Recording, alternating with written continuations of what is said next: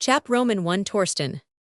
A bunch of workmen were lying on the grass of the park beside Macquarie Street in the dinner hour. It was winter, the end of May. But the sun was warm, and they lay there in shirt sleeves talking. Some were eating food from paper packages. They were a mixed lot drivers, a group of builders who were putting a new inside into one of the big houses opposite, and then two men in blue overalls, some sort of mechanics, squatting and lying on the grassy bank beside the broad tarred road, where taxis and hansom cabs passed continually. They had that air of owning the city which belongs to a good Australian. Sometimes from the distance behind them came the faintest squeal of singing, from out of the fortified conservatorium of music perhaps. It was one of these faintly wafted squeals that made a blue-overalled fellow look round, lifting his thick eyebrows vacantly. His eyes immediately rested on two figures approaching from the direction of the conservatorium across the grasslawn. One was a mature, handsome, fresh-faced woman, who might have been Russian. Her companion was a smallish man, pale-faced with a dark beard. Both were well-dressed and quiet, with that quiet self-possession which is almost unnatural nowadays. They looked different from other people. A smile flitted over the face of the man in the overall sore, rather a grin, seeing the strange, foreign-looking little man with the beard and the absent air of self-possession, walking unheeding over the grass. The workman instinctively grinned, a comical-looking bloke, perhaps a Bolshevik. The foreign-looking little stranger turned his eyes and caught the workman grinning half-sheepishly. The mechanic had eased round to nudge his mate to look also at the comical-looking bloke, and the bloke caught them. Both they wiped the grin off their faces because the little bloke looked at them quite straight, so observant and so indifferent. He saw that the mechanic had a fine two-face and pleasant eyes, and that the grin was hardly more than a city habit. The man in the blue overalls looked into the distance, recovering his dignity after the encounter. So the pair of strangers passed on across the wide asphalt road to one of the tall houses opposite. The workman looked at the house into which they had entered. "What do you make of them?" Doug asked the one in the overalls. "Dunno, Fritzies, most likely." They were talking English. "Would be naturally what you expect. I don't think they were German." "Don't your Jack meb they weren't then." Doug was absolutely unconcerned, but Jack was piqued by the funny little bloke. Unconsciously, he watched the house across the road. It was a moreless, expensive boarding house. There appeared the foreign little bloke dumping down a Gladstone bag at the top of the steps that led from the porch to the street, and the woman, the wife, apparently was coming out and dumping down a black hat box. Then the man made another excursion into the house and came out with another bag, which he likewise dumped down at the top of the steps. Then he had a few words with the wife and scanned the street. "Wants a taxi," said Jack to himself. There were two taxis standing by the curb near the open grassy slope of the park. Opposite the tall brown houses, the foreign-looking bloke came down the steps and across the wide asphalt road to them. He looked into one and then into the other. Both were empty. The drivers were lying on the grass, smoking an after-luncheon cigar. "Bloke wants a taxi," said Jack. "Could ha' told you that," said the nearest driver, but nobody moved. The stranger stood on the pavement beside the big cream-colored taxi and looked across at the group of men on the grass. He did not want to address them. "Want a taxi?" called Jack. "Yes, where are the drivers?" replied the stranger in unmistakable English of the old country. "3. "Where do you want to go?" called the driver of the cream-colored taxi, without rising from the grass. "Murdoch Street." "Murdoch Street, what number?" 51. "Neighbor of yours," Jack said. Doug turning to his mate. "Taking it furnished 4 guineas a week," said Jack, in a tone of information. "All right," said the driver of the cream-colored taxi, rising at last from the grass. "I'll take you." "Go across to 121st, said the little bloke, pointing to the house. "There's my wife and the bags. But look," he added quickly, "you're not going to charge me a shilling each for the bags." "What bags? Where are they?" "They're at the top of the steps." "All right, I'll pull across and look at 'em." The bloke walked across, and the taxi at length curved round after him. The stranger had carried his bags to the foot of the steps, 2 ordinary-sized Gladstones and 1 smallish square hat box. There they stood against the wall. The taxi driver poked out his head to look at them. He surveyed them steadily. The stranger stood at bay. "Shilling apiece them bags," said the driver laconically. "Oh no, the tariff is 3pence, cried the stranger. "Shilling apiece them bags," repeated the driver. He was one of the proletariat that has learnt the uselessness of argument. "That's not just the tariff is 3pence. All right, if you don't want to pay the fare, don't engage the car, that's all them bags is a shilling apiece. Very well, I don't want to pay so much. Oh, all right if you don't you want, but they'll cost you a shilling apiece on a taxi in there, you are. Then I don't want a taxi. Then why don't you say so, there's no harm done, I don't want to charge you for pulling across here to look at the bags. If you don't want a taxi, you don't I suppose you know your own mind for. Thus saying he pushed off the brakes, and the taxi slowly curved round on the road, to resume its previous stand. The strange little bloke and his wife stood at the foot of the steps beside the bags looking angry, and then a hansom cab came clock-clocking slowly along the road, also going to draw up for the dinner hour at the quiet place opposite, but the driver spied the angry couple. Want a cab, sir? Yes, but I don't think you can get the bags on. How many bags? These three, and he kicked them with his toe angrily. The handsome driver looked down from his Olympus, he was very red-faced, and a little bit humble. Them three, oh yes, easy get 'em on, easy get them on, easy, no trouble at all, and he clambered down from his perch, and resolved into a little red-faced man, rather beery and henpecked looking, he stood gazing at the bags. On one was printed the name R. Roman 50 Summers. R. Roman 50 Summers, all right you get in sir, and madam you get in where do you want to go station? No 51 Murdoch Street. All right, it'll take you fairish long way, but well be there under an hour. Mr. Summers and his wife got into the cab, the cabby left the doors flung wide open, and piled the 3 bags there like a tower in front of his 2 fares. The hat box was on top, almost touching the brown hairs of the horse's tail, and perching gingerly. If y'all keep a hand on that now, to steady it, said the cabby. All right, said Summers. The man climbed to his perch, and the hansom and the extraneous tower began to joggle away into the town. The group of workmen were still lying on the grass, but Summers did not care about them, he was safely jogging with his detested baggage to his destination. Aren't they vile, said Harriet, his wife. It's God's own country, as they always tell you, said Summers. The hansoman was quite nice. But the taxi drivers, and the man charged you 5 shillings on Saturday, for what would be 2 shillings in London. He rooked me, but there you are in a free country, it's the man who makes you pay who is free to charge you what he likes, and you're forced to pay it, that's what freedom amounts to, they're free to charge, and you are forced to pay. In which state of mind, they jogged through the city, catching a glimpse from the top of a hill of the famous harbor spreading out with its many arms and legs, or at least they saw one bay with warships and steamers lying between the houses and the wooded bank-like shores, and they saw the center of the harbor, and the opposite squat cliffs, whole low, wooded tableland reddened with suburbs, and interrupted by the pale spaces of the man-lobed harbor. The sky had gone gray, and the low tableland, into which the harbor intrudes, squatted dark-looking and monotonous, and sad as if lost on the face of the earth, the same Australian atmosphere, even here within the area of huge restless modern Sydney, whose million inhabitants seemed to slip like fishes from one side of the harbor to another.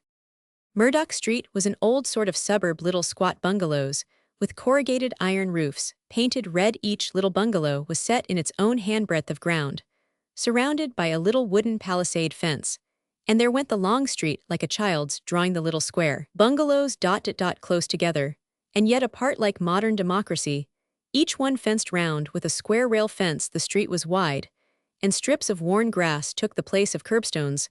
The stretch of macadam, in the middle, seemed as forsaken as a desert as the hansom clocked along it.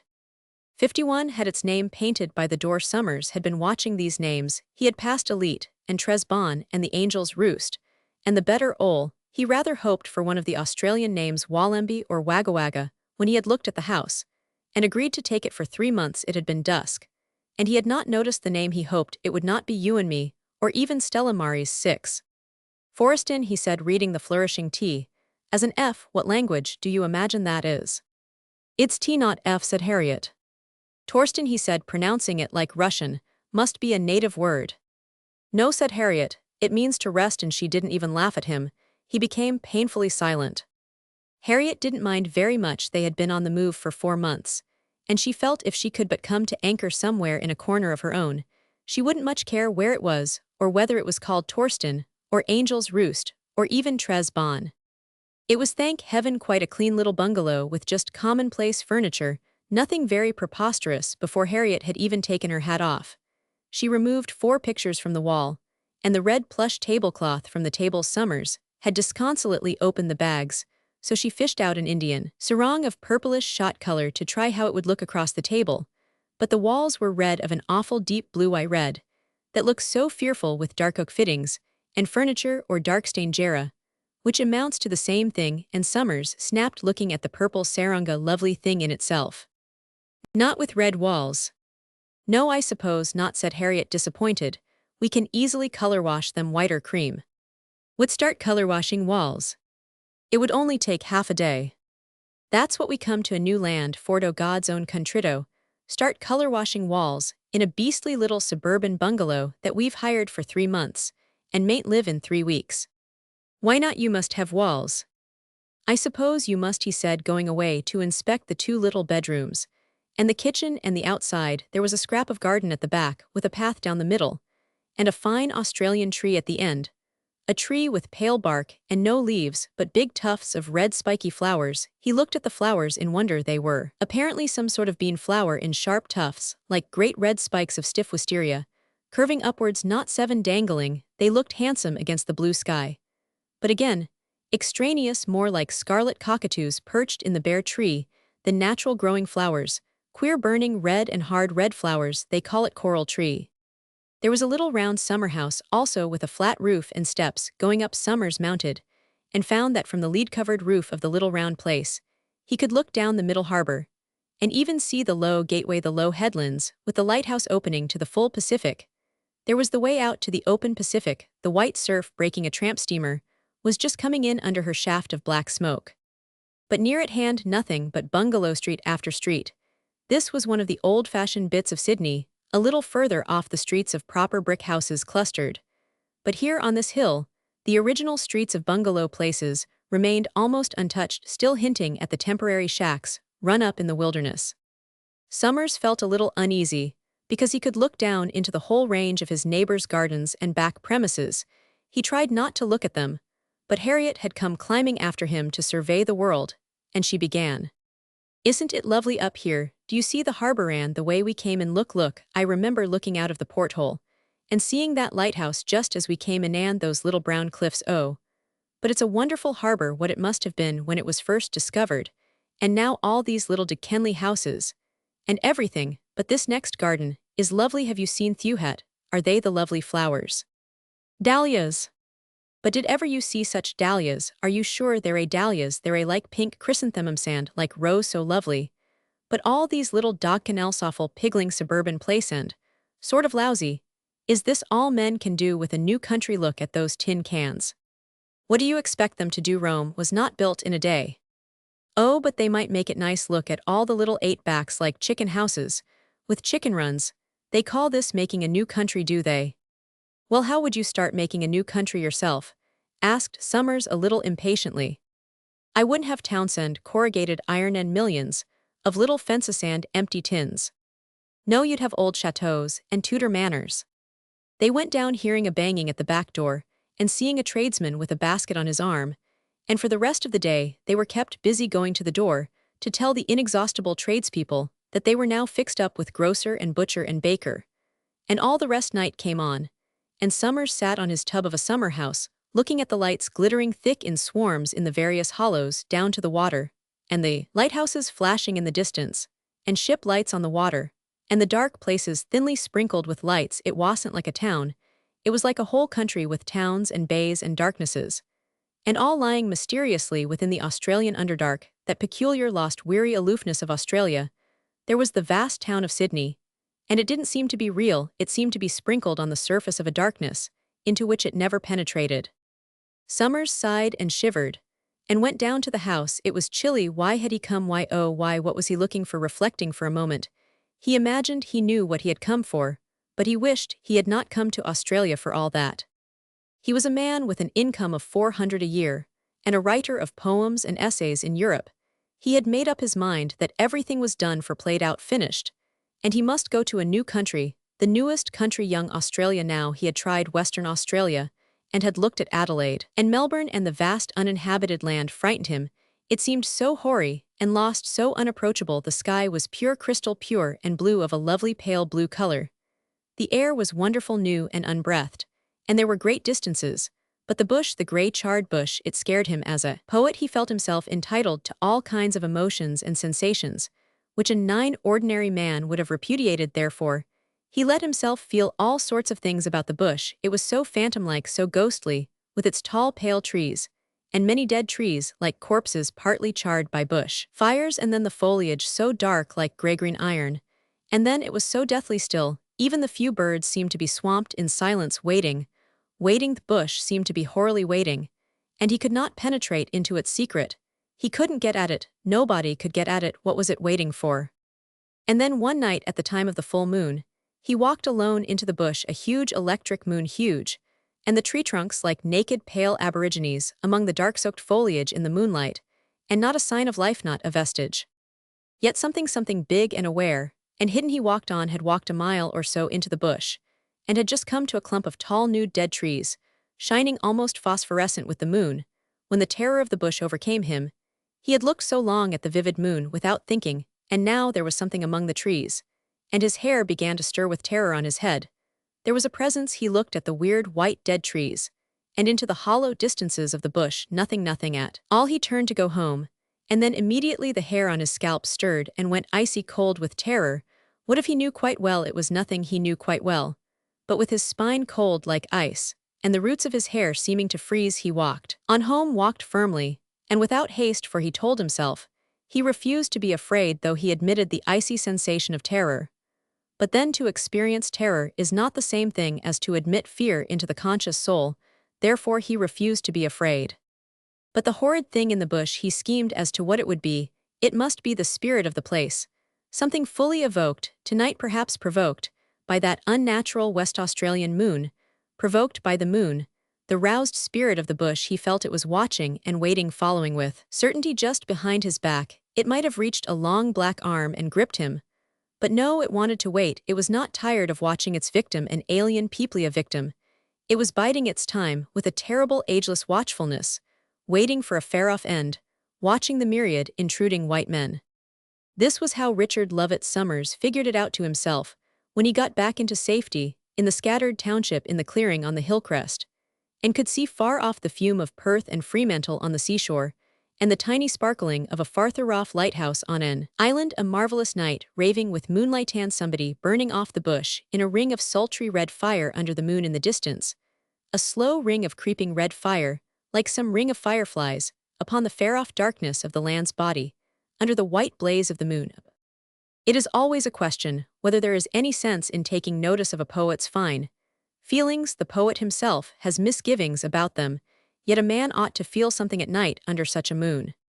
Richard S. had never quite got over that glimpse of terror in the Westralian bush, pure foolishness of course, but there's no telling where a foolishness may nip you, and now that night had settled over Sydney, and the town and harbour were sparkling unevenly below with reddish-seeming sparkles, whilst overhead, the marvellous southern Milky Way was tilting uncomfortably to the south, instead of crossing the zenith. The vast myriads of swarming stars that cluster all along the Milky Way in the southern sky, and the Milky Way itself leaning heavily to the south, so that you feel all on one side if you look at it, the southern sky at night, with that swarming Milky Way all bushy with stars, and yet with black gaps, holes in the white starroad, while misty blotches of star mist float detached like cloud vapors in the side darkness away from the road. The wonderful southern night sky that makes a man feel so lonely, alien, with Orion standing on his head in the west, and his sword belt upside down, and his dog star prancing in mid-heaven high above him, and with the Southern Cross insignificantly mixed in with the other stars democratically inconspicuous. Well then, now that night had settled down over Sydney, and all this was happening overhead for our Roman 50 summers and a few more. People, our poet once more felt scared and anxious. Things seemed so different. Perhaps everything was different from all he had known. Perhaps if St. Paul and Hildebrand and Darwin had lived south of the equator, we might have known the world all different, quite different. But it is useless ifing sufficient that Summers went indoors into his little bungalow and found his wife setting the table for supper with cold meat and salad. "The only thing that's really cheap," said Harriet, "is meat. That huge piece cost 2 shillings. There's nothing to do but to become savage and carnivorous if you can."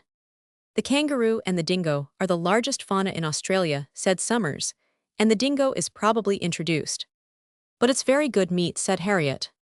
I know that, said he. The hedge between number 51 and number 50 was a rather weary hedge with a lot of dead branches in it on the summer's side, yet it grew thickly with its dark green, slightly glossy leaves, and it had little pinky-green flowers, just coming out, sort of pink pea flowers Harriet went nosing round for. Flowers. Their garden was just trodden grass with the remains of some bushes and a pumpkin vine, so she went picking sprigs from the intervening hedge, trying to smell a bit of scent in them, but failing at one place. The hedge was really thin, and so of course she stood to look through into the next patch. Oh, but these dahlias are really marvelous, you must come and look, she sang out to Summers. Yes, I know, I've seen them, he replied rather crossly, knowing that the neighbors would hear her. Harriet was so blithely unconscious of people on the other side of hedges. As far as she was concerned, they ought not to be there, even if they were in their own garden.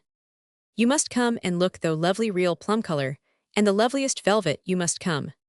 He left off sweeping the little yard, which was the job he had set himself for the moment, and walked across the brown grass to where Harriet stood peeping through the rift in the dead hedge, her head tied in a yellow red-spotted duster, and of course as Summers was peeping beside her, the neighbor who belonged to the garden must come backing out of the shed, and shoving a motorcycle down the path, smoking a short little pipe. Meanwhile, it was the man in blue overalls, the one named Jack. Summers knew him at once, though there were now no blue overalls, and the man was staring hard at the dead place in the hedge, where the faces of Harriet and Richard were seen peeping. Summers then behaved as usual on such occasions, just went stony, and stared unseeing in another direction, as if quite unaware that the dahlias had an owner with a motorcycle. Any other owner than God, indeed. Harriet nodded a confused and rather distant good morning.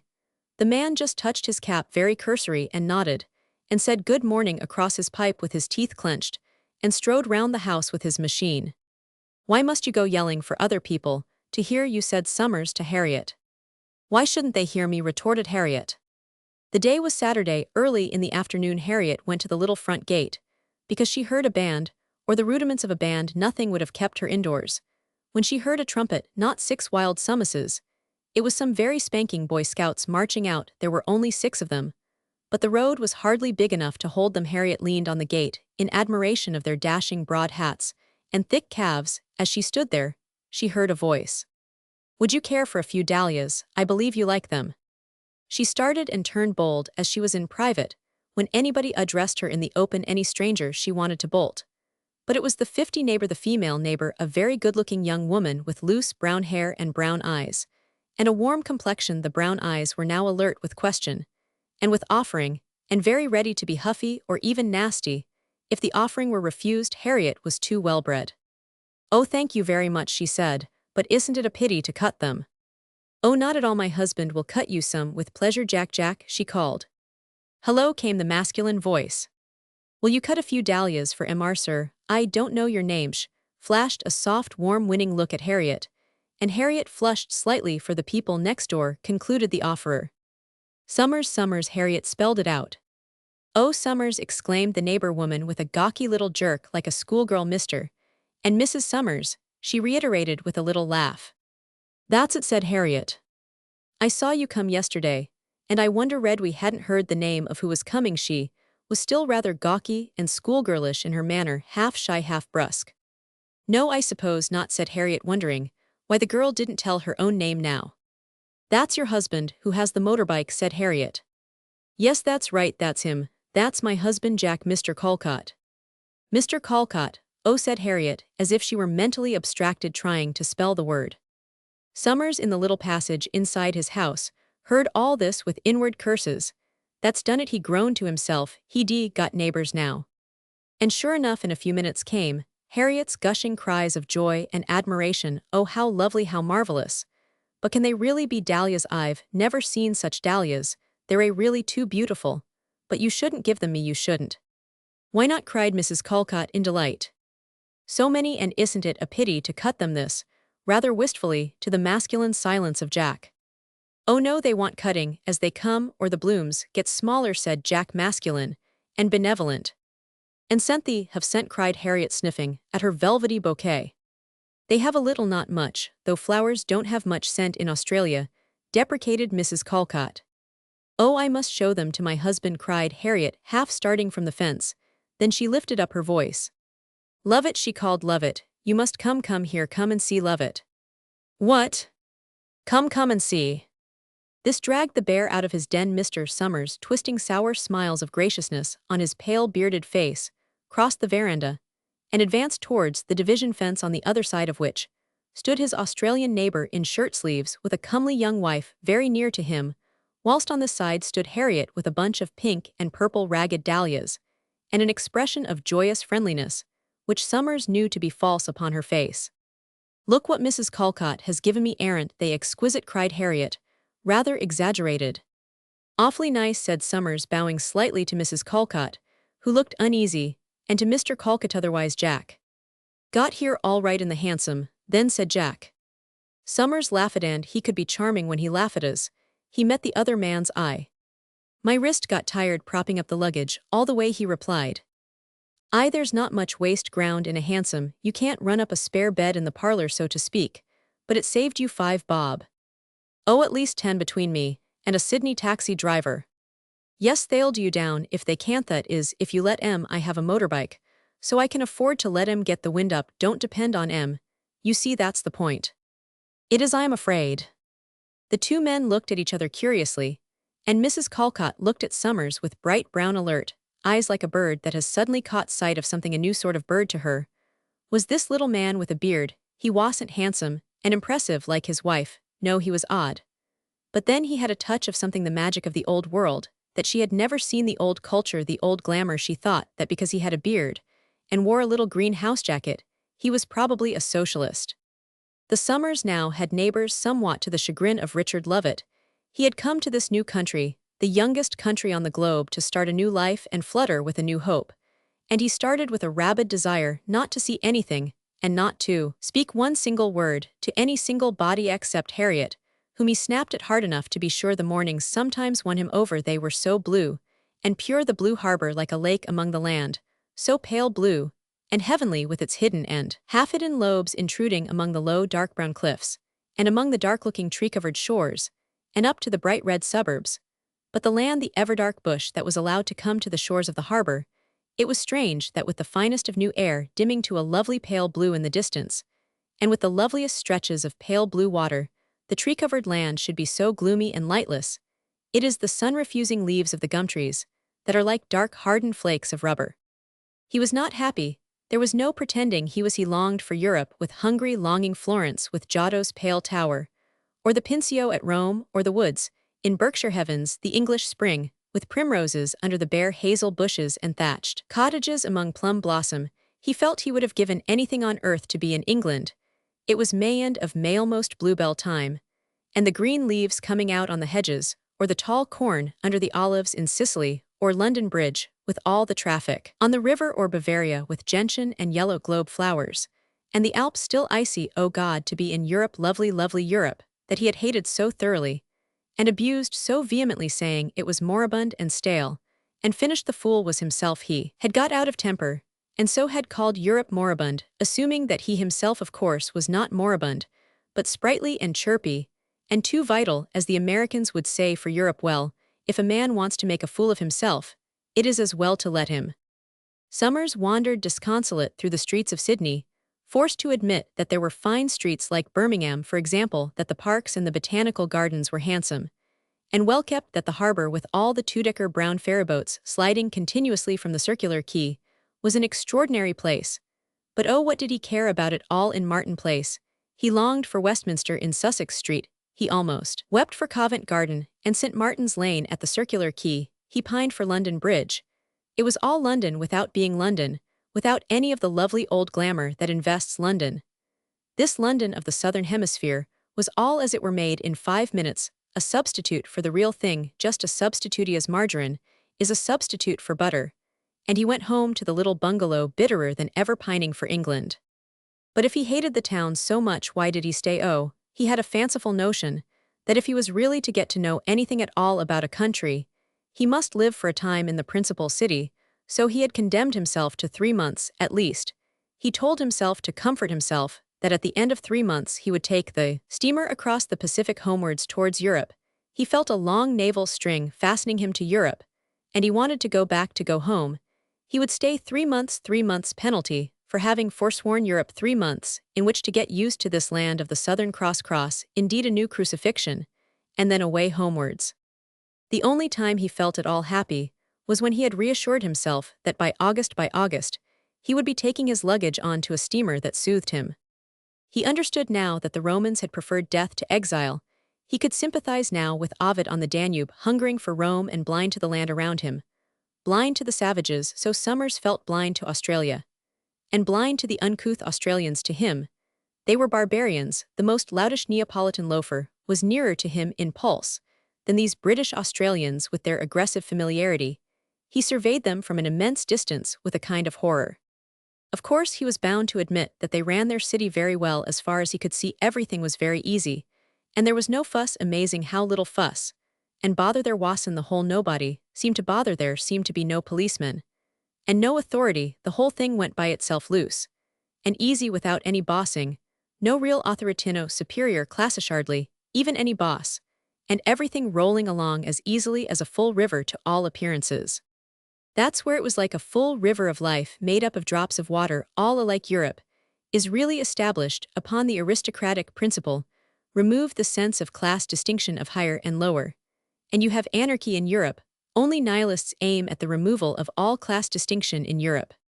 But in Australia, it seemed to Somers the distinction was already gone. There was really no class distinction. There was a difference of money and of smartness.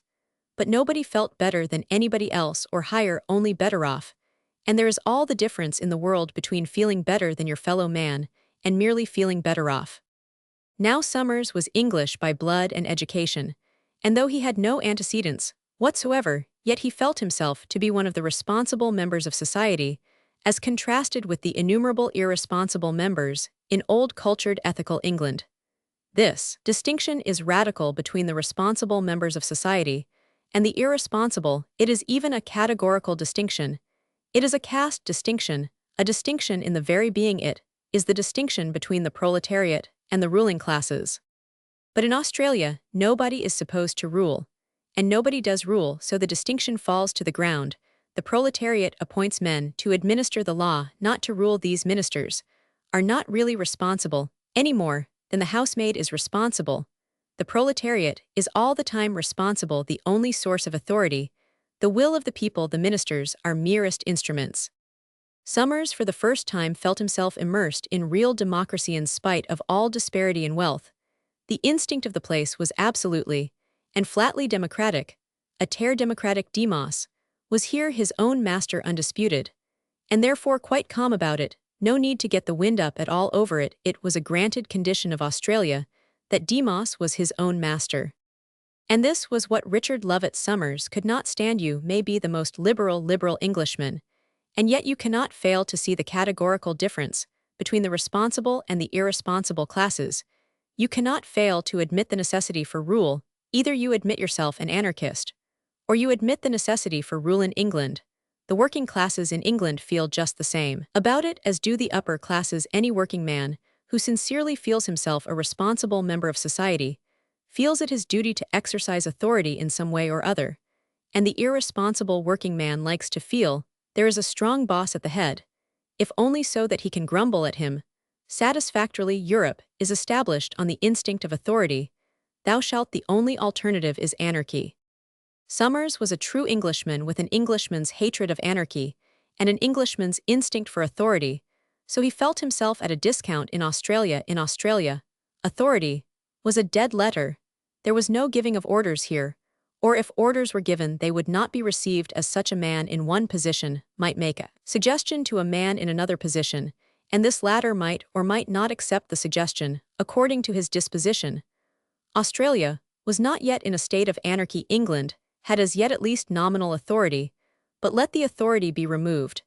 And then, for it is notorious when it comes to constitutions how much there is in a name. Was all that stood between Australia and anarchy just a name? The name of England, Britain, Empire, Viceroy, or Governor-General, or Governor, the shadow of the old scepter, the mere sounding of a name? Was it just the hollow word authority sounding across 7,000 miles of sea that kept Australia from anarchy? Australia authority, anarchy, a multiplication of the alpha. So Richard Lovett cogitated, as he roamed about uneasily, not that he knew all about it, nobody knows all about it.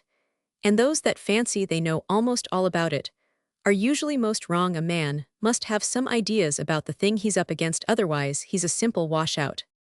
But Richard was wrong. Given a good temper and a genuinely tolerant nature, both of which the Australians seem to have in a high degree, you can get on for quite a long time without rule for quite a long time. The thing just goes by itself. Is it merely running down, however, like a machine running on, but gradually running down? Questions. Chap Roman 2 neighbors. The Summers Calcott acquaintance did not progress very rapidly after the affair of the dahlias. Mrs. Calcott asked Mrs. Summers across to look at their cottage, and Mrs. Summers went. Then Mrs. Summers asked Mrs. Calcott back again. But both times Mr. Summers managed to be out of the way, and managed to cast an invisible frost over the rencontre. He was not going to be dragged in. No, he was not. He very much wanted to borrow a pair of pincers and a chopper for an hour to pull out a few nails, and to split his little chunks of kindling that the dealer had sent too thick. And the Calcotts were very ready to lend anything if they were only asked for it. But no, Richard Lovett wasn't going to ask, neither would he buy a chopper. Because the traveling expenses had reduced him to very low water, he preferred to wrestle with the chunks of jarrah every morning. Mrs. Summers and Mrs. Calcott continued, however, to have a few friendly words across the fence. Harriet learned that Jack was foreman in a motorworks place, that he had been wounded in the jaw in the war, that the surgeons had not been able to extract the bullet, because there was nothing for it to back up Aginstand, so he had carried the chunk of lead in his gizzard for 10 months, till suddenly it had rolled into his throat, and he had coughed it out. The jeweler had wanted Mrs. Calcott to have it mounted in a brooch or a hatpin. It was a round ball of lead from a shell as big as a marble, and weighing 3 or 4 ounces. Mrs. Calcott had recoiled from this suggestion, so an elegant little stand had been made like a little lamppost on a polished wood base, and the black little globe of lead dangled by a fine chain like an arc lamp from the top of the toy lamppost. It was now a mantelpiece ornament.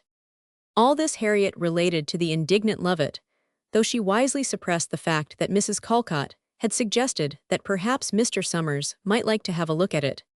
Lovett was growing more used to Australia door to the cottage in Murdoch Road, and the view of the harbour from the tub-top of his summer house. You couldn't call that all Australia, but then one man can't bite off a continent in a mouthful, and you must start to nibble somewhere. He and Harriet took numerous trips in the ferry steamers to the many nooks and corners of the harbour. One day, their ferry steamer bumped into a collier that was heading for the harbour outletter. Rather, their ferry boat headed across the nose of the collier. So the collier bumped into them, and had his nose put out of joint.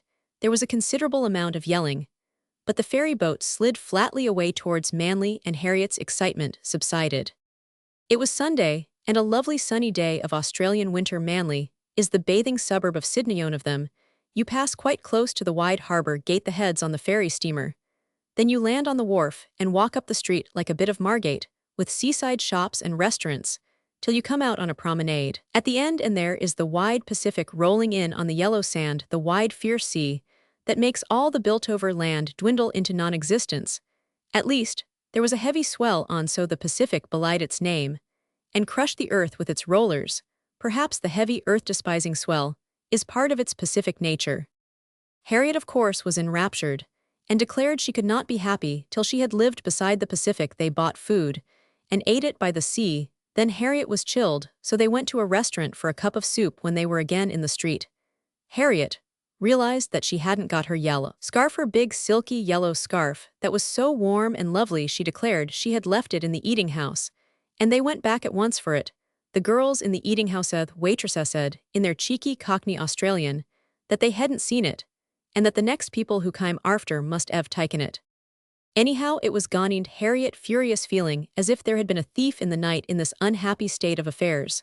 Summers suggested they should sit on the tramcar and go somewhere. They sat on the tramcar and ran for miles along a coast with ragged bush loused over with thousands of small promiscuous bungalows built of everything from patchwork of kerosene tin up to fine red brick and stucco. Like Margate, not far off the Pacific boomed, but 50 yards inland started these bits of swamp and endless promiscuity of cottages.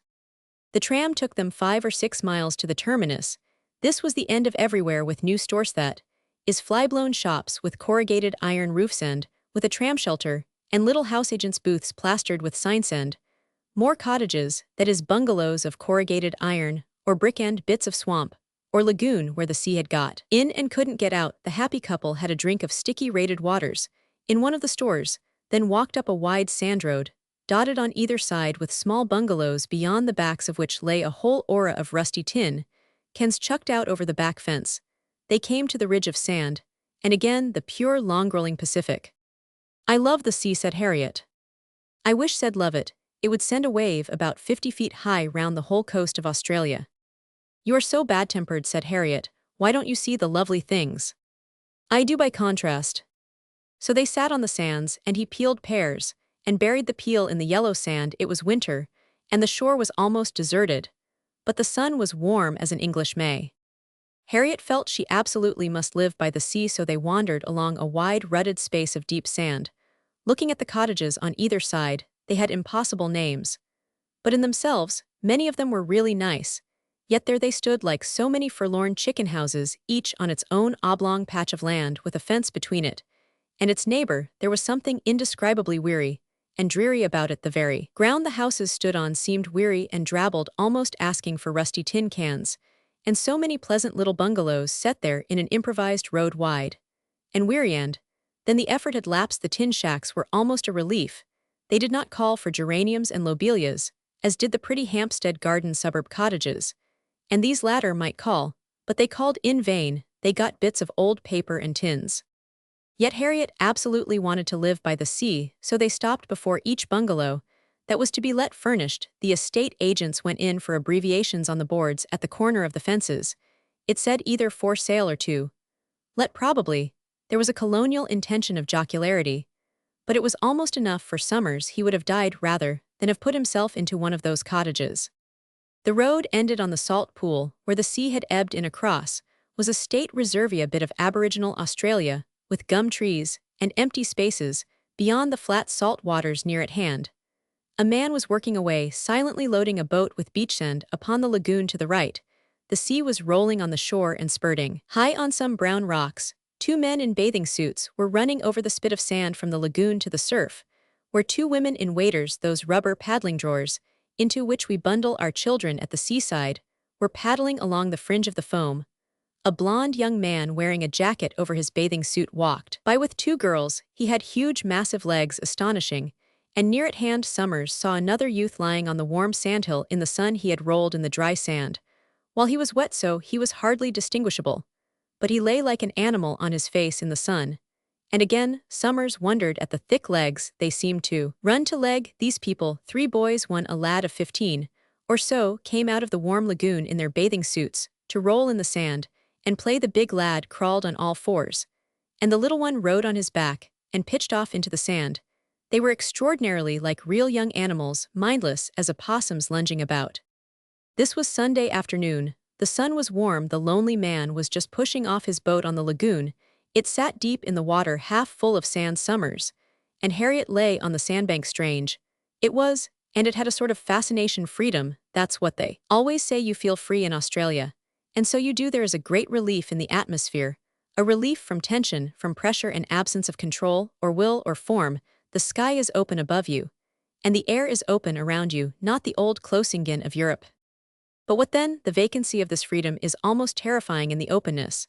And the freedom, this new chaos, this litter of bungalows and tin cans scattered for miles and miles, this Englishness all crumbled out into formlessness and chaos. Even the heart of Sydney itself, an imitation of London and New York, without any core or pith of meaning. Business going on full speed, but only because it is the other end of English and American business. The absence of any inner meaning, and at the same time, the great sense of vacant spaces, the sense of irresponsible freedom, the sense of Dosuples liberty, and all utterly uninteresting. What is more hopelessly uninteresting than accomplished liberty? Great swarming, teeming Sydney, flowing out into these myriads of bungalows like shallow waters spreading undiked. And what then? Nothing, no inner life, no high command, no interest in anything. Finally, Summers turned over and shut his eyes. New countries were more problematic than old ones. One loved the sense of release from old pressure and old tight control, from the old world of watertight compartments. This was Sunday afternoon. but with none of the surfeited dreariness of English Sunday afternoons. It was still a raw, loose world. All Sydney would be out by the sea, or in the bush, a roving, unbroken world. They all rushed from where they were to somewhere else on holidays, and tomorrow they'd all be working away, with just as little meaning, working without any meaning, playing without any meaning, and yet quite strenuous at it. All it was just dazing. Even the rush for money had no real pip in it. They really cared very little for the power that money can give. And, except for the sense of power, that had no real significance here when all is said and done. Even money is not much good where there is no genuine culture. Money is a means to rising to a higher, subtler, fuller state of consciousness, or nothing.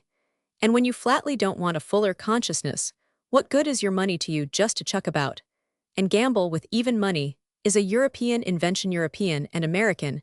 It has no real magic in Australia. Poor Richard Lovett wearied himself to death struggling with the problem of himself and calling it Australia. There was no actual need for him to struggle with Australia.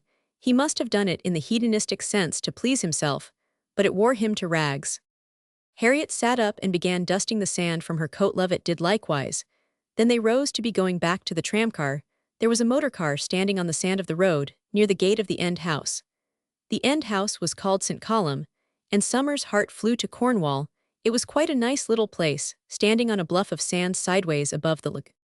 "I wouldn't mind that," said Harriet, looking up at St. Column. But Summers did not answer. He was shut against any of these humiliating little bungalows. Love's Harbor, he was just passing by. And it was for sale. It would be. He plowed grimly through the sand. "Arcady Stella, Maris Rackety Coo. I say," called a voice from behind. It was Mrs. Calcott, running unevenly over the sand after them, the color high in her cheeks. She wore a pale gray crepe de chine dress and gray suede shoes some distance behind her. Jack Calcott was following in his shirt sleeves. "Fancy you being here," gasped Mrs. Calcott, and Harriet was so flustered she could only cry. "Oh, how do you?" Don't effusively shake hands, as if she were meeting some former acquaintance on Piccadilly. The shaking hands quite put Mrs. Calcott off her track.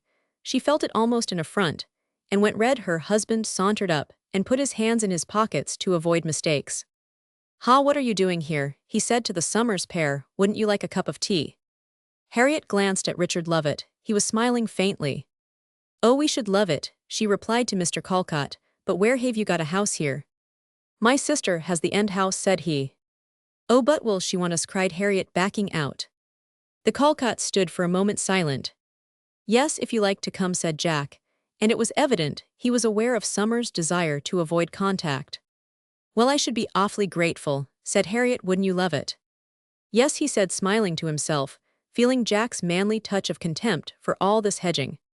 So off they went to St. Column. The sister was a brownied Australian, with a decided manner, kindly, but a little suspicious of the two newcomers. Her husband was a young Cornishman, rather stout and short and silent. He had his hair cut round at the back in a slightly rounded line, above a smooth sunburnt reddened nape of the neck. Summers found out later that this young Cornish man, his name was Trewhill, had married his brother's widow. Mrs. Calcott supplied Harriet later on with all the information concerning her sister-in-law. The first Trewhill, Alfred John, had died 2 years ago, leaving his wife with a neat sum of money, and this house St. Column, and also with a little girl named Gladys, who came running in shaking her long brown hair just after the Summers appeared. So the present Trewhills were a newly married couple. The present husband, William James, went round in a strange silent fashion, helping his wife Rose to prepare tea. The bungalow was pleasant, a large room facing the sea with verandas, and other little rooms opening off. There were many family photographs and a framed medal and ribbon, and letter praising the first Trewhill. Mrs. Trewhill was alert and watchful, and decided to be genteel, so the party sat around in the basket chairs and on the settles under the windows, instead of sitting at table for tea, and William James silently but willingly carried round the bread and butter and the cakes. He was a queer young man with an Irish-looking face, rather pale, an odd kind of humor in his gray eye, and in the corners of his pursed mouth. But he spoke never a word. It was hard to decide his age, probably about 30, a little younger than his wife. He seemed silently pleased about something, perhaps his marriage. Summers noticed that the whites of his eyes were rather bloodshot. He had been in Australia since he was a boy of 15, had come with his brother from St. Column, near Newquay. St. Column Major. So much, Summers elicited. "Well, how do you like Sydney?" came the inevitable question from Mrs. Trewhill. "The harbor, I think, is wonderful," came Summer's invariable answer. It is a fine harbor, isn't it? And Sydney is a fine town. Oh yes, I've lived there all my life. The conversation languished. Calcott was silent, and William James seemed as if he were never anything else. Even the little girl only fluttered into a whisper, and went still again. Everybody was a little embarrassed, rather stiff, too genteel, or not genteel enough, and the men seemed absolute logs. You don't think much of Australia, then, said Jack to Summers. Why, answered the latter, how am I to judge? I haven't even seen the fringe of it. Oh, it's mostly fringe, said Jack, but it hasn't made a good impression on you. I don't know yet, my feelings are mixed. The country seems to me to have a fascination strange. But you don't take to the Aussies. At first sight, bit of a collision between their aura and yours, smiled Jack. Maybe that's what it is, said Summers. That's a useful way of putting it. I can't help my aura colliding, can I? Of course you can't, and if it's a tender sort of aura, of course it feels the bump. Oh, don't talk about it, cried Harriet. He must be just one big bump by the way he grumbles. They all laughed, perhaps a trifle uneasily. I thought so, said Jack. What made you come here? Thought you'd like to write about it. I thought I might like to live here and write here, replied Summers, smiling. Write about the bushrangers and the heroine lost in the bush and wandering into a camp of bullies, said Jack. Maybe, said Summers. Do you mind if I ask you what sort of things you do write? Said Jack with some delicacy. Oh, poetry essays. Essays about what? Oh, rubbish mostly. There was a moment's pause. Oh, love it, don't be so silly, you know, do speak. Oh, don't think your essays rubbish, put in Harriet. They're about life and democracy and equality, and all that sort of thing, Harriet explained. Oh yes, said Jack, I'd like to read some. Well, hesitated Harriet, he can lend you a volume. I've got some, with you, haven't you? She added, turning to Summers. I've got one, admitted that individual, looking daggers at her. Well, y'all lend it to Mr. Calcott, want you? If he wants it, but it will only bore him. I might rise up to it, you know, said Jack laconically, if I bring all my mental weight to bear on it. Summers flushed and laughed at the contradiction in metaphor. It's not the loftiness, he said, rather amused it's that people just don't care to hear some things. Well, let me try, said Jack. We're a new country and we're out to learn. That's exactly what we're not, broke out William James with a Cornish accent, and a blurt of a laugh. We're out to show to everybody that we know everything there is to be known. That's some of us, said Jack. And most of us, said William James. Have it your own way, boy, but let us speak for the minority, and there's a minority that knows we've got to learn a big lesson and that's willing to learn it.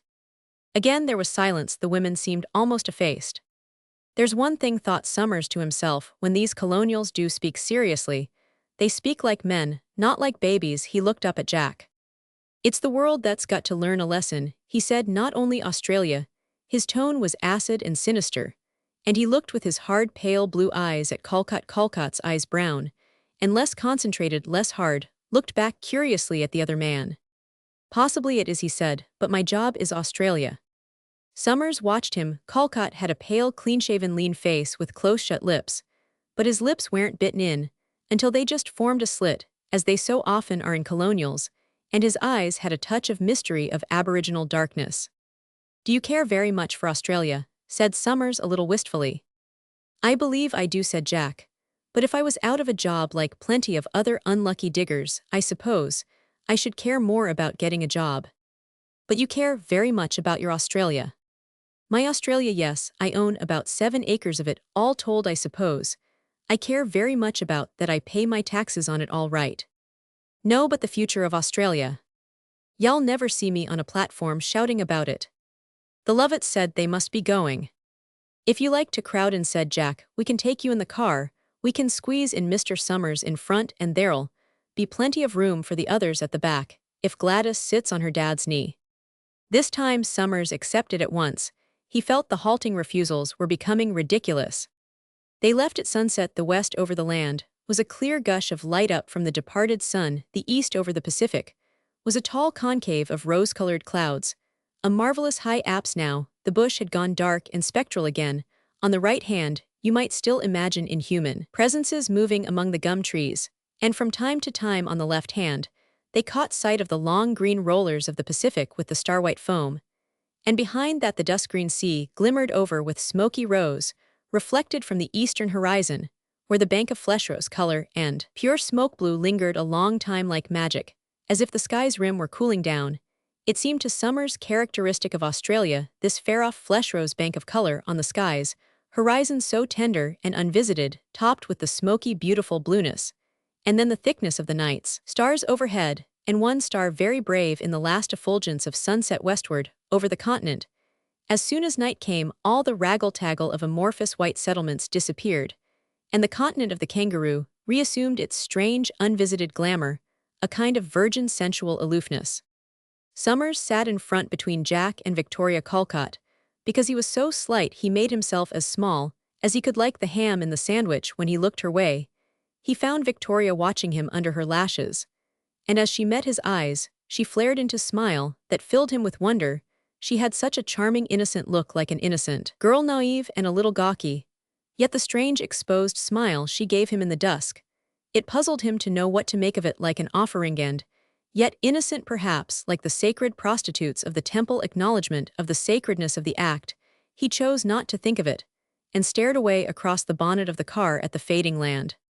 Queer thought Summers, this girl at once sees perhaps the most real me, and most women take me for something I am not at all queer to be recognized at once, as if one were of the same family.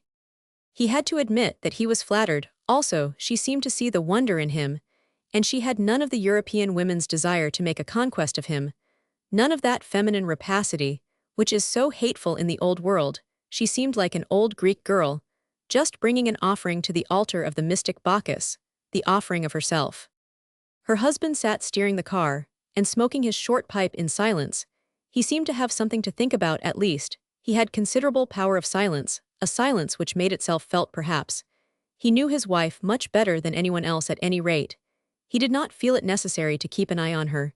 If she liked to look at Summers with a strange exposed smile, that was her affair. She could do as she liked in that direction so far as Jack Calcott was concerned. She was his wife, she knew it, and he knew it, and it was quite established and final so long as she did not betray what was between her and him. As husband and wife she could do as she liked with the rest of herself. And he could quite rightly trust her to be faithful to that undefinable relation which subsisted between them as man and wife. He did 31 NT pretend, and didn't want to occupy the whole field of her consciousness. And in just the same way that bond which connected himself with her, he would always keep unbroken for his part.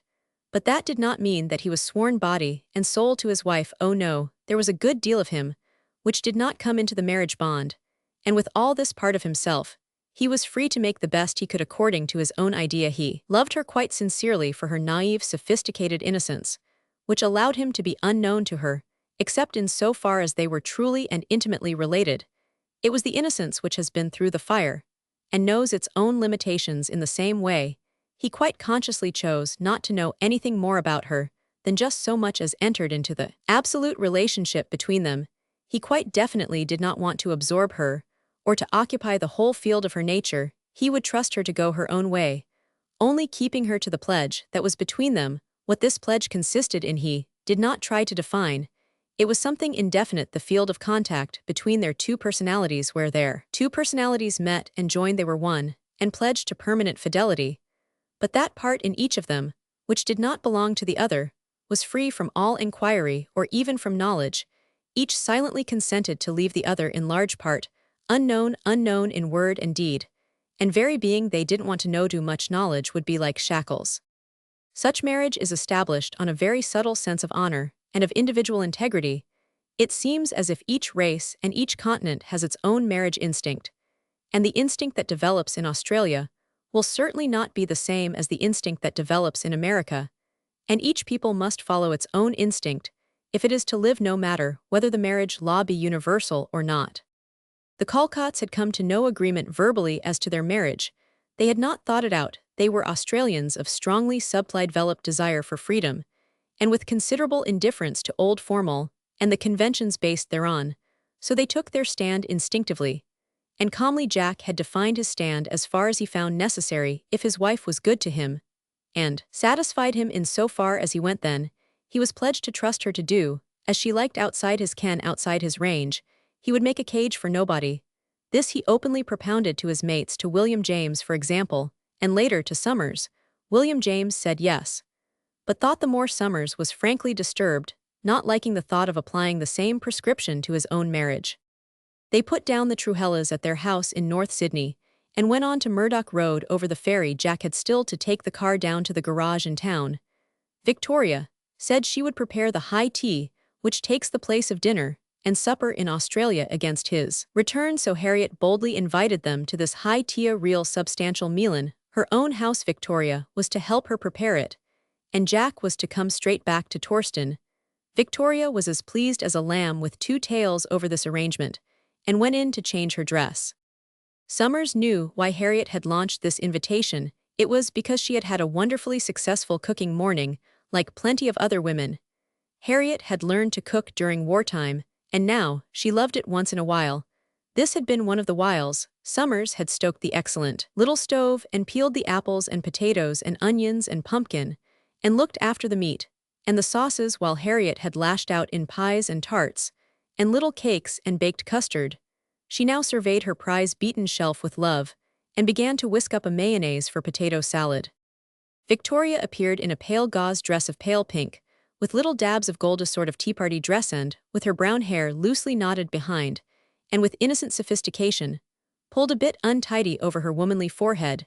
She looked winsome, her color was very warm, and she was gawkily excited. Harriet put on an old yellow silk frock, and Summers changed into a dark suit for tea. There was cold roast pork with first-class brown crackling on it, and potato salad, beetroot and lettuce and apple chutney, then a dressed lobster, a crayfish, very good pink and white, and then apple pie and custard tarts and cakes, and a dish of apples and passion fruits, and oranges, a pineapple and some bananas, and of course big cups of tea, breakfast cups. Victoria and Harriet were delighted. Summers juggled with color schemes on the table. The one central room in the bungalow was brilliantly lighted, and the kettle sang on the hearth after months of India, with all the Indian decorum, and two silent manservants waiting at table. And after the old-fashioned gentility of the P&O steamer, Summers and Harriet felt this show rather a come-down maybe, but still good fun. Victoria felt it was almost society. They waited for Jack. Jack arrived bending forward, rather in the doorway, a watchful look on his pale, clean-shaven face, and that atmosphere of silence about him, which is characteristic of many Australians. "Kept you waiting?" he asked. "We were just ready for you," said Harriet. Jack had to carve the meat because Summers was so bad at it, and didn't like doing it. Harriet poured the great cups of tea Calcott, looked with a quick eye round the table to see exactly what he wanted to eat, and Victoria peeped through her lashes to see exactly how Harriet behaved, as Harriet always behaved in the vaguest manner possible, and ate her sweets with her fish fork, and her soup with her pudding spoon. A study of her table manners was not particularly profitable. To Summers, it was like being back 25 years back in an English farmhouse in the Midlands at Sunday tea. He had gone a long way from the English Midlands, and got out of the way of them, only to find them here again, with hardly a change. To Harriet, it was all novel and fun, but Richard Lovett felt vaguely depressed. The pleasant hardiness of the life he had known as a boy now depressed him. He hated the promiscuous mixing in of all the company, the lack of reserve and manner. He had preferred India, for that the gulf between the native servants and the whites kept up a sort of tone. He had learned to be separate, to talk across a slight distance, and that was an immense relief to him, because it was really 34 more his nature now. He found himself soused again in the old familiar jolly and cozy spirit of his childhood and boyhood, and he was depressed. Jack, of course, had a certain reserve, but of a different sort, not a physical reserve. He did keep his coat on, but he might as well have sat there in his shirt sleeves. His very silence was, so to speak, in its shirt sleeves. There was a curious battle in silence going on between the two men. To Harriet, all this familiar shirt-sleeve business was just fun, the charades in her most gushing, genial moments. She was still only masquerading inside her class, the upper class of Europe. But Summers was of the people himself, and he had that alert instinct of the common people, the instinct knowledge of what his neighbor was wanting and thinking, and the instinctive necessity to answer with the other classes. There is a certain definite breach between individual and individual, and not much goes across, except what is intended to go across. But with the common people, and with most Australians, there is no breach. The communication is silent and involuntary. The give and take flows like waves from person to person, and each one knows, unless he is foiled by speech, each one knows in silence, reciprocates in silence, and the talk, as a rule, just babbles on the surface. This is the common people among themselves. But there is this difference in Australia: each individual seems to feel himself pledged to put himself aside to keep himself at least half out of count. The whole geniality is based on a sort of code of you put yourself aside. And ill put myself aside this is done with a watchful, a sort of duel, and above this a great geniality.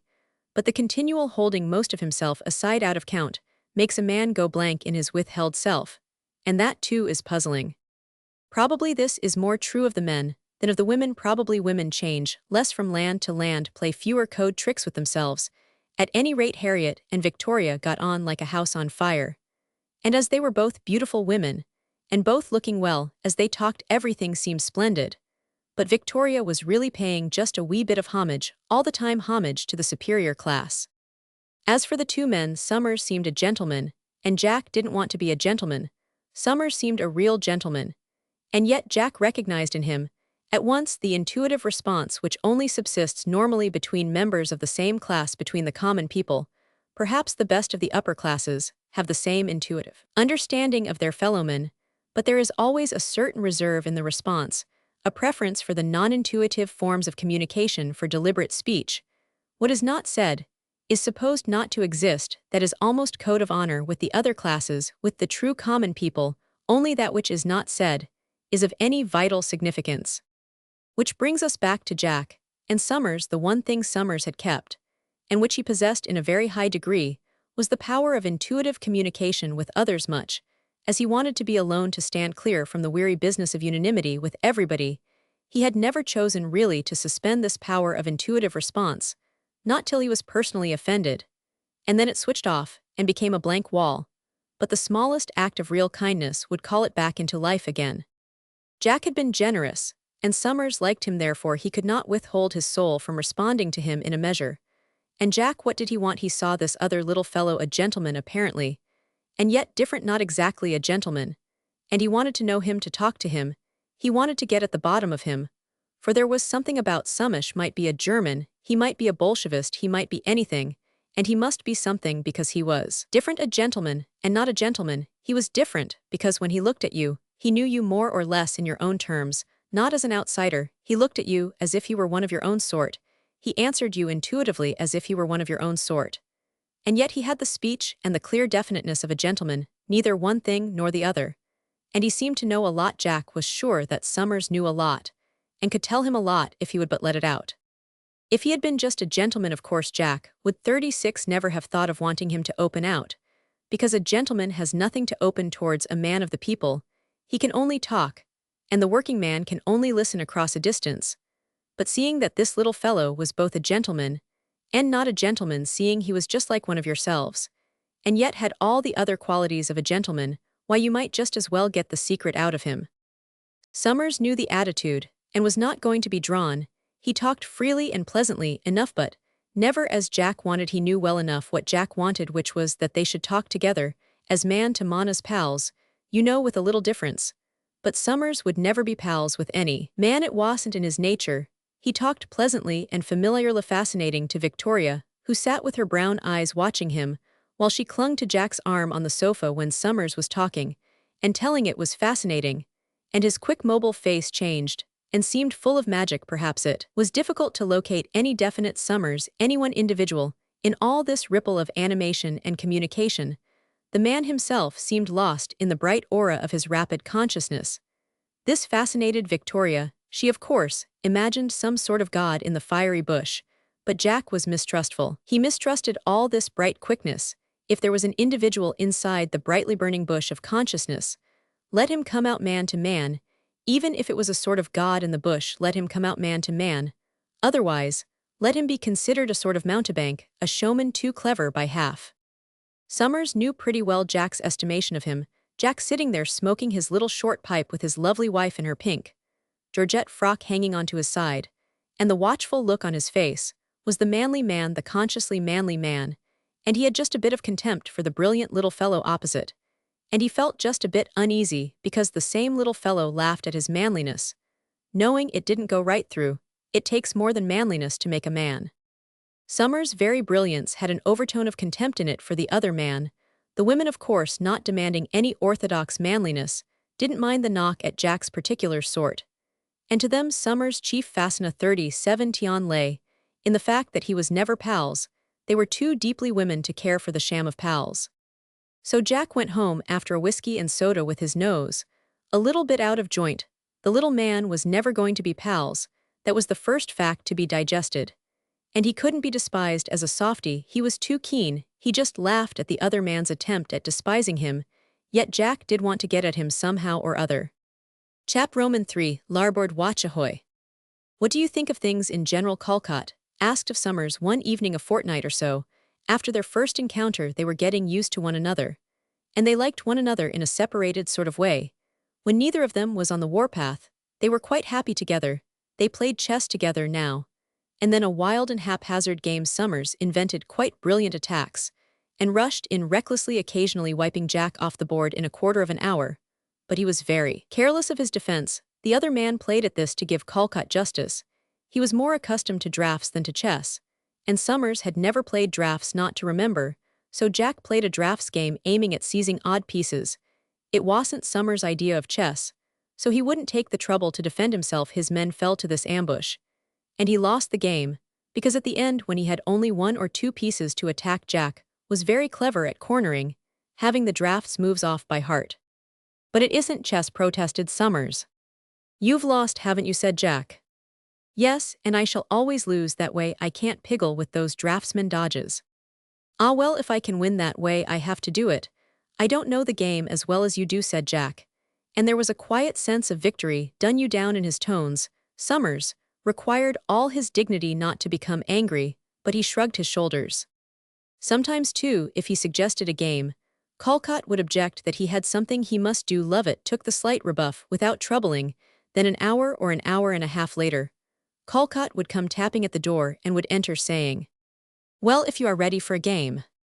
And Lovett would unsuspectingly acquiesce. But on these occasions Jack had been silently, secretly accumulating his forces. There was a silence, almost a stealth, in his game. And at the same time his bearing was soft, as it were submissive, and Summers was put quite off his guard. He began to play with his usual freedom. And then Jack wiped the floor with his little neighbor, simply wiped the floor with him, and left him gasping. 1, 2, 3 games. It was the same every time. But I can't see the board, cried Summers, startled. I can hardly distinguish black from white. He was really distressed. It was true what he said. He was as if stupefied, as if some drug had been injected straight into his brain for his life. He could not gather his consciousness, toad or not, till he realized the state he was in. And then he refused to try. Jack gave a quiet little laugh. There was on his face a subtle little smile of satisfaction. He had done his high-flying opponent down. He was the better man. After the first evening that this had taken place, Summers was much more wary of his neighbor, much less ready to open towards him than he had been. He never again invited Jack to a game of chess. And when Calcott suggested a game, Summers played, but coldly, without the recklessness and the laughter which were the chief charm of his game, and Jack was once more snubbed, put back into second place.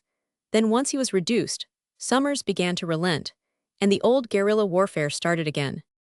The moment Summers heard this question of Jack's, "What do you think of things in general?" went on his guard. The man is trying to draw me, to fool me, he said to himself. He knew, by a certain quiet, almost sly intention in Jack's voice, and a certain false deference in his bearing. It was this false deference he was most wary of. This was the Judas approach. How in general, he asked, do you mean the cosmos? No, said Jack, foiled in his first move. He had been through the Australian high school course, and was accustomed to think for himself over a great field. He was quite indifferent to thought, and hostile to consciousness. It seemed to him more manly to be unconscious, even blank, to most of the great questions. But on his own subjects, Australian politics, Japan, and machinery, he thought straight and manly enough, and when he met a man whose being puzzled him, he wanted to get at the bottom of that too. He looked up at Summers with a searching, penetrating, inimical look that he tried to cover with an appearance of false deference, for he was always aware of the big empty spaces of his own consciousness, like his country, a vast empty desert at the center of him. No, he repeated, I mean the world, economics and politics, the welfare of the world. It's no good asking me, said Summers. Since the war burst my bubble of humanity, I am a pessimist, a black pessimist about the present human world. You think it's going to the bad, said Jack, still drawing him. with the same appearance of deference, of wanting to hear. Yes, I do faster or slower probably, I shall never see any great change in my lifetime, but the tendency is all downhill in my opinion. But then I am a pessimist, so you needn't bother about my opinion. Summers wanted to let it all go at that, but Callcott persisted. Do you think there'll be more wars? Do you think Germany will be in a position to fight again, very soon? Bah, you bolster up an old bogey out here. Germany is the bogey of yesterday, not of tomorrow. She frightened us out of our sleep, before, said Jack, resentful. And now for the time being she's done as a war machine. She's done, and done for ever so much scrap in her iron fist. You think so, said Jack, with all the animosity of a returned hero, who wants to think his old enemy the one and only bugbear, and who feels quite injured if you tell him there's no more point in his old hate. That's my opinion, of course, I may be wrong. Yes, you may, said Jack. Sure, said Summers, and there was silence this time. Summers smiled a little to himself. And what do you consider, then, is the bogey of tomorrow? Asked Jack at length, in a rather small, unwilling voice. I don't really know. What should you say?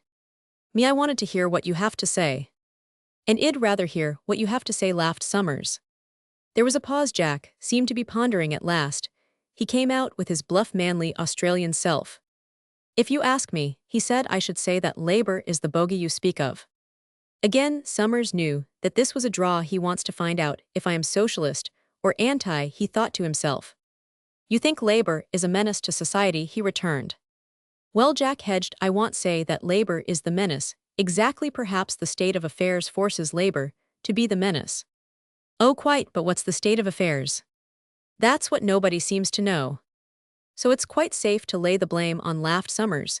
He looked with real dislike at the other man, who sat silent and piqued, and rather diminished. Coming here just to draw me and get to know what's inside me, he said to himself angrily, and he would carry the conversation no further. He would not even offer Jack a whiskey and soda. No, he thought to himself, if he trespasses on my hospitality, coming creeping in here into my house just to draw me and get the better of me underhandedly, then I'll pour no drink for him. He can go back to where he came from. But Summers was mistaken. He only didn't understand Jack's way of leaving 7/10 of himself out of any intercourse. Richard wanted the whole man there openly, and Jack wanted his own way of 7/10 left out. So that after a while Jack rose slowly, saying, well, it'll be turning in its work tomorrow for some of us. If we're lucky enough to have jobs, laughed Summers. Or luckier still to have the money so that we don't need a job, returned Jack. Think how bored most folks would be on a little money and no settled occupation, said Summers. Yes, I might be myself, said Jack, honestly admitting it, and at the same time slightly despising the man who had no job and therefore no significance in life. Why, of course. When Callcott came over to Torsten, either Victoria came with him, or she invited Harriet across to Weirk. Weirk was the name of Jack's bungalow. It had been built by a man who had inherited from an aunt a modest income, and who had written thus permanently his retort against society on his door. Weirk, said Jack, because you've jolly well got to. The neighbors nearly always spoke of their respective homes by their elegant names. Want Mrs. Summers go across to Weirk? Vicky says she's making a blouse or something, sewing some old bits of rag told through new bits, and I expect shall need a pageful of advice about it. This was what Jack had said. Harriet had gone with apparent alacrity, but with real resentment. She had never all her life had neighbors, and she didn't know what neighboring really meant. She didn't care for it on trial, not after she and Victoria had said and heard most of the things they wanted to say and hear. But they liked each other also, and though Victoria could be a terribly venomous little cat, once she unsheathed her claws, and became rather common, still so long as her claws were sheathed her paws were quite velvety and pretty. She was winsome and charming to Harriet, a bit deferential before her, which flattered the other woman. And then lastly, Victoria had quite a decent piano, and played nicely, whereas Harriet had a good voice, and played badly, so that often as the two men played chess, or had one of their famous encounters, they would hear Harriet's strong, clear voice singing Schubert or Schumann or French or English folk songs, whilst Victoria played, and both women were happy because though Victoria was fond of music, and had an instinct for it, her knowledge of songs was slight, and to be learning these old English and old French melodies, as well as the German and the Italian songs, was a real adventure and a pleasure to her. They were still singing when Jack returned. Still at it, he said manfully from the background, chewing his little pipe. Harriet looked round. She was just finishing the joyous moan of Plaisir Dammer, a song she loved, because it tickled her so dur tout la vie. She sang the concluding words at him, laughing in his face. "You're back early," she said. Felt a mental twilight coming on, he said, so thought we'd better close down for the night. Harriet divined that, to use her expression, Summers had been disagreeable to him. "Don't you sing," she cried. "Me, have you ever heard a cow at a gate when she wants to come in and be milked?" "Oh, he does," cried Victoria. "He sang a duet at the Harbor Lights concert." "There," cried Harriet. "How exciting! What duet did he sing?" "Larboard watch ahoy." Oh, I know that," cried Harriet, remembering a farmer friend of Summers, who had initiated her into the thrilling harmony down in Cornwall. "There wasn't a soul left in the hall when we'd finished, except Victoria and the other chap's wife," said Jack. "Oh, what a fib!" They applauded like anything, and made you give an encore. "Aye, and we didn't know another bally duet between us, so we had to sing Larboard Watch over again. It was Larboard Alarum Clock. By the time we got to the end of it, it went off with such a rattle."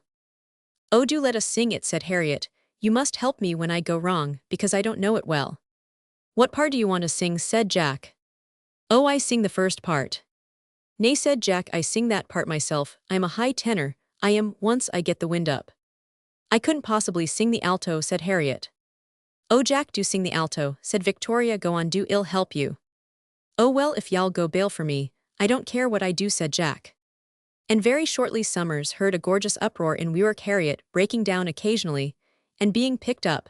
She insisted on keeping on till she had it perfect, and the other two banged and warbled away with no signs of fatigue, so that they were still hailing the Larboard Watch ahoy when the clock struck 11. Then, when silence did ensue for a moment, Mrs. Calcott came flying over to Torsten. "Oh, Mr. Summers, want you come and have a drink with Jack? Mrs. Summers is having a glass of hop bitters." When Summers entered the living room of Weirk, Jack looked up at him with a smile and a glow in his dark eyes, almost like love. "Beer," he said. "What's the alternative?" "Nothing but gaswater." "Then beer." Harriet and Victoria were still at the piano, excitedly talking songs. Harriet was teaching Victoria to pronounce the words of a Schubert song, for there was still one person in the world unacquainted with Du bist wie ein Blume, and Victoria was singing it in a wavering, shy little voice. "Let's drink our beer by the kitchen fire," said Jack. "Then we shall be able to hear ourselves speak, which is more than we can do in this aviary." Summers solemnly followed into the tiny kitchen, and they sat in front of the still hot stove. "The women will keep up the throat stretching for quite a time yet," said Jack. "If we let them, it's getting late." "Oh, I've just started my second awakening, feel as sharp as a new tin tack." "Talking about pessimism," he resumed after a pause, "there's some of us here that feels things are pretty shaky, you know." He spoke in a subdued, important sort of voice. "What is shaky Australian finance?" "I Australian everything." "Well, it's pretty much the same in every country where there's such a lot of black smoke. There's not a very big fire. The world's been going to the dogs ever since it started to toddle, apparently." I suppose it has, but it'll get there one day, at least Australia will." "What kind of dogs?" "Maybe financial smash, and then hell to pay all round maybe. You know, we've got to think about it." Summers watched him for some moments with serious eyes. Jack seemed as if he were a little bit drunk, yet he had only drunk a glass of lager beer. He wasn't drunk. But his face had changed. It had a kind of eagerness, and his eyes glowed big, strange. He seemed as if in a slight ecstasy. "It may be," said Summers slowly, "I am neither a financier nor a politician. It seems as if the next thing to come a cropper were capital. Now there are no more kings to speak of. It maybe the middle classes are coming smash, which is the same thing as financiers capital, but also it may not be. I've given up trying to know. What will be, said Jack with a smile. "I suppose so in this matter." "Aye, but look here, I believe it's right what you say, the middle classes are coming down. What do they sit on? They sit on money, on capital. And this country is as good as bankrupt. So then what have they left to stand on? They say most countries are really bankrupt, but if they agree among themselves to carry on, the word doesn't amount to much." "Oh, but it does. It amounts to a hull of a lot here in this country, if it ever came to the push. And the state was bankrupt, there'd be no holding New South Wales in." "The state never will be bankrupt." Want there be a financial smash, a proper cave in before, we're much older want there well see. But look here, do you care if there is? I don't know what it means, so I can't say theoretically. I don't mind a bit if international finance goes bust, if it can go bust. Never mind about theoretically, you'd like to see the power of money. The power of capital broke, would you or wouldn't you? Summers watched the excited handsome face opposite him, and answered slowly. Theoretically, yes actually I really do. Oh to hell with your theoretically drown it, speak like a man with some feeling in your guts, you either would, or wouldn't, don't leave your shirt tail hanging out with a theoretically would you, or wouldn't you? Summers laughed. Why yes I would, he said, and be damned to everything. Shake, cried Jack, stretching over, and he took Summers' small hand between both his own. I knew, he said, in a broken voice, that we was mates. Summers was rather bewildered. But you know, he said, I never take any part in politics, at all, they aren't my affair. There not, you're quite right, you are a damned sight too good to be mixing up in any dirty politics.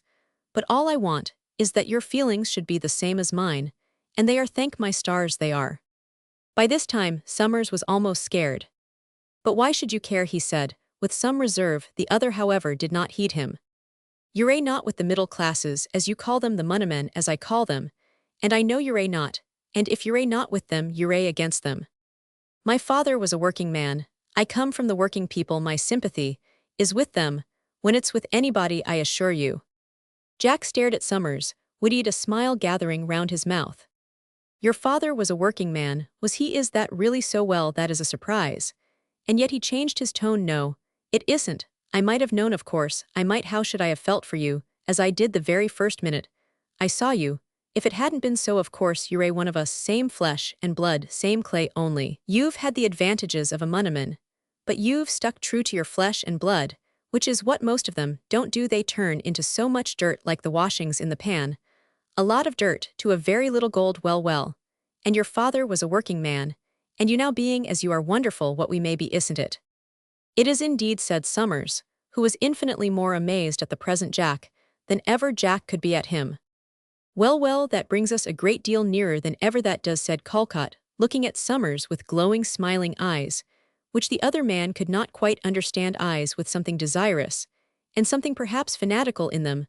Summers could not understand. As for the being brought nearer to Callcott, that was apparently entirely a matter of Jack's own feeling. Summers himself had never felt more alone and far off, yet he trembled at the other man's strange fervor.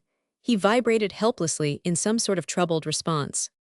The vibration from the two men had by this time quite penetrated into the other room, and into the consciousness of the two women. Harriet came in, all wondering and full of alert curiosity.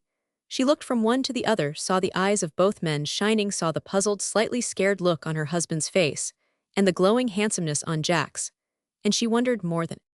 What are you two men talking about? She asked pointedly. You look very much moved about something. Moved, laughed Jack. We're doing 50 miles an hour, and not turning a hair.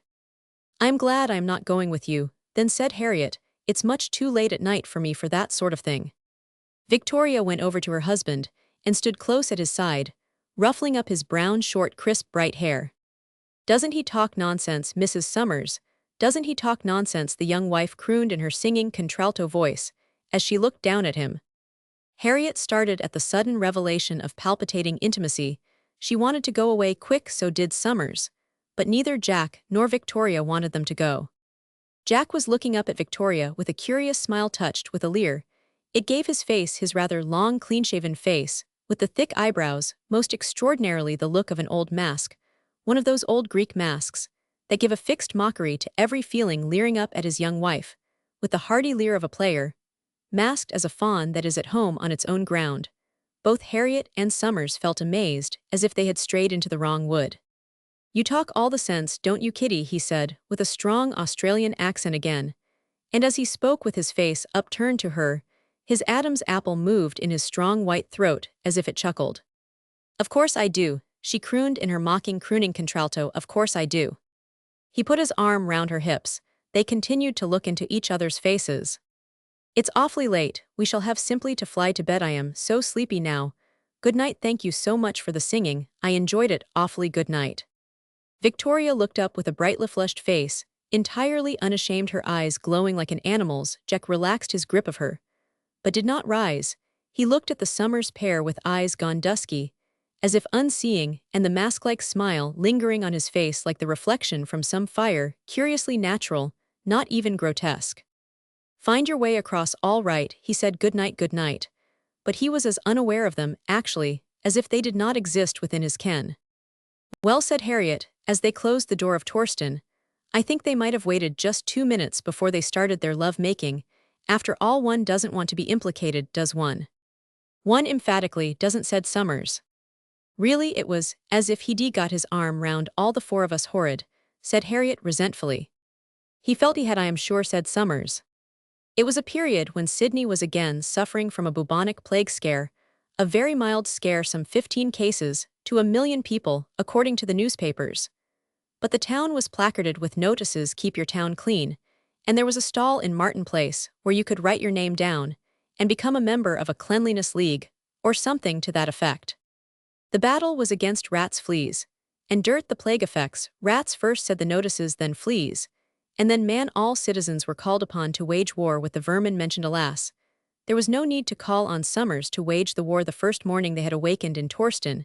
It was to a slight uneasy feeling of uncleanliness Harriet, who hated the thought of contamination, found the apples gnawed when she went to take one to eat before breakfast, and rat dirts, she said, everywhere. Then had started such a cleaning, such a scouring, such a stopping of holes, as Torsten had never known. Summers sourly rechristened the house Tosgruben, and after that, every night, he had the joyful business of setting 2 rat traps, those traps with the powerful flyback springs, which springs were a holy terror to him, for he knew his fingers would break like pipestems if the spring flew back on them, and almost every morning, he had the nauseous satisfaction of finding a rat pinned by its nose in the trap, its eyes bulging out a blot of deep red blood, just near. Sometimes 2 rats, they were not really ugly save for their tails, smallish rats, perhaps only half grown, and with black silky fur, not like the brown rats he had known in the English country. But big or little, ugly or not ugly, they were very objectionable to him, and he hated to have to start the day by casting 1 or more corpses gingerly by the tip of the tail into the garbage tin. He railed against the practice of throwing cans and everything promiscuously on to any bit of waste ground. It seemed to his embittered fancy that Sydney Harbour and all the coast of New South Wales was moving with this pest. It reminded him of the land of Egypt under the hand of the Lord, plagues of mice and rats and rabbits and snails, and all manner of crawling things. And then he would say, perhaps it must be so in a new country, for all that the words new country had become like acid between his teeth. He was always recalling what Flinders Petrie says, somewhere a colony is no younger than the parent country, perhaps. It is even older, one step further. This eveninger, rather midnight, went to the back kitchen to put every scrap of any sort of food beyond rat reach, and to bait the 2 traps with bits of cheeserind. Then he bent back the 2 murderous springs, and the traps were ready. He washed his hands hard from the contamination of them. Then he went into the garden, even climbed the tub-like summer house to have a last look at the world. There was a big slip of very bright moon risen, and the harbor was faintly distinct. Now that night had fallen, the wind was from the land, and cold. He turned to go indoors, and as he did so, he heard a motorcar run quickly along the road, and saw the bright lights come to a stop at the gate of York. York was in darkness already, but a man left the car and came along the path to the house, giving a peculiar whistle as he did so. He went round to the back door and knocked sharply once, twice in a peculiar way. Then he whistled and knocked again, after which he must have heard an answer, for he waited quietly. In a few minutes more, the lights switched on, and the door opened. Jack was there in his pajamas.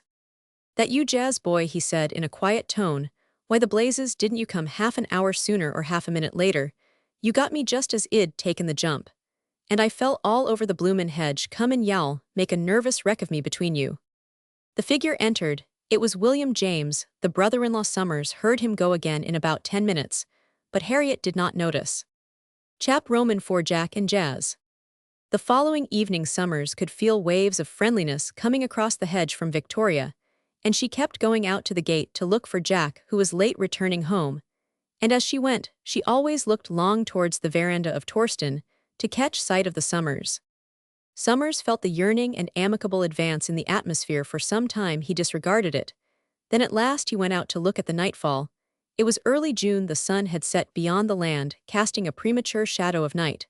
But the eastern sky was very beautiful, full of pure light, the light of the southern seas. Next the Antarctic there was a great massive cloud settling low, and it was all gleaming a golden physical glow. Then, across the upper sky, trailed a thin line of little dark clouds, like a line of porpoises, swimming in the extremely beautiful clarity. "Isn't it a lovely evening again?" Victoria called to him, as he stood on the summer house top. "Very lovely. Australia never ceases to be a wonderland for me at nightfall," he answered. "Aha," she said, "you are fond of the evening." He had come down from his point of vantage, and they stood near together by the fence. "In Europe, I always like morning best much. Best I can't say what it is I find so magical in the evening here." "No," she replied, looking upwards round the sky, "it's going to rain." "What makes you think so?" he asked. "It looks like it and it feels like it. I expect Jack will be here before it comes on." "He's late tonight, is he?" "Yes," he said he might be. "Is it 6 o'clock?" "No, it's only a little after 5. "Is it? I needn't be expecting him, yet then he won't be home till 6:15. She was silent for a while. "We shall soon have the shortest day," she said. "I am glad when it has gone. I always miss Jack so much when the evening comes. And he isn't home. You see, I was used to a big family, and it seems a bit lonely to me, yet all alone in the cottage. That's why we're so glad to have you and Mrs. Summers next door. We get on so well, don't we?" "Yes, it's surprising. I always felt nervous of English people before, but I love Mrs. Summers. I think she's lovely." "You haven't been married long?" asked Summers. "Not quite a year. It seems a long time in some ways. I wouldn't not be with Jack, not for anything. But I do miss my family. We were 6 of us all at home together. And it makes such a difference being all alone." "Was your home in Sydney?" "No, on the south coast, dairy farming. No, my father was a surveyor, so was his father before him, both in New South Wales. Then he gave it up, and started this farm down south. Oh yes. I liked it. I love home. I love going down home. I've got a cottage down there that father gave me when I got married. You must come down with us sometime. When the people that are in it go, it's right on the sea. Do you think you and Mrs. Summers would like it?" "I am sure we should." "And will you come with us for a weekend? The people in it are leaving next week. We let it furnished." "We should like to very much indeed," said Summers, being polite over it, because he felt a little unsure still whether he wanted to be so intimate. But Victoria seemed so wistful. "We feel so ourselves with you and Mrs. Summers," said Victoria, "and yet you're so different from us. And yet we feel so much ourselves with you." "But we're not different," he protested. "Yes, you are coming from home. It's mother who always called England home. She was English. She always spoke so prettily. She came from Somerset. Yes, she died about 5 years ago. Then I was mother of the family. Yes, I am the eldest. Except Alfred. Yes, they're all at home. Alfred is a mining engineer. There are coal mines down the south coast. He was with Jack in the war on the same job. Jack was a captain, and Alfred was a lieutenant. But they drop all the army names now. That's how I came to know Jack, through Alfred. Jack always calls him Fred." "You didn't know him before the war?" "No, not till he came home. Alfred used to talk about him in his letters. But I never thought then I should marry him. They are great friends, yet the two of them." The rain that she had prophesied now began to fall, big straight drops that resounded on the tin roofs of the houses. "Want you come in and sit with us till Jack comes?" asked Summers. "Y'all feel dreary, I know." "Oh, don't think I said it for that," said Victoria.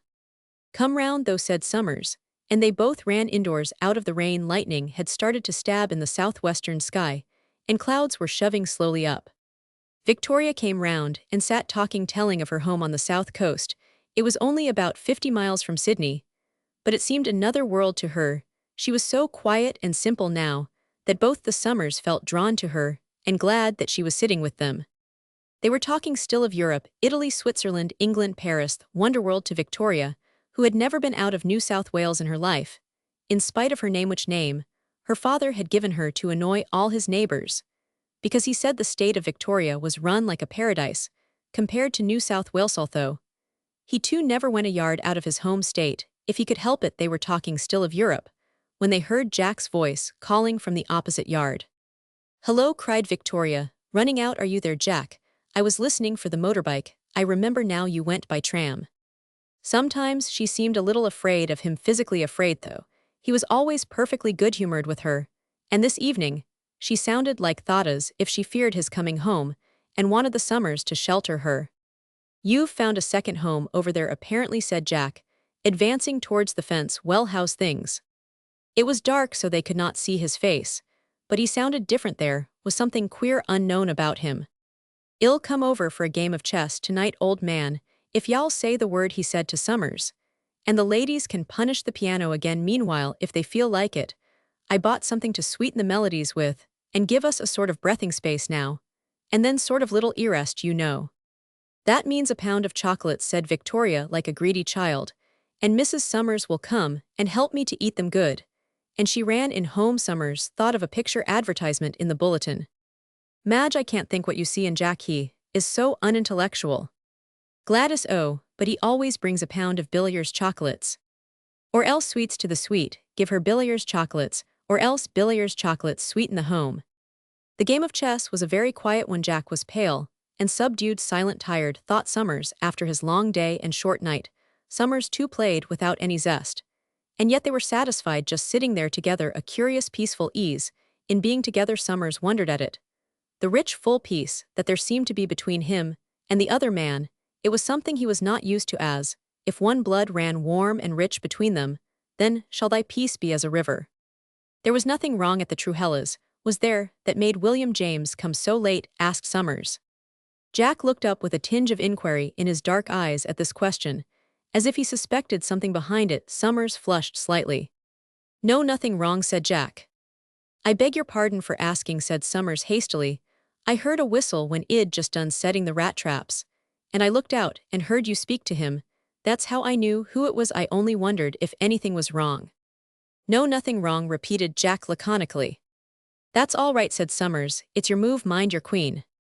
"Mind my queen, eh? She takes some minding, that lady does. I feel I need a special eye at the end of my nose to keep track of her. Come out of it, old lady.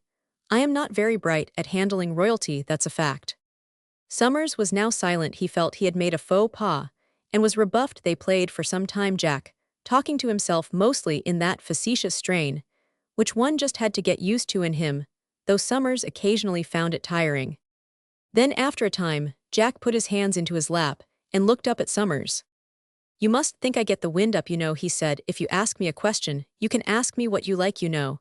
And when I can tell you, I'll tell you. I know you'd never come shoving your nose in like a rat from under the skirting board when nobody's looking. Even if I seem to," said Summers, ironically. "No, no, you don't seem to, and when I can tell you, I'll do, so I know I can trust you." Summers looked up wondering, and met the meditative dark eyes of the other man resting on his face. "There's some of us chaps," said Jack, "who've been through the war and had a lick at Paris and London, you know, who can tell a man by the smell of him. So to speak, if we can't see the color of his aura, we can jolly well size up the quality of it. And that's what we go by. Call it instinct, or what you like. If I like a man slap out at the first sight, I'd trust him into hell, I would." "Fortunately, you haven't anything very risky to trust him with," laughed Summers. "I don't know so much about that," said Jack. "When a man feels he likes a chap and trusts him, he's risking all he need even by so doing, because none of us likes to be taken in and to have our feelings thrown back in our faces, as you may say, do we?" "We don't," said Summers grimly. "No, we don't, and you know what it means to have them thrown back in your face. And so do Roman one. There's a lot of the people here that I wouldn't trust with a thanko, I wouldn't. But then there's some that I wouldn't mind you taking all for all. I'd rather trust an Aussie, I'd rather trust an Australian than an Englishman, I would. And a lot rather yet, there's some of the rottenest people in Sydney that you'd find even if you sifted hell over rotten, absolute yellow. Rotten, and many of them in public positions, too, simply whitening society. That's what they're doing. Talk about public affairs in Sydney, talk about undercurrents of business in Sydney. The wickedest crew on God's earth, bar none, all the underhanded tricks of a chink, a blooming yellow Chinaman, and all the barefaced fair talk of an Englishman. There you are. And yet I'm telling you, I'd rather trust even a Sydney man, and he's a special sort of wombat, than an Englishman." "So you've told me before for my good, I suppose," laughed Summers, not without irony. "No, now don't you go running away with any wrong ideas," said Jack, suddenly reaching out his hand and laying it on Summers' arm. "I am not hinting at anything. If I was, I'd ask you to kick me out of your house. I should deserve it. No, you're an Englishman. You're a European, perhaps I ought to say, for you've lived about all over that old continent and you've studied it. and you've got tired of it, and you've come to Australia. Your instinct brought you here, however much you may rebel against rats and tin cans, and a few other things like that. Your instinct brought you here and brought you straight up against me now that I call fate." He looked at Summers with dark, burning, questioning eyes.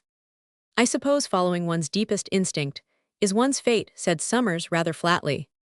"There, you know what I mean. You see, well then, instinct brings us together. I knew it the minute I set eyes on you, when I saw you coming across from the botanical gardens, and you wanted a taxi. And then, when I heard the address 51 Murdoch Street, I said to myself, that chap is coming into my life. And it is so. I am a believer in fate absolute." "Yes," said Summers, noncommittal.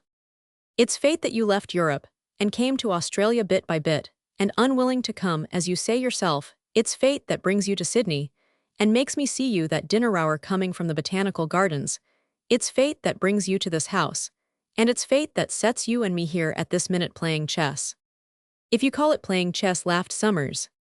Jack looked down at the board. "I'm blessed if I know whose move it is," he said. "But never mind, I say that fate meant you and Mrs. Summers to come here her as much as you. I say fate meant me and you and Victoria and her to mean a lot to one another.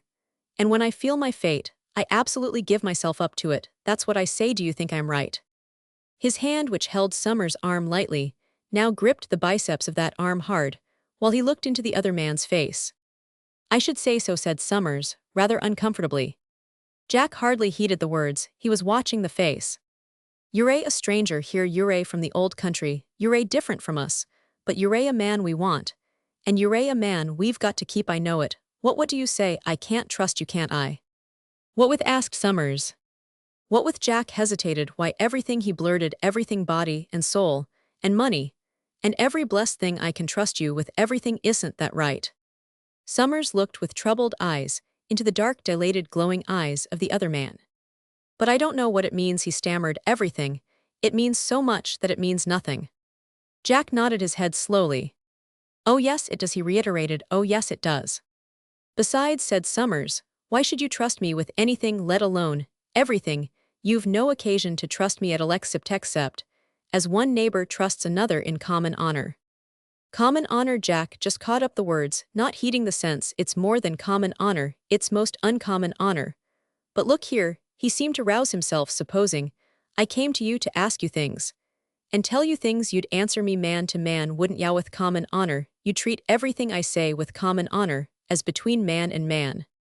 "Why yes, I hope so.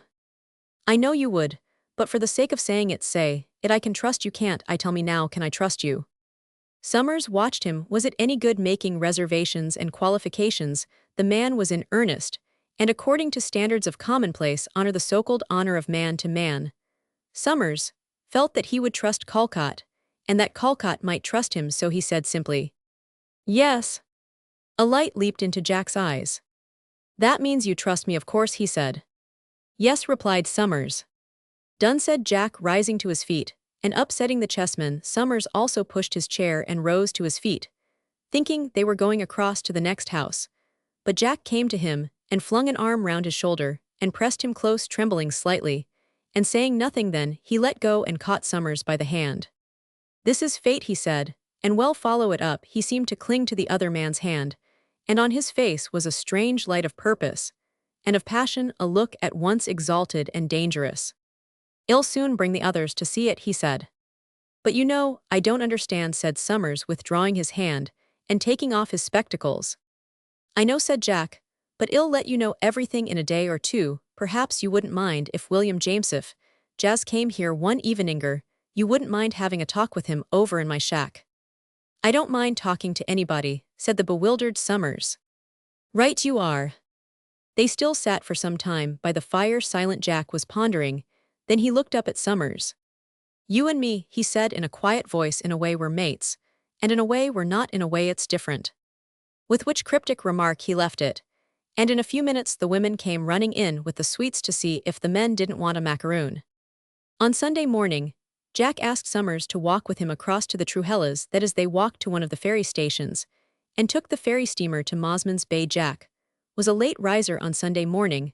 The Summers, who were ordinary 7:30 people, rarely saw any signs of life in Newark before 10:30 on the Sabbath. Then it was Jack in trousers and shirt with his shirt sleeves rolled up having a look at his dahlias, while Vicky prepared breakfast. So the two men did not get a start, till 11 o'clock. Jack rolled along easily beside the smaller, quieter Summers. They were an odd couple, ill-assorted in a colonial way. Jack was handsome, well-built, with strong, heavy limbs. He filled out his expensively tailored suit, and looked a man who might be worth anything from 500 to 5,000 a year. The only lean, delicate part about him was his face. See him from behind his broad shoulders and loose, erect carriage and brown nape of the neck, and you expected a good square face to match. He turned, and his long, lean, rather pallid face really didn't seem to belong to his strongly animal body, for the face wasn't animal at all, except perhaps in a certain slow, dark, lingering look of the eyes, which reminded one of some animal or other, some patient, enduring animal, with an indomitable but naturally passive courage. Summers, in a light suit of thin cloth made by an Italian tailor, and an Italian hat, just looked a foreign sort of little bloke, but a gentleman. The chief difference was that he looked sensitive all over his body, even its clothing, and his feet, even his brown shoes, all equally sensitive with his face, whereas Jack seemed strong and insensitive in the body, only his face vulnerable. His feet might have been made of leather all the way through, tramping with an insentient tread, whereas Summers put down his feet delicately as if they had a life of their own, mindful of each step of contact with the earth. Jack strode along. Summers seemed to hover along. There was decision in both of them, but oh, of such different quality, and each had a certain admiration of the other, and a very definite tolerance. Jack just barely tolerated the quiet finesse of Summers, and Summers tolerated with difficulty Jack's facetious familiarity and heartiness. Calcott met quite a number of people he knew, and greeted them all heartily. "Hello, Bill, old man. How's things? New boots, pinchin', yet Antony hoppy sort of look about you this morning, right? Oh, so long, Antony. Different girl again. Boy, go on. Sydney's full of your sisters. All right, goodbye, old chap." The same breezy intimacy with all of them, and the moment they had passed by, they didn't exist for him any more than the gull that had curved across in the air. They seemed to appear like phantoms, and disappear in the same instant like phantoms, like so many Flying Dutchmen. The Australian's acquaintances seemed to steer slap through his consciousness, and were gone on the wind. What was the consecutive thread in the man's feelings? Not his feeling for any particular human beings. That was evident. His friends, even his loves, were just a series of disconnected, isolated moments in his life. Summers always came again upon this gap in the other man's continuity. He felt that if he knew Jack for 20 years, and then went away, Jack would say, "Friend o' mine, Englishman, rum sort of bloke, but not a bad sort to know where he's hanging out just now, somewhere on the surface of the old humming top, I suppose." The only consecutive thing was that facetious attitude, which was the attitude of taking things as they come, perfected, a sort of ironical stoicism. Yet the man had a sort of passion and a passionate identity, but not what Summers called human, and threaded on this ironical stoicism. They found Truhella dressed, and expecting them. Truhella was a coal and wood merchant on the north side. He lived quite near the wharf, had his sheds at the side of the house, and in the front, a bit of garden running down to the practically tideless bay of the harbor. Across the bit of blue water were many red houses, and new wide streets of single cottages, seaside-like, disappearing, rather forlorn, over the brow of the low hill. William James, or Jazz as Jack called him, was as quiet as ever. The three men sat on a bench just above the brown rocks of the water's edge in the lovely sun 61 shine, and watched the big ferry steamer slip in and discharge its stream of summer-dressed passengers, and embark another stream. Watched the shipping of the middle harbor away to the right, and the boats loitering on the little bay in front. A motorboat was sweeping at a terrific speed, like some broom sweeping the water past the little round fort away in the open harbor, and two tall white sailing boats, all wing and no body, were tacking across the pale blue mouth of the bay. The inland sea of the harbor was all bustling with Sunday morning animation, and yet there seemed space and loneliness. The low coffee-brown cliffs opposite, too low for cliffs, looked as silent and as aboriginal as if white men had never come. The little girl Gladys came out shyly. Summers now noticed that she wore spectacles. "Hello, Kitty," said Jack. "Come here and make a footstool of your uncle, and see what your Aunt Vicky's been thinking of. Come on, then, amble up this road." He took her on his knee and fished out of his pocket a fine sort of hatband that Victoria had contrived with ribbon and artificial flowers and wooden beads. Gladys sat for a moment or two shyly on her uncle's knee, and he held her there as if she were a big pillow. He was scarcely conscious of holding her. Stepfather sat exactly as if the child did not exist, or were not present, it was neutrality brought to a remarkable pitch. Only Summers seemed actually aware that the child was a little human being, and to him, she seemed so absent that he didn't know what to make of her. Rose came out bringing beer and sausage rolls, and the girl vanished away again, seemed to evaporate. Summers felt uncomfortable, and wondered what he had been brought for. "You know Cornwall, do you?" said William James, the Cornish sing-song still evident in his Australian speech. He looked with his light grey inscrutable eyes at Summers. "I lived for a time near Padstow," said Summers. "Padstow? I've been to Padstow," said William James, and they talked for a while of the bleak lonely northern coast of Cornwall, the black huge cliffs with the gulls flying away below, and the sea boiling and the wind blowing in huge volleys, and the black Cornish nights with nothing but the violent weather outside. "Oh, I remember it," said William James, "though I was a half-starved youngster on a bit of a farm out there, you know, for everlasting, chasing half a dozen heifers from the cliffs, where the beggars wanted to fall over and kill themselves, and hunting for a dozen sheep among the gorsebushes, and wading up to my knees in mud most part of the year, and then in summer, the dry times having to haul water for a mile over the rocks in a wagon, because the well had run dry. And at the end of it, my father gave me one new suit in 2 years and 6pence a week. That was a life for you, I suppose. If I was there still, he'd be giving me my keep. And 5 shillin' a week if he could open his heart as wide as 2 half-crowns, which I am doubting very much." "You have money out here at least," said Summers, "but there was a great fascination for me in Cornwall." "Fascination? And where do you find the fascination in a little Wesleyan chapel of a Sunday night, and a girl with her father waiting for her, with a strap, if she's not in by 9 o'clock? Fascination, did you say?" "It had a great fascination, from a magic in the atmosphere. All the fairy tales they'll tell you," said William James, looking at the other man with a smile of slow ridicule. "Why, ye didn't go and believe them, did ye?" "More or less. I could more easily have believed them there than anywhere else I've been." "I no doubt, and that shows what sort of a place it be. Lot of dumb, silly nonsense." He stirred on his seat impatiently. "At any rate, you're well out of it. You're set up all right here," said Summers, who was secretly amused. The other man did not answer for some time. "Maybe I am," he said at last. "I am not pining to go back and work for my father, I tell you, on a couple of pasties. And a lot of abuse, no, after that, id like you to tell me what's wrong with Australia." "I am sure I don't know," said Summers. "Probably nothing at all." Again William James was silent. He was a short, thick man, with a little felt hat that sat over his brow with a half-humorous flap. He had his knees wide apart, and his hands clasped between them, and he looked for the most part down at the ground. When he did cock up his eye at Summers, it was with a look of suspicion marked with humor, and troubled with a certain desire. The man was restless, desirous, craving something, heaven knows what. "You thinking of settling out here then, are you?" he asked. "No," said Summers, "but I don't say I want, it depends." William James fidgeted, tapping his feet rapidly on the ground. Though his body was silent, he was not like Jack. He too was sensitive all over. Though his body looked so thick, it was silently alive. And his feet were still uneasy. He was young too, with a youth that troubled him, and his nature was secretive, maybe treacherous. It was evident Jack only half liked him. "You've got the money, you can live where you like, and go where you like," said William James, looking up at Summers. "Well, I might do the same if I cared to do it. I could live quietly on what I've got, whether here or in England." Summers recognized the Cornishman in this. "You could very easily have as much as I've got," he said, laughing. "The thing is, what's the good of a life of idleness?" said William James. "What's the good of a life of work?" laughed Summers. Shrewdly, with quick gray eye, Truhella looked at the other man to see if he were laughing at him. "Yet I expect you've got some purpose in coming to Australia," said William James, a trifle challenging. "Maybe I had, or have maybe it was just whim." Again the other man looked shrewdly to see if it were the truth. "You aren't investing money out here, are you?" "No, I've none to invest." "Because if you was, I'd advise you not to," and he spat into the distance, and kept his hands clasped tight. All this time Jack sat silent, and as if unconcerned, but listening attentively. "Australians have always been croakers," he said now. "What do you think of this Irish business?" asked William James.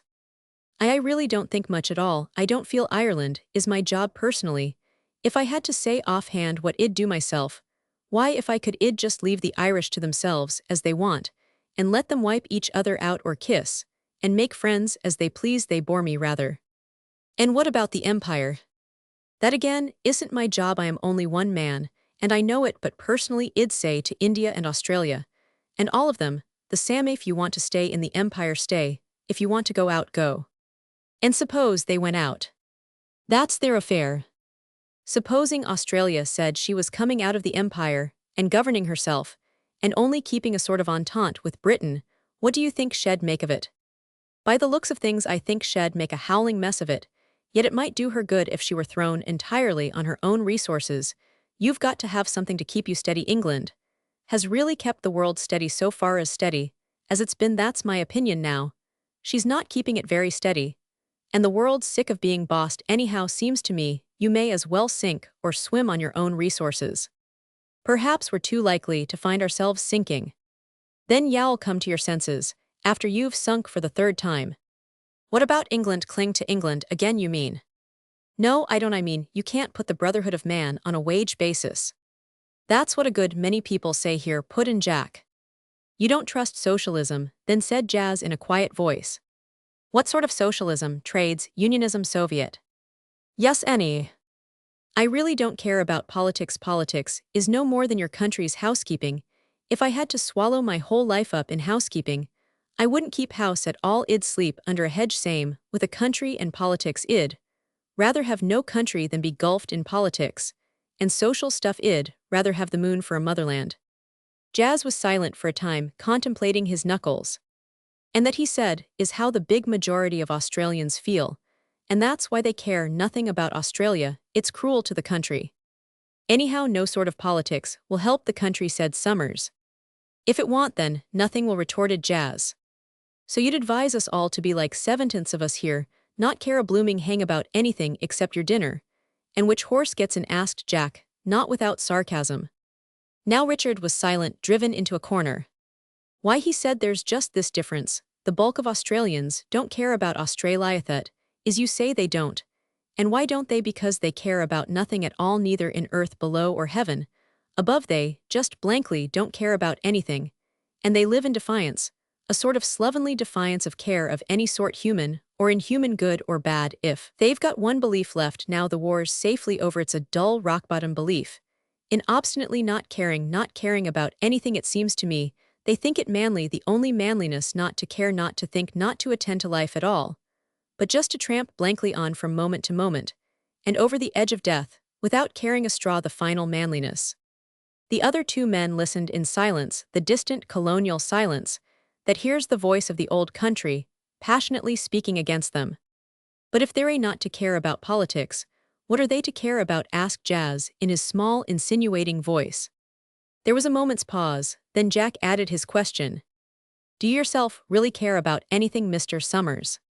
Richard turned and looked him for a moment in the eyes, and then, knowing the two men were trying to corner him, he said coolly, why, yes, I care supremely. About what? Jack's question was soft as a drop of water falling into water, and Richard sat struggling with himself. That, he answered, you either know or don't know, and if you don't know, it would only be words my trying to tell. There was a silence of checkmate. I'm afraid for myself, I don't know, said Jack. But Summers did not answer, and the talk, rather lamely, was turned off to other things. The two men went back to Murdoch Street, rather silent, thinking their own thoughts. Jack only blurted once. What do you make of Jazz, then? I like him. He lives by himself, and keeps himself pretty dark, which is his nature. He's a clever man, then you take him figures things out in a way that surprises me, and he's better than a detective, for getting to know things. He's got one or two Cornish pals downtown, you see, and they tip one another the wink. They're like the Irish in many ways. And they're not uncommonly unlike a Chink. I always feel as if Jazz had got a bit of Chinese blood in him. That's what makes the women like him, I suppose. But do the women like him? Rose does. I believe he'd make any woman like him if he laid himself out to do. It got that quiet way with him, you know, and a sly sort of touchy harpently. That's what they like on the quiet. But he's the sort of chap I don't exactly fancy mixing my broth with, and drinking of the same can with. Summers laughed at the avowal of antipathy between the two men. They were not home till 2 o'clock. Summers found Harriet looking rather plaintive. You've been a long time, she said. What did you do? Just talked. What about? Politics. And did you like them? Yes, quite well. And have you promised to see them again today? Who? Why any of them the Calcutts? No. Oh, they're becoming rather an institution. You like them too? Yes, they're all right, but I don't want to spend my life with them. After all, that sort of people isn't exactly my sort, and I thought you used to pretend it wasn't yours. It isn't, but then no sort of people is my sort. Yes, it is any sort of people so long as they make a fuss of you. Surely they make an even greater fuss of you. Do they? It's you they want, not me, and you go as usual like a lamb to the slaughter. Bah, he said. Yes, bah, you should hear yourself bleat. Ill listen, he said. But Harriet was becoming discontented. They had been in their house only 6 weeks, and she had had enough of it, yet it was paid for 3 months at 4 guineas a week, and they were pretty short of money, and would be for the rest of the year. He had already overdrawn. Yet she began to suggest going away from Sydney. She felt humiliated in that beastly little Murdoch Street. What did I tell you? He retorted. The very look of it humiliated me, yet you wanted it, and you said you liked it. I did like it for the fun of it, but now there's all this intimacy and neighboring.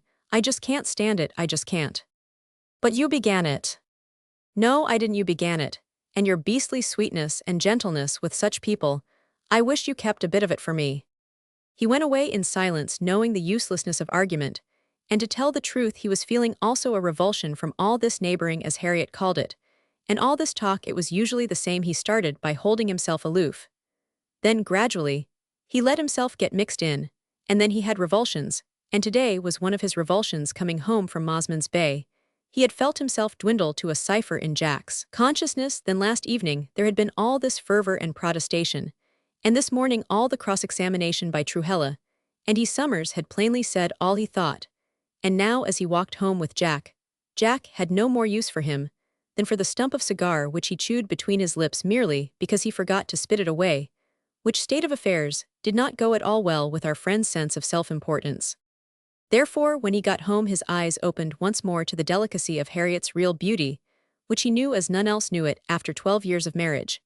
And once more, he realized her gay, undying courage, her wonderful fresh zest in front of life.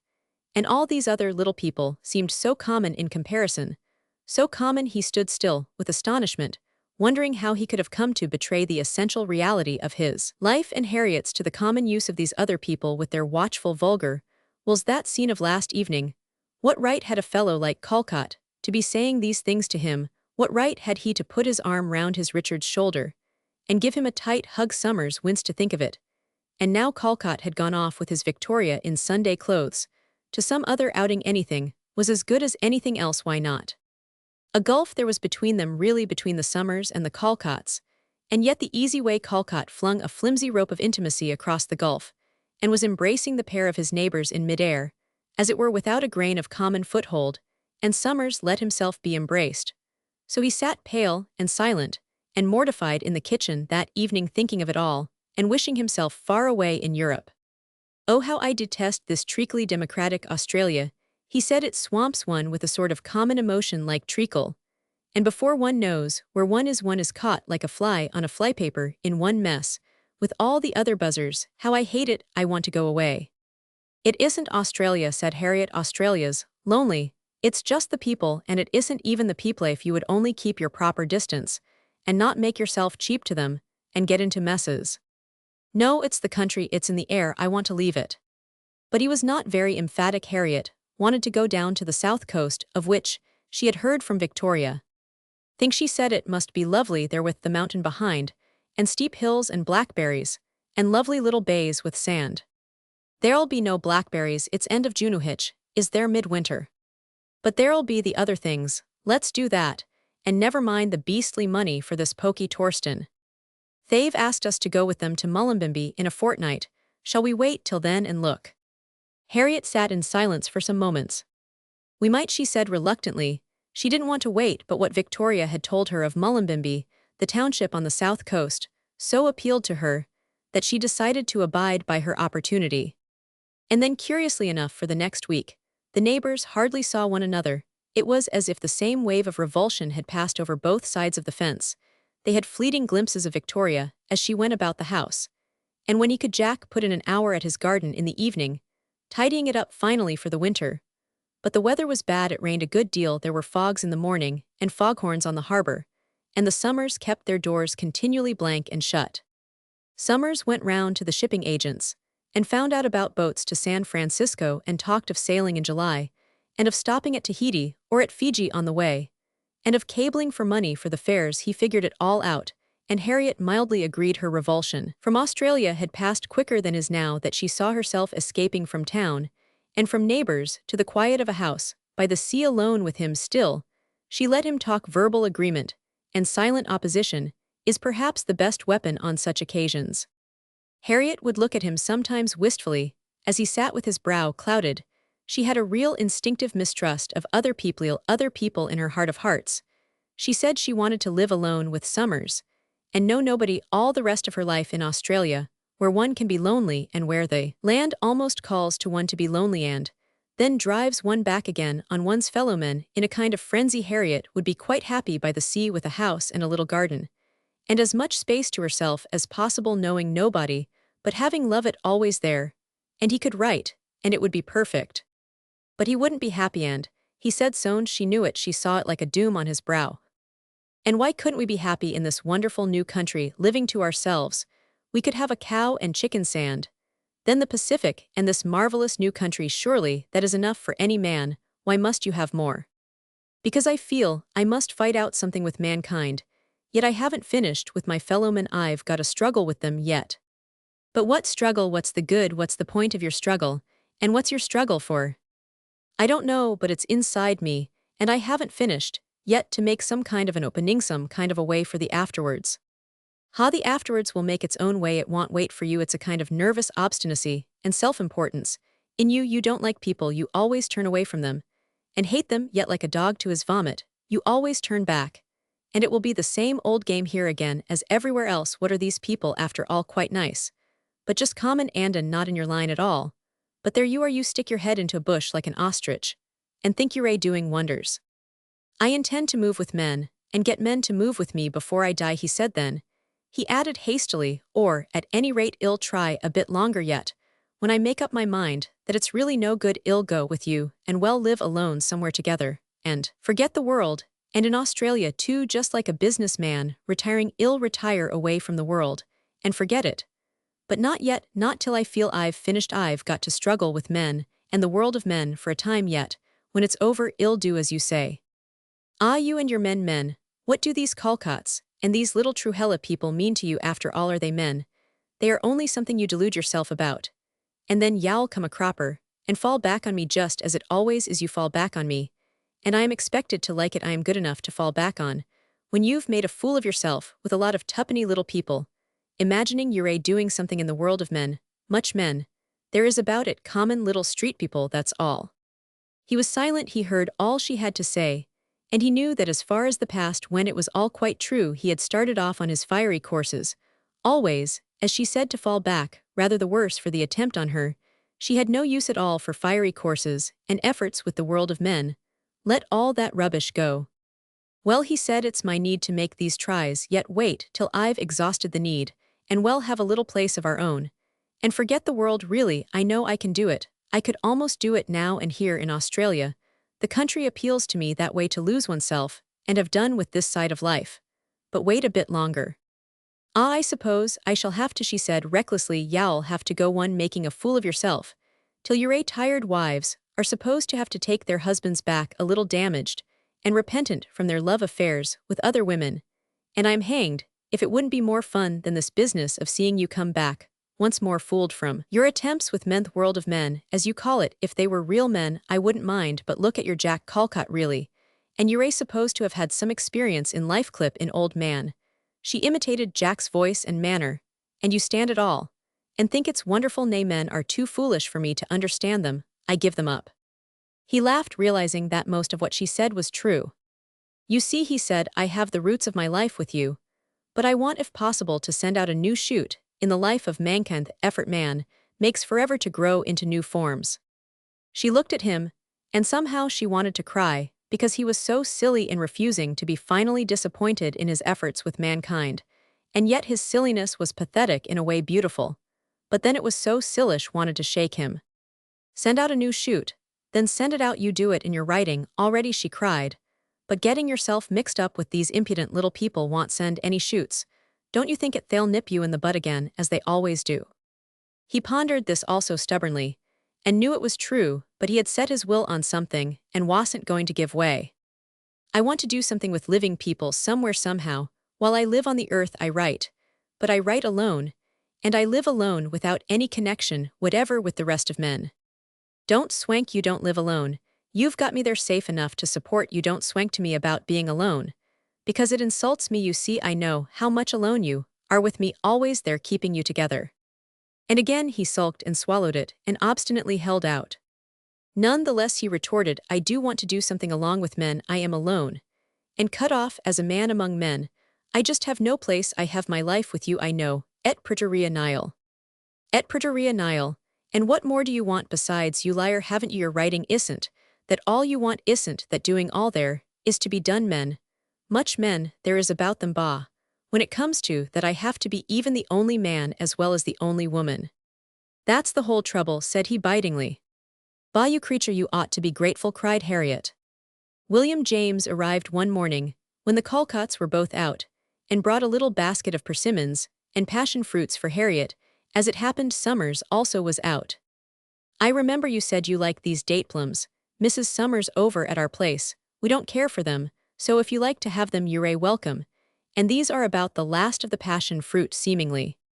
The persimmons were good big ones of that lovely suave orangered color, which is perhaps their chief attraction, and they were just beginning to go soft. Harriet, of course, was enchanted. William James came in and sat down for a few minutes, wondering what had become of Victoria. He looked round the room. Curiously, Harriet had of course arranged it to her own liking, taken away all the pictures and ornaments, hung a Tunis curtain behind the couch, stood 2 tall red lacquer candlesticks on the mantelpiece, and altogether given the room that air of pleasant distinction, which a woman who knows how to do it finds so easy, especially if she has a few shawls and cushion covers and bits of interesting brass or china. Harriet insisted on traveling with a few such things. She was prepared to camp in a furnished bungalow or cottage on any continent, but a few of her own things she must have about her also. She wore a dress of Bavarian peasant stuff, very thin black woolen material sprinkled all over with tiny pink roses with green leaves, and on her feet she had heelless sandals of plaited strips of leather from Colombo. William James noticed every one of these things. They had a glamour like magic for him. This is quite a pleasant room you have here, he said, in his Cornish voice, with the alert, subtle, faintly smiling look of wonder on his face. It isn't bad, said Harriet, but a bit poky. Poky, you call it? Do you remember the little stone holes they have for rooms in those old stone Cornish cottages? Yes, but we had a lovely one, and the great thick granite walls and the low ceilings. Walls always letting the damp in, can't keep it out, because all the chinks and spaces are just stuffed with plain earth, and a bit of mortar smeared over the outside like butter scraped on bread. Don't I remember it? I should think I do. Cornwall had a great charm for me. Well, I don't know where you found it, I am sure, but I suppose you've got a way of your own with a place, let it be Cornwall, or where it may, to make it look well. It all depends where you're born and where you come from. Perhaps, said Harriet. I've never seen an Australian cottage looking like this now, and yet it isn't the number of things you've put into it. The number I've taken out, laughed Harriet. William James sat there with his quiet, slumberow-seeming body, watching her, watching the quick radiance of her fair face, and the charm of her bearing. There was something quick and sure, and as it were beyond the ordinary clay about her, that exercised a spell over him. She was his real Cornish idea of a lady, simple, living among people as if one of themselves, and yet not one of themselves, a sort of magic about her. He could almost see a glow in the air around her, and he could see that for her he was just a nice fellow who lived in another world and on another plane than herself, and that he could never come up or she come down. She was the queen that slumbers somewhere in every Cornish imagination, the queen ungrudged, and perhaps in the true Celtic imagination slumbers the glamorous king. As well, the Celt needs the mystic glow of real kingliness, hence his loneliness in the democratic world of industry, and his social perversity. I don't suppose Rose could ever learn to do this with a room. Could she now, he asked, making a slight gesture with his hand. He sat with his clear, queer, light gray eyes fixed on Harriet's face. I think so, cried Harriet. Then she met the watchful eyes in her own way. She could. Every woman has her own way, you know. Yes, I do know, he answered. And you see, said Harriet, we're more or less lazy people who have no regular work in the world. If we had, perhaps we should live in a different way.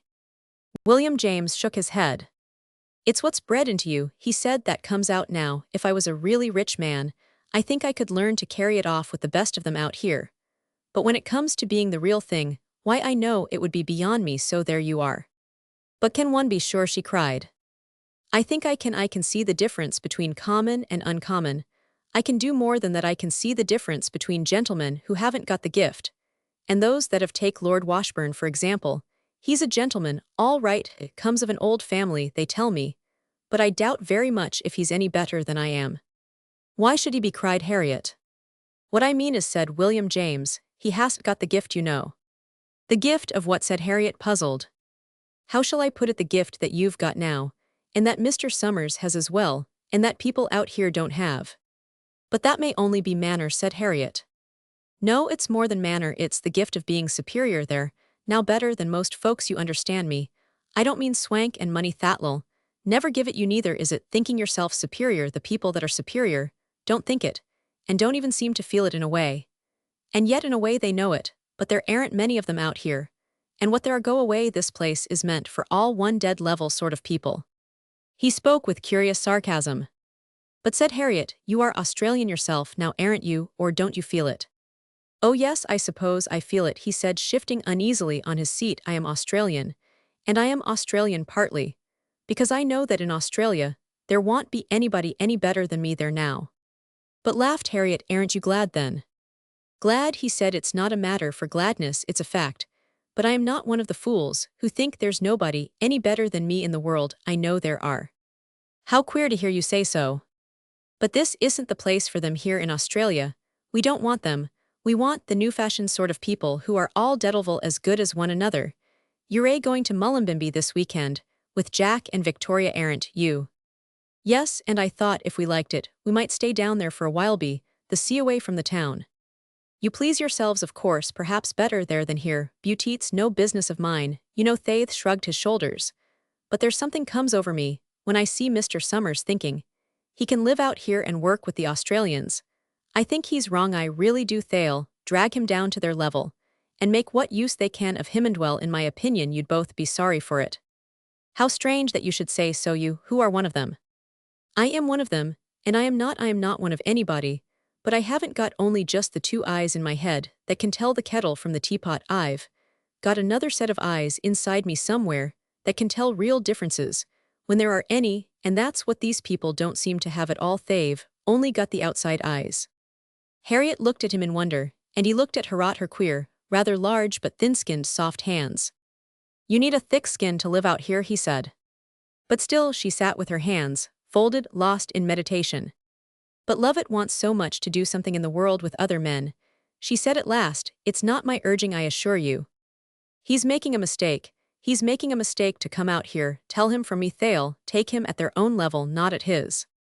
But perhaps he wants to be taken at their level, said Harriet rather bitterly, almost loving the short, thick man opposite for his quiet Cornish voice, and his uncanny gray eyes and his warning. If he does, he makes the mistake of his life. Tell him from me. And William James rose to his feet. You'll excuse me for stopping talking like this over things, that's no business of mine, he added. It's awfully good of you, said Harriet. Well, it's not often I interfere with people's doings, but there was just something about you and Mr. Summers. Awfully good of you. He had taken his little black felt hat. He had an almost Italian or Spanish look about him, from one of the big towns, Barcelona, or even Palermo. I suppose you'll have to be getting along, he said.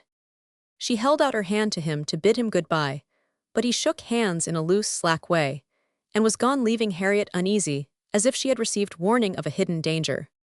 She hastened to show Summers the persimmons when he came home, and to tell of her visitor.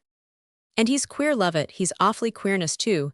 He told me we were superior people, and that we made a mistake coming here, because they'd bring us down to their level. Not if we don't let them. He says we can't help it. Why did he come to tell you that, I wonder? They were going down to Mullumbimby in 2 days' time, and they had hardly seen anything of Jack and Victoria since the Sunday at Mosman's Bay, but Victoria called across the fence, rather hesitatingly. You're going with us on Saturday, aren't you, Mrs. Summers?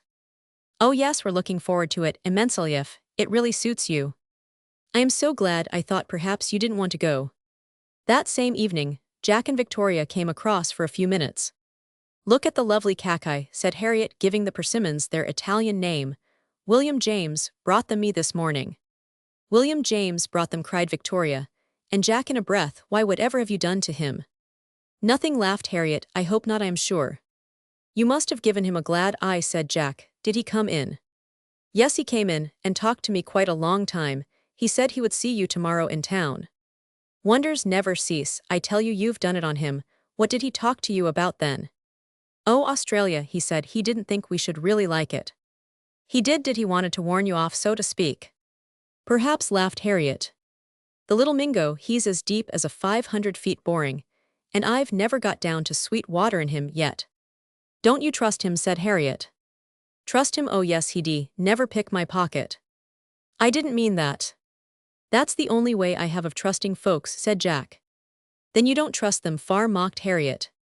Perhaps I don't, and perhaps I am wise of it. Chap Roman 5 cooey. They went to Mullumbimby by the 2 o'clock train from Sydney on the Friday afternoon. Jack, having managed to get a day off for the occasion, he was a sort of partner in the motorworks place where he was employed, so it was not so difficult and work was slack. Harriet and Victoria were both quite excited. The Summers had insisted on packing 1 basket of food for the house, and Victoria had brought some dainties. As well, there were few people in the train, so they settled themselves right at the front, in one of those long open second-class coaches, with many cane seats, and a passage down the middle. This is really for the coal miners, said Victoria. You'll see they'll get in when we get further down. She was rather wistful after the vague coolness that had subsisted between the 2 households. She was so happy that Summers and Harriet were coming with her, and Jack, they made her feel she could hardly describe it, but so safe, so happy and safe, whereas often enough, in spite of the stalwart Jack, she felt like some piece of fluff blown about on the air. Now that she was taken from her own home, with Summers and Harriet, she felt like a child that is with its parents, so lovely and secure without any need ever to look round. Jack was a man, and everything a man should be in her eyes. But he was also like a piece of driftwood drifting on the strange unknown currents, in an unexplored nowhere, without any place to arrive at, whereas to Victoria, Harriet seemed to be rooted right in the center of everything. At last, she could come to perfect rest in her, like a bird in a tree that remains still firm when the floods are washing everything else about.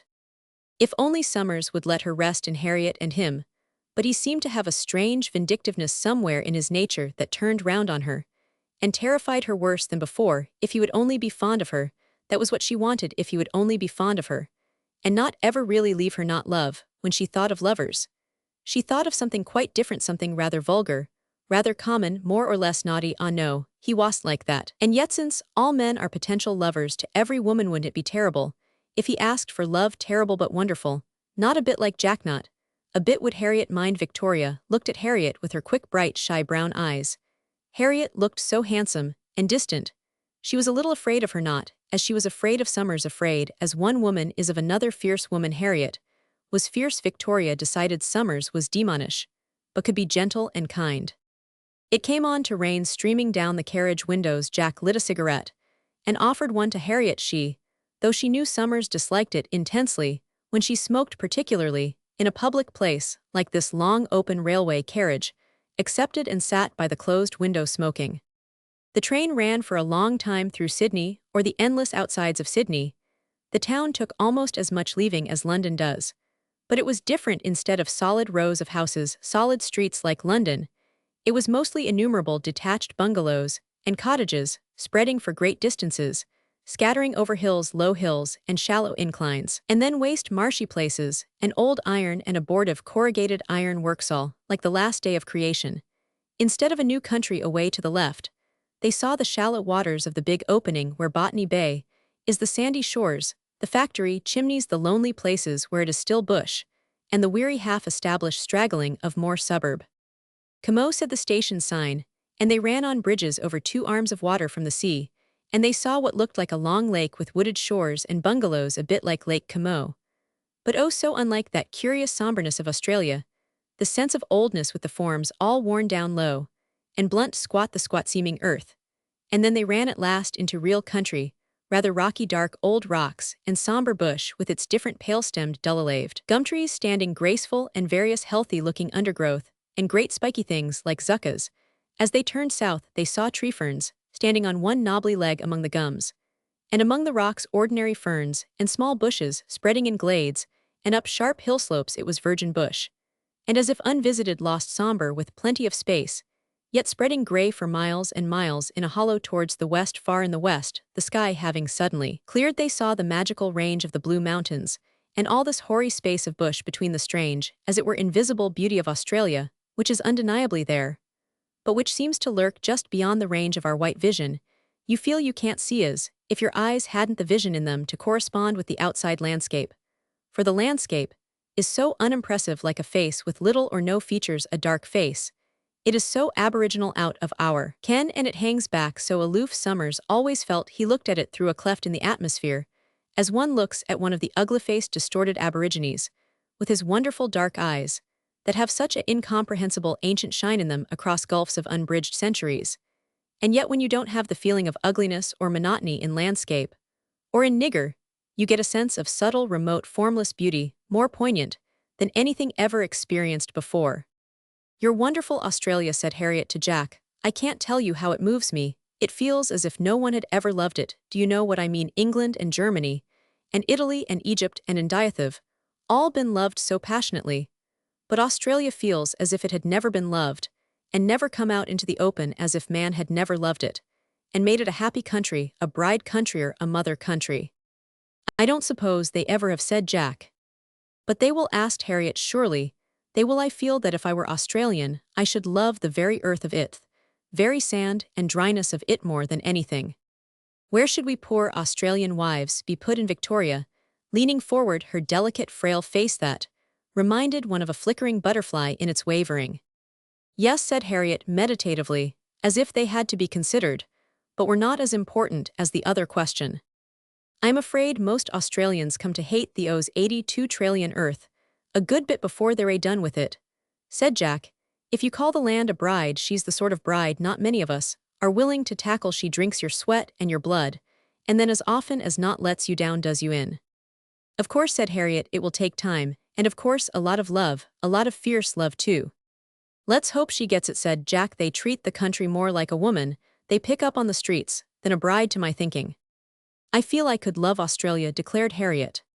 "Do you feel you could love an Australian?" asked Jack, very much to the point. "Well," said Harriet, arching her eyes at him, "that's another matter. From what I see of them, I rather doubt it." She laughed, teasing him. "I should say you would, but it's no good loving Australia if you can't love the Australian." "Yes, it is, if, as you say, Australia is like the poor prostitute, and the Australian just bullies her to get what he can out of her, and then treats her like dirt." "It's a good deal like that," said Jack. "And then you expect me to approve of you?" "Oh, we're not all alike, you know." "It always seems to me," said Summers, "that somebody will have to water Australia with their blood before it's a real man's country. The soil, the very plants seem to be waiting for it." "You've got a lurid imagination, my dear man," said Jack. "Yes, he has," said Harriet. "He's always so extreme." The train jogged on, stopping at every little station. They were near the coast, but for a long time the sea was not in sight. The land grew steeper, dark straight hills like cliffs, masked in somber trees, and then the first plume of colliery smoke among the trees on the hill face. But they were little collieries for the most part, where the men just walked into the face of the hill down a tunnel, and they hardly disfigured the land at all. Then the train came out on the sea-lovely bays, with sand and grass and trees sloping up towards the sudden hills that were like a wall. There were bungalows dotted in most of the bays, then suddenly more collieries, and quite a large settlement of bungalows. From the train they looked down on many, many pale grey zinc roofs, sprinkled about like a great camp close together, yet none touching and getting thinner towards the sea. The chimneys were faintly smoking. There was a haze of smoke, and a sense of home in the wilds. A little way off among the trees, plumes of white steam betrayed more collieries. A bunch of schoolboys clambered into the train with their satchels at home, as schoolboys are, and several black colliers with tin luncheon boxes. Then the train ran for a mile and a half to stop at another little settlement. Sometimes they stopped at beautiful bays, hollow between hills, and no collieries, only a few bungalows. Harriet hoped Mullumbimby was like that. She rather dreaded the settlements with the many, many iron roofs, and the wide, unmade roads of sandy earth running between down to the sea or skirting swamp-like little creeks. The train jogged on Agansea, where there the place was half and half. There were many tin roofs, but not so many there were the wide, unmade roads running so straight, as it were to nowhere, with little bungalow homes half lost at the side. But they were pleasant little bungalow homes. Then quite near inland rose a great black wall of mountain or cliff or tor, a vast dark tree-covered tor that reminded Harriet of Matlock, only much bigger. The town trailed down from the foot of this mountain towards the railway, a huddle of grey and red-painted iron roofs. Then over the railway towards the sea it began again in a scattered, spasmodic fashion, rather forlorn bungalows and new stores and fields with rail fences, and more bungalows above the fields, and more still running down the creek shallows towards the hollow sea, which lay beyond like a grey mound, the strangest sight Harriet had ever seen. Next to the railway was a field with men and youths playing football for their lives. Across the road from the football field was a barber's shop, where a man on horseback was leaning chattering to the barber, a young intelligent gentleman in eyeglasses, and on the broad grass of the roadside grew the trees with the bright scarlet flowers perching among the grey twigs. Going towards the sea they were going away from the town that slid down at the bush-covered foot of the dark tor.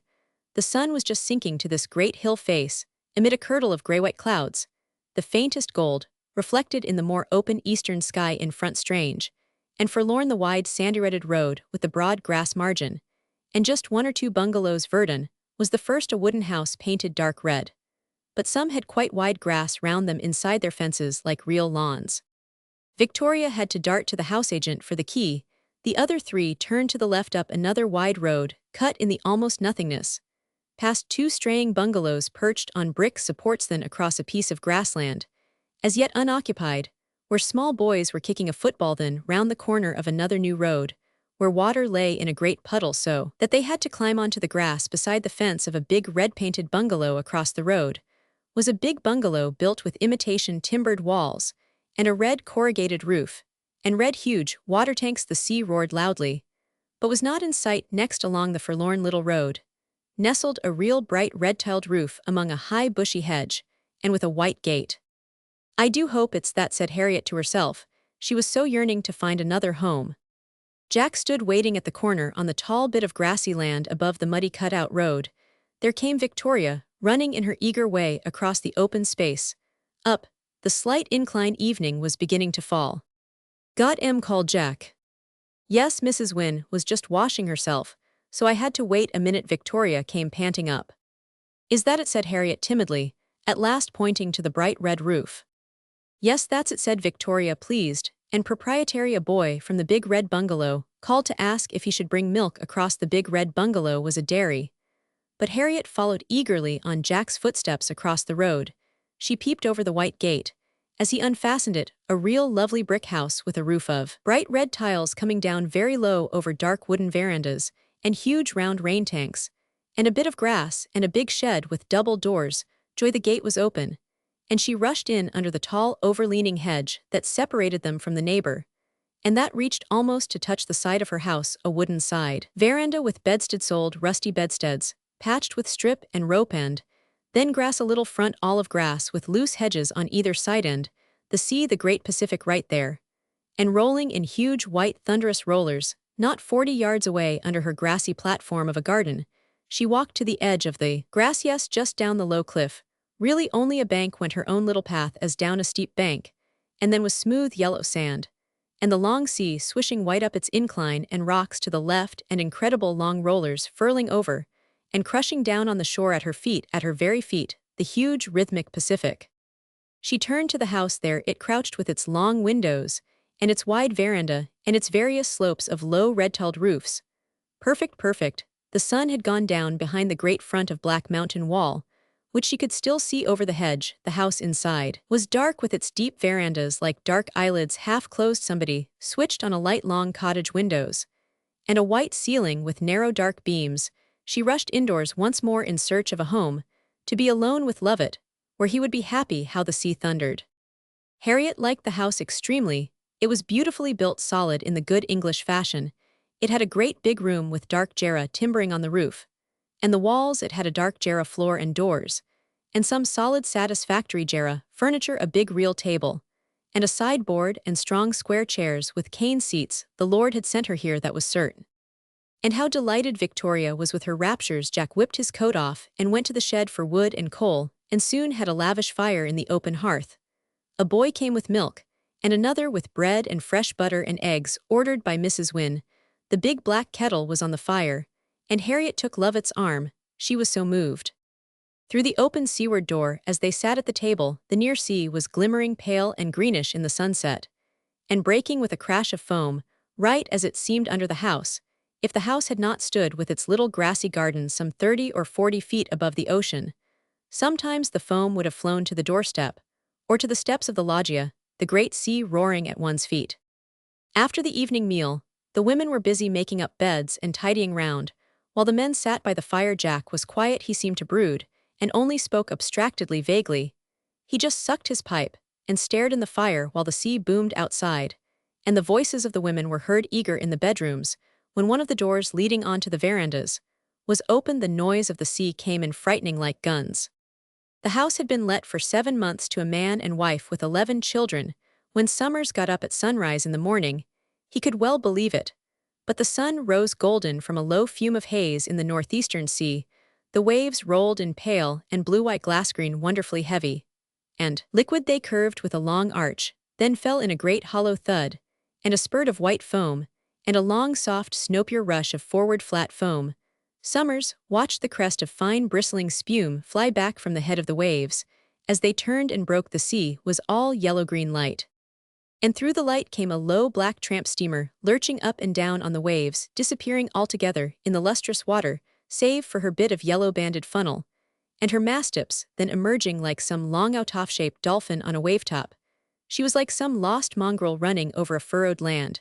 She bellowed and barked forlornly, and hung round on the up-and-down waves.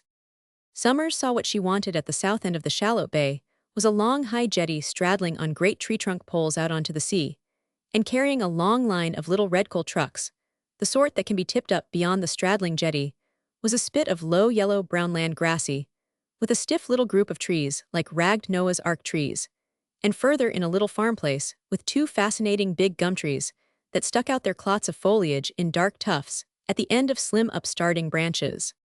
But the lines from the jetty ran inland for 200 yards to where a tiny colliery was pluming steam and smoke from beyond a marsh-like little creek. The steamer wanted to land. She saw the line of little trucks full and ready. She bellowed like a miserable cow, sloping up and down, and turning round on the waters of the bay near the jetty. The foam broke high. On some sheltering rocks, the steamer seemed to watch yearningly like a dog. Outside a shut door, a little figure walked along the jetty slowly, unconcernedly. The steamer bellowed again. The figure reached the end of the jetty and hung out a red flag. Then the steamer shouted no more, but slowly, fearfully turned and slunk up and down the waves back towards Sydney. The jetty, forlorn, pale-brown grassy bank, running out to sea with the clump of sharp, hard-pointed dark conifers trees of the southern hemisphere, stiff and mechanical.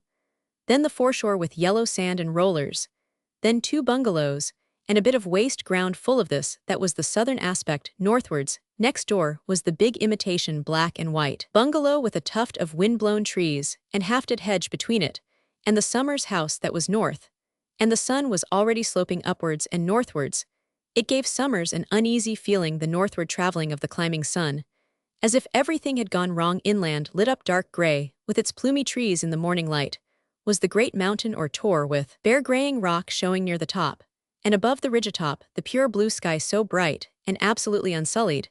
It was always a wonder. There was an unspeakable beauty about the mornings, the great sun from the sea, such a big, untamed, proud sun, rising up into a sky of such tender delicacy, blue so blue, and yet so frail that even blue seems too coarse a color to describe it. More virgin than humanity can conceive the land inward, lit up the prettiness of many painted bungalows, with tin roofs clustering up the low upslopes of the grey-treed bush, and then rising like a wall facing the light, and still lightless the tor face with its high-up rim, so grey, having tiny trees feathering against the most beautiful frail sky in the world. Morning.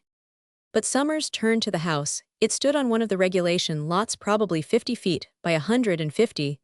The bit of level grass in front was only 50 feet wide, and perhaps about the same from the house to the brim of the sea bank, which dropped bushily down some 40 feet to the sand and the flat shorocks, and the ocean, But this grassy garden was littered with bits of rag and newspapers, seashells, tins, and old sponges.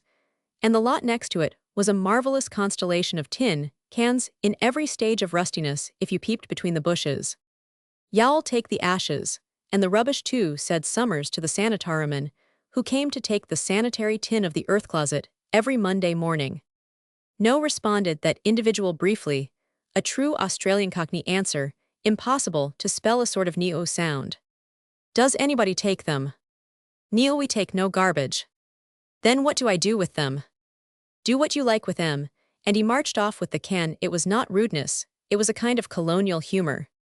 After this, Summers surveyed the cans and garbage of the next lot under the bushes and everywhere with colonial hopelessness, but he began at once to pick up rags and cans from his own grass.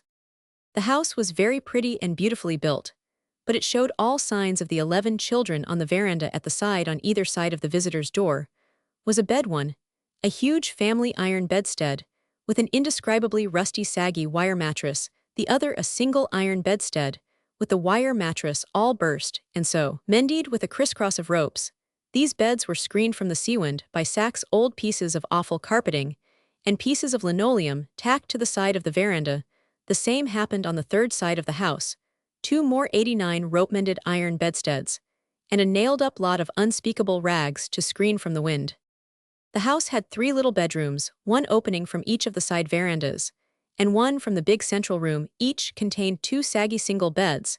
That was 5 people remained. 7 with the father and mother. 3 children must have gone into the huge bed by the side entrance door, and the other 4 must have been sprinkled over the other 3 outside rope-mended beds. The bungalow contained only the big room with 5 doors, one on each side, the fireplace opening into the inner bedroom and the kitchen respectively, and on each of the other 3 sides, a door opening onto the veranda. From the kitchen opened a little pantry, and a zinc-floored cubbyhole fitted with the inevitable Australian douche and a little sinkhole to carry off the water. This was the bathroom there. It was all compact and nice, 2 outer bedrooms on the wings.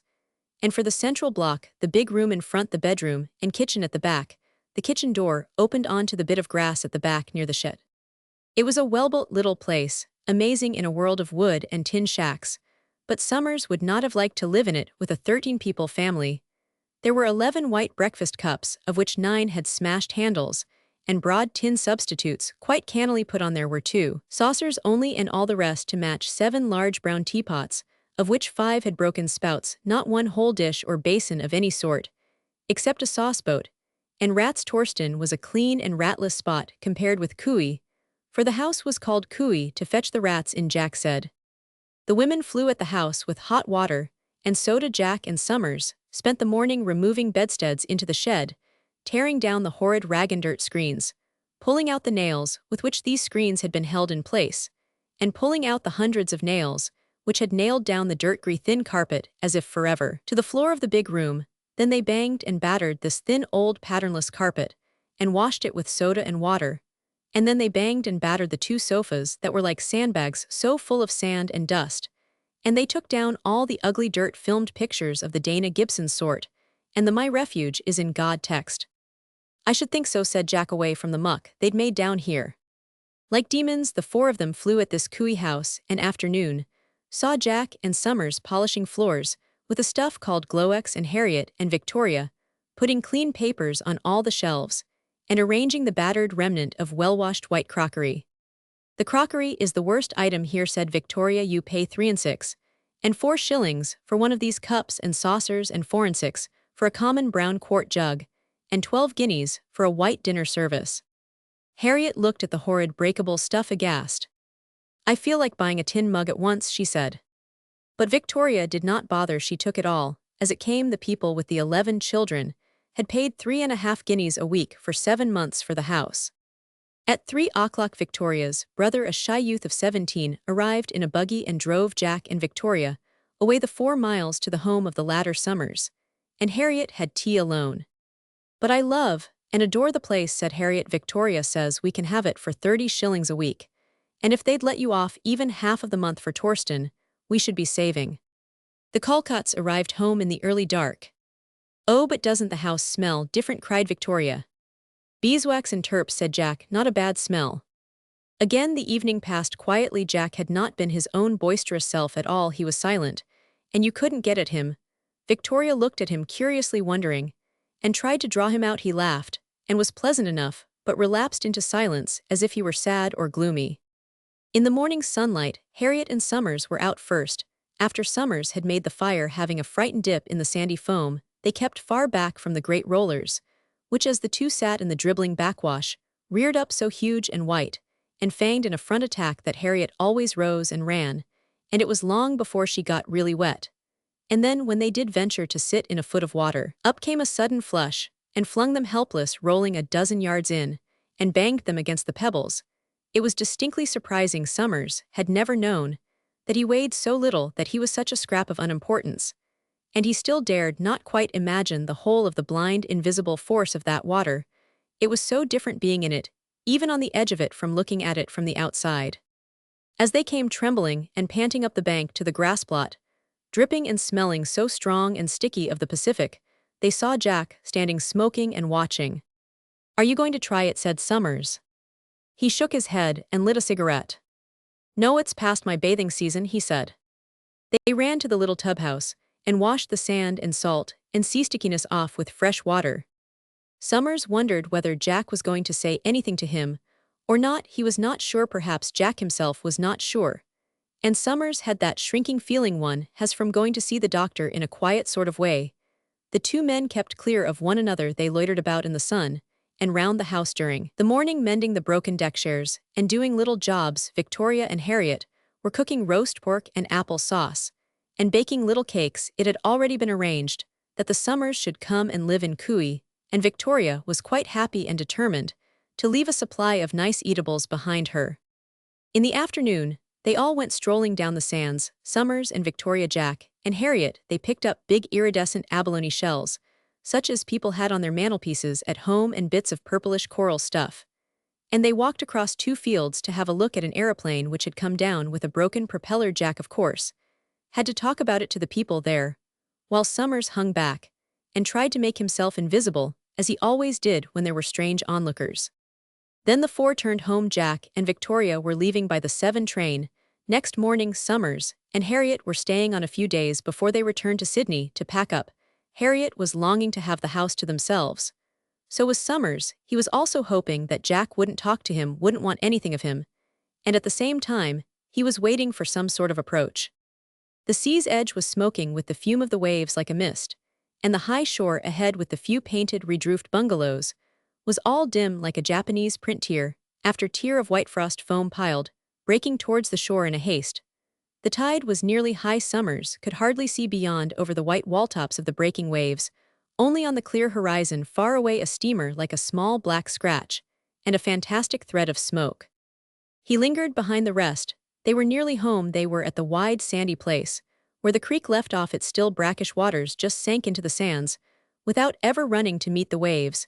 And beyond the sands was a sort of marsh, bushes and tall stark dead gum trees, and a few thin-tufted trees. Half-wild ponies walked heavily from the bush to the sands and across to the slope. Where the low cliff rose again in the depths of the marsh-like level was the low chimney of the mine and tips of roofs, and beyond a long range of wire-like trees, holding up tufts of foliage in handfuls, in front of the pale blue diminishing range of the hills. In the distance, it was a weird scene full of definite detail, fascinating detail, yet all in the funereal monotony of the bush.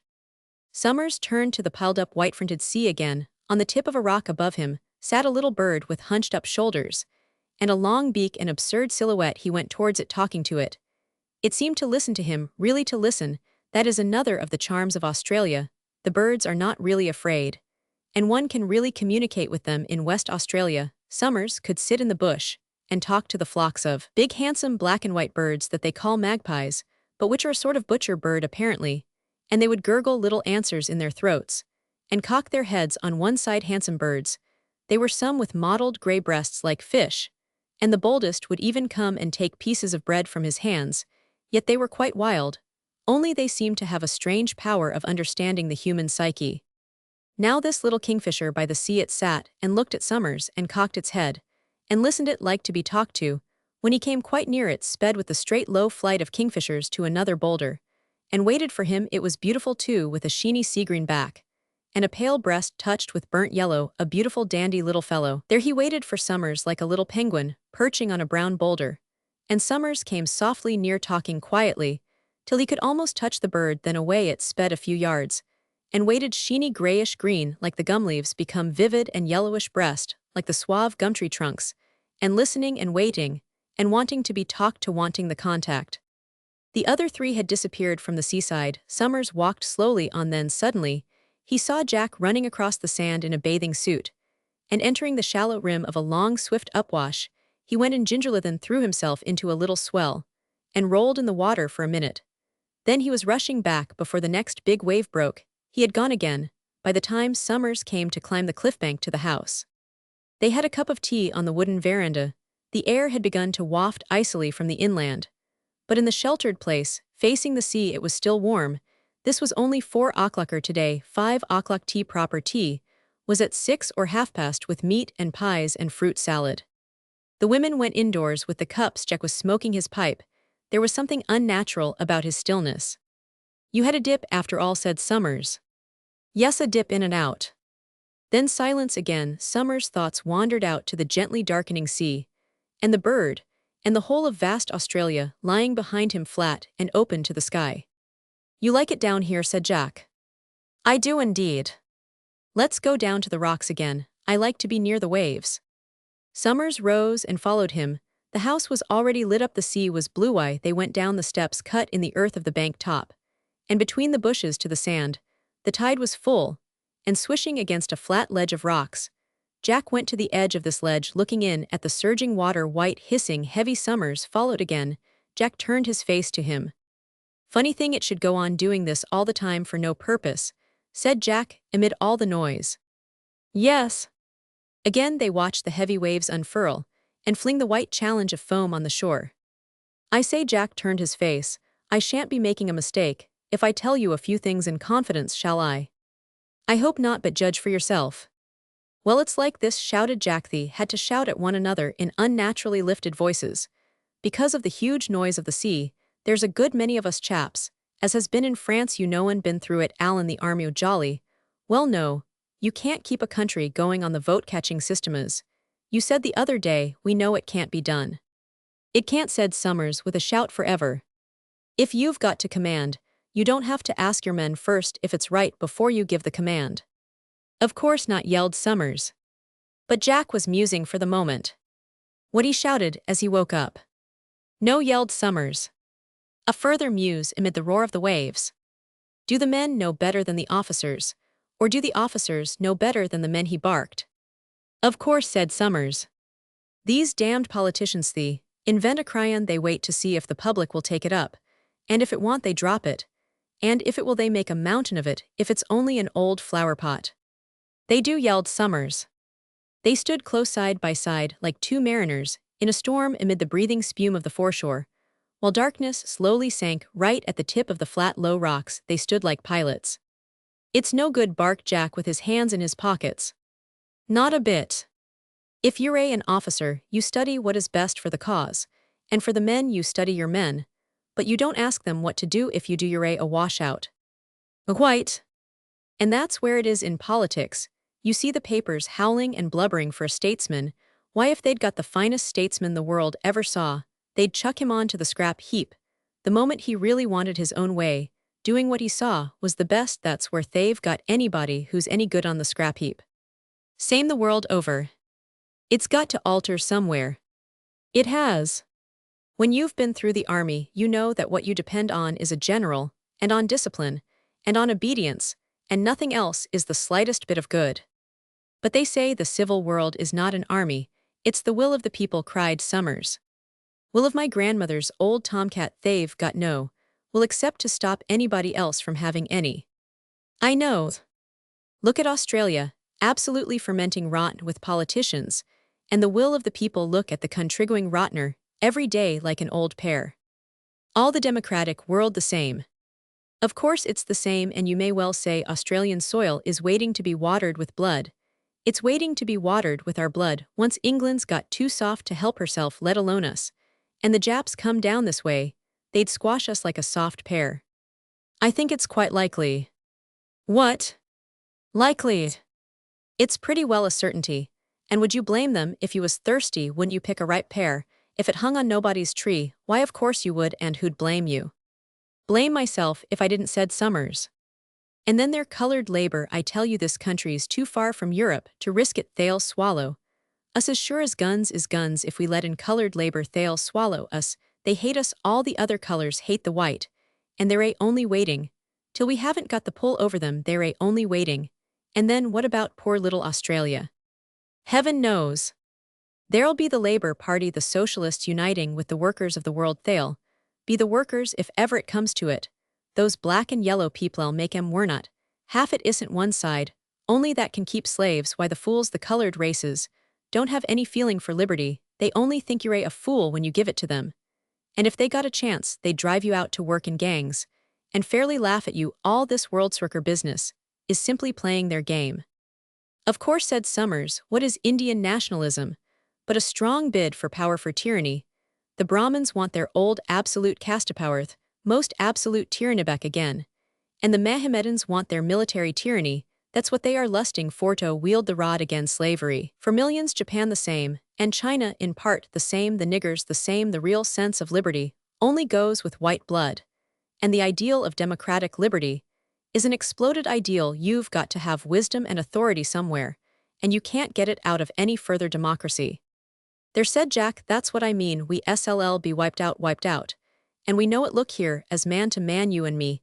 Here, if you were an Australian, wouldn't you do something if you could do something? I would. Whether you got shot, or whether you didn't, we went to France to get ourselves shot for something that didn't touch us very close. Either then, why shouldn't we run a bit of risk for what does touch us very close? Why, you know, with things as they are, I don't want Victoria and me to have any children. It a jolly sight. Rather no tend ill watch it too. Same with me, yelled Summers. Jack had come closer to him and was now holding him by the arm. What's a man's life for anyhow? Is it just to save up like rotten pears on a shelf in the hopes that one day it'll rot into a pink canary, or something of that? No, said Summers. What we want in Australia, said Jack, isn't a statesman, not yet. It's a set of chaps with some guts in them. Hall obey orders. When they find a man, Hall give the orders. Yes. And we've got such men, we've got them. But we want to see our way clear. We don't never feel quite sure enough over here. That's where it is we sound as sure as a gas explosion. But it's all bang and no bump. We SLL never raise no lids. We shall only raise the roof, or our politicians will, with shouting. Because we're never quite sure. We know it when we meet you English people. You're a lot surer than we are, but you're mostly bigger fools. As well, it takes a fool to be sure of himself sometimes. Fact. And there's where it is most Englishmen are too big cocked up fools for us, and you are their sureness, may help them along to the end of the road. But they haven't the wit to turn a corner, not a proper corner. And we can see it, they can only go back on themselves. Yes. You're the only man I've met who seems to me sure of himself, and what he means I may be mistaken. But that's how it seems to me, and William James knows it too. But it's my belief, William James doesn't want you to come in because it would spoil his little game. I don't understand. I know you don't. Now look here, this is absolutely between ourselves, now isn't it? Yes. Certainly. Yes. Jack was silent for a time, then he looked round the almost dark shore. The stars were shining overhead. Give me your hand, then, said Jack. Summers gave him his hand, and Jack clasped it fast, drawing the smaller man to him, and putting his arm round his shoulders, and holding him near to him. It was a tense moment for Richard Lovett. He looked at the dark sea, and thought of his own everlasting gods, and felt the other man's body next to his. Well now, he said in Summers' ear in a soothed tone, there's quite a number of us in Sydney and in the other towns.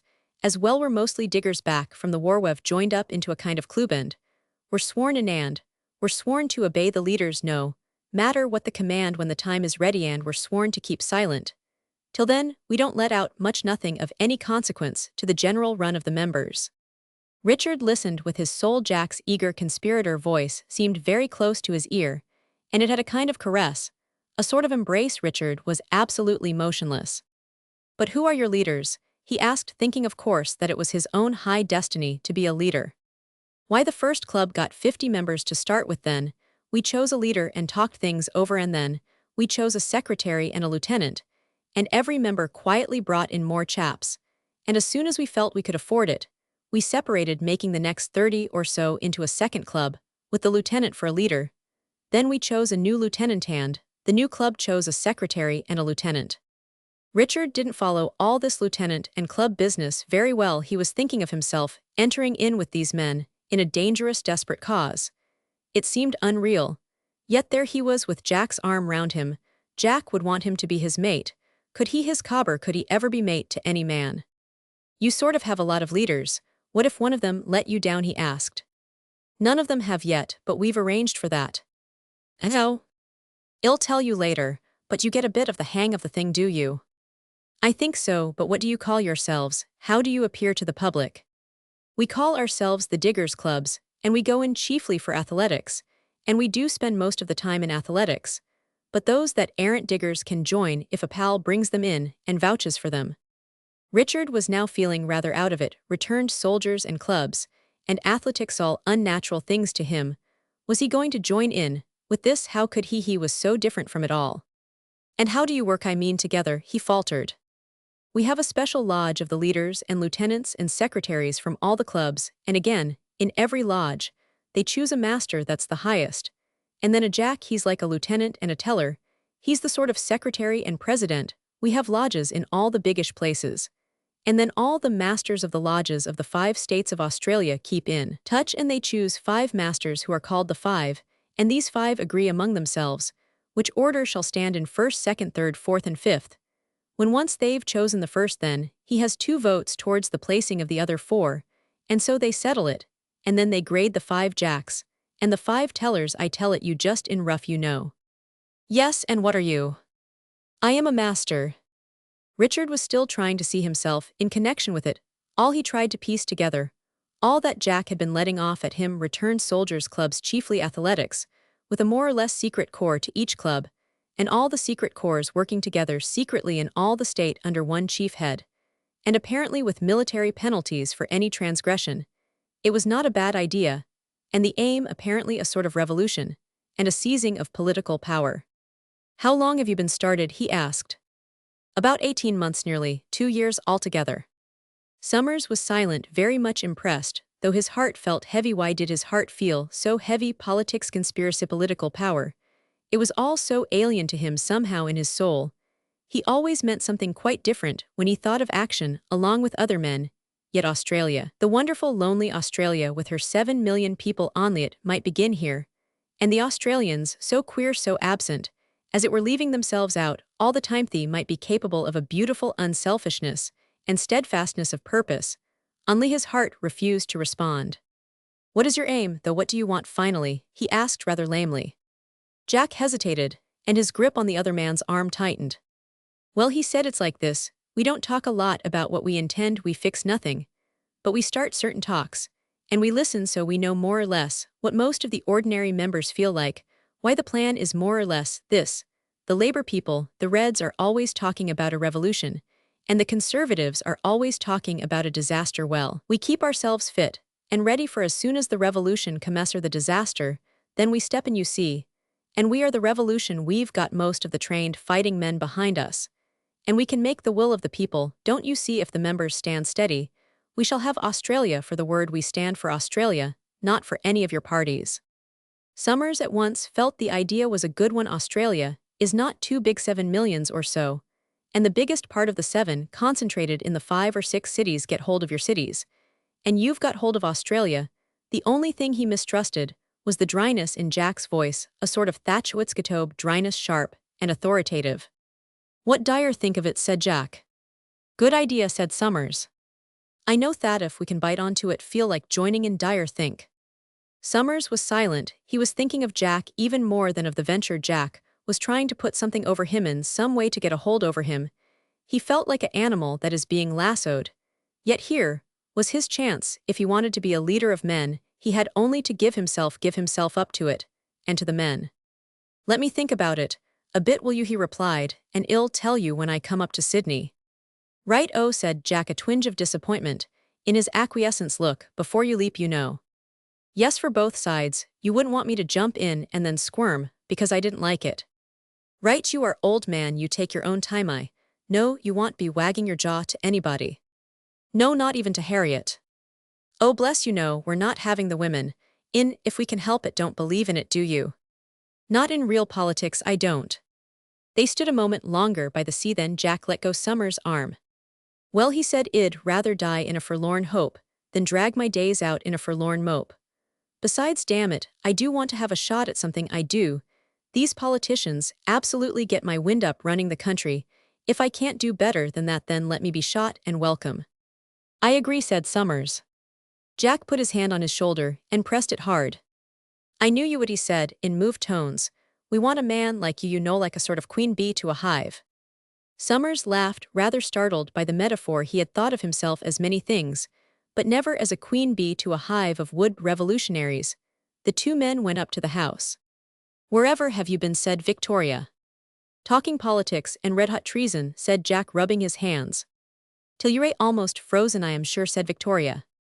Harriet looked at the two men in curiosity and suspicion, but she said nothing. Only next morning, when the Calcotts had gone, she said to Lovett, What were you and Mr. Calcott talking about, really? As he said, politics, and hot treason, an idea that some of them have got for making a change in the Constitution. What sort of change? Asked Harriet. Why don't bother me, yet I don't know myself. Is it so important you mustn't tell me? She asked sarcastically. Or else so vague, he answered. But she saw by the shut look on his face that he was not going to tell her, that this was something he intended to keep apart from her forever, a part of himself, which he was not going to share with her. It seemed to her unnecessary, and a breach of faith on his part, wounding her. If their marriage was a real thing, then anything very serious was her matter as much as his. Surely either her marriage with him was not very important, or else this Jack Calcott stuff wasn't very important, which probably it wasn't, yet she hated the hoity-toity way she was shut out. Pa, she said, a bit of little boys, silly showing off.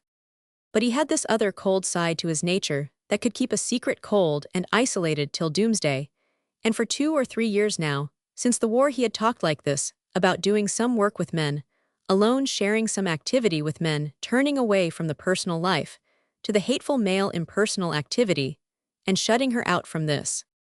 She continued bright through the day, then at evening, he found her sitting on her bed with tears in her eyes and her hands in her lap. At once his heart became very troubled, because after all she was all he had in the world, and he couldn't bear her to be really disappointed or wounded. He wanted to ask her what was the matter, and to try to comfort her, but he knew it would be false. He knew that her greatest grief was when he turned away from their personal human life of intimacy to this impersonal business of male activity for which he was always craving, so he felt miserable, but went away without saying anything, because he was determined, if possible, to go forward in this matter. With Jack he was also determined that it was not a woman's matter. As soon as he could, he would tell her about it, as much as it was necessary for her to know. But once he had slowly and carefully weighed a course of action, he would not hold it subject to Harriet's approval or disapproval. It would be out of her sphere, outside the personal sphere of their two lives, and he would keep it there. She emphatically opposed this principle of her externality. She agreed with the necessity for impersonal activity, but she insisted on being identified with the activity, impersonal or not, and he insisted that it could not and should not be, that the pure male activity should be womanless, beyond woman. No man was beyond woman, but in his one quality of ultimate maker and breaker, he was womanless. Harriet denied this bitterly. She wanted to share, to join in, not to be left out. Lonely, he looked at her in distress, and did not answer. It is a knot that can never be untied. It can only, like a navel string, be broken or cut. For the moment, however, he said nothing, but Summers knew from his dreams what she was feeling, his dreams of a woman he loved, something like Harriet, something like his mother, and yet unlike either. A woman sullen and obstinate against him, repudiating him, bitter. The woman was grieved beyond words, grieved till her face was swollen and puffy, and almost mad or imbecile, because she had loved him so much, and now she must see him betray her love. That was how the dream woman put it. He had betrayed her great love, and she must go down desolate into an everlasting hell, denied, and denying him absolutely in return, a sullen, awful soul. The face reminded him of Harriet and of his mother and of his sister and of girls he had known when he was younger, strange glimpses of all of them, each glimpse excluding the last, and at the same time in the terrible face, some of the look of that bloated face of a madwoman, which hung over Jane Eyre in the night in Mr. Rochester's house. The Summers of the dream was terribly upset. He cried tears from his very bowels, and laid his hand on the woman's arm saying, "But I love you, don't you believe in me, don't you believe in me?" But the woman, she seemed almost old, knowingly shed a few bitter tears, bitter as vitriol, from her distorted face, and bitterly, hideously turned away, dragging her arm from the touch of his fingers, turned, as it seemed to the dream summers away, to the sullen and dreary everlasting hell of repudiation. He woke at this, and listened to the thunder of the sea with horror, two women in his life.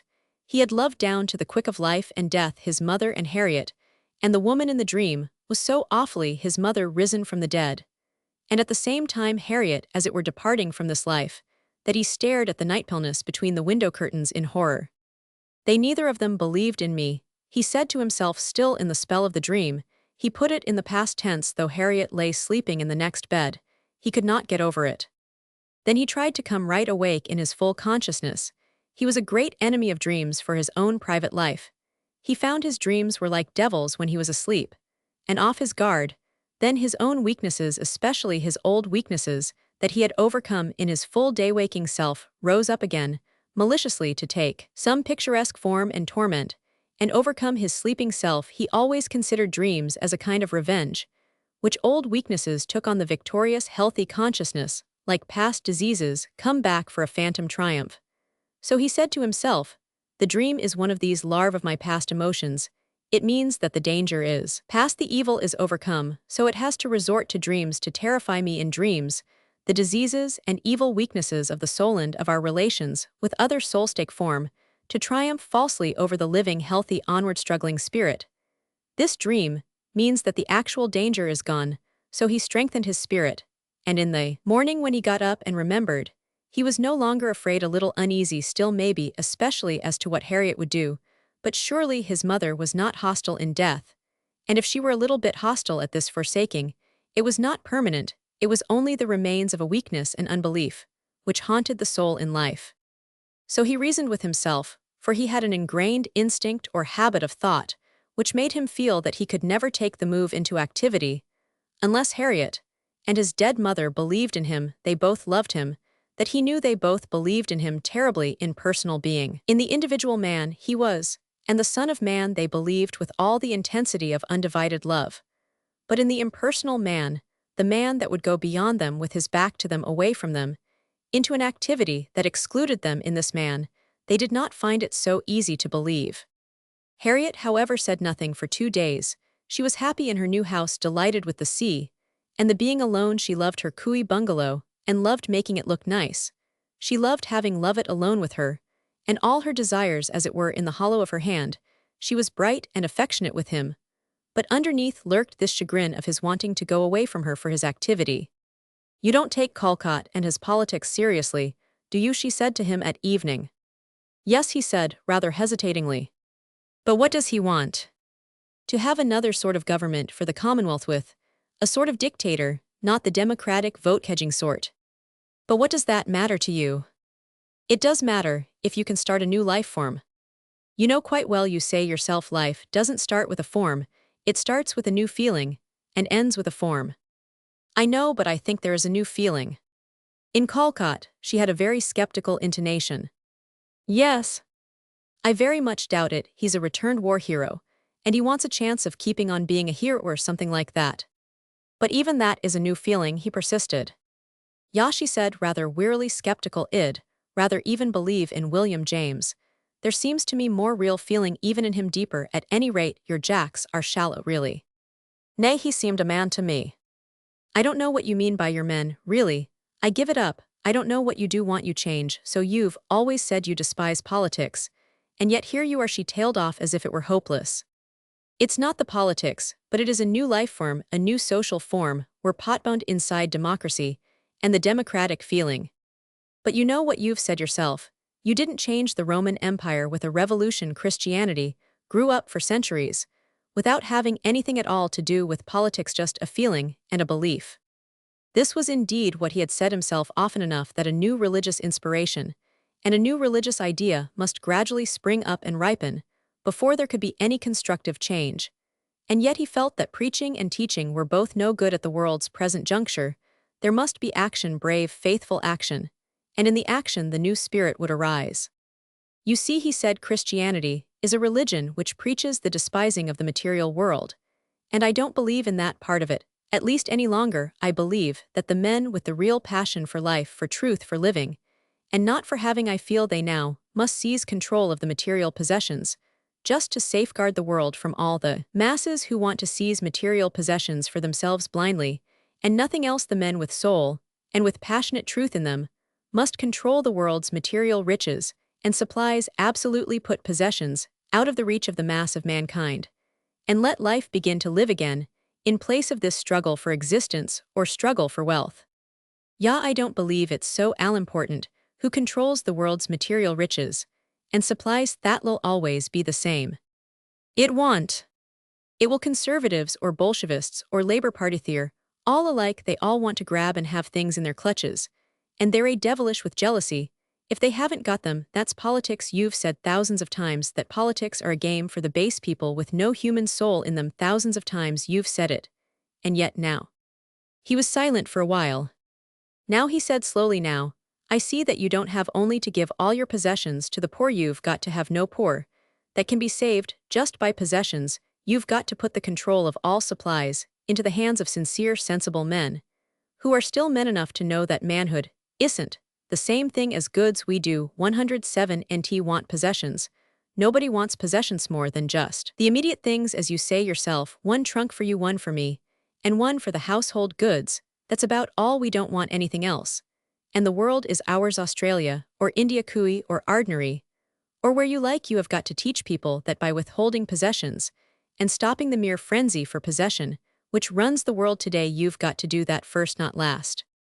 And you think Jack Colcott will do it? I did think so, as he talked to me. Well then, let him. Why do you want to interfere? In my opinion, he's chiefly jealous because other people run the show, and he doesn't have a look in, having once been a captain with some power. He wants the same again, and more. I'd rather trust William James to be disinterested. Nay, Jack Colcott is generous by nature, and I believe he'd be disinterested. In his way, he's generous, but that isn't the same as being disinterested. For all that he wants to have his finger in the pie, that's what he wants. To pull out plums, that's not true. Perhaps not to pull out money plums, but to be bossy, to be a captain once more, feeling his feet, and being a boss over something. Why shouldn't he be? Why not? I don't care if he bosses all Australia and New Zealand, and all the lot, but I don't see why you should call it disinterested, because it isn't. He paused, struck. Am I disinterested? He asked. Notch, hesitate not, when you want just power. But I don't want just power. I only see that somebody must have power, so those should have it who don't want it selfishly, and who have some natural gift for it, and some reverence for the sacredness of it. Happer power, what does it all mean after all, and especially in people like Jack Colcott? Where does he see any sacredness? He's a sentimentalist. And as you say yourself, nothing is sacred then. This discussion ended in a draw. Harriet had struck home once or twice, and she knew it. That appeased her for the moment, but he stuck to his essential position, though he was not so sure of the circumstantial standing. Harriet loved Kui and was determined to be happy. There she had at last gradually realized that Lovett was no longer lover to her or anybody or even anything, and amidst the chagrin was a real relief, because he was her husband. That was undeniable. And if as her husband he had to go on to other things outside of marriage, well, that was his affair. It only angered her when he thought these other things revolutions or governments or what nothier than their essential marriage. But then he would come to himself and acknowledge that his marriage was the center of his life, the core, the root, however he liked to put it, and this other business was the inevitable excursion into his future, into the unknown onwards, which man by his nature was condemned to make even if he lost his life a dozen times in it. Well, so be it. Let him make the excursion even without her, but she was not, if she could help it, going to have him setting off on a trip that led nowhere. No, if he was to excurse ahead, it must be ahead, and her instinct must be convinced, as the needle of a mariner's compass is convinced, and regarding this Australian business of Colcott's, she had her doubts. However, she had for the moment a home where she felt for the moment as rooted, as central as the tree of life itself. She wasn't a bit of flotsam, and she wasn't a dog chained to a dog kennel. Kui might be absurd, and she knew it was only a camp, but then where she camped with Lovett Summers was now the world center to her, and that was enough. She loved to wake in the morning and opened the bedroom. Dorothy had the north bedroom on the veranda, the room that had the sun all day long. Then, she liked to lie luxuriously in bed and watch the lovely broken colors of the Australian dawn, always strange mixed colors, never the primary reds and yellows. The sun rose on the northeast, she could hardly see it, but she watched the first yellow of morning, and then the strange, strong, smoky red-purple of floating pieces of cloud, then the rose and mist blue of the horizon, and the sea all reddish, smoky flesh color moving under a film of gold like a glaze, then the sea gradually going yellow, going primrose, with the foam breaking blue as forget-me-nots or frost in front, and on the near swing of the blue-eye primrose sticking up through the marvelous liquid pale yellow, glaze the black fins of sharks, the triangular black fins of sharks like small hard sails of hellboats amid the swimming luminousness. Then she would run out on the veranda, sharks, 4 or 5 sharks skulking in the morning glow, and so near she could almost have thrown bread to them, sharks slinking along quite near the coast as if they were walking on the land. She saw one caught in the heave of a breaker, and lifted, and then she saw him start, saw the quick flurry of his tail as he flung himself back. The land to him was horrors, to her the sea beyond, that wall of ice-blue foam. She made love it come to look. He watched them slowly, holding the brush in his hand. He had made the fire, and was sweeping the hearth. Coffee was ready by the time Harriet was dressed, and he was crouching making toast. They had breakfast together on the front veranda, facing the sea eastwards, and the sun slanted, warm though it was midwinter, and the much-washed redand white tablecloth that had been in so many lands with them, and that they used outdoors, looked almost too strongly colored in the tender-seeming atmosphere. The coffee had a lot of chicory in it, but the butter and milk were good, and the brownish honey, that also, like the landscape, tasted queer, as if touched with unkindled smoke. It seemed to Summers as if the people of Australia ought to be dusky. Think of Sicilian honey, like the sound of birds singing, and now this with a dusky undertone to it, but good too, so good. Chap Roman 6 Kangaroo. They went back to Sydney on the Thursday for 2 days to pack up and return to Kui. All the time they could hear the sea. It seemed strange that they felt the sea so far away in Sydney itself. There is no sea. It might be Birmingham, even in Mullumbimby, a queer raw little place. When Summers lifted his head and looked down Main Street and saw a mile away the high level of the solid sea, it was almost a shock to him. Half a mile inland, the influence of the sea has disappeared, and the land sense is so heavy buried that it is hard to believe that the dull rumble in the air is the ocean. It sounds like a coal mine or something. Y'all let Mr. Summers and me have a little chat to ourselves. Mrs. Summers want you, said Jack, appearing after tea. Willingly, I assure you. I don't want to be bothered with your important affairs, said Harriet.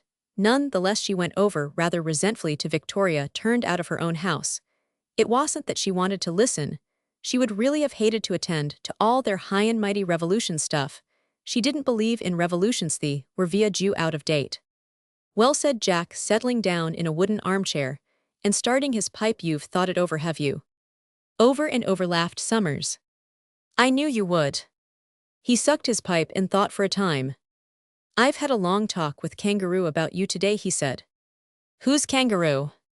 He's the first, replied Jack slowly, and again there was silence. Summers kept himself well in hand and said nothing. A lawyer. Well, up, I knew him in the army, though he was one of my lieutenants. Still Summers waited without speaking. He'd like to see you. Should you care to have lunch with him and me in town tomorrow? Have you told him you've talked to me? Oh yes, told him before I did it. He knows your Riddingsreed, all you've writ. Apparently he'd heard about you too from a chap on the Naldera. That's the boat you came by, isn't it? Yes, said Summers. Yes, echoed Jack. He was all over me when I mentioned your name. You'd like Kangaroo. He's a great chap. What's his name? Cooley, Benjamin Cooley. They like him on the bulletin, don't they? Didn't I see something about Ben Cooley and his straight talk? Yes, oh, he can talk straight enough and crooked enough as well. If it comes to that, y'all come to lunch. Then we lunch in his chambers. Summers agreed. Jack was silent, as if he had not much more to say. After a while, he added reflectively, Yes, I'm glad to have brought you and Kangaroo together. Why do they call him Kangaroo? Looks like one. Again there was a silence, each man thinking his own thoughts. You and Kangaroo will catch on like wax as far as ideas go, Jack prognosticated. But he's an unfeeling beggar, really, and that's where you want cotton on to him. That's where I come in. He looked at Summers with a faint smile. Come in to what? Laughed Summers. Jack took his pipe from his mouth with a little flourish. In a job like this, he said, a man wants a mate he's a mad at that he can say anything to and be absolutely himself, with must have it. And as far as I goffer mayu, don't mind if I say it, do you kangaroo, could never have a mate he's as odd as any phnix bird I've ever heard tell of. You couldn't mate him to anything in the heavens above, or in the earth beneath, or in the waters under the earth. No, there's no female kangaroo of his species, fine chap for all that, but as lonely as a nail in a post. Sounds something fatal and fixed, laughed Summers. It does, and he is fatal and fixed. Those eyeglasses of his Eunothi alone make a man into a sort of eye of God, rather glassy. But my idea is, in a job like this every man should have a mate like most of us had in the war. Mine was Victoria's brother and still is in a way. But he got some sort of a sickness that seems to have taken all the fight out of him, fooling about with the wrong sort of women, can't get his pecker up again, now the fool, poor devil and all. Jack sighed and resumed his pipe. Men fight better when they've got a mate, they'll stand anything when they've got a mate, he went on again after a while. But a mate's not all that easy to strike, where a lot of decent chaps stick at nothing once. They wanted to put a thing through in our lodgend in my club, but there's not one of them I feels quite up to mafe, you know what I mean, rattling good fellows, but nary one of 'em quite my cut. That's usually so, laughed Summers. It is said, Jack. Then he narrowed and diminished his voice. Now, I feel, he said cautiously and intensely, that if you and me was mates, we could put any damn mortal thing through, if we had to knock the bottom out of the blanky show to do it. Summers dropped his head. He liked the man, but what about the cause? What about the mistrust and reluctancy he felt? And at the same time the thrill of desire what was offered. He wanted so much to be mates with Jack in this cause, life and death mates, and yet he felt he couldn't. Not quite. Something stopped him. He looked up at Calcott. The other man's face was alert and waiting, curiously naked a face. Too, Summers wished it had had even a mustache, anything rather than this clean, all clean bare flesh. If Jack had only had a beard too like a man, and not one of these clean-shaven, too much exposed faces, alert, waiting face, almost lurking, waiting for an answer. Could we ever be quite mates? Summers asked gently.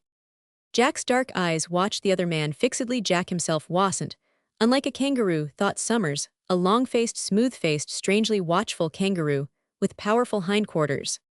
Perhaps not as me and Fred Wilmot was in a way. You're a higher up than I am. But that's what I like, you know, a mate that's better than I am, a mate who I feel is better than I am. That's what I feel about you. And that's what makes me feel, if we was mates I'd stick to you through hellfire and back, and we'd clear some land between us. I know, if you and me was mates, we could put any blooming thing through, there'd be nothing to stop us. Not even Kangaroo. Oh, he'd be our way, and we'd be his. He's a sensible chap. Summers was tempted to give Jack his hand there and then, and pledge himself to a friendship, or a comradeship that nothing should ever alter. He wanted to do it, yet something withheld him, as if an invisible hand were upon him, preventing him. I'm not sure that I am a mating man, either, he said slowly. You Jack eyed him. You are and you aren't. If you'd once come over, why, man, do you think I wouldn't lay my life down for you? Summers went pale. He didn't want anybody laying down their lives for him. Greater love than this. But he didn't want this great love. He didn't believe in it, in that way of love. Let's leave it, Jack, he replied, laughing slowly, and rising, giving his hand to the other man. Don't let us make any pledges, yet we're friends whatever else we are. As for being mates, wait till I feel sure, wait till I've seen Kangaroo, wait till I see my way clear. I feel I am only 6 strides down the way yet, and you ask me to be at the end. At the start, you mean, said Jack, gripping the other man's hand and rising too. But take your time, old man. He laid his hand on Summers' shoulder. If you're a slow and backward like a woman, it's because it's your nature, not like me. I go at it in jumps like a kangaroo. I feel I could jump clean through the blooming tent canvas sometimes. As he spoke, he was pale and tense with emotion, and his eyes were like black holes, almost wounds, in the pallor of his face. Summers was in a dilemma. Did he want to mix and make with this man, one part of him perhaps Roman 999, but not a very big part, since for his life he could not help resenting it when Jack put his hand on his shoulder, or called him old man. It wasn't the commonness either. Jack's common speech and manner was largely assumed part of the colonial bluff. He could be accurate enough if he chose. As Summers already and would soon know more emphatically, no, it was not the commonness, the vulgar touch in the approach. Jack was sensitive enough, really, and the quiet, well-bred appeal of upper-class young Englishmen who have the same yearning for intimate comradeship, combined with a sensitive delicacy, really finer than a woman's.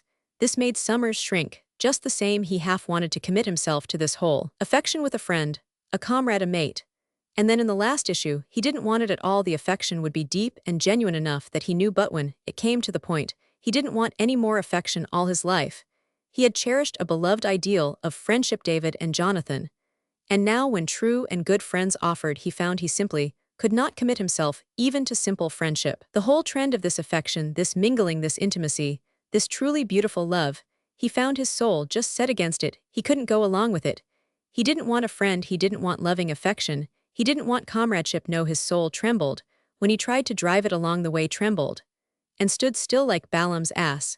It did not want friendship or comradeship, great or small, deep or shallow.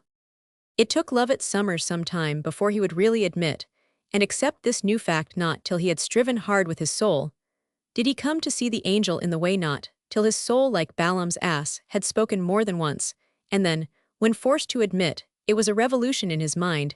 He had all his life had this craving for an absolute friend, a David to his Jonathan, Pylades to his Orestes, a blood brother. All his life, he had secretly grieved over his friendlessness. And now at last, when it really offered, and it had offered twice before since he had left Europe, didn't want it, and he realized that in his innermost soul he had never wanted it. Yet he wanted some living fellowship with other men. As it was, he was just isolated, maybe, a living fellowship, but not affection, not love, not comradeship, not mates and equality, and mingling, not blood brotherhood, none of that. What else he didn't know. He only knew he was never destined to be mate or comrade, or even friend, with any man, some other living relationship. But what he did not know, perhaps the thing that the dark races know, that one can still feel in India, the mystery of lordship, that which white men have struggled so long against, and which is the clue to the life of the Hindu, the mystery of lordship, the mystery of innate natural, sacred priority, the other mystic relationship between men, which democracy and equality try to deny and obliterate. Not any arbitrary caste or birth aristocracy, but the mystic recognition of difference, an innate priority, the joy of obedience, and the sacred responsibility of authority. Before Summers went down to George Street to find Jack, and to be taken by him to luncheon with the Kangaroo, he had come to the decision, or to the knowledge, that mating or comradeship were contrary to his destiny. He would never pledge himself to Jack nor to this venture, in which Jack was concerned. They arrived at Mr. Cooley's chambers punctually. It was a handsome apartment with handsome Jarrah furniture, dark and suave, and some very beautiful rugs. Mr. Cooley came at once, and he was a kangaroo. His face was long and lean, and pendulous, with eyes set close together behind his pince-nez, and his body was stout, but firm. He was a man of 40 or so, hard to tell, swarthy, with short cropped dark hair, and a smallish head, carried rather forward on his large but sensitive, almost shy body. He leaned forward in his walk, and seemed as if his hands didn't quite belong to him, but he shook hands with a firm grip. He was really tall, but his way of dropping his head and his sloping shoulders took away from his height. He seemed not much taller than Summers, towards whom he seemed to lean, the sensitive tip of his long nose hanging over him, as he scrutinized him sharply through his eyeglasses, and approaching him with the front of his stomach. "Very glad to see you," he said, in a voice half Australian, half official. The luncheon was almost impressive, a round table, with a huge bunch of violets in a queer old copper bowl, Queen Anne's silver, a tablecloth with heavy point-edging Venetian, wineglasses, red and white wine, in Venetian winejugs, a Chinaman waiting at table, offering first a silver dish of hors d'oeuvres, and a handsome crayfish with mayonnaise. "Why," said Summers equivocally, "I might be anywhere." Kangaroo looked at him sharply. Summers noticed that when he sat down, his thighs, in his dark gray striped trousers, were very thick, making his shoulders seem almost slender, but though his stomach was stout, it was firm. "Then I hope you feel at home," said Kangaroo, "because I am sure you are at home anywhere," and he helped himself to olives, putting one in his queer, pursed, thick-lipped mouth. "For which reason I am never at home, presumably." "That may easily be the case. Will you take red or white wine?" "White," said Summers, oblivious of the poised Chinaman. "You have come to a homely country," said the Kangaroo without the ghost of a smile. "Certainly, to a very hospitable one." "We rarely lock our doors," said Kangaroo. "Or anything else," said Jack, "though of course we may slay you in the scullery if you say a word against us." "I am not going to be so indiscreet," said Summers. "Leave the indiscretion to us. We believe in it, indiscretion. Is the better part of valor, you agree, Kangaroo, said Jack, smiling over his plate directly at his host. I don't think I'd care to see you turn discreet boy, returned the other, though your quotation isn't new. Even a crystal gazer can't gaze to the bottom of a deep well. Never mind, I am as shallow as a peatish and proud of it. Read please this to the chink. That's why it's so nice knowing you, said Kangaroo. And you of course are a glass finger bowl with a violet floating on it. You're so transparent, said Jack. I think that describes me beautifully, Mr. Summers. Help yourself to wine. That's the most comfortable. I hope you are going to write something for us. Australia is waiting for her Homer, her Theocritus. Or even her ally Sloper, said Jack, if I may be permitted to be so old-fashioned. If I were but blind, said Summers, I might have a shot at Australian Homerics. His eyes heard him still with looking at Sydney, said Jack. There certainly is enough of it to look at, said Kangaroo. In acreage, said Jack. Pity it spreads over so much ground, said Summers. Oh, every man his little lot, and an extended tram service. In Rome, said Summers, they piled up huge houses vast, and stowed them away like grubs in a honeycomb. Who did the stowing, asked Jack sarcastically. We don't like to have anybody overhead here, said Kangaroo. We don't even care to go upstairs, because we are then 1 story higher than our true ground floor selves. Prop us up on a dozen stumps, and we're cozy, said Jack, just a little above the earth level, and no higher. You know Australians in their heart of hearts hate anything but a bungalow. They feel it's rock bottom. Don't you see? None of your stair-climbing shams, and upstairs importance. Good honest fellows, said Kangaroo, and it was impossible to know if he were joking or not.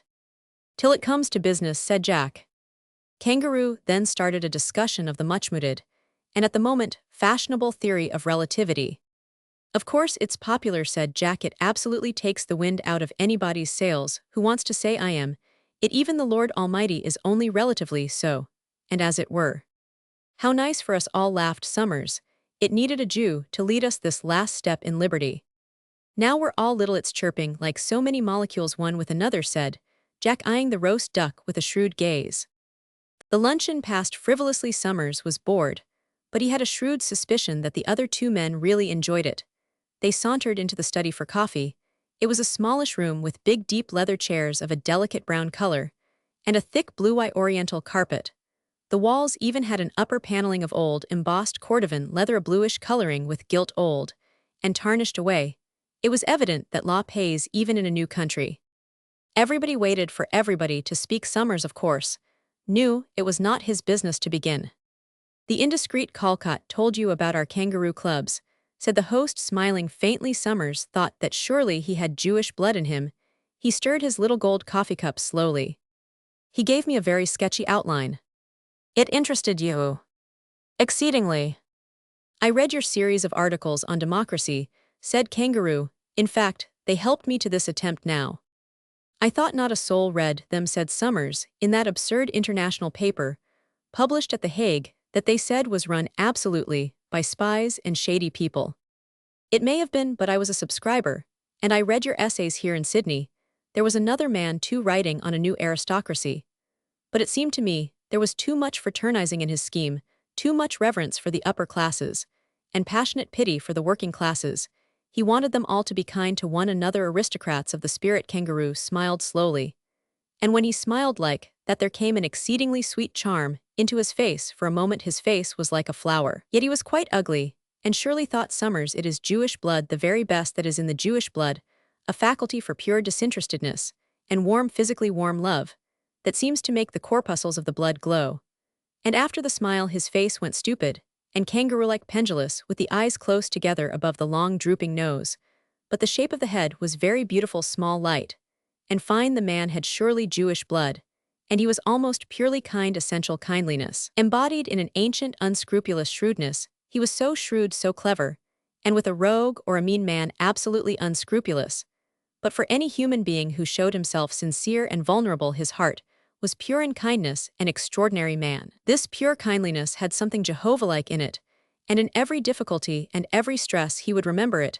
His kindly love for real vulnerable human beings, it had given his soul an absolute direction.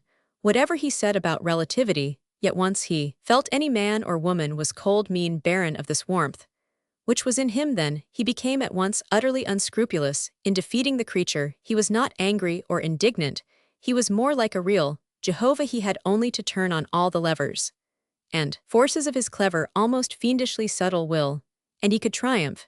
And he knew it. Summers had once had a Jewish friend with this wonderful Jehovah-like kindliness, but also without the shrewd, fiendish subtlety of will, but it helped him to understand coolly.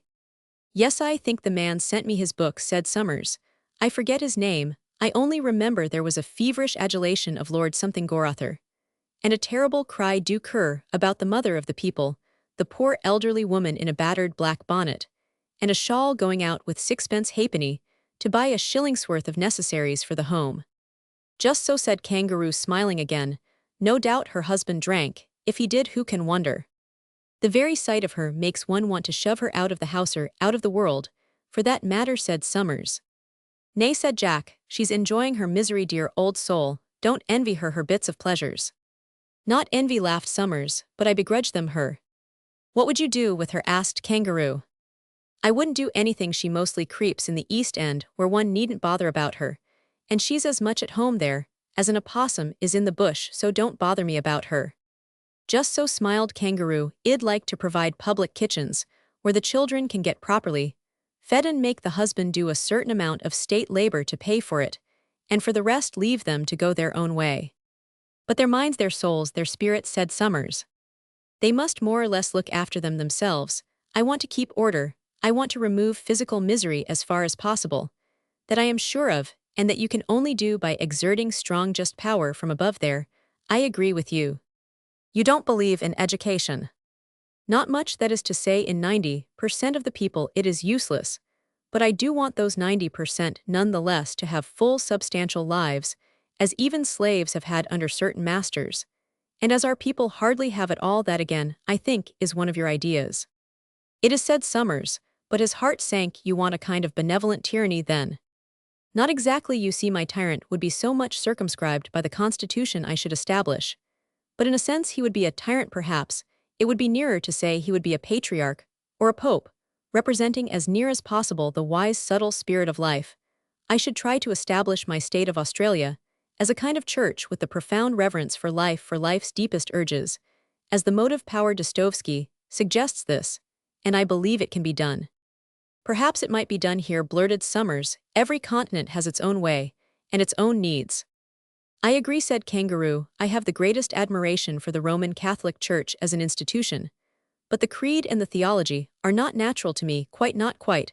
I think we need something more flexible, and a power less formal and dogmatic, more generous.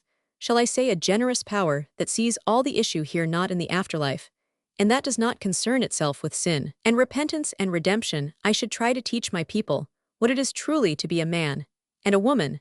The salvation of souls seems too speculative a job, I think. If a man is truly a man, true to his own being, his soul saves itself in that way.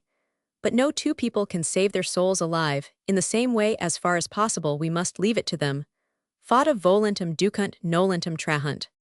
I believe that too. Yet there must be law and there must be authority, but law more human and authority much wiser. If a man loves life and feels the sacredness and the mystery of life, then he knows that life is full of strange and subtle and even conflicting imperatives, and a wise man learns to recognize the imperatives as they are nearly sown to obey.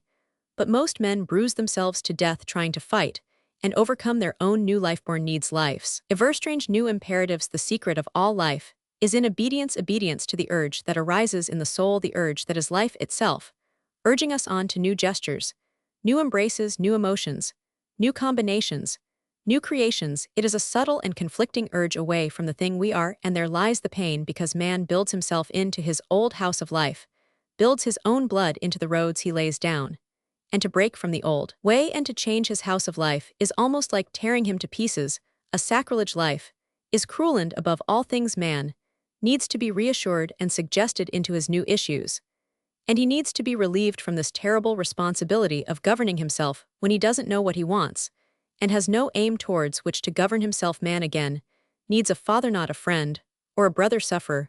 A suffering Savior. Man needs a quiet, gentle Father who uses his authority in the name of living life, and who is absolutely stern against anti-life. I offer no creed, I offer myself, my heart of wisdom's strange warm cavern, where the voice of the oracle steams in from the unknown, I offer my consciousness, which hears the voice, and I offer my mind and my will for the battle against every obstacle to respond to the voice of life, and to shelter mankind from the madness and the evil of anti-life. You believe in? Ah yes, evil is the great principle that opposes life in its new urges, the principle of permanency everlastingness, is in my opinion the root of evil. The 10 Commandments which Moses heard were the very voice of life, but the tablets of stone he engraved them on are millstones round our next commandments should fade as flowers do, they are no more divine than flowers are but are divine. Flowers look at those hibiscus thee, don't want to immortalize themselves into stone, if they turned into stone on my table, my heart would almost stop beating and lose its hope and its joy, but they will quietly gently wither, and I love them for it, and so should all creeds all gods quietly, and gently curl up and wither, as their evening approaches. That is the only way of true holiness in my opinion. The man had a beautiful voice when he was really talking, it was like a flute, a wood instrument, and his face, with that odd look of a sheep or a kangaroo, took on an extraordinary beauty of its own aglow, as if it were suffused with light, and the eyes shone with a queer holy light behind the eyeglasses, and yet it was still the kangaroo face. Summers watched the face, and dropped his head. He sat feeling rebuked, he was so impatient and outrageous himself, and the steady loveliness of this man's warm wise heart was too much for him. He was abashed before it. Ah yes, Kangaroo rechoed, there is a principle of evil, the principle of resistance, malignant resistance to the life principle, and it uses the very life force itself against life, and sometimes seems as if it were absolutely winning. Not only Jesus rose from the dead, Judas rose as well and propagated himself on the face of the earth. He has many children now, the life opposers, the life resistors, the life enemies, but we will see who wins. We will see in the name of life and the love of life, a man is almost invincible. I have found it so. I believe it also, said Summers. They were silent, and Kangaroo sat there with the rapt look on his face, a pondering eternal look like the eternity of the Lamb of God grown into a sheep. This rather wicked idea came into Summers' mind, the Lamb of God grown into a sheep. So the man sat there with his wittied, rapt face, sunk forward to his breast, very beautiful, and as eternal as if it were a dream so absolute. A wonderful thing for a sculptor, for Kangaroo was really ugly, his pendulous Jewish face, his forward shoulders, his round stomach, in its expensively tailored waistcoat, and dark gray striped trousers, his very big thighs, and yet even his body had become beautiful to Summison, might love it intensely, every one of its contours, its roundnesses, and downward drooping heaviness, almost a grotesque, like a Chinese Buddha, and yet not a grotesque beautiful, as some half-tropical bulging flower from a tree. Then Kangaroo looked with a teasing little smile at Summers. But you have your own idea of power, haven't you, he said, getting up suddenly with quick power in his bulk, and gripping the other man's shoulder. I thought I had said Summers. Oh, you have, there was a calm, easy tone in the voice, slightly fat, very agreeable. Summers thrilled to it, as he had never thrilled. Why, the man is like a god, I love him, he said to his astonished self, and Kangaroo was hanging forward his face, and smiling heavily and ambiguously to himself, knowing that Summers was with him. Tiger, tiger burning bright in the forests of the night. He quoted in a queer sonorous voice, like a priest, the lion of your might would be a tiger, wouldn't it, the tiger, and the unicorn were fighting for the crown. How about me for a unicorn if I tied a bayonet on my nose? He rubbed his nose with a heavy playfulness. Is the tiger your principle of evil? The tiger, oh dear no, the jackal, the hyena, and dear deadly humanity. No, the tiger stands on one side, the shield, and the unicorn on the other, and they don't fight for the crown at all, they keep it up between them, the pillars of the world, the tiger, and the kangaroo. He boomed this out in a mock heroic voice, strutting with heavy playfulness. Then he laughed, looking winsomely at Summers. Heaven, what a beauty he had. Tiger, tiger burning bright, he resumed sing-song abstracted, I knew you'd come, even since I read your first book of poem show. Many years is it, Agotneleven, I knew you'd come. Your hands are 5 branded flames. Noli me tanger. Of course you had to come. Well, here I am anyhow, said Summers. You are, shouted the other, and Summers was quite scared. Then Kangaroo laughed again. Get up, he said, stand up, and let me look at you. The two men stood facing one another, Kangaroo large with his full stomach, and his face hulking down, and his queer glaring eyes, Summers slight, and aloof-looking, coolly eyed him up and down. A little bit of a fellow too delicate for rough me, he said, then started quoting again. Your hands are 5 branded flames. Noli me tangere. I've got fat and bulky on all the poetry. I never wrote how do you do Mr. Summers, how do you like Australia? And its national animal the kangaroo again. He smiled, with the sudden glow of warmth in his dark eyes startling and wonderful. Australia is a weird country, and its national animal is beyond me, Summers said smiling rather palely. Oh no it isn't, y'all be patting it on the back, as soon as you've taken your hands out of your pockets. He stood silent a long while with feet apart looking abstractedly at Summers, through his pince-nez. Ah well he sighed at last, we shall see. But I am very glad you came, you understand what I mean. I know when I say we are birds of the same feather, aren't we? In some ways I think we are. Yes, in the feathery line. When shall I see you again? We are going back to the south coast on Sat. Then let me see you tomorrow, let me call for you at your house and bring you back into town for dinner in the evening. May I do that? Thank you, said Summers. What does thank you mean? Dank no thank you. Yes thank you, said Summers. Don't thank me, man, suddenly shouted the other. I am the one to do the thanking. Summers felt simple startled amazement at these sudden shouts, loud shouts that you might almost hear in the street. At last Jack and Summers left. Jack had felt it his business to keep quiet, he knew his chief, but now he opened his mouth. What do you think of Kangaroo? He asked. I am beyond thinking, said Summers. I know that's how he leaves you when he makes a set at you, but he's a rattling fine sort, he puts a heart into you when your chest's as hollow as an old mustard tin. He's a wonder is Kangaroo, and he keeps on being a wonder. Yes, he's certainly a wonder. My the brain the man has, I say, though talking about tigers and kangaroos reminded me of a thing I once saw. It was up in the north I was going along, when I heard snarls out of some long buffalo grass that made my hair stand on end. I had to see what it was though, so into the grass goes Roman 1, and there I saw a full-grown male kangaroo backed up against a tree with the flesh of one leg torn clean from the bone. He was gasping, but he was still fighting, and the other was a great big cat.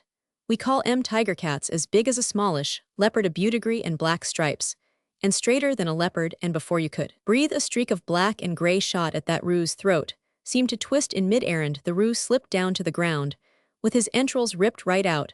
I was so dumbfounded. I took a step in the grass, and that great hulking cat stopped and lifted his face from his warm food that he'd started on without ever looking up. He stood over that roo for 10 seconds staring me in the eyes, then the skin wrinkled back from his snout, and the fangs were so white and clean as death itself. And a low growl came out of his ugly throat. Come on, you swine, it said as plain as words. I didn't you bet I backed out of that beastly grass. The next one I saw was a dead one, and beside him lay the boss best staghound that had been trained to tackling wild boars since he was a pup, dead as well. The cat had come fossicking round our camp on the Madden River.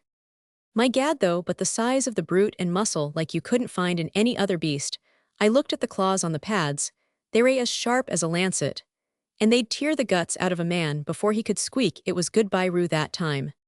They put that yarn in the bulletin and some chap wrote, and said it was a stiff un, and the wild cat must be descended from escaped tame cats, because this country has no pussy aboriginal of any sort. Couldn't say myself, except I saw that tiger cat, and it didn't look much like the son of a homely tissy. Either wonder what put the thing in my head, perhaps Kangaroo's fat belly.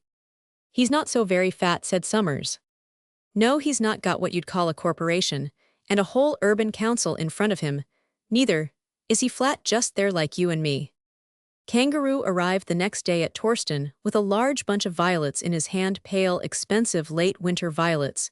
He took off his hat to Harriet and bowed quite deep, without shaking hands. He had been a student at Munich.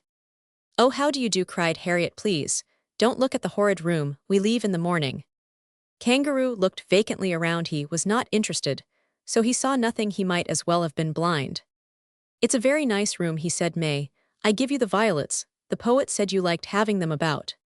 She took them in her 2 hands, smelling their very faint fragrance.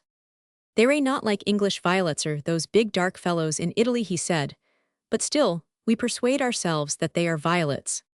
They're lovely, I feel I could warm my hands over them, she said. And now they're quite happy violets, he replied, smiling his rare sweet smile at her. Why are you taking the poet away from Sydney? Love it, he wants to go. Love it, what a good name to call him by. He turned to Summers, looking at him closely. May I call you Love it? Better that than the poet, said Summers, lifting his nose slightly with aversion. The other man laughed, but softly and happily. His muse he's not in love with, he murmured to himself. No, he prefers his own name, said Summers. But supposing now, said Kangaroo, as if alert and interested, your name was Cooley Benjamin Cooleyben. For short, you'd prefer even Kangaroo to that. In Australia, the kangaroo is the king of beasts, said Summers. The kangaroo is the king of beasts. Inviting the other ones out to feasts. Sang the big man, continuing, want you both come to dinner, with the king of beasts want you come too, Mrs. Summers. You know you only want Love it to talk your man's stuff. I am not a man, I am a kangaroo. Besides, yesterday, I hadn't seen you. If I had known, my dear Summers, that your wife, who is at this moment in her room hastily changing her dress, was such a beautiful person, I don't say woman merely'd have invited you for her sake, and not for your own. Then I wouldn't have come, said Summers. Hear them, what a haughty pair of individuals. I suppose you expect the king of beasts to go down on his knees to you like the rest of democratic kings, to their constituents. Want you get ready, Mrs. Summers. You are quite sure you want me to come, said Harriet suspiciously. Why, if you want come, I shall ask Love it, dear Love it, by the happiest fluke in the world, not Lovelessito, let me stay here to tea, dinner, or superthet, is to the next meal, whatever name it may bear. At this Harriet disappeared to put on a proper dress. We will go as soon as you are ready, called Kangaroo. We can all squeeze into that automobile at your gate.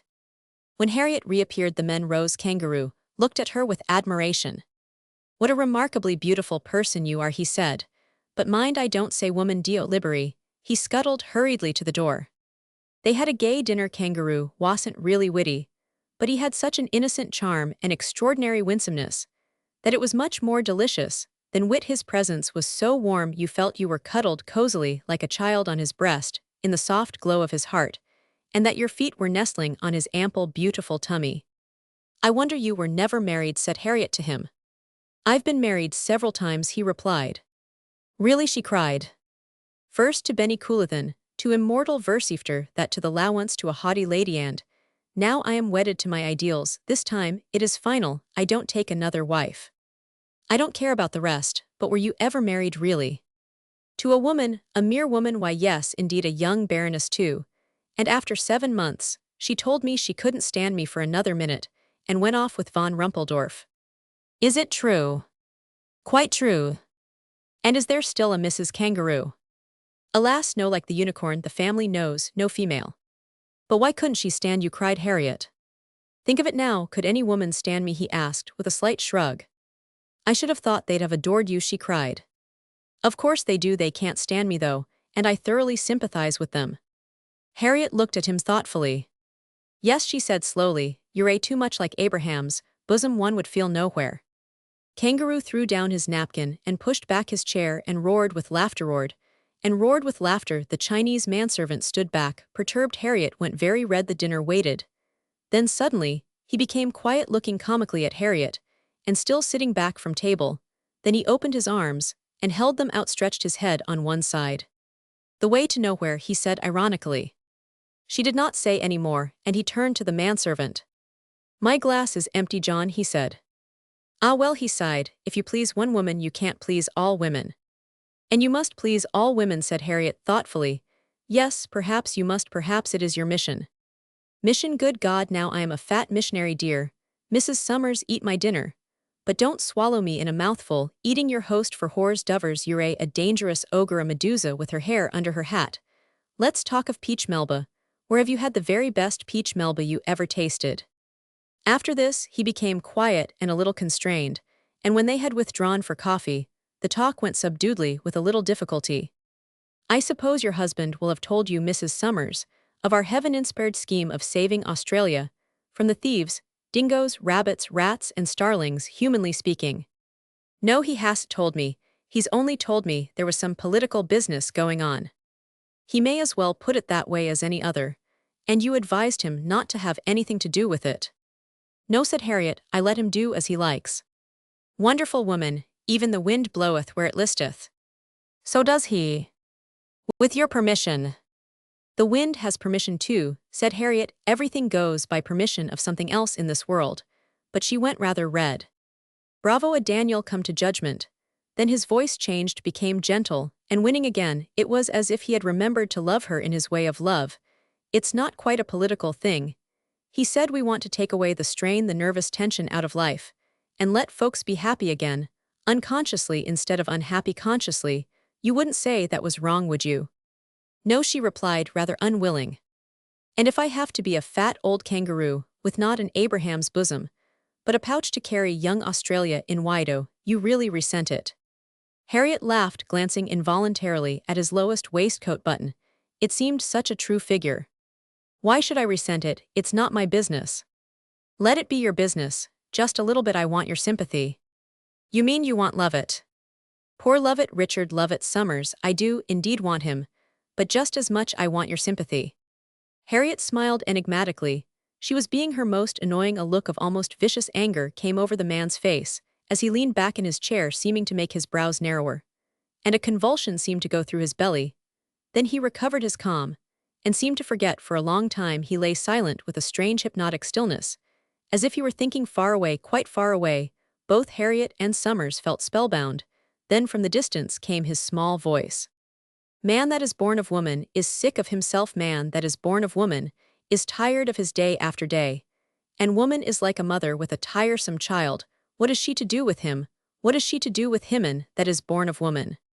But the men that are born like ants out of the cold interval, and are womanless, they are not sick of themselves, they are full of cold energy, and they seethe with cold fire in the anthill, making new corridors, new chambers. The alone know what for, and they have cold formic acid females as restless as themselves, and as active about the anthill, and as identical with the dried clay of the building, and the active important so-called females, and the active cold-blooded energetic males. They shift twig after twig and lay crumb of earth upon crumb of earth, and the females deposit cold white eggs of young. This is the world, and the people of the world, and with their cold active bodies, the antmen and the antwomen swarm over the face of the earth. And where then are the sons of men? Where are the sons of men? And man that is born of woman, man that is born of woman, is a slave in the cold barren corridors of the anthill. Or if he goes out, the open spaces are but spaces between anthill and anthill. And as he goes, he hears voices claiming him, saying, hello, here comes a brother ant, and they hail him as a brother ant. And from this, there is no escape, none, not even the lap of woman. But I am a son of man. I was once a man born of woman, and by the warm heart of the mother that bore me, even if 50 wives denied me, I would still go on fighting with a warm heart to break down the anthill. I can fight them with their own weapons, the hard mandibles, and the acid sting of the cold ant. But that is not how I fight them. I fight them with the warm heart. Deep calls to deep, and fire calls out fire. And for warmth, for the fire of sympathy to burn out the ant heap, with the heat of fiery living hearts. That is what I stand for. And if I can make no one single woman happy, I will make none unhappy either. But if I can let out the real fire of happiness from the heart and bowels of man that is born of woman, and woman that is born of man, then suddenly he broke off, and whether I can or not, I love them, he shouted in a voice suddenly become loud and passionate. I love them. I love you, you woman born of man, I do. And I defy you to prevent me. Fiery you are, and fiery am I, and fire should be friends with fire. And when you make me angry with your jealousy and mistrust, like the ants, I remind myself, but see the beauty of the fire in her, and think how the ants have tortured her and filled her with fear and with horror. And then the rage goes down again. And I know I love you, and I know that fire loves fire, and that therefore you love me, and I chalk up another mark against the ants who have tortured you with their cold energy and their conscious formic acid that stings like fire. And I love you because you've suffered from them, as I have, and I love you because you and your husband cherish the fire between you, sacred apart from the ants, a bos less formies. I have been like a man buried up into his neck, in an ant heap, so buried in the daily world, and stung and stung and stung again, because I wouldn't change and grow cold till now. Their poison is innocuous, and the formic acid of social man has no effect on me, and I've kept my warmth, and I will keep it till I give it up to the unknown out of my poor fat body, and it is my banner and my wife and my children, and my God, just the flicker that is in my heart like a fire, and that I live by. I can't speculate about God, I can't do it, it seems to me a cold antish trick. But the fire that is in my heart is God, And I will not forswear it, no, not if you offer me all the world and fire is full of seeds, and let them scatter, I want cherish it on a domestic hearth. I say I want, so don't bring that up against me. I want cherish it on the domestic hearth. I will use it against the ants, while they swarm over everything and ill call fire to my fire. And set the antheap at last in a blaze like kerosene poured in it. Shall be so, it shall be so, don't oppose me, believe the flame in your heart once, and for all, and don't oppose me, believe the flame of your own heart. And be with me, remember, I am with you against the ants, remember that. And if I am Abraham's bosom, isn't it better than no bosom in a world that simmers with busy ants? And would you leave every young, warm, naked thing on the ground for the ants to find, would you? He looked at her searchingly, she was pale and moved, but hostile. He swung round in his chair, swinging his heavy hips over, and lying sideways. Shall I tell you a thing a man told me? He had it from the lady's own lips. It was when the Prince of Wales was in India. Just now there had been a show and then a dinner given by the governor of the townsome capital or other. The prince sat next to the governor's lady, and he was glum, silent, tortured by them, all a bit beyond bearance, and the governor's lady felt she ought to make conversation, ought to say something to the poor devil, just for the show's sake, and the occasion, so she couldn't think what to tell him that would interest him. Then, she had a brilliant idea. Do you know what happened to me last week? She said, you've seen my adorable little Pekingese chew. She had puppies for darling, queer little thingstony, little creepy crawlies. Of course we loved them. But in the night, I thought I heard them crying. I wasn't sure. But at last I went down. And what do you think? There was a swarm of white ants. And they were just eating up the last bits of them. Wasn't it awful? The prince went white as death, and just then an ant happened to come on the tablecloth. He took his glass and banged it over it, and never spoke another word all evening. Now, that story was told by the woman herself. And this was what she did to a poor nerve-racked lad. She was supposed to honor. Now, I ask you, where was the living heart in her? She was an ant, a white ant too. He rolled over in his chair bitterly, with massive bitterness, turning his back on Harriet. She sat with a pale, blenched face, and tears in her eyes. How cruel, she said, but she must have been a fool. Vile, no fool, quite brilliant, and tactics. There was warmth in the lad's heart, and she was out to do her bit of the quenching. Oh, she gave him her nip. And sting ants, social creatures, cold as they are when it comes to them, and as cunning and quite as vicious. But that's not what I care for. I want to collect together all the fire in all the burning hearts in Australia. That's what I want. Collect the heart fire. And the fire will be our fire. That's what I do want, apart from all antics and antrics. We have lighted such a fire this day, Master Latimer. Yes. And well, light another. You needn't be with me. If you don't want toy fury, frightened of losing your monopoly over your precious husband, take him home, then take him home. And he rolled his back on her more than ever, finishing in a sudden gust of anger and weariness. He lay there rolled in his chair, a big, queer, heavy figure with his face almost buried in the soft leather, and his big hips sticking out. Her face was quivering, wanting to cry.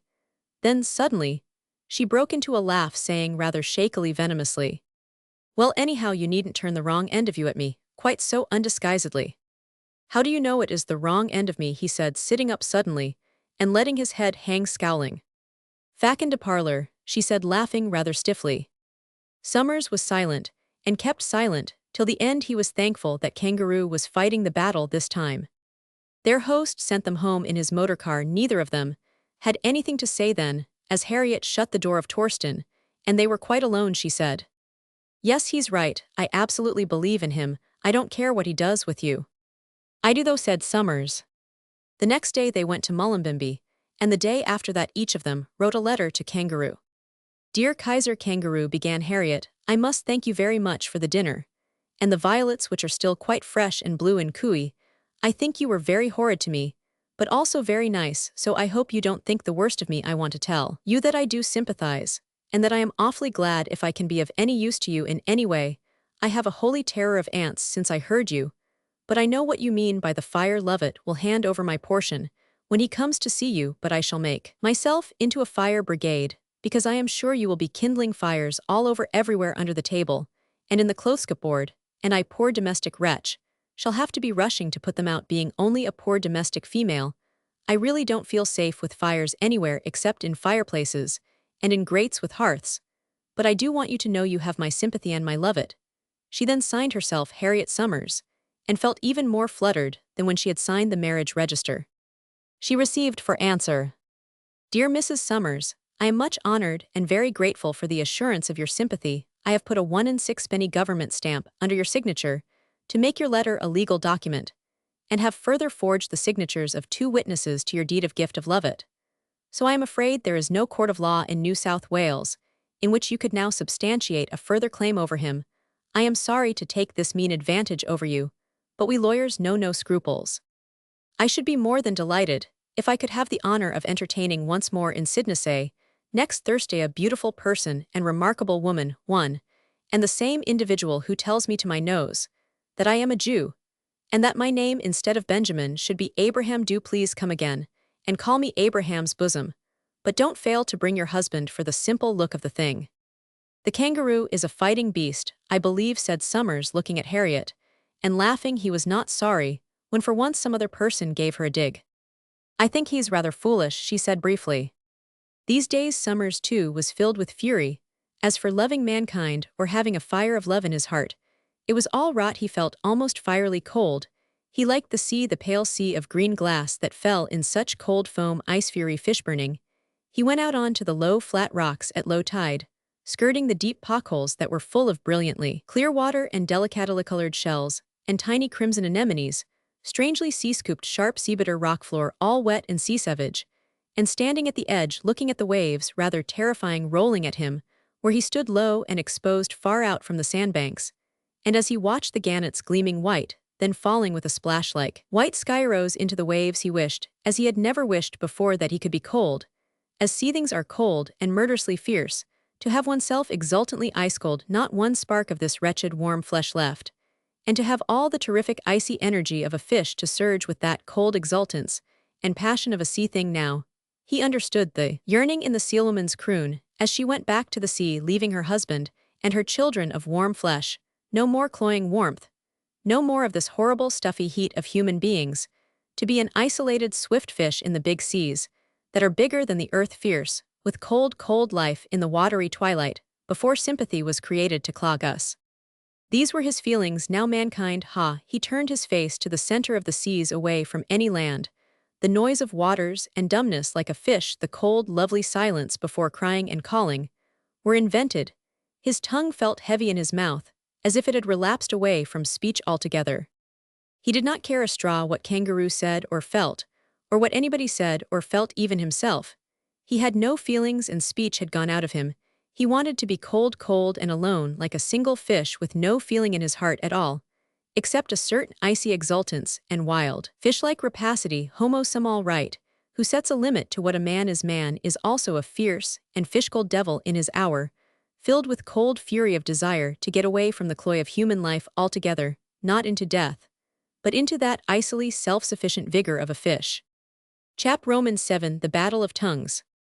As a rule, the jetty on its poles, straddling a little way into the sea, was as deserted as if it were some relic left by an old invader. Then, it had spurts of activity, when steamer after steamer came blorting and hanging miserably round like cows to the cowshed. On a winter afternoon, then a little engine would chuff along the pier, shoving a string of tip-up trucks, and little men would saunter across the skyline, and there would be a fine dimness of black dust round the low red ship, and the end of the jetty. Luckily it was far enough away so that Harriet need not fear for her beautiful white washing. She washed her linen herself for the sheer joy of it, and loved nothing so much as thinking of it, getting whiter and whiter like the Spencerian maid in the sun and sea, and visiting it on the grass every 5 minutes, and finding it every time really whiter, till Summers said it would reach a point of whiteness, where the colors would break up, and she'd go out and find pieces of rainbow on the grass and bushes, instead of towels and shirts. Shouldn't I be startled, she said, accepting it as quite a possible contingency, and adding thoughtfully, no, not really. One of these afternoons when Summers was walking down on the sands, looking at the different shells, their sea colors of pink and brown and rainbow, and brilliant violet and shrimp red, and when the boats were loading coal on the moderately quiet sea, he noticed the little engine standing steaming on the jetty just overhead, where he was going to pass under. Then his attention was drawn away to the men picking up the rounded sea-smooth pebbles of coal in one little place, where the beach was just a black slope of perfectly clean coal pebbles, just like any other pebbles. There were usually some men or women or children picking here, putting the bigger pebbles of seacoal into sacks from the edge of the small waves. Summers, heard one man talking to another, and the English tones unconsciously, he expected a foreign language and particularly, the peculiar educated artisan quality, almost a kind of uppishness, that there is in the speech of Australian working men, struck him as incongruous. With their picking up the coal cobs from the shore, he watched them in the chill of the shadow. Yes, they thought as much of themselves as anybody, but one was palpably a Welshman and loved picking up something for nothing, and the other mixed his democratic uppishness with a queer lousy quality like a bushranger. They are 10 times more foreign to me, said Summers, than Italian scoundrels, or even Indians. They are so foreign to me. And yet their manner of life, their ordinary way of living, is almost exactly what I was used to as a boy. Why are they so foreign to me? They silently objected to his looking so. He went on. He had come to the huge high timbers of the tall jetty. There stood the little engine still overhead. And in the gloom among the timbers underneath, water was dripping down from her, which gave Summers a distaste for passing. Just then, he looked up. There was the engine driver in his dirty shirt and dirty bare arms, talking to another man. The other man saluted, and, to Summers' surprise, it was William James. He stood quite still, and a surprised smile of recognition greeted the other man who saluted. "Why, what are you doing here?" called Summers. William James came to the edge of the jetty, but could not hear because of the noise of the sea. His face had that small subtle smile that was characteristic of him, and which Summers was never quite sure of whether it was really jeering or in a cunning way friendly. "Won't you come up a minute?" roared William James. So Summers scrambled round up the banks onto the railway track. "I couldn't come down for the moment," said William James. "I'll have to see the manager. Then I am going off on this boat. We're ready to go." "You heard her blowing." "Where are you going? Back to Sydney?" "Yes, I come down occasionally on this coal business, and if I like I go back on the collier. The sea is quiet, and I needn't wait for a train. Well, and howray, you gettin' on? Like pleased with it down here all by yourselves?" "Very. A bit lonely for you, I suppose. You wouldn't like to know the manager here, Mr. Thomas. He's a decent chap from South Wales originally." "No, I like it best when I don't know anybody." "That's a compliment for some of us. However, I know what you mean. I know what you mean. Jack tells me you saw Kangaroo, made quite a fuss of you, I hear. I knew he would. Oh, Kangaroo knew all about you. All he wanted to know anyhow. I say, if you think of stoppin' down here you might get in a ton of coal. It looks as if this strike might come off. That arbitration board's a fine failure. What? As far as I gather. Oh, bound to be. They talk about scraps of paper. Why, every agreement that's ever come to in this country, you could wrap your next red herring in it for all it's worth. I suppose it's like Ireland. They don't want to agree. That's about it. The Labour people want this revolution of theirs. What end?" He looked at Summers with a long, smiling, sardonic leer like a wink. "There's a certain fact," he continued, "as far as any electioneering success goes, they're out of the running for a spell. What do you think of trades unions one way and another?" "I dislike them on the whole, rather intensely. They're just the nastiest profiteering side of the working man. They make a fool of him too, in my opinion." "Just my opinion. They make a fool of him. Wouldn't it be nice to have them for bosses of the whole country? They very nearly are, but I doubt very much if they'll ever cover the last lap." "What? Not if Kangaroo can help it," said Summers. "No." William James flashed a quick look at him from his queer gray eyes. "What did you make of him? Then, could you make him out?"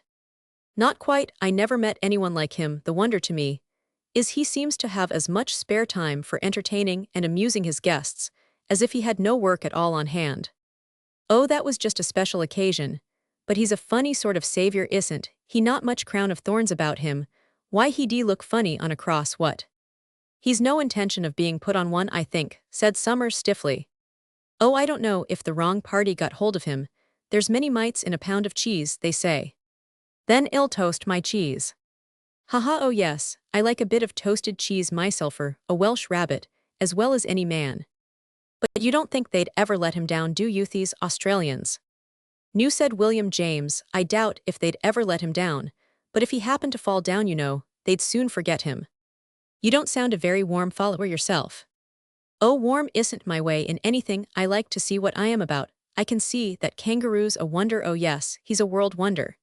And I'd rather be in with him than anybody, if it was only for the sake of the spree. Bound to be a spree some time, and, before long, I should say, things going as they are, I wouldn't like to be left out of the fun." "But you don't feel any strong devotion to your leader?" "Why, no, I won't say it's exactly strong devotion.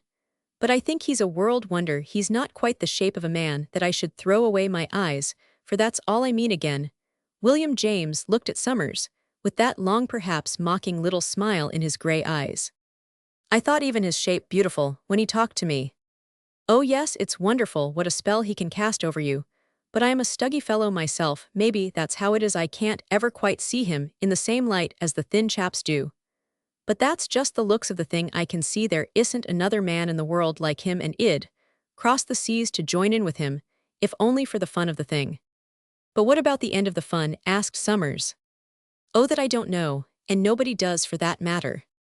But surely if one believes a lot, and one believes very little. Seems to me, taking all in all, seems to me, we live from hand to mouth as far as beliefs go. You never would believe, said Summers, laughing.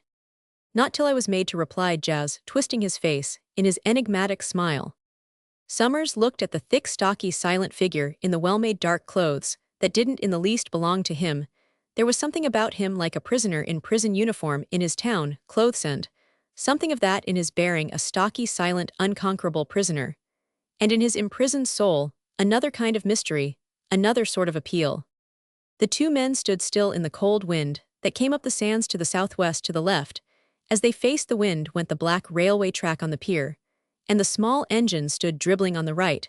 The track ran curiously black, past a little farm place with a corrugated iron roof, and past a big field where the stubble of maize or beans stood ragged and sere, on into the little hollow of bush where the mine was beyond the stagnant creek. It was curious how intensely black, velvety, and unnatural the railway track looked on this numb coastfront. The steamer hooted again. Cold it is up here, said Summers. It is cold. He's coming now, though, replied William James. They stood together still another minute, looking down the pale sands at the foam and the dark blue sea, the sere grass scattered with bungalows. It was a strange, different bond of sympathy united them from that subsisted between Summers and Jack, or Summers and Kangaroo. Hardly sympathy at all, but an ancient sort of rootinage. Well, goodbye, said Summers, wanting to be gone before the manager came up with the papers. He shook hands with William James, but, as usual, Jazz gave him a slack hand. Their eyes met, and the look, something like a taunt in Truhella's secretive gray eye, made Summers stiffen his back, and a kind of haughtiness flew into his soul. Different men, different ways, Mr. Truhella, he said. William James did not answer, but smiled rather stubbornly. It seemed to Summers the man would be smiling, that stubborn, taunting smile, till the crack of doom. I told Mrs. Summers what I think about it, said Jazz with a very Cornish accent. I doubt if she'll ever do much more believin' than I shall. And the taunt was forked this time. She says she believes entirely in Kangaroo. Does she now? Who did she tell it to? Me. Truhella still stood with that faint grin on his face, short and stocky and erect like a little post left standing. Summers looked at him again, frowning, and turned abruptly down the bank. The smile left the face of the Cornishman, and he just looked obstinate, indifferent, and curiously alone, as if he stood there all alone in the world. He watched Summers emerge on the sands below and go walking slowly among the seragged flat shelves of the coastbed, rocks, his head dropping, looking in the pools, his hands in his pockets. And the obstinate light never changed in the eyes of the watcher, not even when he turned to the approaching manager. Perhaps it was this meeting which made Summers want to see Kangaroo once more. Everything had suddenly become unreal to him. He went to Sydney and to Cooley's rooms, but during the first half-hour, the revulsion from the first persisted. Summers disliked his appearance, and the Kangaroo look made him feel devilish, and then the queer, slow manner of approach. Kangaroo was not really ready for his visitor, and he seemed dense, heavy, absent, clownish. It was that kangarooish clownishness that made a vicious kind of hate spring into Summers' face. He talked in a hard, cutting voice. Whom can you depend on in this world? He was saying, look at these Australians, they're awfully nice, but they've got no inside to them, they're a hollow. How are you going to build on such hollow stalks? They may well call them cornstalks. They're a marvelous and manly and independent, and all that outside, but inside they are not. When they're a quite alone, they don't exist. Yet many of them have been alone a long time in the bush, said Kangaroo, watching his visitor with slow, dumb, unchanging eyes. Alone? What sort of alone? Physically alone, and they've just gone hollow. They're a never alone in spirit, quite alone in spirit. And the people who have are the only people you can depend on. Where shall I find them? Not here it seems to me, least of all here the colonies make for outwardness everything is outward like hollow stalks of corn. The life makes this inevitable all that struggle with bush and water, and what not all the mad struggle with the material necessities and conveniences. Inside soul just withers, and goes into the outside, and they're all just lusty robust hollow stalks of people. The cornstalks bear the corn, I find them generous to recklessness greatest quality, the old world is cautious, and forever bargaining about its soul here they don't bother to bargain. They've no soul to bargain about, but they're even more full of conceit. What do you expect to do with such people? Build a straw castle. You see I believe in them perhaps, I know them a little better than you do.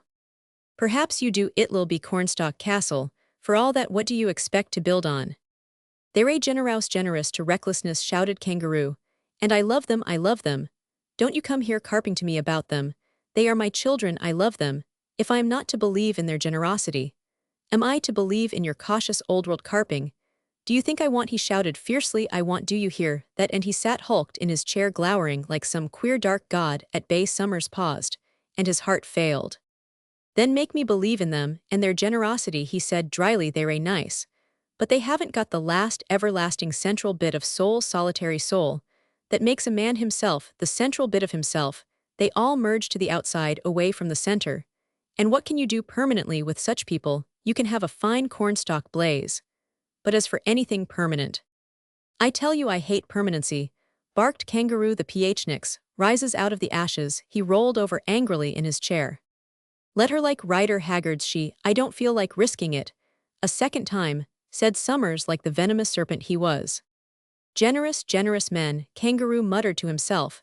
At least you can get a blaze out of them, not like European wet matches, that will never again strike a light as you've said yourself. But a blaze for what? What's your blaze for?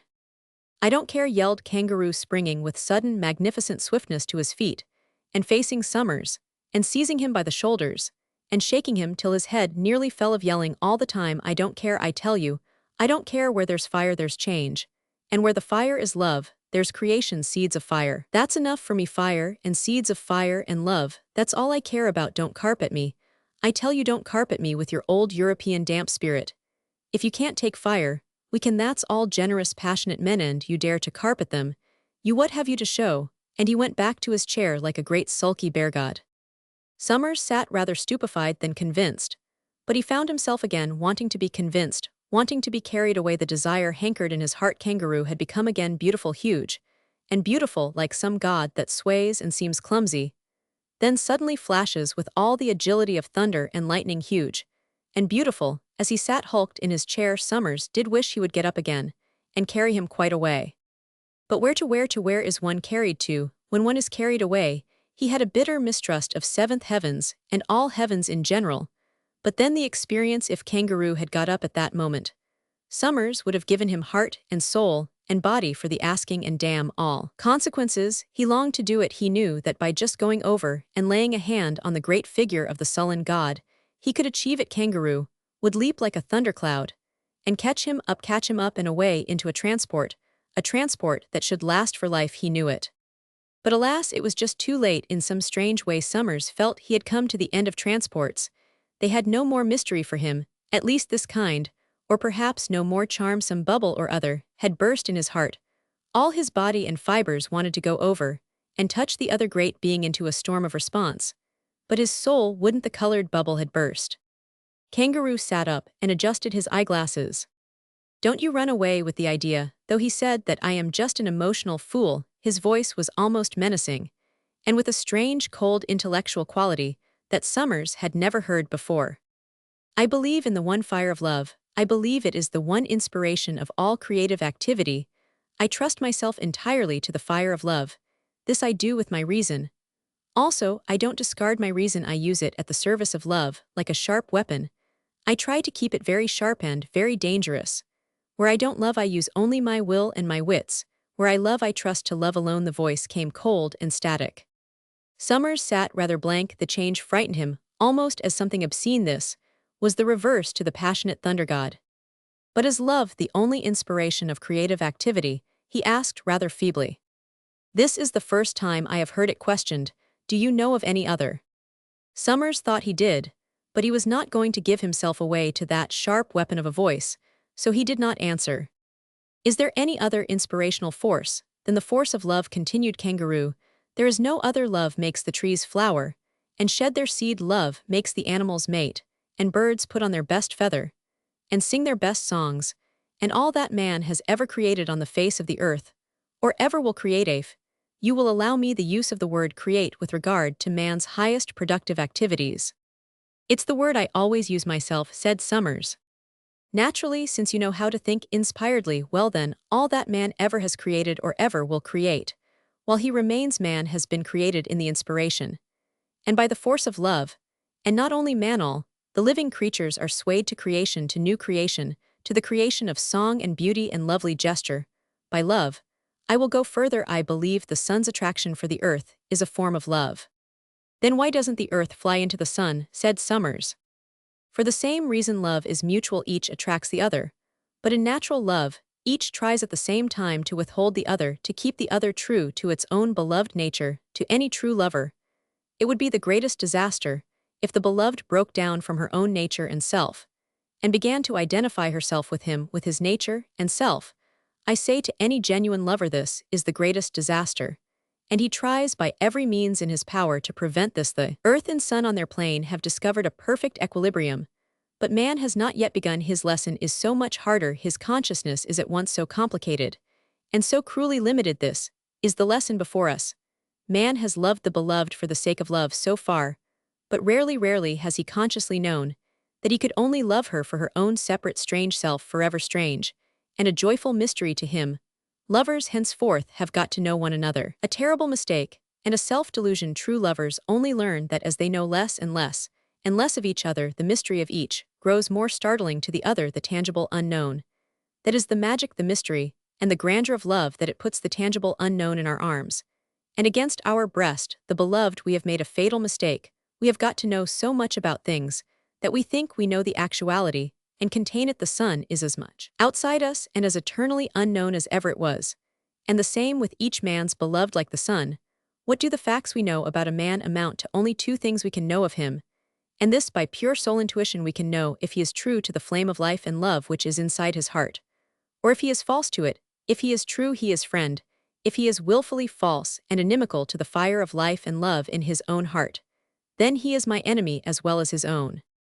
Summers listened. He seemed to see it all and hear it all with marvelous clarity, and he believed that it was all true. Yes, he said, I believe that is all true. What is it then that you disbelieve? I don't quite believe that love is the one and only exclusive force or mystery of living inspiration. I don't quite believe that there is something else. Kangaroo looked at him for once overbearingly, and with a sort of contempt. Tell me what it is, he replied briefly. I am not very clear myself, and you see what I want to say, you don't want to hear. Yes, I do, snapped Kangaroo. With your ears and your critical mind only. Say it anyhow, say it. Richard sat feeling very stupid. The communicative soul is like the ass. You can lead him to the water, but you can't make him drink. Why, he said, it means an end of us and what we are in the first place, and then a re-entry into us of the great God, who enters us from below, not from above. Kangaroo sat bunched up like some creature watching, rounded out of a darker corner. How do you mean, enters us from below? He barked. Not through the spirit, enters us from the lower self, the dark self, the phallic self, if you like. Enters us from the phallic self, snapped Kangaroo sharply. Sacredly, the God you can never see or visualize, who stands dark on the threshold of the phallic me. The phallic you, my dear young friend, what is that but love? Richard shook his head in silence. No, he said, in a slow, remote voice, I know your love, Kangaroo, working everything from the spirit, from the head. You work the lower self as an instrument of the spirit. Now, it is time for the spirit to leave us again.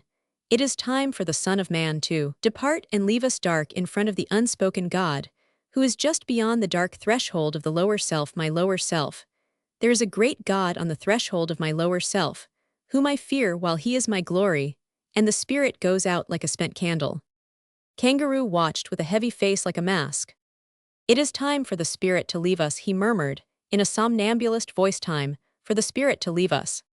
Summers, who had dropped his face, hiding it, as he spoke, watched the other man from under his brows. Kangaroo, who still sat impassive like a frozen antagonized Buddha, gave himself a jerk of recovery. "Ah well," he sighed with a weary impatient condescending, "sigh, I was never able to follow mysticism and metaphysics.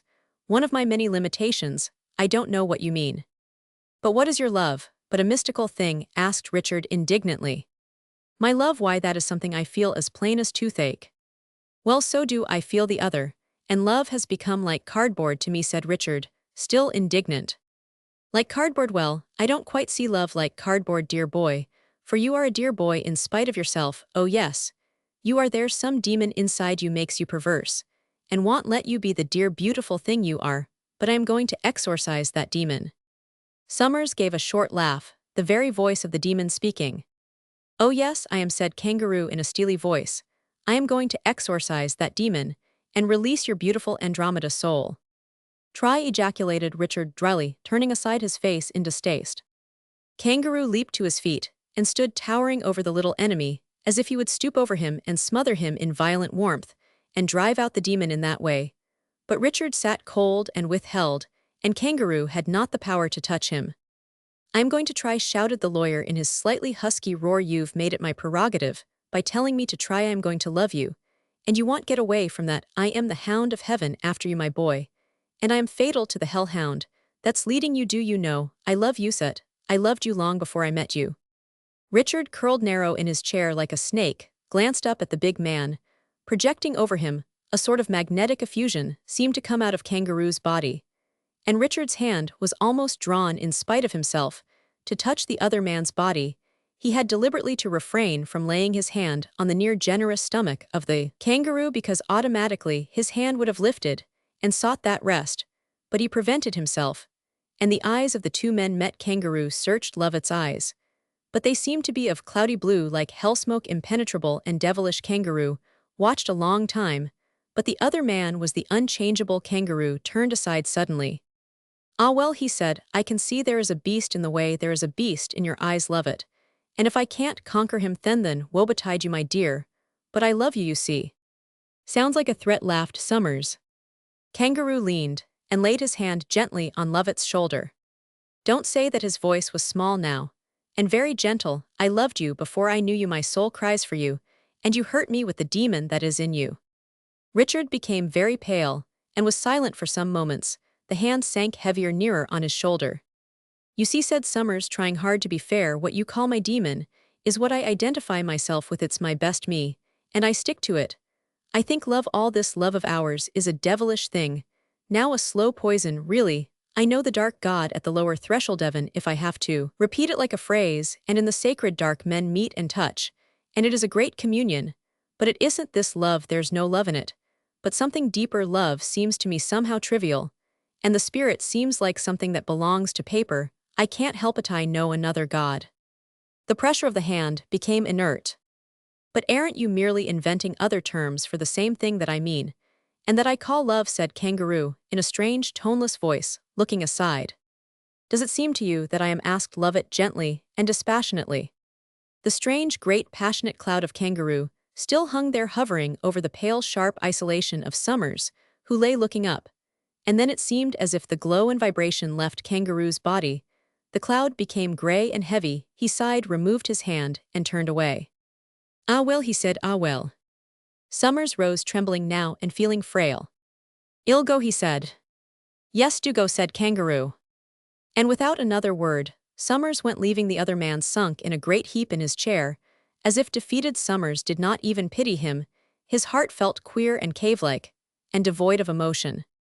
He was spending the night at the Calcott's. Harriet, too, was there, but he was in no hurry to get back there.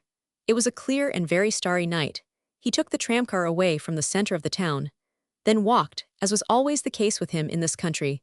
The land and the world disappeared as night fell, as if the day had been an illusion, and the sky came bending down. There was the Milky Way in clouds of starfume, bending down right in front of him, right down, till it seemed as if he would walk onto it if he kept going. The pale, fumy drift of the Milky Way drooped down, and seemed so near, straight in front, that it seemed the obvious road to take, and one would avoid the strange dark gaps, gulfs in the way overhead, and one would look across to the floating isles of starfume to the south, across the gulfs, where the sharp stars flashed like lighthouses, and one would be in a new way denizen of a new plane walking by oneself. There would be a real new way to take, and the mechanical earth quite obliterated sunk out. Only he saw on the sea's high black horizon the various reddish sore-looking lights of a ship. There, they wear the signs of the ways of men at looking, and weary, he turned quickly away from the marks of the far-off ship, to look again at the downward slope of the great hill of the Milky Way. He wanted so much to get out of this lit-up cloy of humanity, and the exhaust of love and the fretfulness of desire. Why not swing away into cold separation? Why should desire always be fretting like a tugged chain? Why not break the bond, and be single, take a fierce stoop, and a swing back as when a gannet plunges like a white metallic arrow into the sea, raising a burst of spray, disappearing, completing the downward curve of the parabola in the invisible underwater, where it seizes the object of desire, then away, with success upwards, back flashing into the air and white space. Why not? Why want to urge oneself down the causeways of desirous love, hard pavements of love, even like Kangaroo? Why shouldn't meeting be a stoop, as a gannet stoops into the sea, or a hawk, or a kite, in a swift rapacious parabola downwards, to touch at the lowermost turn of the curve, then up again? It is a world of slaves, all love-professing. Why unite with them? Why pander to them? Why go with them at all? Why not strike at communion out of the unseen, as the gannet strikes into the unseen underwater, or the kite from above at a mouse one seizure, and away again, back away into isolation? A touch, and away, always back away into isolation. Why be cloyed and clogged down like billions of fish in water or billions of mice on land? It is a world of slaves. Then why not? Gannets in the upper air having two worlds. Why only one element? If I am to have a meeting, it shall be down in the invisible, and the moment I re-emerge it shall be alone in the visible world. I am alone, an isolate instance. My meeting is in the underworld, the dark. Beneath every gannet that jumps from the water 10,000 fish are swimming still, but they are swimming in a shudder of silver fear. That is the magic of the ocean. Let them shudder, the huge ocean a glimmer.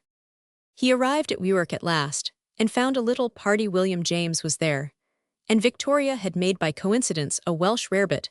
The beer was on the table. Just in time, said Jack, as well you're not half an hour later, or there might have been no booze. How did you cometram? Yes, and walked part of the way. What kind of an evening did you have, said Harriet. He looked at her. A chill fell upon the little gathering from his presence. We didn't agree, he replied. I knew you would not for long anyhow, she replied. I don't see you agreeing and playing second fiddle for long. Do you see me as a fiddler at all? I've seen you fiddling away hard enough many times, retorted Harriet. Why, what else do you do all your life but fiddle some tune or other? He did not reply, and there was a pause. His face was pale and very definite, as if it were some curious seashell. What did you get the wind up about between you, said Jack, soothingly, pouring Summers a glass of beer. No wind, we're only not the same pair of shoes. I could have told you that before you went, said Jazz, with quiet elation in his tones. Victoria looked at Summers with dark, bright eyes. She was quite fascinated by him, as an Australian bird by some adder. Isn't Mr. Summers queer, she said. He doesn't seem to mind a bit. Summers looked at her quickly, a smile round his eyes, and a curious smiling devil inside them, cold as ice. Oh yes, he minds, don't take any notice of his pretense, he's only in a bad temper, cried Harriet. I know him, by now he's been in a temper for days. Oh why, cried Victoria, I thought he was lovely this afternoon when he was here. Yes, said Harriet, grimly lovely, you should live with him. But again, Victoria looked at his clear fixed face, with a false smile round the eyes, and her fascination did not diminish. What an excellent Welsh rarebit, he said, if there were a little red pepper. Red pepper, cried Victoria, there is, and she sprang up to get it for him. As she handed it to him, he looked into her dilated dark bright eyes, and thanked her courteously. When he was in this state his voice and tone in speaking were very melodious. Of course it set Harriet on edge, but Victoria stood fluttering with her hands over the table, bewildered. What are you feeling for? asked Jack. She only gave a little blind laugh, and remembered that she was going to sit down, so she sat down, and then wondered what it was she was going to do after that. So you don't cotton on to Kangaroo, either, said Jack easily. I have the greatest admiration for him. You're not alone there, but you don't fall over yourself loving him. I only trip and recover my balance for the moment. Jazz gave a loud laugh across his cheese. That's good, he said. You trip and recover your balance, said Jack. You're a wary one, the rest of us falls right and flop, and are never heard of again. And how did you part then? We parted in mutual esteem. I said I would go, and he asked me please to do so as quickly as possible. Jack made round eyes, and even Jazz left off eating. Did you quarrel? Cried Harriet. Oh yes, violently, but of course not vulgarly. We parted, as I said, in mutual esteem, bowing each other out. You are awful. You only went on purpose to upset him. I knew that all along. Why must you be so spiteful? Said Harriet. You're never happy, unless you're upsetting somebody's apple cart. Am I doomed to agree with everybody then? No, but you needn't set out to be disagreeable. And to Mr. Cooley especially, who likes you, and is such a warm big man, you ought to be flattered that he cares what you think. No, you have to go and try and undermine him. Always was I ever pestered with such a viperish husband as you, said Harriet. Victoria made alert, frightened eyes, but Summers sat on with the same little smile and courteous bearing. I am, of course, immensely flattered at his noticing me, he replied, otherwise, naturally, I should have resented being told to leave. As it was, I didn't resent it a bit. Didn't you? Cried Harriet. I know you and your pretenses. That is what has put you in such a temper. But you remember I've been in a temper for days, he replied calmly, and gravely, therefore there could be no pudding. Oh, it only made you worse. I'm tired of your temper, really. But Mr. Summers isn't in a temper at all, cried Victoria. He's nicer than any of us, really. Jack would be as angry as anything if I said all those things to him, shouldn't you, Jack? And she cuddled his. You'd be shut up in the coal shed for the night before you got halfway through with it, if ever you started trying it on, he replied with marital humor. No, I shouldn't either, or it would be the last door you'd shut on me, so there. But anyhow, you'd be in a waxy old temper. And she smiled at Summers as she cuddled her husband's arm. If my hostess says I am nice, said Summers, I am not going to feel guilty, whatever my wife may say. Oh yes, you do feel guilty, said Harriet. Your hostess doesn't find any fault with you at all, cried Victoria. She was looking very pretty in a brown chiffon dress. She thinks you're the nicest of anybody here there. What? Cried Jack. When I am here as well. Whether you're here or not, you're not very nice to me tonight, and William James never is, but Mr. Summers is awfully nice. She blushed suddenly, quite vividly, looking under her long lashes at him. He smiled a little more intensely to himself. I tell you what Mrs. Summers said, Jack, we'd better make a swap of it, till they alter their opinion. You and me had better strike up a match, and let them two elope with one another for a bit. And what about William James? Cried Victoria with hurried, vivid excitement. Oh, nobody need trouble themselves about William James, replied that individual. It's about time he was rolling home. No, said Harriet in answer to Jack, I'm striking off no more matches. Thank you, the game's not worth the candle. Why, maybe you've only struck on the rough side, you know, said Jack. You might strike on the smooth next time. No, said Harriet, I'm going to bed and leave you all to your striking, and your bad tempers. Good night. She rose roughly. Victoria jumped up to accompany her to her room. The Summers had had a room each in Torsten, so Victoria had put them each separately into a nice little room in her house. Is it right, said Jack, that you got the wind up tonight? No, said Summers, at least we only quite lovingly agreed to differ, nothing else. I thought it would be like that, said Jack. He thinks the world of you, I can see that. William James stood ready to leave. He looked at Summers cunningly, as if reading into him with his light-gray skeptical eyes. Mr. Summers doesn't care to commit himself so easily, he said. No, said Jack, you blighters from the old country are so mighty careful of risking yourselves. That's what I am not. When I feel a thing I jump up and go for it. And damn the consequences, there's always plenty of time to think about a thing after you've done it. And then, if you're a fool enough to wish you hadn't done it, why that shows you shouldn't have. I don't go in for regrets myself. I do what I want. And if I wanted to do a thing, then it's all right. When it's done, all a man's got to do is to keep his mouth shut and his fist ready and go down on his knees to nothing. Then he can damn well do as he pleases. And all he asks is that other folks shall do as they please, men or women. Damn all this careful stunt, ill step along as far as the tram with you, Jazz. I feel like walking the Welsh rabbit down into his burrow. Vicky prefers Mr. Summers to me, pro temend. I don't begrudge it her, why should I? Victoria was putting away the dishes and seemed not to hear the two men. Went. Summers still sat in his chair. He was truly in a devil of a temper with everybody and everything, a wicked, fiendish mood that made him look quite handsome as fate would have it he had heard Jack's hint. He knew Victoria was attracted to him, that she imagined no nonsense about love. She was too remote from the old world and too momentary, for that the moment that was all her feelings were to her. And at this moment she was fascinated, and when she said in her slightly contralto voice, "You're not in a temper with me, though are you Mr. Summers?" She was so comely, like a maiden just ready for love, and like a comely desirous virgin offering herself to the wayfarer, in the name of the god of bright desire, that Summers stretched out his hand, and stroked her hot cheek very delicately, with the tips of his fingers, replying, "I could never be angry with you, you're much too winsome." She looked at him with her dark eyes, dilated into a glow of offering. He smiled faintly, rising to his feet, and desire in all his limbs like a power the moment, and the power of the moment again. He felt his limbs full of desire like a power, and his days of anger seemed to culminate now in this moment like bitter smoldering that at last leaps into flame, not love, just weapon-like desire. He knew it, the god Bacchus, Iacchos bacchanals with weapon hands. She had the sacred glow in her eyes, Bacchus. The true Bacchus. Jack would not begrudge the god, and the fire was very clean and steely after the smoke, and he felt the velvety fire from her face in his fingertips. And still his old stubborn self intervened. He decided almost involuntarily perhaps it was fear. "Good night," he said to her. "Jack will be back in a moment. You look bonny tonight." And he went to his room. When he had shut the door he wondered if it was merely a sort of cowardice honor, no need as far as Jack was concerned apparently.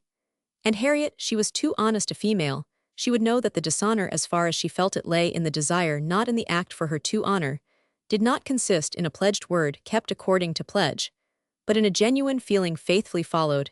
He had not to reckon with honor here. What then? Why not follow the flame, the moment sacred to Bacchus? Why not, if it was the way of life? He did not know. Why not? Perhaps only old moral habit, or fear, as Jack said, of committing himself. Perhaps only that it was Victoria's high moment. All her high moments would have this Bacchic weapon-like momentaneity. Since Victoria was Victoria, why then deny it? The pagan way, the many gods, the different service, the sacred moments of Bacchus, other sacred moments, Zeus and Hera, for examples, Ares and Aphrodite. All the great moments of the gods. Why not know them all the great moments of the gods, from the major moment with Hera to the swift short moments of Io or Leda or Ganymede? Should not a man know the whole range, and especially the bright, swift, weapon-like Bacchic occasion? Should not any man seize it when it offered? But his heart of hearts was stubbornly puritanical, and his innermost soul was dark and sullen black with a sort of scorn. These moments, bred in the head and born in the eye, he had enough of them. These flashes of desire for a visual object would no longer carry him into action. He had no use for them. There was a downslope into Orcus, and a vast phallic sacred darkness, where one was enveloped into the greater God, as in an Egyptian darkness. He would meet there or nowhere to the visual travesty. He would lend himself no more. Pondering and turning recklessly, he heard Jack come back. Then he began to doze. He did not sleep well in Australia. It seemed as if the aboriginal daimon entered his body, as he slept to destroy its old constitution. Sleep was almost pain, and too full of dreams. This night he woke almost at once from a vivid little dream. The fact of the soonness troubled him too, for at home he never dreamed till morning.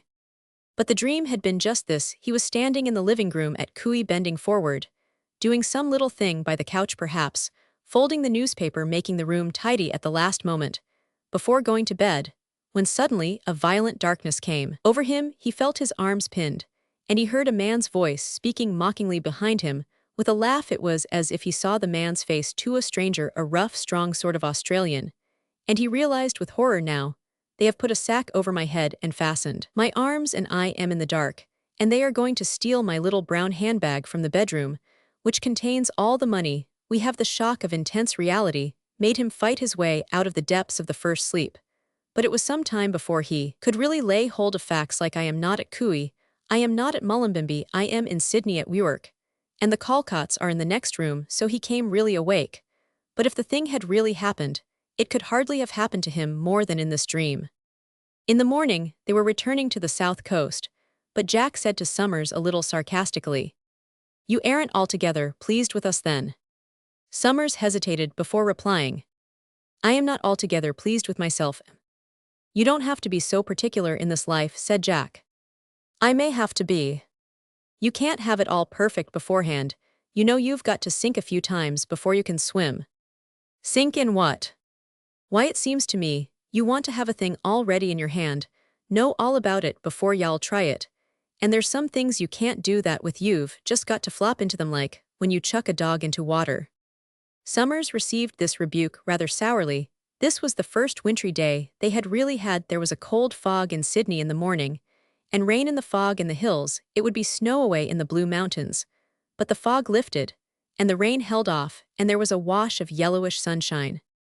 Harriet, of course, had to talk to a fellow passenger in the train, because Lovett was his glummest. It was a red-moustached Welshman, with a slightly injured look in his pale blue eyes, as if everything hadn't been as good to him as he thought it ought considering his merit.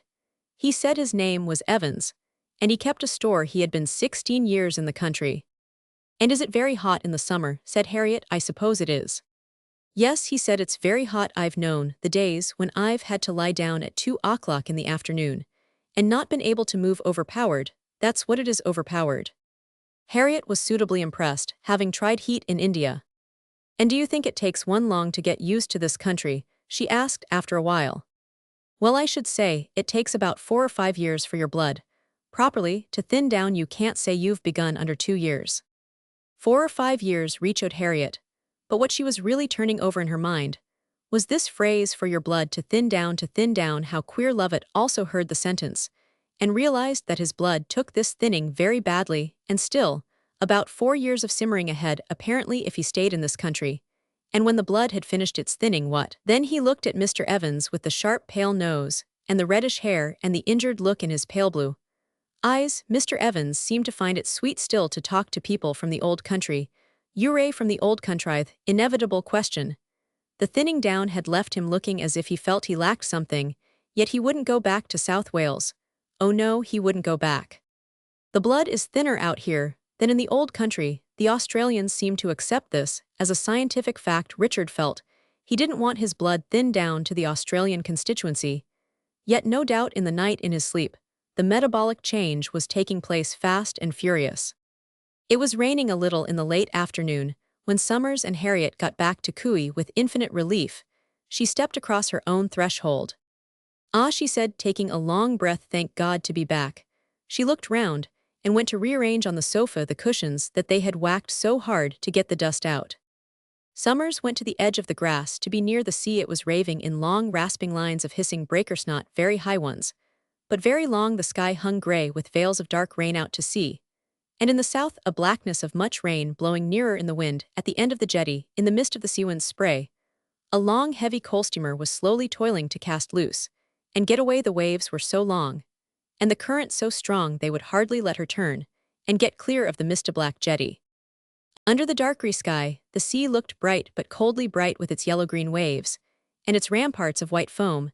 There were usually 3 white ramparts, one behind the other, of rasping surf, and sometimes 4. Then the long swish and surge of the shoreward wash. The coast was quite deserted, the steep sand wet as the backwash slid away, the rocks wet with rain. The low, long black steamer still labored in the fume of the wind, indistinctly. Summers turned indoors and suddenly began taking off his clothes. In a minute, he was running naked in the rain, which fell with lovely freshness on his skin. Ah, he felt so stuffy after that sort of emotional heat in town. Harriet, in amazement, saw him whitely disappearing over the edge of the low cliff bank, and came to the edge to look. He ran quickly over the sands where the wind blew cold but velvety and the raindrops fell loosely. He walked straight into the forewash and fell into an advancing ripple. At least it looked a ripple, but was enough to roll him over so that he went under and got a little taste of the Pacific. Ah, the fresh cold wetness. Fresh cold wetness. The water rushed in the backwash, and the sand melted under him, leaving him stranded like a fish. He turned again to the water. The walls of surf were some distance off, but near enough to look rather awful as they raced in high white walls, shattering towards him, and above the ridge of the raving whiteness, the dimness of the laboring steamer, as if it were perched on a bow. Of course he did not go near the surf. No, the last green ripples of the broken swell were enough to catch him by the scruff of the neck and tumble him rudely up the beach in a pell-mell. But even the blow did one good, as the sea struck one heavily on the back if one were fleeing, full on the chest if one were advancing. It was raining quite heavily as he walked out, and the skies hung low over the sea, dark over the green and white vigor of the ocean. The shore was so foam-white, it almost suggested sun, the rain felt almost warm. Harriet came walking across the grass with a towel. "What a good idea," she said. "If I'd known it'd have come, I wish I had." But he ignored the towel and went into the little wash place, and under the shower to wash off the sticky, strong Pacific. Harriet came along with the towel, and he put his hand to her face, and nodded to her. She knew what he meant and went wondering, and when he had rubbed the wet off himself he came to her. To the end she was more wondering than anything, but when it was the end, and the night was falling outside, she laughed, and said to him, "That was done in style, that was chic, straight from the sea, like another creature." Style and chic seemed to him somewhat ill-suited to the occasion, but he brought her a bowl of warm water, and went and made the tea. The wind was getting noisier, and the sea was shut out, but still calling outside the house. They had tea and toast and quince jam, and one of the 7 brown teapots, with a bit off the spout, shone quite nicely and brightly at a corner of the little redand white check teacloth, which itself occupied a corner of the big polished Jarrah table. But thank God he felt cool and fresh and detached, not cozy and domestic. He was so thankful not to be feeling cozy and homely. The room felt as penetrable to the outside influence as if it were a seashell lying on the beach, cool, with the freshness and insistence of the sea, not a snug cozy box to be secured inside. And Jack Calcott's rebuke stuck in his throat. Perhaps, after all, he was just a pommy prescribing things with overmuch emphasis, and wanting to feel God Almighty in the face of unborn events. A pommy is a newcomer in Australia from the old country. "Teacher, why did you hit him, George?" "Georgie, please, miss, he called me a pommy." Ozzy with a discolored eye, "Well, you're one, ain't sure. Can I help it, that chair one?" Pommy is supposed to be short for pomegranate. Pomegranate, pronounced invariably pomegranate, is a near enough rhyme to immigrant in a naturally rhyming country. Furthermore, immigrants are known in their first months, before their blood thins down by their round and ruddy cheeks. So we are told, hence again pomegranate, and hence pommy. Let etymologists be appeased, it is the authorized derivation. Perhaps, said Summers to himself, I am just a pommy, and a fool. If my blood had thinned down, I shouldn't make all this fuss over sharing in with Kangaroo, or being mates with Jack Calcott. If I am not a ruddy pommy, I am a green one. Of course, they take the thing as it comes to them, and they expect me to do the same, yet there I am hopping and hissing like a fish in a frying pan, putting too much soul into it, far too much. When your blood has thinned down out here, there's nothing but the merest sediment of a soul left, and your wits and your feelings are clear of it. You take things as they come, as Jack says, isn't that the sanest way to take them, instead of trying to drive them through the exact hole in the hedge that you've managed to poke your head through? Oh, you unlearn a lot as your blood thins down, but there's an awful lot to be unlearned, and when you've unlearned it, you never say so in the first place, because it's dead against the sane old British tradition, and in the second place, because you don't really care about telling what you feel once your blood has thinned down and is clear of soul. "Thin, you Australian burgundy," said Summers to his own body, when he caught a glimpse of it unawares reflected in the glass, as he was going to bed. "You're thin enough as a bottle. But the wine needs a lot of maturing. I've made a fool of myself latterly." Yet he said to himself, do I want my blood to thin down like thirst, that peculiar emptiness that is in them because of the thinning that's gone out of them? Do I want this curious transparent blood of the antipodes with its momentaneous feelings and its sort of absentness? But of course, till my blood has thinned down, I shan't see with their eyes.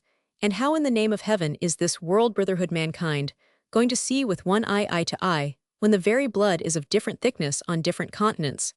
And with the difference in blood, the inevitable psychic difference, different vision. Chap Roman 8, Volcanic Evidence. Richard Lovett Summers registered a new vow not to take things with too overwhelming an amount of emotional seriousness, but to accept everything that came along with a certain sang-froid, and not to sit frenziedly in judgment before he had heard the case. He had come to the end of his own tether, so why should he go off into tantrums if other folks strayed about with the broken bits of their tethers trailing from their ankles? Is it better to be savagely tugging at the end of your rope, or to wander at random, tetherless matter of choice? But the day of the absolute is over, and we're in for the strange gods once more. But when you get to the end of your tether, you've nothing to do but Diso sings an out-of-date vulgar song. But is it so? Why not all? When you come to the end of your tether, you break the rope. When you come to the end of the lane, you straggle on into the bush and beat about till you find a new way through, And no matter if you raise vipers or goannas or wallabies or even only a stink, and if you see a man beating about for a new track, you don't immediately shout perverted wretch or villain or vicious creature, or even merely the fool or mildly poor dear. You have to let him try anything, is better than stewing in your own juice, or grinding at the end of your tether, or treadmilling away at a career. Better a wicked creature any day than a mechanical treadmiller of a careerist, better anything on earth than the millions of human ants. In this way Mr. Summers had to take himself to task for his pommy stupidity and his pomegranate superiority and kick himself, rather severely, looking at the ends of the tether. He presumed he had just broken. Why should people who are tethered to a post be so God Almighty puffed up about their posts? It seems queer, yet there they are going round and round at the ends of their tethers, and being immensely sniffy about the people who stray loose, trailing the broken end of their old rope, and looking for a new way through the bush. Yet so men are they will set up inquisitions, and every manner of torture chamber to compel people to refrain from breaking their tethers. But once man has broken any old particular hobbleline, not God himself can safely knot it together again. Summers now left off standing on his head in front of the word love, and looking at it, calmly decided he didn't care vastly either way. Harriet had on her dressing table tray a painted wooden heart, painted red with dots round it, a black forest trifle, which she had bought in Baden-Baden for a penny. On it was the motto, Dem Mutigen Gehort die Welt. That was the motto to have on one's red heart, not love or hope, or any of those aspiring emotions.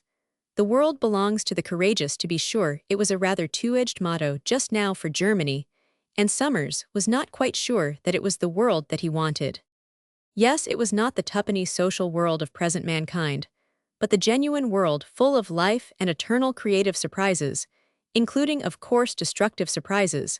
Since destruction is part of creation, Summers did want the world. He did want to take it away from all the teeming human ants, human slaves, and all the successful empty careerists. He wanted little that the present society can give, but the lovely other world that is in spite of the social man of today, that he wanted to clear it, to free it, freedom, not for this subnormal slavish humanity of democratic antics, but for the world itself, and the mutagen.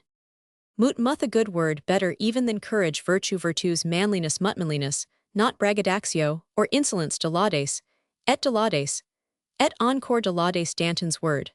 But it was more than daring, it was mut, profound manliness, that is not afraid of anything except of being cowardly or barren.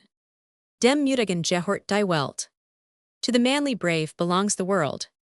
Summers wrote to Kangaroo, and enclosed the red wooden heart, which had a little loop of ribbon, so that it could be hung on the wall. Dear Kangaroo, I send you my red heart. Never mind that it is wood. The wood once lived, and was the tree of life with its motto. I hope you will accept it. After all my annoying behavior, it is not the love but the moot that I believe in and join you in love, may be an ingredient in muth. So you have it all your own way. Anyhow, I send you my red motto heart, and if you don't want it you can send it back. I will be your follower in reverence for your virtues, and you may command me. The following day came the answer in Kangaroo's difficult scrawl. Dear love, it love is in your name. Notwithstanding, I accept the red heart gladly, and when I win, I will wear it for my order of merit pinned on my swelling chest. But you are the one person in the world I can never command. I knew it would be so, yet I am unspeakably glad to have your approval, and perhaps your allegiance. Come and see me as soon as it is your wish to do so. I want invite you lest worse befall me, for you are either a terrible disappointment to me, or a great blessing in store. I wait for you. Summers also wrote to Jack to ask him to come down with Victoria for the weekend, but Jack replied that he couldn't get away this weekend, there was so much doing. Summers then invited him for the following one. The newspapers were at this time full of the pending strike of coal miners and shearers. That is, the Australian papers, the European papers were in a terrific stew about finance, and the German debt, and the more imposing allied debt to America. Bolshevism, communism, labor, had all sunk into a sort of insignificance. The voice of mankind was against them for the time being, not now in hate and fear as previously, but in a kind of bitter contempt, the kind of feeling one has when one has accepted a glib individual as a serious and remarkable man, only to find that he is a stupid vulgarian. Communism was a bubble that would never even float free and iridescent from the nasty pipe of the theorist. What then? Nothing evident. There came dreary and fatuous letters from friends in England, refined young men of the upper middle class writing, with a guarded kind of friendliness, gentle and sweet of course, but as dozy as ripe pears in their lacer aller heaviness. That was what it amounted to. They were overripe. They had been in the sun of prosperity too long, and all their tissues were soft and sweetish. How could they react with any sharpness to any appeal on earth? They wanted just to hang against the warmest wall they could find as long as ever they could, till some last wind of death or disturbance shook them down into earth mushy and overripe. A sardonic letter from a Jewish friend in London amusing, but a bit dreadful. Letters from women in London friendly, but irritable. I have decided I am a comfort-loving, conventional person, with just a dash of the other thing to keep me fidgeted than accounts of buying old furniture and gossip about everybody. Verdon Grenfell in a restaurant with 2 bottles of champagne, so he must be affluent just now. A girl taking her honeymoon trip to Naples by one of the Orient boats 3rd class. There are 800 people on board, but room for another 400, so that on account of the missing 400, we have a 6th cabin to ourselves. It is a bit noisy and not luxurious, but clean and comfortable, and you can imagine what it is to me to be on the glorious sea, and to go ashore at wonderful Gibraltar, and to see the blue hills of Spain in the distance. Frederick is struggling with a mass of Italian irregular verbs at the moment, and in spite of all Summer's love of the Mediterranean, the thought of sitting on a 3rd-class deck, with 800 emigrants including babies, made him almost sick. The glorious sea, wonderful Gibraltar.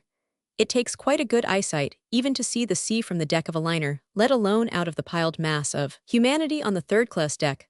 A letter from Germany about a wedding and a pending journey into Austria, and friends, written with a touch of philosophy that comes to a man when he's fallen down and bumped himself, and strokes the bruise. A check for £15 17 shillings and 4pence from a publisher. Kindly acknowledge. A letter from a farming friend who had changed places.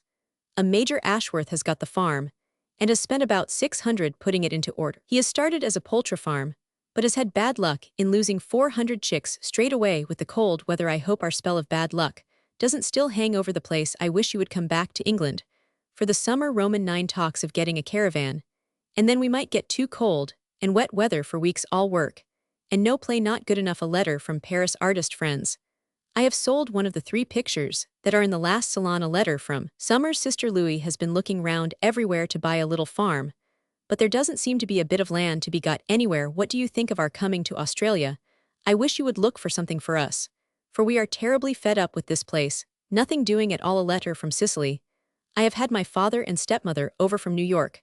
I had got them rooms here, but when I said so, the face of Anna, my stepmother, was a sight. She took me aside and told me that father was spoiling the trip entirely by his economies, and that she had set her heart on the Villa Igia.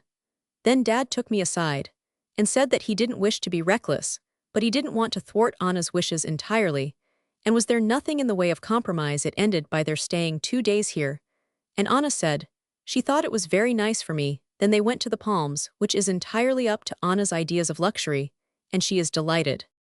Summers had 14 letters by this mail. He read them with a sort of loathing, one after the other, piling them up on his left hand for Harriet, and throwing the envelopes in the fire. By the time he had done, he wished that every mailboat would go down that was bringing any letter to him, that a flood would rise and cover Europe entirely, that he could have a little operation performed that would remove from him forever his memory of Europe and everything in it. And so on. Then he went out and looked at the Pacific. He hadn't even the heart to bathe, and he felt so trite with all those letters.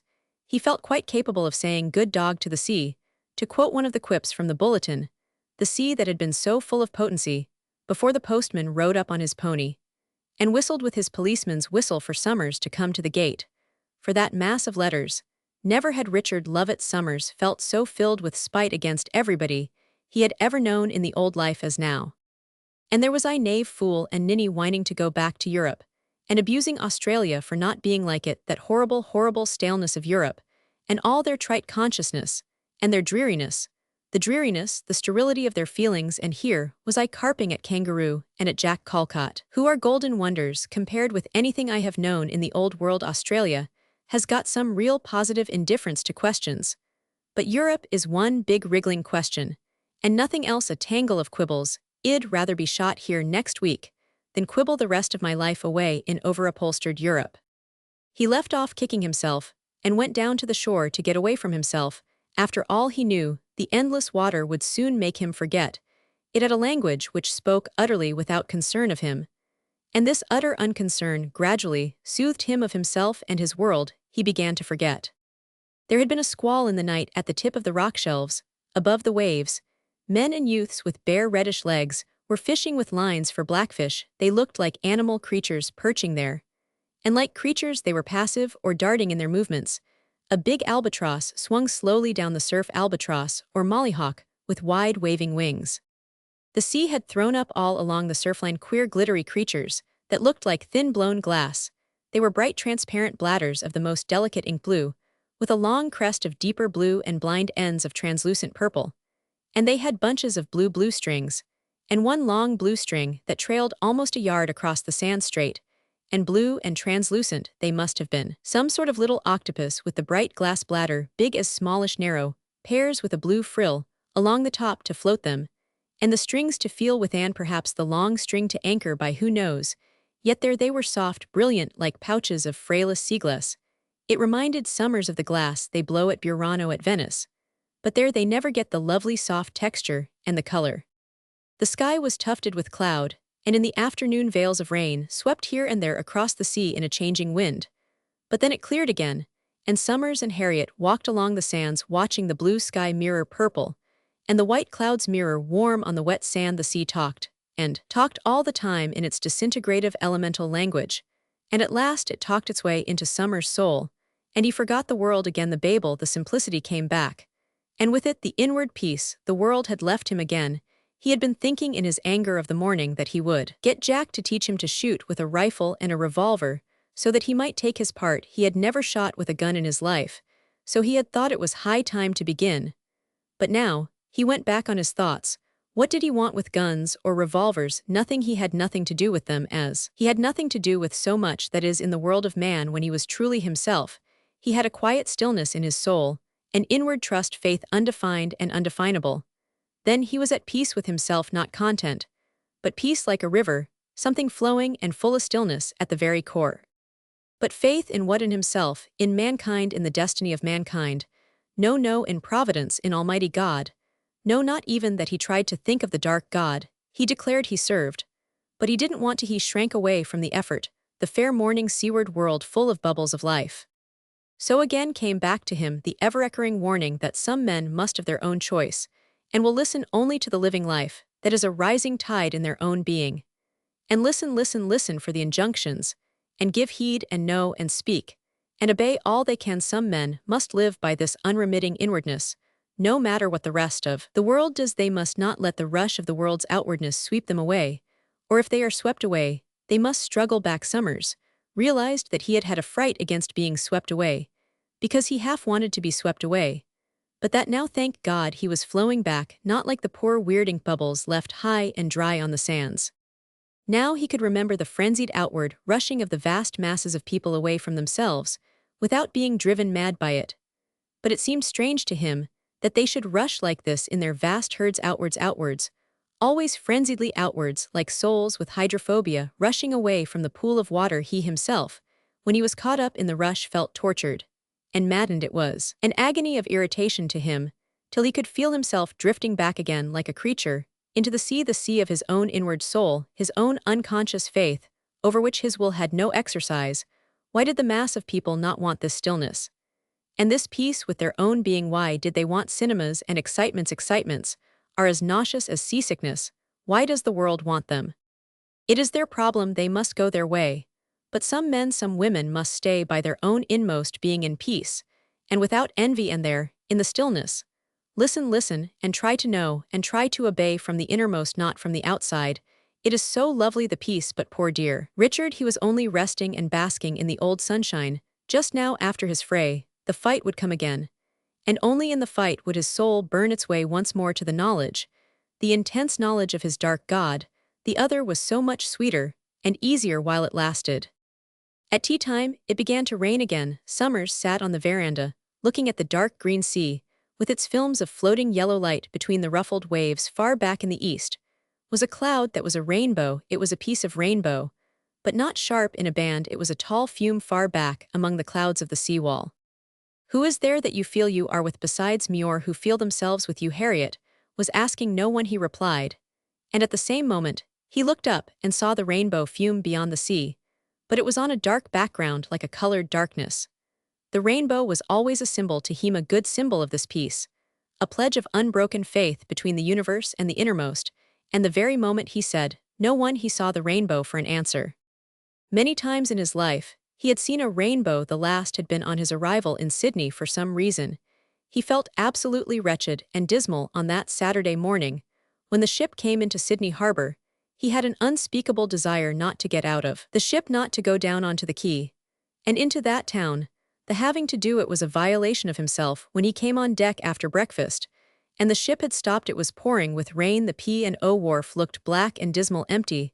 It might almost have been an abandoned city. He walked round to the starboard side, to look towards the unimposing hillock of the city, and the circular quay, black, all black, and unutterably dismal in the pouring rain. Even the green grass of the botanical gardens and the bits of battlement of the conservatorium, unspeakably forlorn, yet over it all, spanning the harbour, the most magnificent great rainbow. His mood was so miserable he didn't want to see it, but it was unavoidable, a huge, brilliant, supernatural rainbow, spanning all Sydney.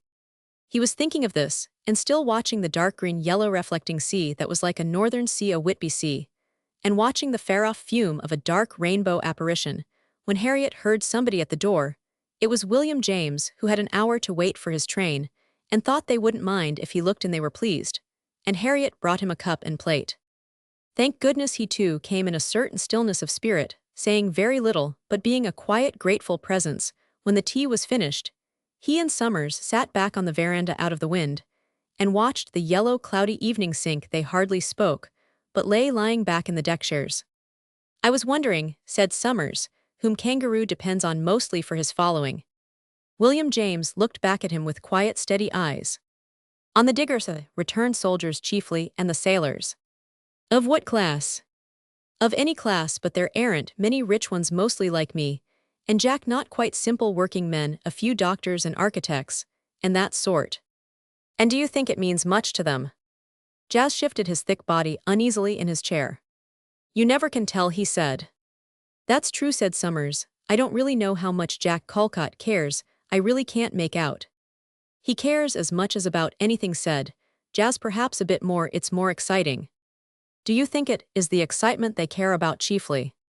I should say so. You can die in Australia if you don't get a bit of excitement. There was silence for a minute or two. In my opinion, said Summers, it has to go deeper than excitement again. Jazz shifted uneasily in his chair. Oh, wealthy don't set much store on deepness over here. It's easy come easy go as a rule, yet they're a staunch chaps. While the job lasts, you know, they are true to their mates as a rule. I believe they are. It's the afterwards. Oh well, afterwards is afterwards. As Jack always says. Again the two men were silent.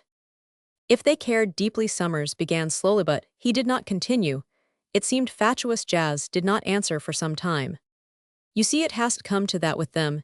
He said it might, perhaps once they'd actually done the thing, it might come home to them. Then they might have to care. It might be a forciput. Then they'd need a man. They've got Kangaroo, said Summers. You think Kangaroo would get them over the fence, said Jazz, carefully looking up at Summers. He seems as if he would. He's a wonderful person, and there seems no alternative to him. Oh yes, he's a wonderful person, perhaps a bit too much of a wonder. A hatchet doesn't look anything like so spanking as a lawnmower, does it now? But it'll make a sight bigger clearing. That's true, said Summers, laughing, but Kangaroo isn't a lawnmower.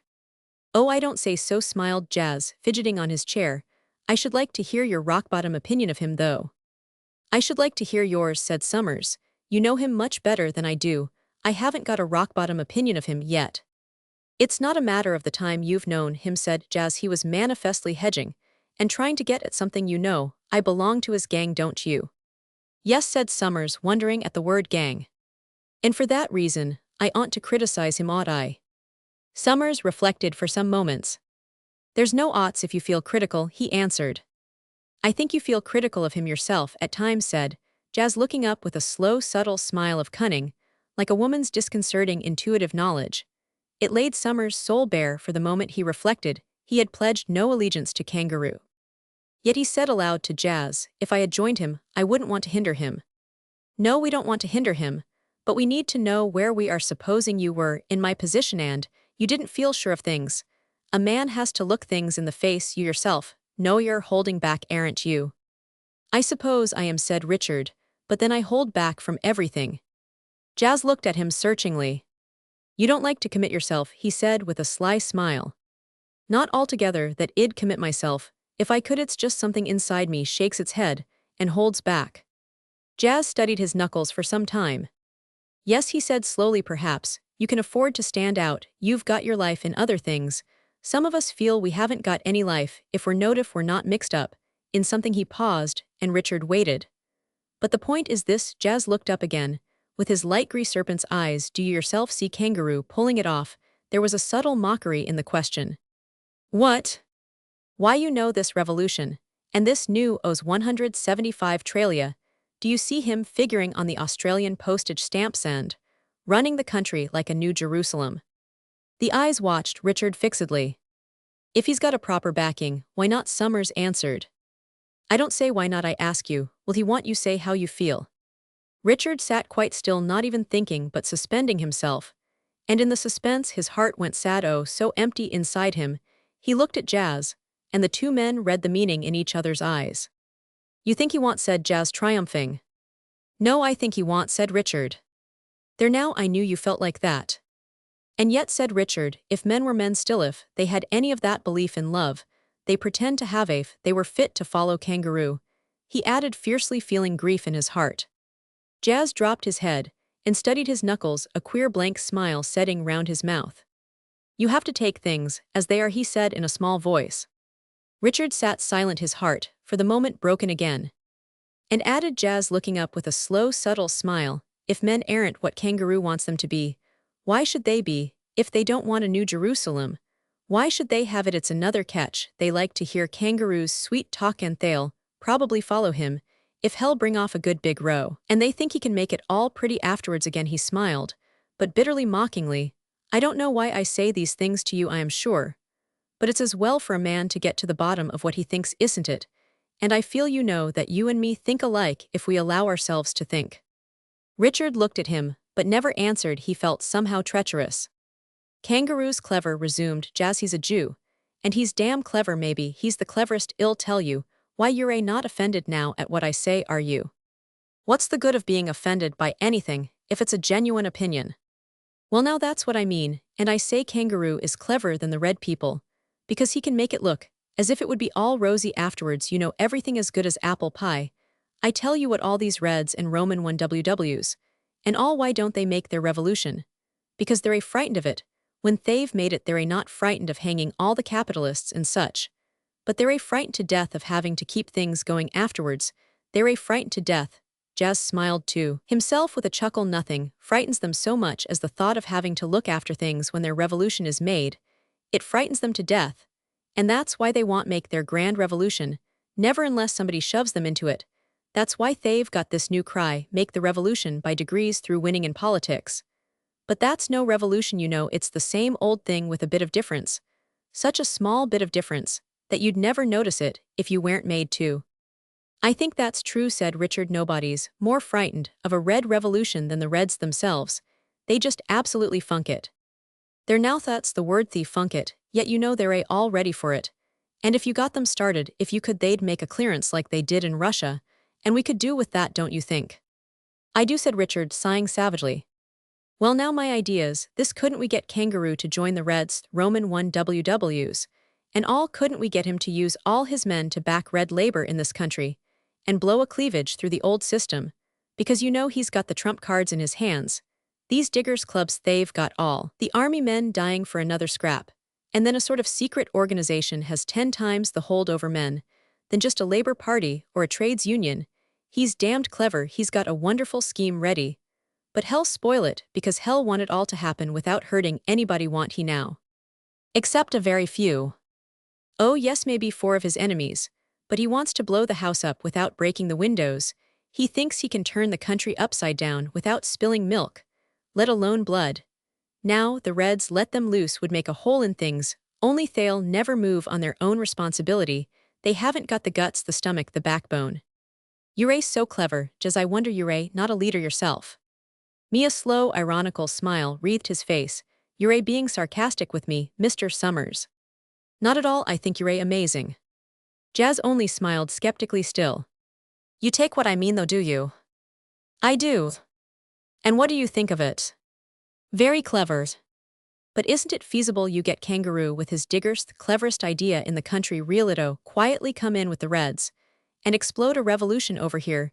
You could soon do it in the cities, and the country couldn't help itself. You let the Reds appear in the front and take all the shine, you keep a bit of a break on them. You let them call a Soviet or whatever they want and get into a real mess over it, and then Kangaroo steps in with the balm of Gilead and the New Jerusalem. But let them play old Tommy Jenkins first with capital and state industries, and the free press and religious sects. And then Kangaroo steps in like a redeeming angel, and reminds us that it's God's own country, so we're God's own people, and makes us feel good again like Solomon, when David has done the dirty work. The only point, said Summers smiling, is that an Australian Lenin and an Australian Trotsky might pop up in the scrimmage, and then Kangaroo could take to the bush again. Jazz shook his head.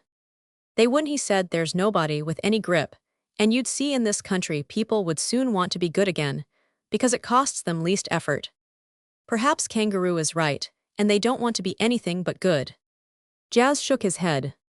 It's not goodness they're after just now, he said. They want to rip things up, or they want nothing. They aren't ready to come under Kangaroo's loving wing. Just yet they'd as leave be under King George's thumb. They can peep out easier.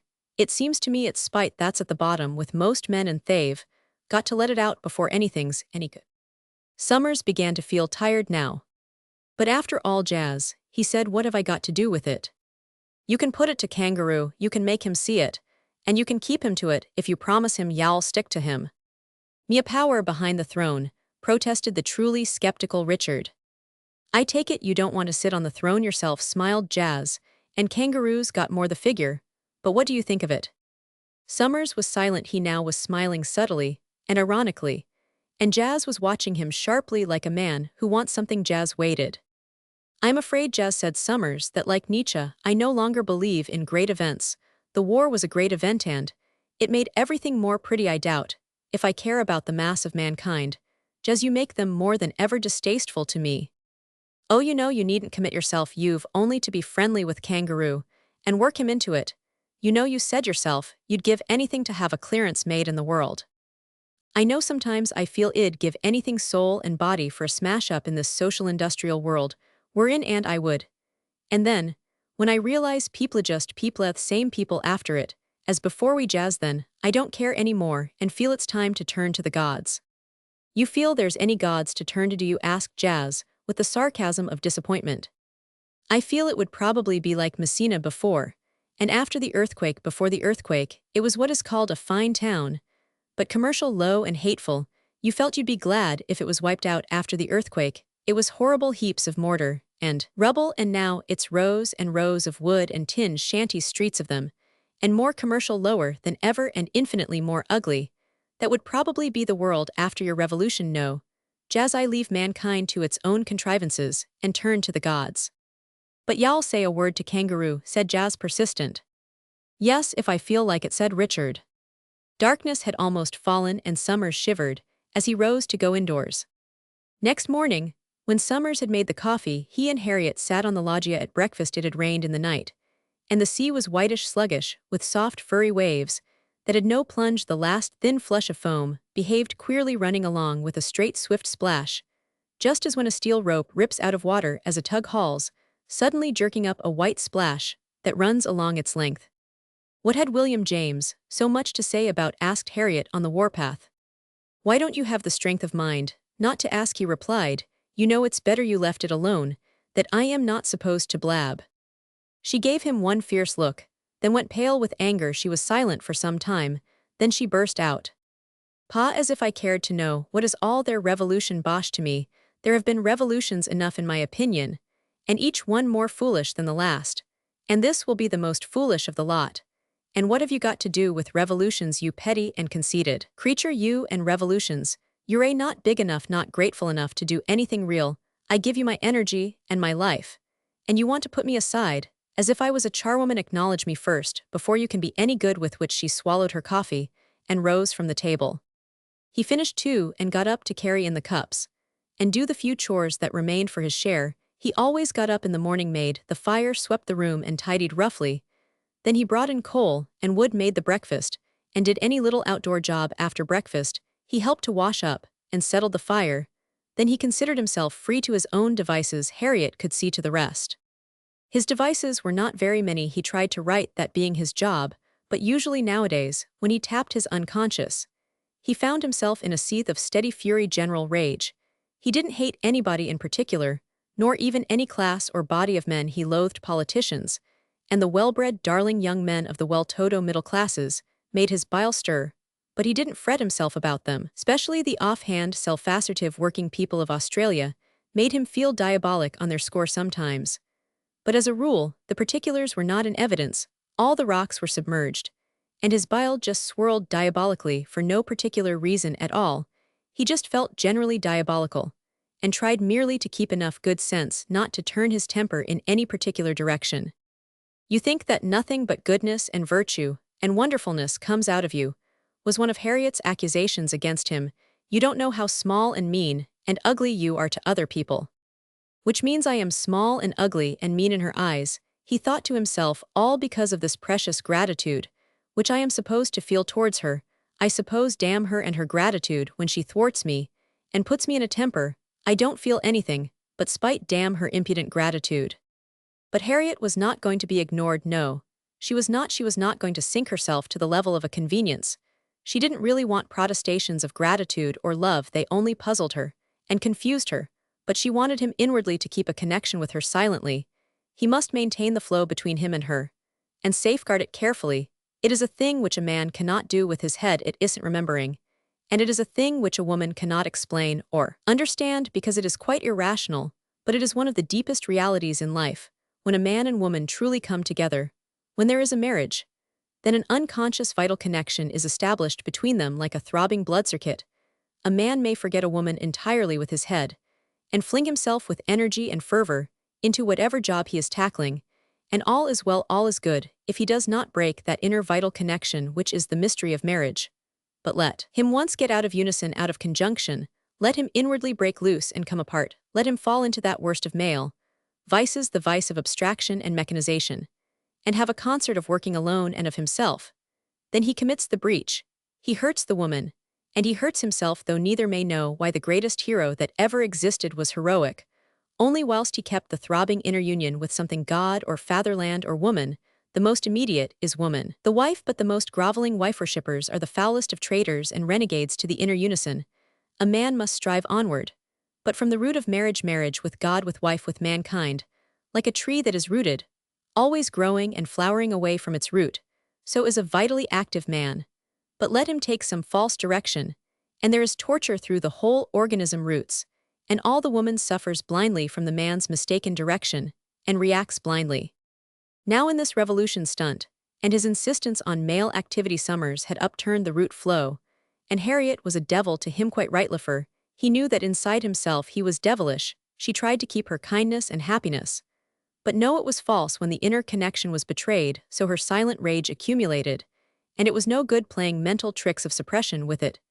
As for him, he was forced to recognize the devil in his own belly. He just felt devilish while Harriet went about trying to be fair and happy. He realized that it was awful for him to be there, as black inside as an ink bottle. However, he practiced being nice theoretically. He was grateful to her, and all that, but nothing conjured away that bellyful of black devilishness with which he was enceinte. He really felt like a woman who is with child by a corrosive fiend in his lower man, just gurning and demoniacal. No good pretending otherwise, no good playing tricks of being nice. 7,000 devils. When he saw a motorcar parked in the waste lot next to Kui, and saw two women in 12 black coats and skirts hobbling across the grass to the bungalow farther down, perhaps wanting to hire it, then the devil came and sat black and naked in his eyes. They hobbled along the uneven place so commonly. They looked so crassly common in spite of their tailor's bills, so low in spite of their motorcar, that the devil in him fairly lashed its tail like a cat. And yet he knew they were probably just two nice, kindly women, as the world goes. And truly, even the devil in him did not want to do them any personal harm. If they had fallen or got into difficulty, he would have gone out at once to help them all he could, and yet at the sight of their backs in their tailored costumes, hobbling past the bushes, the devil in him lashed its tail till he writhed. So there you are, or rather there was Richard Lovett Summers. He tried to square accounts with himself, surely. He said to himself, I am not just merely a sort of human bomb, all black, inside waiting to explode. I don't know when or how, or where. That's what I seem like to myself nowadays. Yet surely it is not the only truth about me when I feel at peace with myself, and as it were so quietly at the center of things, like last evening, for example. That is also me. Harriet seems fairly to detest me for having this nice feeling all to myself. Well, it wasn't my fault. If I had it, I did have it. What does she want? She won't leave a fellow alone. I felt fairly beatific last evening. I felt I could swim Australia into a future. And that jazz was wonderful. And I was a sort of central angel. So now, I must admit I am flabbergasted at finding my devil coiled up exultant like a black cat in my belly this morning, purring all the more loudly because of my goodness of last evening, and lashing his tail so venomously at the sight of the two women in the black costumes. Is this devil after all my God do? I stand with the devil worshippers, in spite of all my efforts and protestations. This morning I do, and I admit it. I can't help it. It is so, then let it be so. I shall change again. I know I shall feel white again. And like a pearl suave and quiet within the oyster of time, I shall feel again that given. But the answer, the black poisonous bud will burst into a lovely new unknown flower in me. The bud is deadly poison. The flower will be the flower of the tree of life, if Harriet let me alone.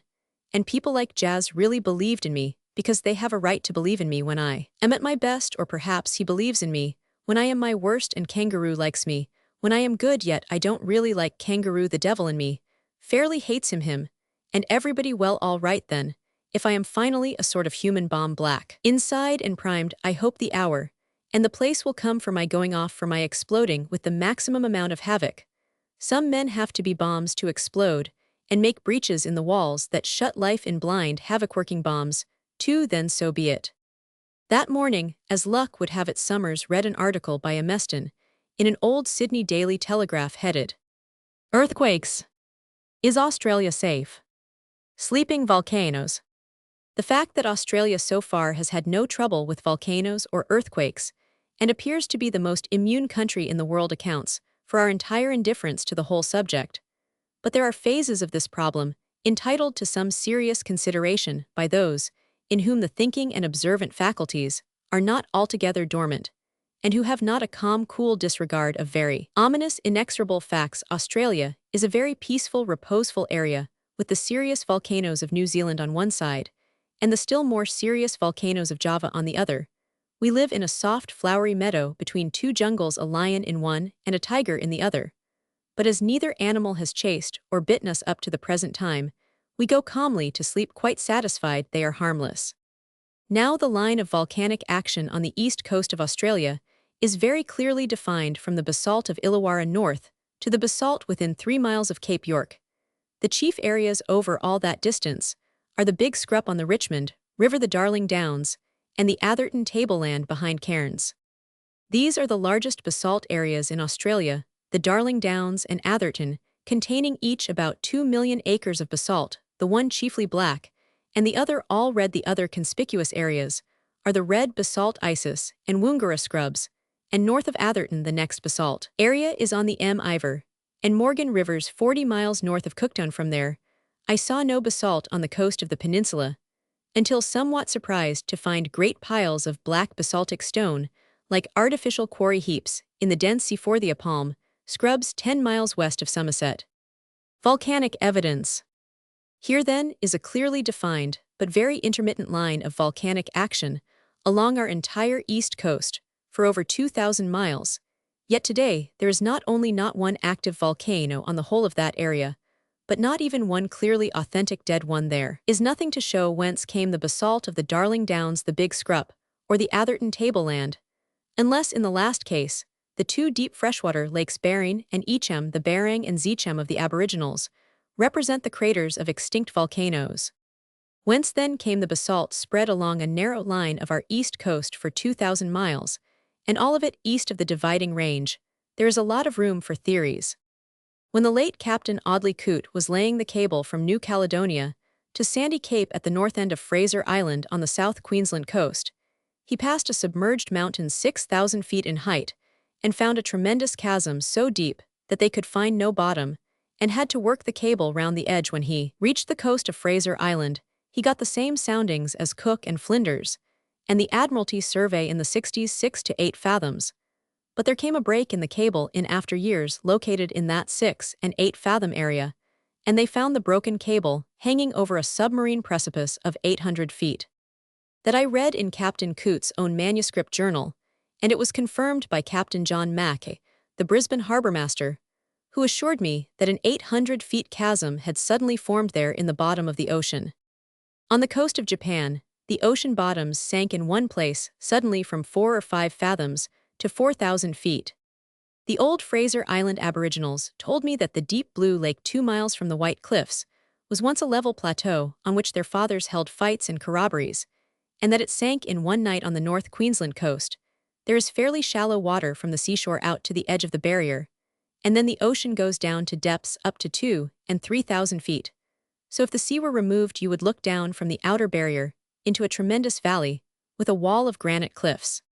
When the town of Port Royal in Jamaica was destroyed by an earthquake on June 7, 1692, the houses all disappeared into an ocean chasm 300 feet in depth, and in the terrible earthquake at Lisbon 1755, destroying 2,000 houses and 5,000 people, the wharves and piers, and even the vessels lying beside them disappeared into some tremendous gulf, leaving no trace whatever. It is a singular fact that the heights of the loftiest mountains correspond with the depths of the deepest seas, and that the 29,000 feet of Mount Everest is equal with what is known as the Tuscarora Deep, fathomed by the USA vessel Tuscarora. Islands that vanished. From the days of Seneca, there are records of islands suddenly appearing before astonished mariners, and others disappearing suddenly before mariners equally astonished.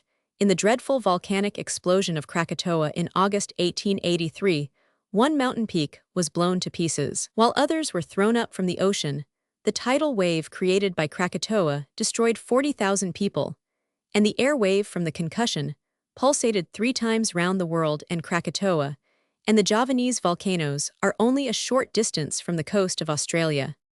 Doubtless many of the ships that have mysteriously disappeared, leaving no trace, have gone down in the vortex of a submarine earthquake, or a chasm created by a sudden shrinkage in the bottom of the ocean. From the facts above available, it is reasonable to believe that the present continent of Australia is only a portion of the original, and that in some remote period, it extended hundreds or thousands of miles to the eastward, probably including Lord Howe and Norfolk Islands and New Zealand, possibly New Caledonia.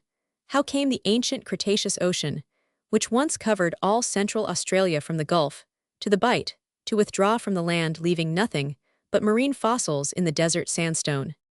Was the Cretaceous Ocean shallow all round this continent, and did it suddenly subside to fill some tremendous chasm caused by a sudden submarine shrinkage of the Earth's crust, followed by the inland sea, which naturally rushed out into the vacancy?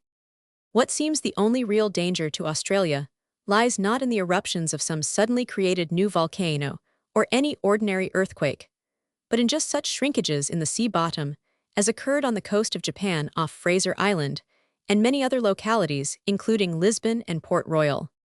If such a subsidence were to come under Sydney, Melbourne, Adelaide, or Brisbane, it might be of such a magnitude that the whole city would disappear into the Gulf.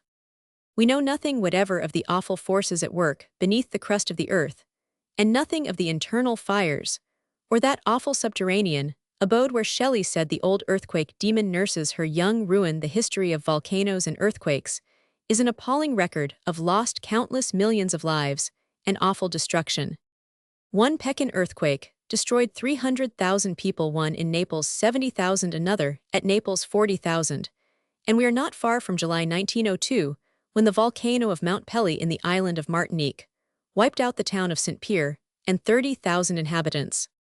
Still nearer is that 18th April 1906, when the San Francisco earthquake killed over 1,000 people and did damage to the extent of 60 millions. And so far in Australian history, we have not had an earthquake that would capsize a tumbler of hot punch.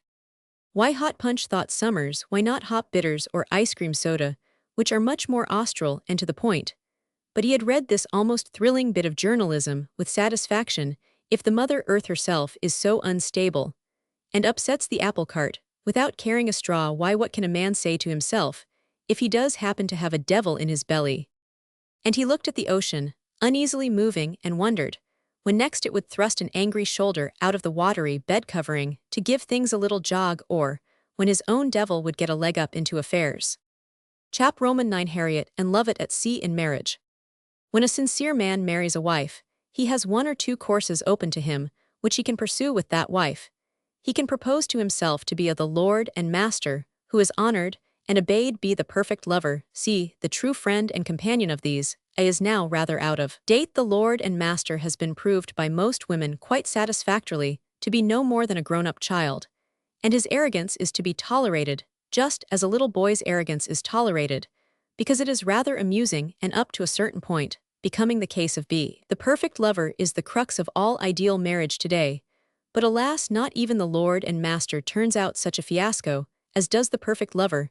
99 times out of 100, the perfect lover marriage ends usually in a quite ghastly, anticlimax divorce and horrors, and the basest vituperation, alas, for the fact as compared with the ideal, a marriage of the perfect lover type is bound either to end in catastrophe or to slide away towards O or C. It must either revert to a mild form of the Lord and Master marriage, and a wise woman who knows the sickeningness of catastrophes and the ridiculous futility of second shots at the perfect love paradise, often wisely pushes the marriage back gradually into one of the little bays or creeks of this Pacific Ocean of marriage lord and masterdom. Not that either party really believes in the lordship of man, but you've got to get into still water some time or other. The perfect love business inevitably turns out to be a wildly stormy strait like the Straits of Magellan, where two fierce and opposing currents meet, and there is the devil of a business trying to keep the bark of marriage with the flag of perfect love at the mast from dashing on a rock or foundering in the heavy seas. Two fierce and opposing currents meet in the narrows of perfect love. They may meet in blue and perfect weather when the albatross hovers in the great sky like a permanent benediction, and the sea shimmers a second heaven, but you needn't wait long. The seas will soon begin to rise the ship to roll, and the waters of perfect love, when once this love is consummated in marriage, become, inevitably, a perfect hell of storms and furies. Then, as I say, the hymeneal bark either founders or dashes on a rock, or more wisely, gets out of the clash of meeting oceans, and takes one tide or the other where the flood has things all its own way. The woman, being today the captain of the marriage bark, either steers into the vast Pacific waters of lord and masterdom, though never of course hauling down the flag of perfect love, or else, much more frequently these latter days, she steers into the rather gray Atlantic of true friendship and companionship, still keeping the flag of perfect love bravely afloat. And now the bark is fairly safe in the great Pacific. The woman can take the ease and warm repose of her new dependence, but she is usually laughing up her sleeve. She lets the Lord and Master manage the ship, but woe betide him if he seeks to haul down the flag of perfect love. There is mutiny in a moment, and his chief officers and his crew, namely his children and his household servants, are up and ready to put him in irons at once at a word from that wondrous goddess of the bark, the wife of his bosom. It is Aphrodite, mistress of the seas, in her grand capacity of motherhood and attendant wifehood. None the less, with a bit of managing, the hymeneal bark sails on across the great waters into Port. A lord and master is not much more than an upper servant, while the flag of perfect love is flying, and the sea mother is on board but a servant with the name of captain, and the pleasant job of sailing the ship and giving the necessary orders. He feels it is quite all right. He is supreme servant in command, while the mistress of mistresses smiles as she suckles his children. She is suckling him too. Nevertheless, this is the course I would recommend young married women to drift into after the first 2 years of perfect love. They won't often take my advice. I know that, haha, they will say, we see through your lord and master tricks. Course east-northeast helmsman into the safer and more populous waters of perfect companionship. If we can't have one thing perfect, well, have another. If it isn't exactly perfect love, it is perfect companionship, and the two are pretty nearly one and the same. For woman even more than man, when once she gets an idea into her head, or worse, when once she gets herself into her head, will have nothing short of perfection. She simply will tolerate nothing short of perfection, then, into the democratic Atlantic of perfect companionship. Well, they are gray waters, and the perfect companionship usually resolves subtly and always under the perfect love flag, into a very nearly perfect limited liability company, the bark steering nicely according to profit and loss, and usually getting on fabulously the golden vanity. If this perfect love flag is a vanity, the perfect companionship management is certainly golden. I would recommend perfect companionship to all those married couples who truly and sincerely want to get on. Now the good bark Harriet and Lovett had risen from the waves like Aphrodite's shell, as well as Aphrodite, in the extremest waters of perfect love and love alone, wide wild, lonely waters with the great albatross, like a sign of the cross sloping in the immense heavens a sea to themselves, the waters of perfect love, and the good ship Harriet and Lovett with white sails, spread sailing, with never a master like the boat of Dionysus, which steered of its own accord across the waters in the right direction, mark you to the sound of the music of the dolphins, while the mast of the ship put forth tendrils of vine and purple bunches of grapes, and the grapes of themselves dripped vinous down the throats of the true Dionysians, so sailed the fair ship Harriet and Lovett in the waters of perfect love. I have not made up my mind whether she was a ship or a bark, or a schooner technically speaking. Let us imagine her as any one of them, or perhaps she was a clipper or a frigate, or a brig. All I insist is that she was not a steamboat with a funnel as most vessels are nowadays sailing, because they are stoked. Fair weather and foul alternated sometimes. The brig Harriet and Lovett skimmed along the path of the moon like a phantom. Sometimes she lay becalmed, while sharks flicked her bottom. Then she drove into the most awful hurricanes and spun round in a typhoon. And yet behold her sailing out through the glowing arch of a rainbow into halcyon waters again. And so for years, till she began to look rather worn but always attractive. Her paint had gone, so her timbers now were sea-silvery, her sails were thin, but very white. The mainsail also was slit, and the stunsails had been carried away in a blizzard as, for the flag of perfect love, the flag of the redandwhite, rose upon the cross of thorns, all on a field of azure. It was woefully frayed, and faded. The azure field was nearly tattered away, and the rose was fading into invisibility. She had some awful weather, did the poor bark Harriet and Lovett. The seas opened great jaws to swallow her, the treacherous seas of perfect love, while cynical rocks gnashed their teeth at her, and unstable heavens opened chasms of wind on her, and fierce full-blooded lusty bullwhales rushed at her and all but burst her timbers. Dazed and battered, she wandered hither and thither on the seas of perfect love, that she always had all to herself, never another sail in sight, never another ship in hail, only sometimes the smoke of a steamer, skirting the horizon, making for one of the oceans. And now the Harriet and Lovett began to feel the pull of the two opposing currents. It was as if she had a certain homesickness for one or other of the populous oceans. She was weary of the lone and wasteful waters of the sea of perfect love. Sometimes she drifted towards the Atlantic of true companionship, and then Lovett, seeing the long swell of that grey sea, and the funnels of ships like a city suburb, put the helm hard a port, and turned the ship about and beat against a horrible sea and wind, till they got into the opposite drift. Then things went a little easier, till Harriet saw before her the awful void opening of the other ocean, and the great dark blue dominant swell of the waters, and the loneliness and the vastness, and the feeling of being overwhelmed. She looked at the mast, and saw the flag of perfect love falling limp, the faded rose of all roses dying at last. And in a moment, when he was asleep, her almost lord and master, she whipped the ship about and steered essay into the heart of the sea of perfect love, hoping to get into the current and so out into the open Atlantic. Then storms intolerable. Then they took to cruising the far lone desert fringes of the sea of perfect love, utterly lonely, and near the ice, the fringe of the seas of death. There, they cruised in the remote waters on the edge of extinction, and then they looked at one another. "We will be perfect companions. You know how I love you," said Harriet, of the good ship Harriet and Lovett. Never said Lovett of the same ship, "I will be lord and master." But ah, such a wonderful lord and master that it will be your bliss to belong to me. Look, I have been sewing a new flag. She didn't even look at the flag. "You," she exclaimed, "you a lord and master. Why don't you know that I love you as no man ever was loved, you a lord and master you look it. Let me tell you, I love you far, far more than ever you ought to be loved, and you should acknowledge it.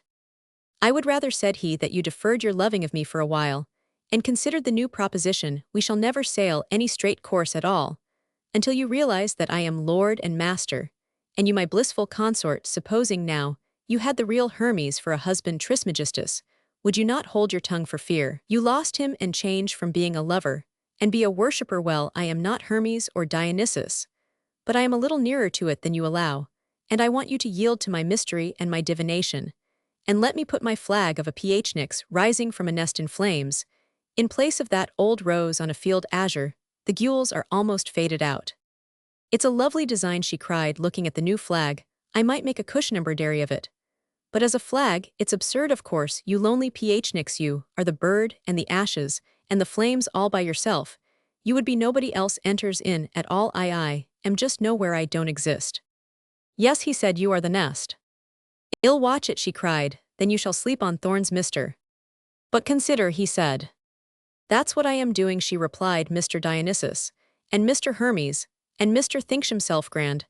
I've got one thing to tell you, without me, you'd be nowhere, you'd be nothing, you'd not be that. And she snapped her fingers under his nose, a movement he particularly disliked.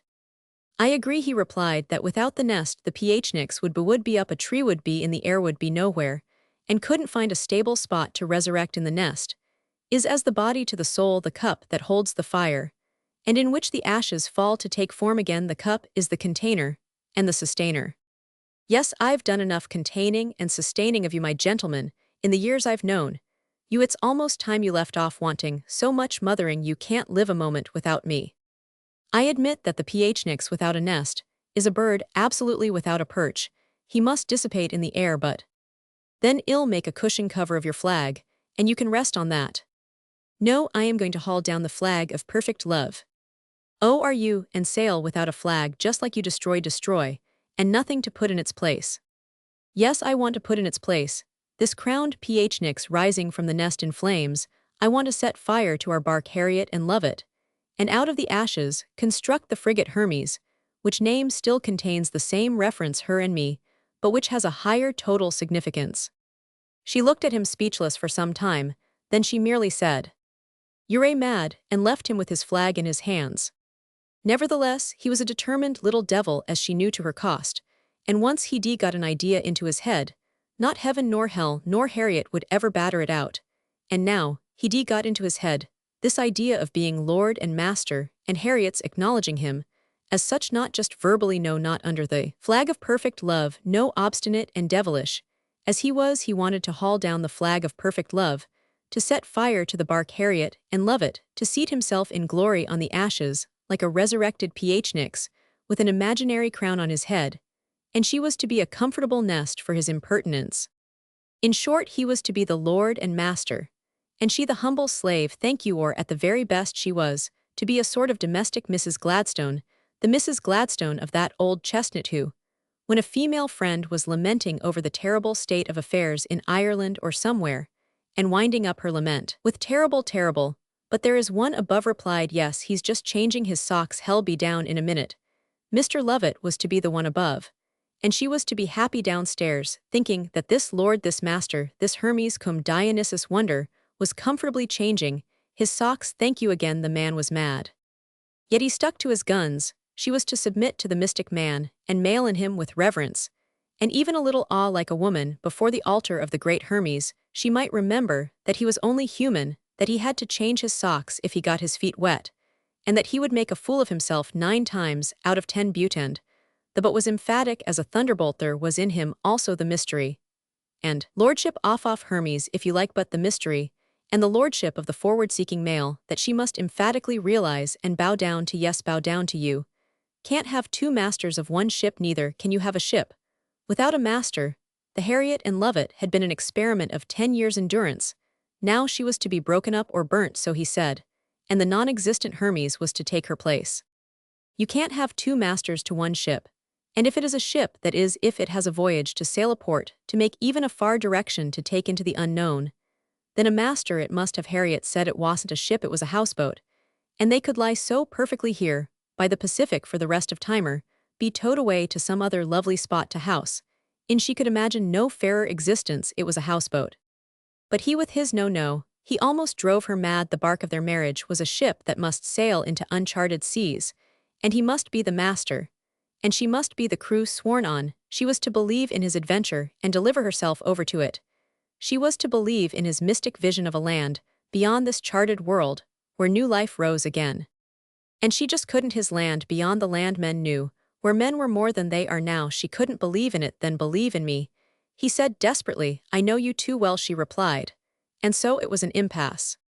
Him a lord and master, why he was not really lord of his own bread and butter.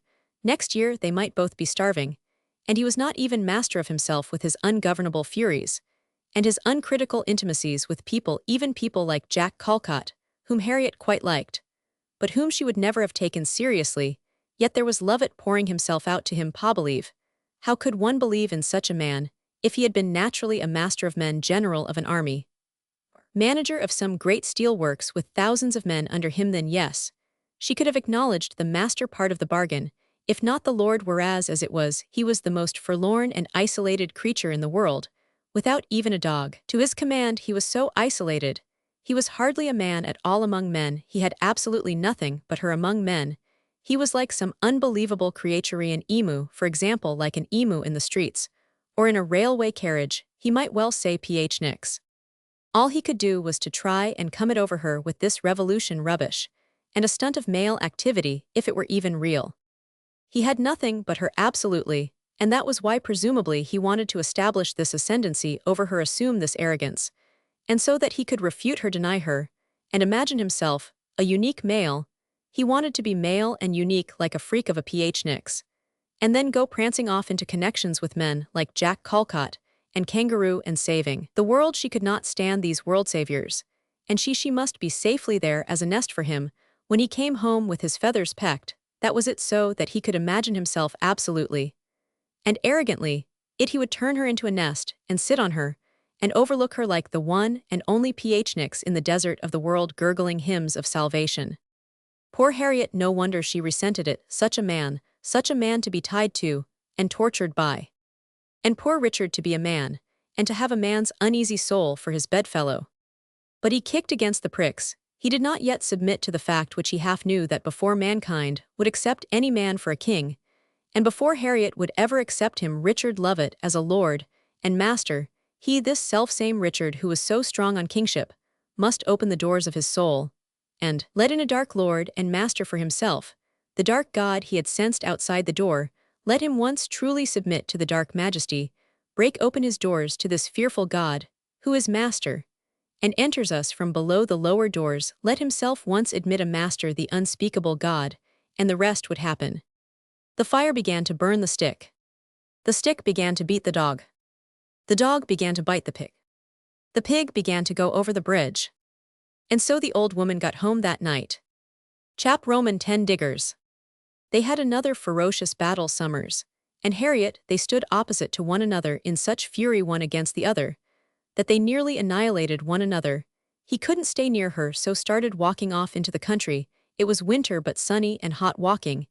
He climbed steadily up and up the highroad between the dense damp jungle that grew at the base, and up the steep rise of the torface, which he wanted to get to the top of. Strange birds made weird metallic noises. Tree ferns rose on their notchy little trunks, and great mosses tangled in with more ordinary bushes overhead. Rose the gum trees, sometimes with great stark, dead limbs thrown up, sometimes hands over like pine trees. He sweated up the steep road, till at last he came to the top. There on the farther side the dip sloped, the hills sank, and ran in spurs, all fairly densely wooded, but not like the scarp slope up which he had twalled. The scarp slope was jungle impenetrable, with tree ferns and bunchy cabbage palms, and mosses like bushes, a thick matted undergrowth beneath the boles of the trees. But the dip slope was bush gum trees rather scattered, and a low undergrowth like heath, the same lonely unbreakable silence and loneliness that seemed to him the real bush, curiously unapproachable to him. The mystery of the bush seems to recede from you as you advance, and then it is behind you if you look round, lonely and weird and hoary. He went on till he could look over the tor's edge at the land below. There was the scalloped seashore for miles, and the strip of flat coastland, sometimes a mile wide, sprinkled as far as the eye could reach with the pale grey zinc roofs of the bungalows, all scattered like crystals in the loose cells of the dark treetissue of the shore. It was suggestive of Japanese landscape, dark trees, and little single scattered toy houses. Then the bays of the shore, the colgity far off rocks down the coast, and long white lines of breakers.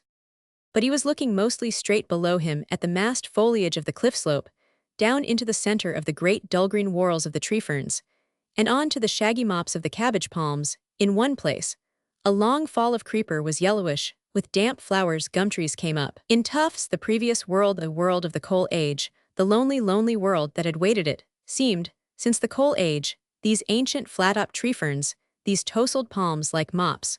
What was the good of trying to be an alert, conscious man? Here you couldn't drift into a sort of obscurity backwards into a nameless past hoary, as the country is hoary. Strange old feelings wake in the soul, old non-human feelings, and an old indifference like a torpor invades the spirit, an old saurian torpor. Who wins there was the land sprinkled with dwellings, as with granulated sugar. There was a black smoke of steamers on the high pale sea, and a whiteness of steam from a colliery among the dull trees. Was the land awake? Would the people waken this ancient land? Or would the land put them to sleep, drift them back into the torpid semi-consciousness of the world of the twilight? Summers felt the torpor coming over him. He hung there on the parapet looking down. And he didn't care how profoundly darkly, he didn't care. There are no problems for the soul in its darkened, witty torpor. Neither Harriet, nor Kangaroo, nor Jazz, nor even the worlds come and worlds go, even worlds. And when the old influence of the fern world comes over a man, how can he care? He breathes the fern seed and drifts back, becomes darkly half vegetable, devoid of preoccupations. Even the never-slumbering urge of sex sinks down into something darker, more monotonous, incapable of caring. Like sex, in trees the dark world, before conscious responsibility, was born. A queer bird sat hunched on a bough a few yards away, just below a bird like a bunch of old rag, with a small rag of a dark tail, and a fluffy pale top like an owl, and a sort of frill round his neck. He had a long, sharp, dangerous beak. But he too was sunk in unutterable apathy.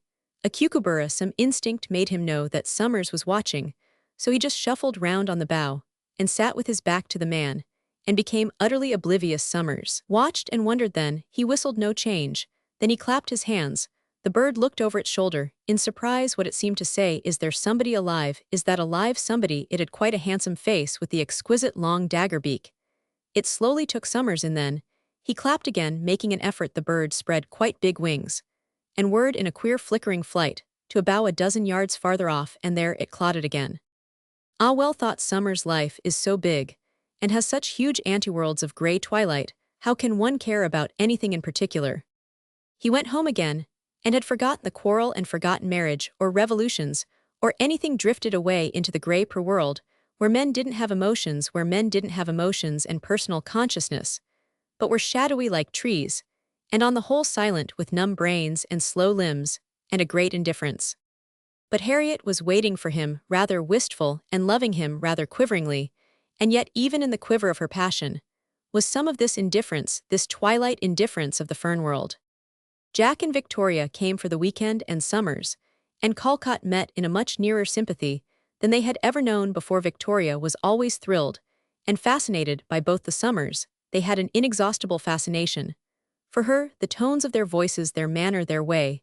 With each other she could not understand the strange sureness they had in themselves, the sureness of what they were saying, or going to say, the sureness of what they were feeling for herself. Her words fluttered out of her without her direct control, and her feelings fluttered in her, the same. She was one perpetually agitated dovecot of words and emotions, always trying consciously to find herself amid the whirl, and never quite succeeding.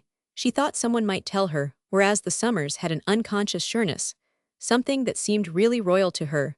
But she had in the last issue the twilight indifference of the fern world, only she still quivered for the light. Poor Victoria, she clung to Jack's arm, vibrating, always needing to vibrate outwards, and he seemed to become more Australian and apathetic every week, the great indifference, the darkness of the fern world upon his mind. Then spurts of energy, spurts of sudden violent desire, spurts of gambling excitement, but the mind in a kind of twilight sleep. He made no more appeals, he was just static and quite gentle. Even at table, he was half oblivious of the presence of the other people. Then Victoria would poke him with her elbow, poke him hard into consciousness, and bring back the lively Jack that the Summers had first known. Strange that the torpor had come on him so completely of late, yet there was a queer light in his eyes, as if he might do something dangerous. And when he was once talking, he was perfectly logical, and showed surprising calm common sense. When he was discussing or criticizing, he seemed so unusually sane as to be peculiar, like a man in his sleep. Just outside the station was the football field, and Mullumbimby was playing Wollondindy. Mullumbimby, in royal blue and Wollondindy, In rather faded red along the roadside, buggies and motorcars were pulled up, the ponies were taken out of harness, and left to feed on the roadside grass. Two riders sat on horseback to survey the scene, and under the flowering coral trees with their sharp, red cockatoo flowers stood men in their best clothes, smoking pipes, or men in their best clothes, squatting on the fence, and lasses, mingling in or strolling past in white silk stockinette frocks, or pink crepe de chine or muslin, just like prostitutes arm in arm, strolled the lasses airing themselves and their pronounced hips, and the men apathetically took no notice, but watched the field. This scene was too much for Jack Calcott Summers, or no Summers, he must be there, so there he stood in his best clothes and a cream velour hat, and a short pipe, staring with his long naked Australian face. Impassive on the field, the blues and the reds darted madly about like strange bird creatures.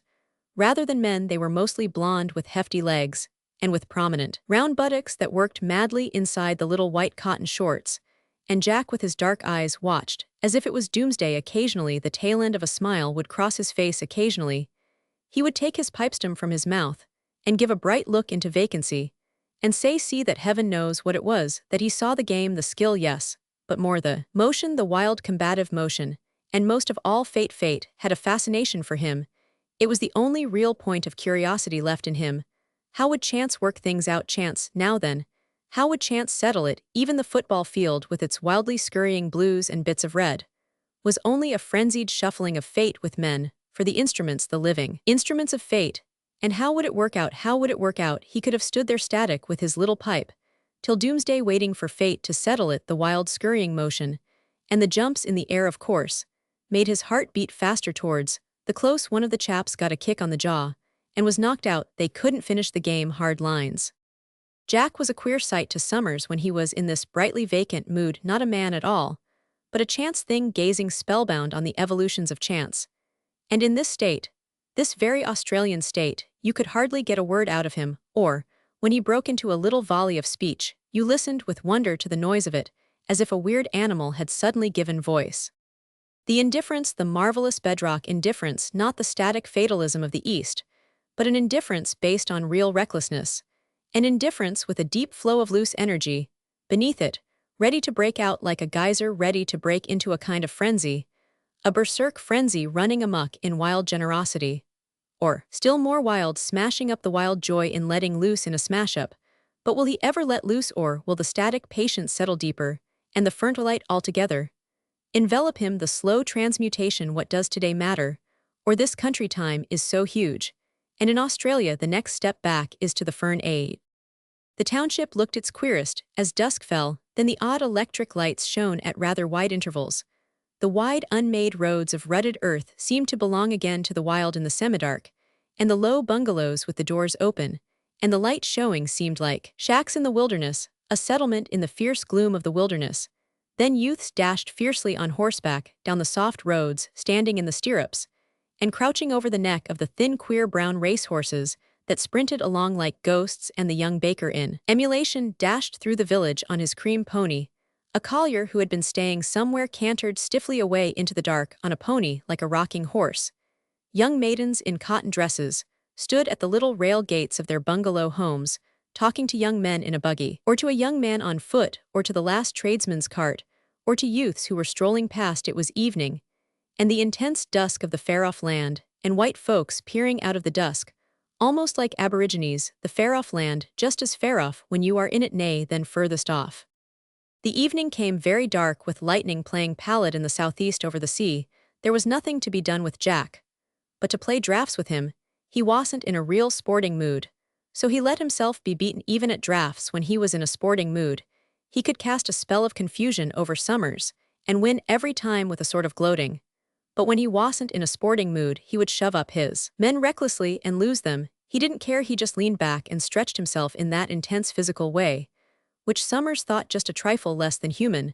The man was all body, a strong body full of energy, like a machine that has got steam up. But as inactive, he had no mind, no spirit, no soul, just a tense, inactive body, and an eye rather glazed, and a trifle bloodshot, the old psyche slowly disintegrating. Meanwhile Victoria, in a trill of nervous excitement and exaltation, was talking Europe with Harriet. Victoria was just the opposite of Jack. She was all a quiver of excited consciousness, to know, to see, to realize.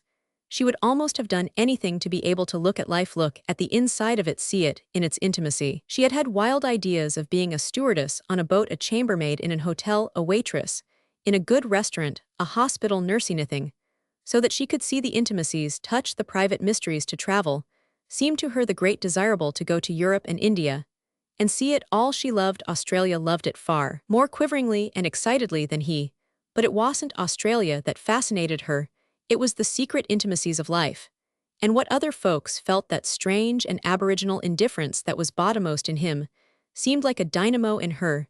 She fluttered in the air like a loose live nerve, a nerve of the sympathetic system. She was all sympathetic drive, and he was nearly all check. He sat there apathetic, nothing but body and solid, steady physical indifference. He did not oppose her at all or go counter to her.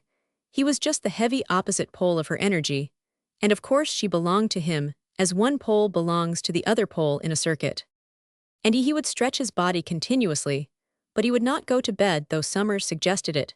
No, there he sat. So Summers joined in the more exciting conversation of the women, and Jack sat solidly there, whether he listened or whether he didn't. Who knows? The aboriginal sympathetic apathy was upon him. He was like some creature that has lost its soul and simply stares. The morning was one of the loveliest Australian mornings, perfectly golden, all the air pure gold, the great gold effulgence to seaward, and the pure cold pale blue inland over the dark range. The wind was blowing from inland. The sea was quiet as a purring cat, with white paws becoming darkish green-blue, flecked with innumerable white flecks like rainspots splashing the surface of a pool. The horizon was a clear and hard and dark sea against an almost white sky. But from far behind the horizon showed the merged magic tops of hazed gold-white clouds that seemed as if they indicated the far Pacific Isles.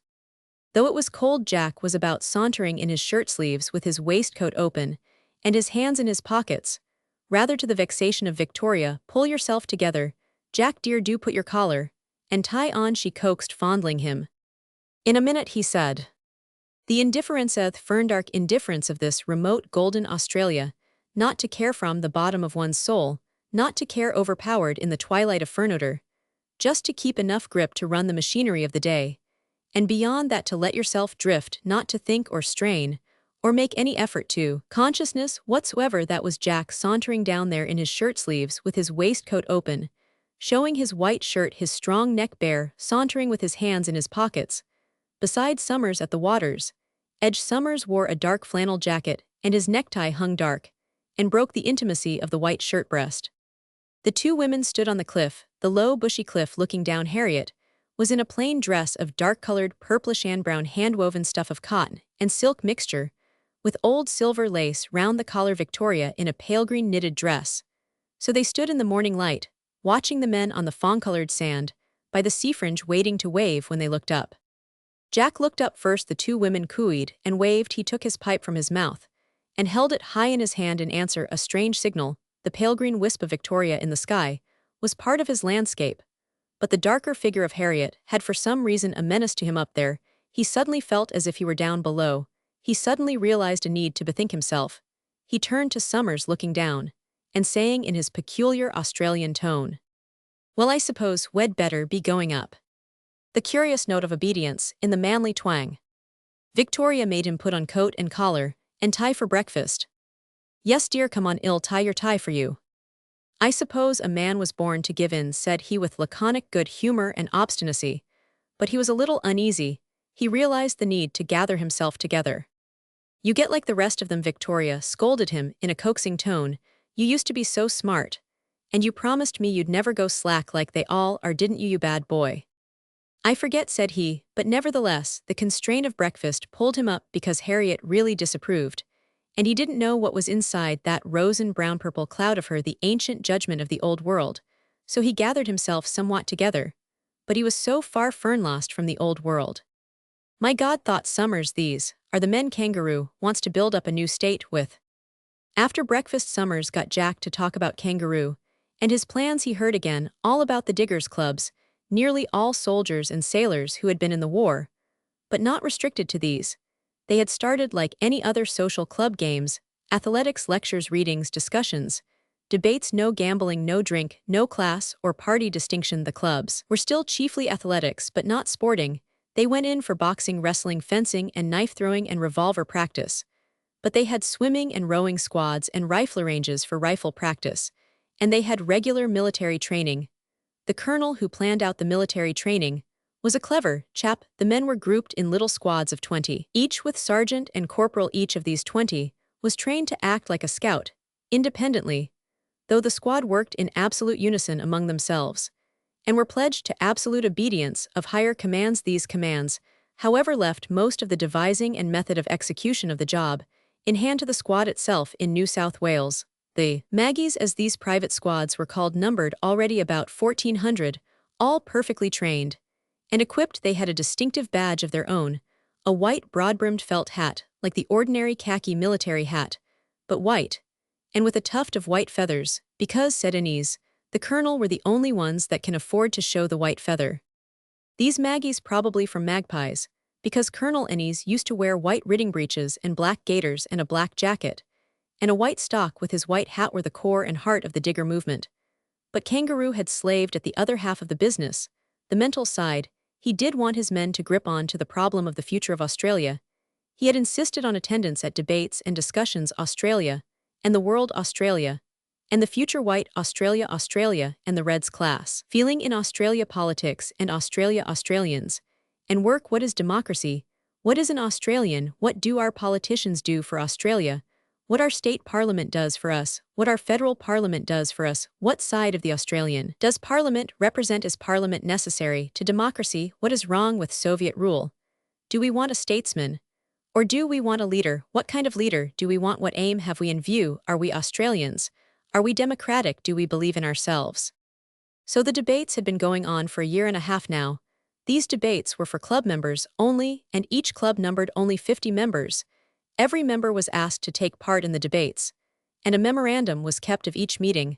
Then there were monthly united gatherings of 5 or 6 or more clubs together, and occasionally a mass meeting at which Kangaroo spoke. All this went on in the open, and roused some comment in the press. At first a great deal of praise, later some suspicion and considerable antagonism, both from Conservatives and Labour. Ben Cooley was supposed to be working himself in as a future Prime Minister, with a party behind him that would make him absolute a dictator. As soon as one paper came out with this alarm, an opponent sneered and pooh-poohed and spoke of the Reds lounging about a fearful menace in Sydney, and recalled the reigns of terror in Paris, and in Petrograd was another reign of terror preparing for Sydney. Was a bloodthirsty Robespierre or a ruthless Lenin awaiting his moment? Would responsible citizens be lynched in Martin Place, and dauntless citizenesses thrown into the harbour, when the fatal hour struck? Whereupon a loud burst from the press. Were we to be alarmed by the knock-kneed loutish socialist gang that hung round Canberra House? These gentry could hardly kill the vermin in their own clothing, not to speak of lynching in Martin Place, whereas the Maggies were a set of efficient, well-armed, and no doubt unscrupulous tools of still more designing and unscrupulous masters. If we had to choose between Napoleon in the shape of Ben Cooley or Lenin, in the lack of shape of Willie Struthers, we should be hard put to it to know which was worse. Whereupon a fierce blast about our returned heroes, and the white-livered skulkers who had got themselves soft jobs as coast-watchers, watching that the sharks didn't nibble the rocks, and now dared lift their dishonorable croaks against the revered name of Digger, and a ferocious Russian from Labour, which didn't see much Napoleon in Ben Cooley, except the belly, and the knack of filling his pockets. Napoleon, though but a Dago, and not a Jew, had filled one of the longest pockets Europe had ever emptied herself into. So where would poor little Australia be, when the sham Kangaroo, with the help of the magpies, which were indeed strictly butcher birds, started to coin her into shekels? Then the boom died down, but the digger clubs had grown immensely on the strength of it. There were now more than 100 clubs in New South Wales, and nearly as many in Victoria.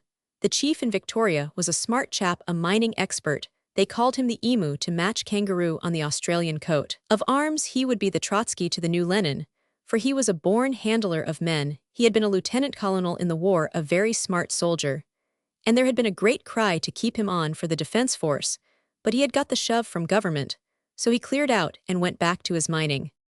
But every club had its own committee, and this committee was composed of 5 or 6 of the best, surest members, sworn into secrecy and to absolute obedience to any decision. Each club committee handled every question of development, and the master and the teller went to section meetings. A section consisted of 10 clubs. A decision at a section meeting was carried to the state meeting, where the chief of the state always had the ruling vote. Once a decision was passed, it became a law for all members embodied in the person of the chief, and interpreted by him, unquestioned save by his lieutenant, the chief of all the secretaries or tellers. The public members of the clubs were initiated into no secrets. The most important questions were discussed only among the chiefs. More general secrets were debated at the section meetings, that is, the great bulk of the members gave only their allegiance and their spirit of sympathy. The masters and chiefs carefully watched the response to all propositions. At all open discussions they carefully fostered the feeling they wished for or which they were instructed to encourage. When the right feeling was arrived at presumably, then the secret members started the discussion of propositions proposed from above. A secret member was allowed to make a proposition also, and the list was read over at the section meetings. But the chief of the tellers, had right of absolute veto. Summers could not get it very clear from Jack Calcott's description, but it seemed to him as if all the principal ideas originated with the chief, went round the circuit of the clubs disguised as general topics for debate, and returned, as confirmed principles, via the section meetings and the state meetings. All the debates had been a slow, deliberate crystallizing of a few dominant ideas in all the members in the actual putting into practice of any principle. The chief was an autocrat, though he might, if he chose, send his propositions through the section meetings and the state meetings for criticism and amendment. What I feel, said Summers to Jack, is that the bulk of you just don't care what the chief does so long as he does something. Oh, we don't lose our sleep at nights. If he likes to be the boss, let him do the thinking. We know he's our man, and so well follow him. We can't all be Peter and Paul and know all about it. You just feel he's your man. Oh, we do. But supposing you go in, and win and he is the boss of Australia, shall you still leave things to him? Jack thought lazily for a time. I should think so, he replied with a queer mistrustful tone. And Summers felt again, so distinctly, they were doing it all just in order to have something to do, to put a spoke in the wheel of the present bosses, to make a change just temporary. There would be a change. And that was what they wanted. There was all the time the excitement, damn the consequences. You don't think it would be as well to have a Soviet and Willie Struthers? No, I don't, said Jack in a thin, sharp voice. I don't want to be bullied by any damned red international labor. I don't want to be kissing and hugging a lot of foreign labor tripe niggers. And what the hell, I'd rather have the British Empire 10,000 times over. And that bed's a bit too wide, and too many in it for me. I don't like sleeping with a lot of neighbors, but when it comes to going to bed with a crowd of niggers and dagos, in an international labor combine, with a pair of red sheets, so that the dirt won't show, I am absolutely sure I won't have it. That's why I like Kangaroo. We shall be just cozy and Australian, with a boss like a father who gets up first in the morning and locks up at night before you go to bed. And who will stop in the Empire? Oh, I suppose so, but he won't be asking even the British to go to bed with him. He knows the difference between Australia and the rest of the Empire. The Empire's like a lot of lock-up shops that you do your trade in. But I know Kangaroo well enough to know he's not mixing his family in hell. Keep Australia close and cozy, that's what I want. And that's what we all want when we're in our senses and aren't bitten into spots by the red international bug. Summers then mentioned Jazz's proposition of a red revolution first. I know, said Jack, it may be so. He's one of your sly crawling devils, Jazz is, and that seems to be the road nowadays. I wouldn't mind egging the Reds in and then slapping them clean out into nowhere. I wouldn't mind at all. But I am bound to follow Kangaroo's orders, so I am not bothering my chump over Jazz's boodle. You don't care which way it happens? Jack looked at him sideways like the funny bird. No, he said with an Australian drawl, so long as it does happen. I don't like things as they are, and I don't feel safe about them. I don't mean I want to feel safe as if nothing would ever happen. There's some sorts of sport and risk that you enjoy, and there's others you hate. The thought of now, I hate the thought of being bossed and messed about by the old country, or by Jew capitalists and bankers, or by a lot of labor bullies, or a Soviet. There's no fun in that sort of sport to me, unless you can jolly well wipe the bleeders out afterwards. And I don't altogether want the mills of the British Empire to go grinding slowly on, and yourself compelled to do nothing but grind slowly with M. It's too much of a sameness altogether, and not as much sport as a Tin Lizzie. We're too much mixed up with other folks' business. What's absolutely no fun for us, no, what I want is a cozy, lively little Australia away from all this blooming world boost. I've no use for a lot of people across a lot of miles of sea nudging me, while I handle my knife, and fork leave us Australians to ourselves, we shall manage. They were interrupted by Harriet calling for Summers to come and rescue the teetotal from the horns of a cow who had calmly scrambled through the fence onto their grass. Summers was used to the cow. She had scrambled through the cooey fence long before the Summers had ever walked through the gate, so she looked on them as mild intruders. He was quite friendly with her. She ate the pumpkin rind and apple parings from his hand now. She looked at him half guiltily out of one eye, the kitchen towel hanging over the other eye. She took it quite calmly, but had a disreputable appearance. "Come here," said he, "come here, and have it taken off. Of course you had to poke your head into the bush if you thought there was a towel on it." She came mildly up and held her head while he disentangled the towel from her horns. Then she went calmly on, snuffing at the short bitten grass for another mouthful and twitching leaves off the stunted bushes. So they were the cows, so unafraid in Cornwall. Harriet said the cows had always sniffed in when she came near, and then breathed out heavily NNH, as if they did not like the smell of human beings breathing out against her and backing, and that had scared her. But these cows didn't do that. They seemed so calm. They fed over all the bush, the unoccupied grassy lots above the sea, among the unbuilt streets, and they pushed in among the trees and bushes where the creek came in. And then at dusk, a boy would come on a cream-colored pony riding round and driving them in, scaring a sort of crane or heron bird from the still waters of the marshy creek edge. Then the cows walked or trotted placidly home, so unconcerned, and the bird with the great arched gray wings flapped in a low circle round, then settled again a yard or two from where she was before. So unconcerned. Summers had noticed a pair of fishing birds by the creek, queer objects nearly as big as ducks perched at the extremity of a dead gum tree above the water. They flew away at his coming, but while he stood looking they circled with their longish necks stretched out and their wings sharply flicking in the high air. Then one returned and sat again on the tree, and the other perched on another dead tree. The near one looked sideways at him. "Yes, I am here," said he aloud. Whereupon she did the inevitable, turned her back on him, and he no longer existed for her. These ostriches needed no sand. She so far forgot him as to turn sideways to him again. So he had her in profile, clutched gray, like an old knot at the tip of the stark dead gray tree. And there, she performed queer corkscrew exercises with her neck in the air, whether it was she was getting down a last fishbone in her gizzard, or whether she was merely asserting herself in the upper air, he could not tell. "What a fool you look," he said aloud to her. Then away the birds rose, and he saw a seedy elderly man in black, in a long-skirted black coat, like a cast-off Methodist parson, spying at him furtively from behind the bushes on the other side of the creek. This parson-looking weed carried a gun, and was shooting heaven knows what. He thought Richard Lovett a very suspicious bird, and Richard Lovett thought him the last word in human weeds. So our young man turned away to the sands, where the afternoon sea had gone a very dark blue. Another human weed with a very thin neck and a very red face sat on the sand ridge up which the foam edge swished his feet wide apart, facing the ocean, and tending a line which he had in some way managed to cast out into the low surf. An urchin barefoot was pottering round in silence like a sandpiper.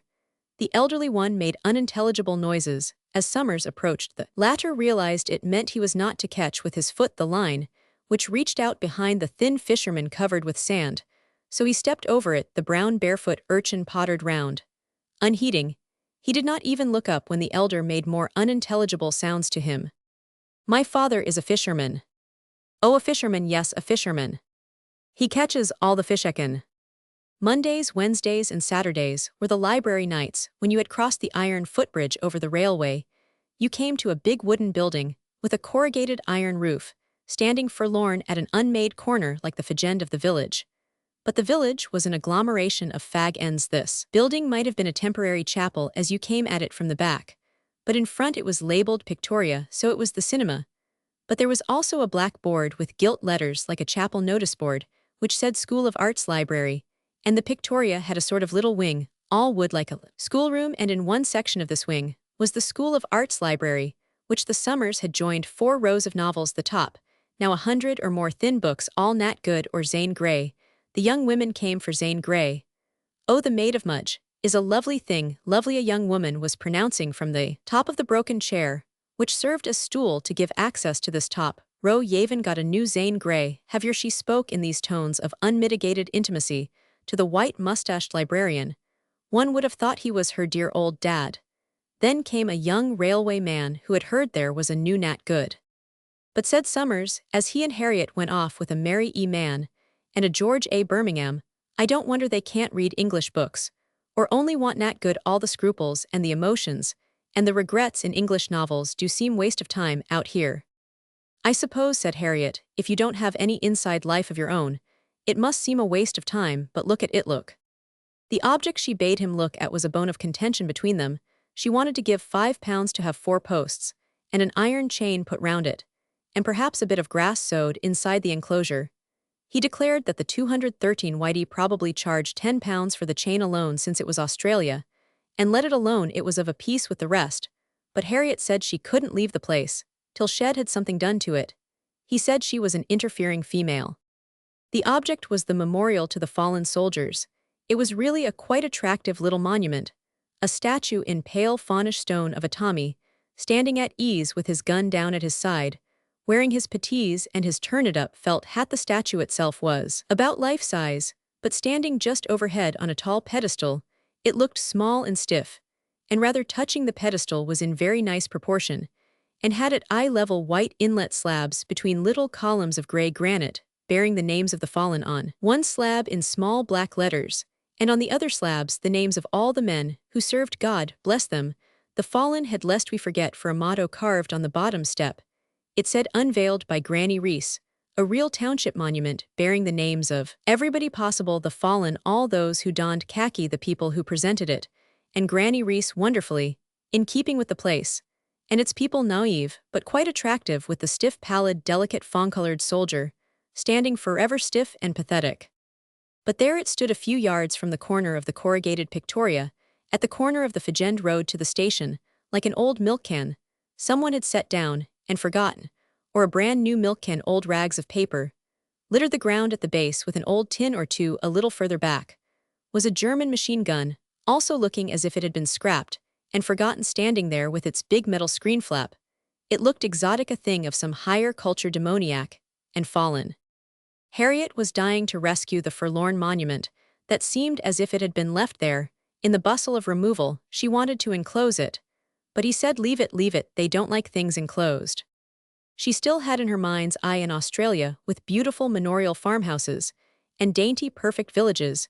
She never acquiesced in the uncreatedness of the new country, the rawness, the slovenliness. It seemed to her comical, for instance, that no woman in Australia would carry a basket. Harriet went shopping as usual with her pretty straw basket in the village, but she felt that the women remarked on it.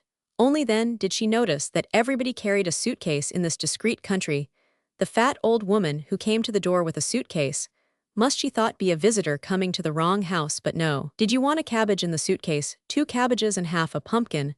A little girl goes to the dairy for 6 eggs and half a pound of butter, with a small elegant suitcase.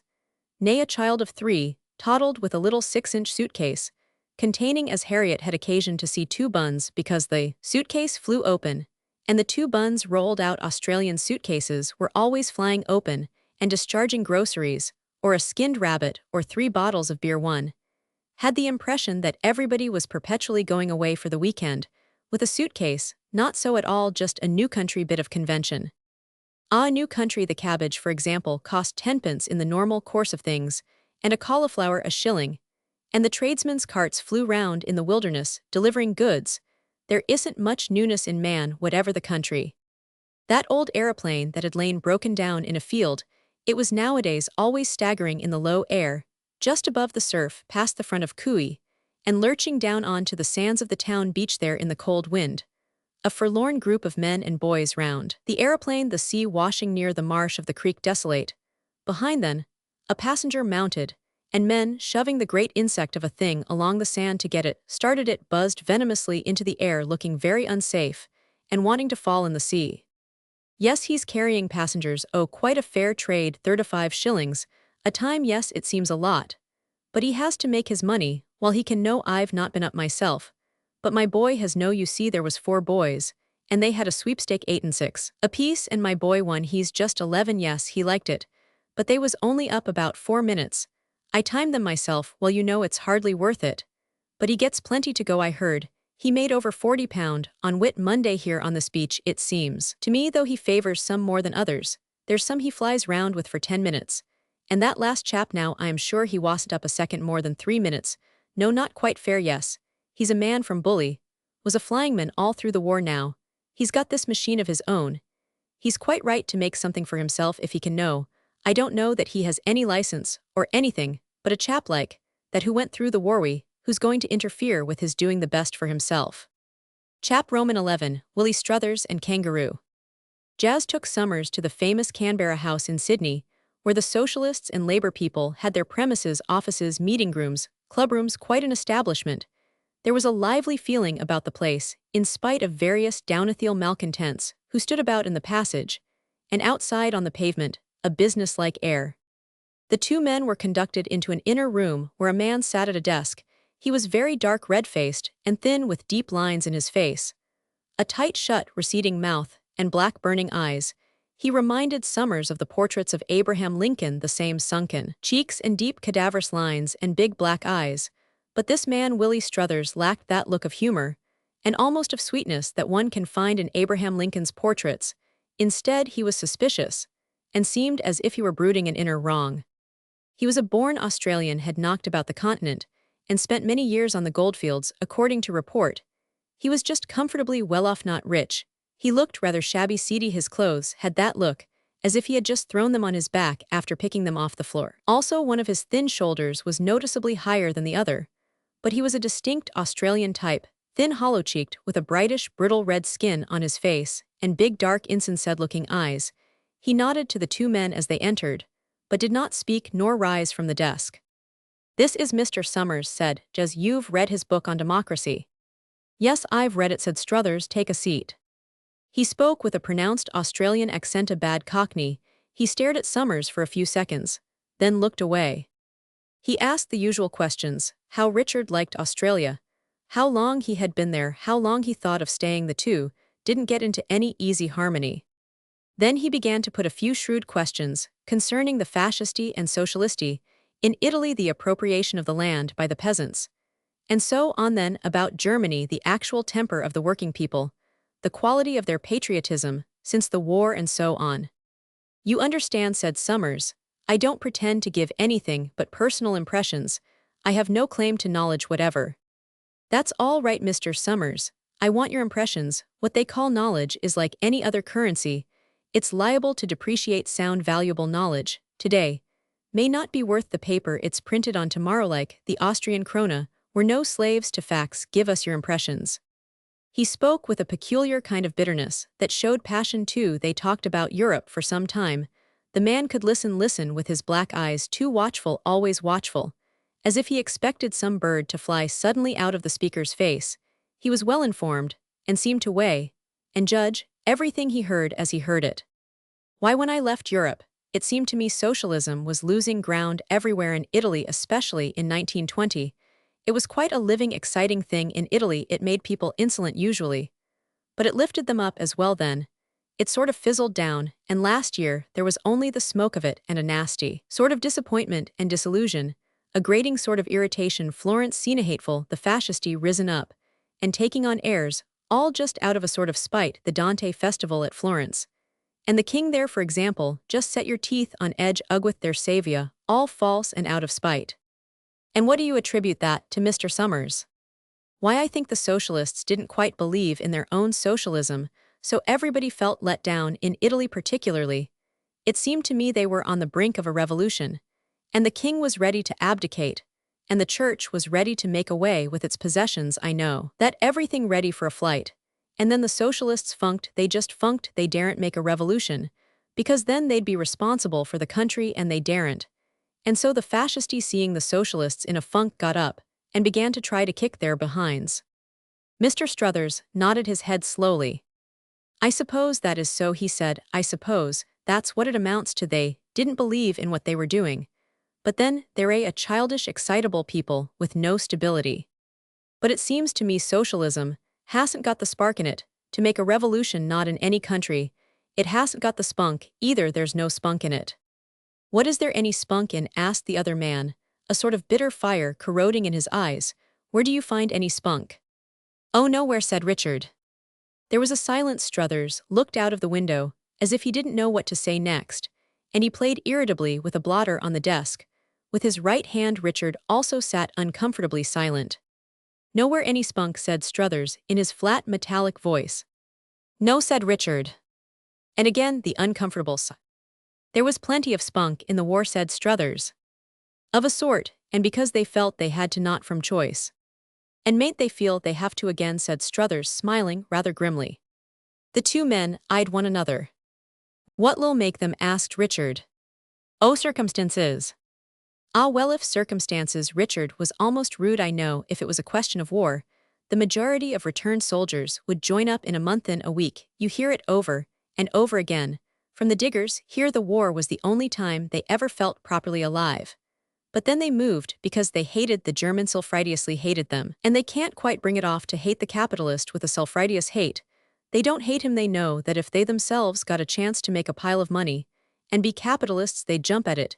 You can't work up a hate except on fear, and they don't fear the capitalist, and you can't make them. The most they'll do is sneer about him." Struthers still fidgeted with the blotter with his thin, furrowed, hairy hand, and abstractedly stared at the desk in front of him. "And what does all that mean in your estimation, Mr. Summers?" he asked dryly, looking nervously up. "That y'all never get them to act. Y'all never get labor, or any of the socialists, to make a revolution. They just want act. Only the anarchists might, and they're a too few. I'm afraid they are growing more." "Are they of that? I know nothing. I should have thought they were growing fewer." Mr. Struthers did not seem to hear this. At least he did not answer. He sat with his head dropped, fingering the blotter, rather like a boy who is being told things he hates to hear, but which he doesn't deny. At last he looked up, and the fighting look was in the front of his eyes. "It may be as you say, Mr. Summers," he replied. "Men may not be ready yet for any great change. That does not make the change less inevitable. It's coming. And it's got to come. If it isn't here today, it will be here next century at least. Whatever you may say, the socialistic and communal ideal is a great ideal, which will be fulfilled when men are ready. We aren't impatient. If revolution seems a premature jump, and perhaps it does, then we can go on step by step towards where we intend to arrive at last, and that is state ownership and international labor control. The General Confederation of Labor, as perhaps you know, does not aim at immediate revolutions.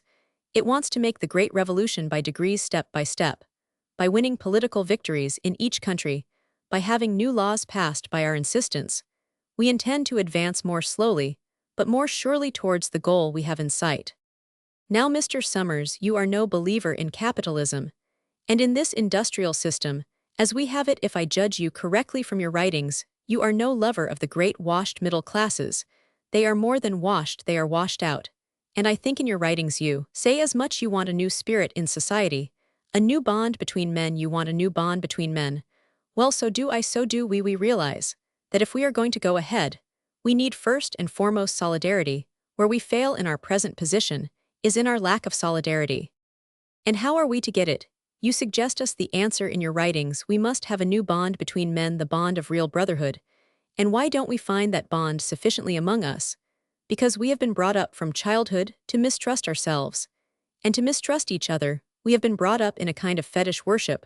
We are like tribes of savages with their witch doctors. And who are our witch doctors? Our medicine men. Why, they are professors of science, and professors of medicine, and professors of law, and professors of religion, all of whom thump on their tom-tom drums and overawe us, and take us in. And they take us in with the clever cry, listen to us, and you will get on, get on, get on. You will rise up into the middle classes, and become one of the great washed. The trick of this, only educated men like yourself see through. The working man can't see through it.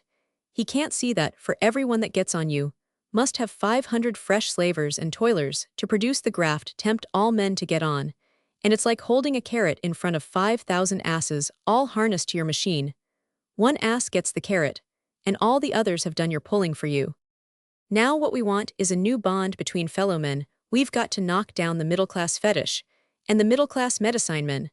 But you've got to build up. As you knock down, you've got to build up the real fellow feeling between fellow men. You've got to teach us working men to trust one another, absolutely trust one another, and to take all our trust away from the great washed and their medicine men who bleed us like leeches. Let us mistrust them, but let us trust one another first and foremost. Let us trust one another, we working men. Now, Mr. Summers, you are a working man's son. You know what I'm talking about, isn't it right what I say, and isn't it feasible? A strange glow had come into his large black eyes, something glistening, and half-sweet fixing itself on you. You felt drawn towards a strange sweetness, perhaps poisonous. Yet it touched Richard on one of his quivering strengths, latent power, that is in man today to love his near mate with a passionate, absolutely trusting love. Whitman says the love of comrades. We say the mate love, he is my mate. A depth of unfathomed, unrealized love can go into that phrase, my mate is waiting for me, a man says, and turns away from wife, children, mother, and all the love of a man for his mate. Now Richard knew what Struthers wanted. He wanted this love, this matatrust called into consciousness, and highest honor. He wanted to set it where Whitman tried to set his love of comrades. It was to be the new tie between men in the new democracy. It was to be the new passional bond in the new society, the trusting love of a man for his mate. Our society is based on the family, the love of a man for his wife and his children, or for his mother and brothers. The family is our social bedrock. And limit Whitman said the next broader, more unselfish rock should be the love of comrades, the sacred relation of a man to his mate, his fellow man. If our society is going to develop a new great phase developing from where we stand now, it must accept this new relationship as the new sacred social bond beyond the family. You can't make bricks without straw, that is, you can't hold together the friable mixture of modern mankind without a new cohesive principle, a new unifying passion. And this will be the new passion of a man's absolute trust in his mate, his love for his mate. Richard knew this, but he had learned something else as well. He had learned the great danger of the new passion, which as yet lay only half realized and half recognized, half effective. Human love, human trust are always perilous, because they break down. The greater the love, the greater the trust, and the greater the peril, the greater the disaster, because to place absolute trust on another human being is in itself a disaster both ways, since each human being is a ship that must sail its own course, even if it go in calm 222 penny. With another ship, two ships may sail together to the world's end, but lock them together in mid-ocean and try to steer both with one rudder, and they will smash one another to bits. So it is when one individual seeks absolutely to love or trust another, absolute lovers always smash one another, absolute trusters. The same, since man has been trying absolutely to love women and women to love man. The human species has almost wrecked itself. If now we start a still further campaign of men loving and absolutely trusting each other, comrades or mates, heaven knows the horror we are laying up. And yet love is the greatest thing between human beings, men and women, men and men, women and women, when it is love, when it happens. But when human love starts out to lock individuals together, it is just courting disaster. Man and woman love is a disaster. Nowadays, what a holy horror. Man and men love would be mates or comrades. What is it then that is wrong? Why human beings can't absolutely love one another? Each man does kill the thing he loves by sheer dint of loving it. Is love then just a horror in life?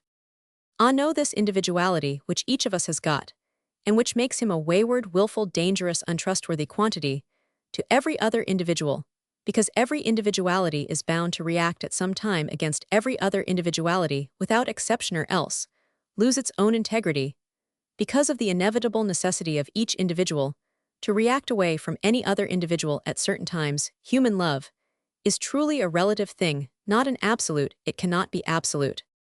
Yet the human heart must have an absolute. It is one of the conditions of being human. The only thing is the God, who is the source of all passion. Once go down before the God passion, and human passions take their right rhythm. But human love without the God passion always kills the thing it loves. Man and woman virtually are killing each other with the love. Well, now what would it be when mates or comrades broke down in their absolute love and trust? Because without the polarized God passion to hold them stable at the center, break down they would with no deep God, who is source of all passion and life, to hold them separate, and yet sustained in accord. The loving comrades would smash one another, and smash all love, all feeling, as well. It would be a rare, gruesome sight. Any more love is a hopeless thing, till we have found again, each of us for himself, the great dark God who alone will sustain us in our loving one another. Till then, best not play with more fire. Richard knew this, and it came to him again, powerfully, under the dark eyes of Mr. Struthers. Yes, he answered slowly, I know what you mean, and you know I know, and it's probably your only chance of carrying socialism through. I don't really know how much it is feasible, but… Wait a minute, Mr. Summers. You are the man I have been waiting for all except the but listen to me a moment further, you know our situation here in Australia. You know that labor is stronger here, perhaps more unopposed than in any country in the world. We might do anything then. Why do we do nothing, you know as well as I do? Because there is no real unifying principle among us. We're not together, we aren't one. And probably you never will be able to unite Australians on the wage question. And the state ownership question alone, they don't care enough, it doesn't really touch them emotionally. And they need to be touched emotionally, brought together. That way once that was done wed, be a grand solid working class people, grand unselfish a real people. When wilt thou save the people, O God of Israel? When it looks as if the God of Israel would never save them, we've got to save ourselves. Now you know quite well, Mr. Summers, we're an unstable, unreliable body, today the Labour Party here in Australia. And why? Because in the first place we haven't got any voice, we want a voice, think of it. We've got no real Labour newspaper in Sydney or in Australia. How can we be united? We've no voice to call us together. And why don't we have a paper of our own? Well, why nobody has the initiative? What would be the good over here of a grievance-hearing rag, like your London Daily Herald? It wouldn't be taken any more seriously than any other rag. It would have no real effect. Australians are a good bit subtler and more disillusioned than the English working classes. You can throw Australians chaff and they'll laugh at it. They may even pretend to peck it up. But all the time they know, and they're not taken in the bulletin, would soon help them out if they were they've got a natural sarcastic turn, have the Australians they'll do imbecile things. Because one thing is pretty well as good as another to them, they don't care. Then what's the good starting another red rag, if the bull won't run at it? And this Australian bull may play about with a red rag, but it won't get his real dander up. No, you've got to give them something to appeal to the deeper man in them. That deeper man is waiting to be appealed to, and we're waiting for the right individual to come along to put the appeal to them. Now, Mr. Summers, here's your chance. I am in a position to ask you, want you help us to bring out a sincere, constructive socialist paper, not a grievance error, but a paper that calls to the constructive spirit in men. Deep calleth to deep, and the trouble with us here is no one calls to our deeps. They lie there stagnant. I can't do it, I am too grimy. It wants a deep, fresh nature, and I am too stale. Now, Mr. Summers, you're the son of a working man, you were born of the people, you haven't turned your back on them. Have you now that you're a well-known gentleman? No, no, said Richard, laughing at the irony. Then here is your work, before you come and breathe the breath of life into us through the printed word, come and take charge of a true people's paper for us. We needn't make it a daily, make it a twice-weekly, and let it appeal to the Australian, to his heart, for his heart is the right place to appeal to. Let it breathe the new air of trust and comradeship into us. We are ready for it, dying for it. Show us how to believe in one another with all our hearts. Show us that the issue isn't just the wage issue, or who holds the money. It's brother love at last, on which Christ's democracy is bound to rest. It's the living people, it is man to man at last. The red face of Willie Struthers seemed to glow with fire, and his black eyes had a strange glisten as he watched Richard's face. Richard's pale, somber face showed that he was moved. There was a strange excitement, a deep, exciting vibration in the air, as if something secret were taking place. Jazz in his corner sat silent as a mouse, his knees wide apart, his elbows on his knees. His head dropped. Richard's eyes at length met the black, excited, glistening eyes of the other man, and he felt that something in the glisten was bearing him down, as a snake bears down a bird, himself the bird. But his heart was big within him, swollen in his breast, because in truth he did love the working people. He did know them capable of a great generous love for one another. And he did also believe in a way that they were capable of building up this great church of Christ, the great beauty of a people, upon the generous passion of matelove. All this theoretical socialism, started by Jews like Marx, and appealing only to the will to power in the masses, making money the whole crux, this has cruelly injured the working people of Europe. For the working people of Europe were generous by nature, and money was not their prime passion. All this political socialismal politics, in fact, they've conspired to make money the only god. It has been a great treacherous conspiracy against the generous heart of the people, and that heart is betrayed and knows it. Then can't the injury be remedied? Can't the working men be called back, man to man, to a generous opening of the heart to one another, money forgotten?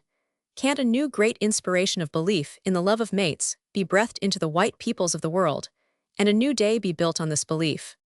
It can be done. It could be done. Only the terrible stress, the strain on the hearts of men, if as human beings the whole weight of the living world is to rest on them, each man. With the poles of the world resting on his heart, men would go mad. You see, stammered Richard, it needs more than a belief of men in each other. But what else is there to believe in quacks, medicine men, scientists, and politicians? It does need some sort of religion. Well then, the religious question is ticklish, especially here in Australia, but all the churches are established on Christ, and Christ says love one another. Richard laughed suddenly. That makes Christ into another political agent, he said. Well then, I'm not deep enough for these matters. But surely you know how to square it with religion. Seems to me, it is religion, love one another. Without a God. Well, as I say, it's Christ's teaching, and that ought to be God enough. Richard was silent, his heart heavy. It all seemed so far from the dark God. He wished to serve the God from whom the dark sensual passion of love emanates, not only the spiritual love of Christ. He wanted men once more to refer the sensual passion of love sacredly to the great dark God, the ithyphalic of the first dark religions. And how could that be done when each dry little individual ego was just mechanically set against any such dark flow, such ancient submission? As for instance, Willie Struthers at this minute, Struthers didn't mind Christ, could easily be made to subserve his egoistic purpose. But the first dark ithyphalic God whom men had once known, so tremendous, Struthers had no use for him. I don't think I can do it. I don't think I've the right touch, said Richard slowly. Nay, Mr. Summers, don't you be a funker. Now this is the work you were born for. Don't leave us in the lurch. I shouldn't be doing what you want me to do. Do what seems best to yourself. Well, risk it, make your own conditions. I know as far as money goes you won't be hard. But take the job on now. It's been waiting for you to come out here. Don't funk at the last minute. I want promise at this minute, said Richard, rising to escape. I want to go now. I will tell you within a week. You might send me details of your scheme for the paper. Will you? And I'll think about it hard. Mr. Struthers watched him as if he would read his soul, but Richard wasn't going to have his soul read by force. Very well, I'll see. You have the whole scheme of the proposal tomorrow. I don't think you'll be able to run away from it. Richard was thankful to get out of Canberra Hall. It was like escaping from one of the medical examination rooms in the war. He and Jazz went in silence down the crowded narrow pavement of George Street. Towards the Circular Quay. Richard called at the General Post Office in Martin Place as he came out again, and stood on the steps, folding the stamps he had bought, seeing the sun down Pitt Street, the people hurrying, the flowers at the corner, the pink spread of bulletins for sale at the corner of George Street, the hansom cabs and taxis standing peacefully in the morning shadow of the post office. Suddenly, the whole thing switched right away from him. He hailed a hansom. Jazzy said, I want to drive round the botanical gardens, and round the spit there, and I want to look at the peacocks and cockatoos.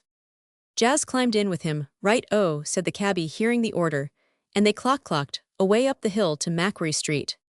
You know, Jazz, said Richard, looking with joy at the blue harbour inlet, where the Australian fleet lay rusting to bits, with a few gay flags. You know, Jazz, I shan't do it.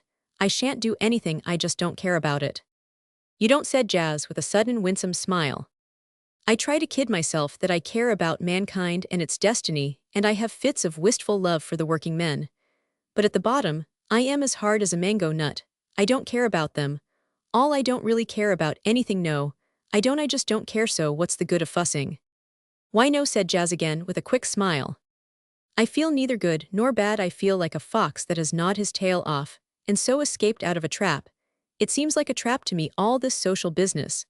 And this saving mankind. Why can't mankind save itself? It can if it wants to. I am a fool. I neither want love nor power. I like the world, and I like to be alone in it by myself. What do you want, Jazz?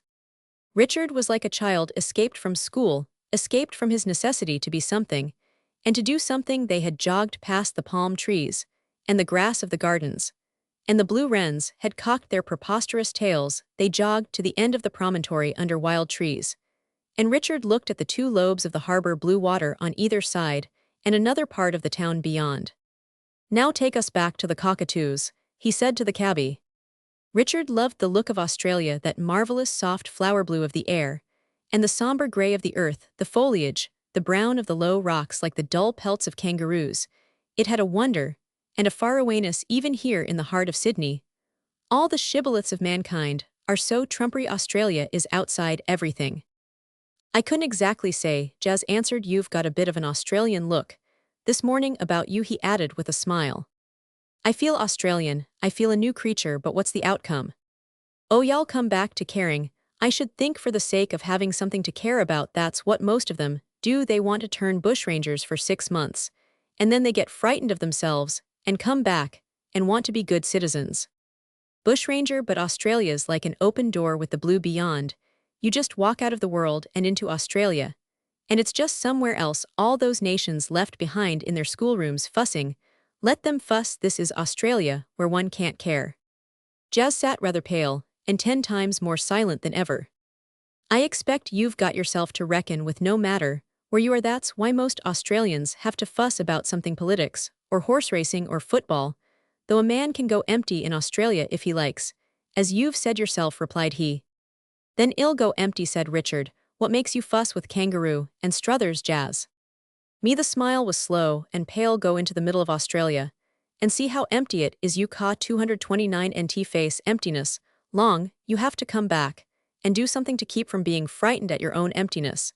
And everything else's emptiness, it may be empty, but it's wicked and it'll kill you. If it can, something comes out of the emptiness to kill you, you have to come back and do things with mankind to forget. It's wonderful to be empty, it's wonderful to feel this blue globe of emptiness of the Australian air. It shuts everything out, protested Richard. Y'all be an Aussie, yet smiled Jazz slowly. Shall I regret it? Asked Richard. The eyes of the two men met in the pale gray eyes of Jazz, something lurking like an old experienced consciousness, looking across at the childish consciousness of Summers, almost compassionately and half in mockery. Y'all change back before you regret it, he said. Are you wise, Jazz? And am I childish? Richard's look suddenly changed also to mockery. If you're a wise, Jazz, why do you wander round like a lost soul? Because you do. And what takes you to Struthers if you belong to Kangaroo? I am secretary for the Coal and Timber Merchants Union, said Jazz quietly. They got out of the cab to look at the aviary's wonderful, brilliant-colored little birds. The lovebirds, self-consciously smirking, Hella pronounced pure Australian Cockney. Hello, hello, hello, hello, cocky. What you want, this in a more than human voice, from a fine sulphur-crested cockatoo. Hello, cocky. His thick black tongue worked in his narrow mouth, so absolutely human the sound. And yet a bird's, it was startling, and very funny. The two men talked to the cockatoos, fascinated and amused for a quarter of an hour. The emu came prancing up with his alert, large, sticking-out eyes, and his whiskers, an alert gentleman with the dark Australian eye, very wide awake, and yet far off in the past, and a remote, alert, sharp gentleness, belonging to far past twilight ages before enemies and iron weapons were perfected. A very remote, dirt-brown gentleman, from the lost plains of time. The peacock rustling his blue fireworks seemed a sort of nuverich in comparison. Summers went in the evening of this memorable day to dine with Kangaroo. The other man was quiet and seemed preoccupied. I went to Willie Struthers this morning, Summers said. Kangaroo looked at him sharply through his pince-nez. On the subtle face of Summers, a small, wicked smile hovered like a half-visible flame, but it was his alive, beautiful face, and his whole person seemed magnetic. Who took you there? Asked Kangaroo sharply. Jazz. Jazz is a meddlesome paddy. Well, and what then? I think Willie is rather a terror. I wouldn't like to have to spend my life with him, but he's shrewd, only I don't like him. Physical is something thin and hairy, and spiderish. I didn't want to touch him, but he's a force, he's something. Kangaroo looked puzzled, and his face took a heavy, stupid look. He wouldn't want you to touch him, he barked. He didn't offer to shake hands, did he? No, thank goodness, said Summers, thinking of the red, dry, thin-skinned hand. There was a hostile silence from Kangaroo. He knew that this subtle, attractive Summers, with the faint glow about him like an aura, was venomous, and yet he was helplessly attracted to him. And what do you mean about his being something some more true, Hella? Perhaps I couldn't help feeling that Struthers was shrewder than you, airing away basser, but for that reason more likely to be effectual. Kangaroo watched Richard for a long time in silence. I know why Truhella took you there, he said sulkily. Why? Oh, I know why, and what have you decided? Nothing. There was a long and obstinate silence. The two men were at loggerheads, and neither would make the first move. You seem very thick with Truhella, said Kangaroo at last. Not thick, said Richard, Celt Scornish Irish, 231. They always interest me. What do you imagine is at the bottom of Jazz? Treachery. Oh, not only, laughed Summers. Then why do you ask me if you know better? Because I don't really get to the bottom of him. There is no bottom to get Toast the instinctive traitor, as they all are. Oh, surely not only that. I see nothing else. They would like the white civilization to be trampled underfoot piecemeal, and at the same time, they live on us like parasites. Kangaroo glowered fiercely. There's something more, replied Richard. They don't believe in our gods, in our ideals. They remember older gods, older ideals, different gods. Before the Jews invented a mental Jehovah and a spiritual Christ, they are nearer the magic of the animal world. Magic of the animal world, roared Kangaroo. What does that nonsense mean? Are you traitor to your own human intelligence? All too human, smiled Richard. Kangaroo sat up very straight and looked at Summers. Summers still smiled faintly and luminously. Why are you so easily influenced, said Kangaroo with a certain cold reproof. You are like a child. I know, that is part of the charm of your nature, that you are naive like a child. But sometimes you are childish, rather than childlike, a perverse child. Let me be a perverse child. Then laughed Summers with a flash of attractive laughter at Kangaroo. It frightened the big man, this perverse mood. If only he could have got the wicked light out of Lovett's face and brought back the fire of earnestness. And yet as an individual he was attracted to the little fellow, now like a moth to a candle, a great lumbering moth to a small but dangerous flame of a candle. I am sure it's Struthers' turn to set the world right before it's yours, Summers said. Why are you sure?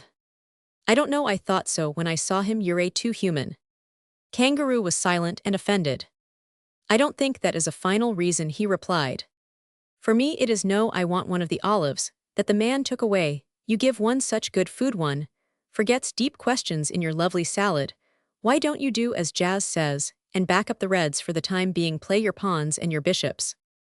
You know that a bite from a hyena means blood poisoning, said Kangaroo. Don't be solemn, you mean Willie Struthers. Yes, I wouldn't want to be bitten. But if you are so sure of love as an all-ruling influence, and so sure of the fidelity of the diggers through love, I should agree with Jazz. Push Struthers. Where he wants to go, let him proclaim the rule of the people, let him nationalize all industries and resources, and confiscate property above a certain amount, and bring the world about his ears. Then you step in like a savior. It's much easier to point to a wrecked house, if you want to build something new, than to persuade people to pull the house down and build it up in a better style. Kangaroo was deeply offended, mortified, yet he listened. You are hopelessly facile, Lovett, he said gently. In the first place, the greatest danger to the world today is anarchy, not Bolshevism. It is anarchy and unrule that are coming on you, and that is what I, as an order-loving Jew and one of the half-chosen people, do not want. I want one central principle in the world, the principle of love, the maximum of individual liberty, the minimum of human distress. Lovett, you know I am sincere, don't you? There was a certain dignity and pathos in the question. I do, replied Summers sincerely, but I am tired of one central principle in the world. Anything else means chaos. There has to be chaos occasionally. And then, Rue, if you do want a benevolent fatherly autocracy, I am sure you'd better step in after there's been a bit of chaos. Kangaroo shook his head.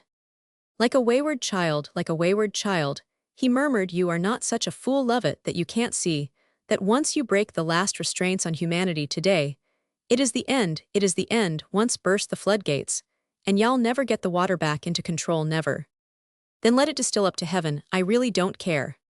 But man, you are perverse, what's the matter with you? Suddenly bellowed Kangaroo. They had gone into the study for coffee. Kangaroo stood with his head dropped, and his feet apart, his back to the fire, and suddenly he roared like a lion at Summers. Summers started, then laughed. Even perversity has its points, he said. Kangaroo glowered like a massive cloud. Summers was standing staring at the Dürer etching of St. Jerome. He loved Dürer. Suddenly, with a great massive movement, Kangaroo caught the other man to his breast. Don't love it, he said in a much moved voice, pressing the slight body of the lesser man against his own big breast. And body don't, he said, with a convulsive tightening of the arm. Summers squeezed so that he could hardly breathe, kept his face from Kangaroo's jacket, and managed to ejaculate. All right, let me go, and I want. Don't thwart me, pleaded Kangaroo Dontor. I shall have to break all connection with you, and I love you, so don't be perverse, and put yourself against me. He still kept Summers clasped against him, but not squeezed so hard, and Summers heard over his own head the voice, speaking with a blind yearning, not to himself, no, it was speaking over his head to the void, to the infinite, or something tiresome like that even the words I love you, so they made the marrow in Lovett's bones melt. But they made his heart flicker even more devilishly. It is an impertinence that he says he loves me, he thought to himself, but he did not speak out of regard for Kangaroo's emotion, which was massive and genuine, even if Summers felt it missed his own particular self completely.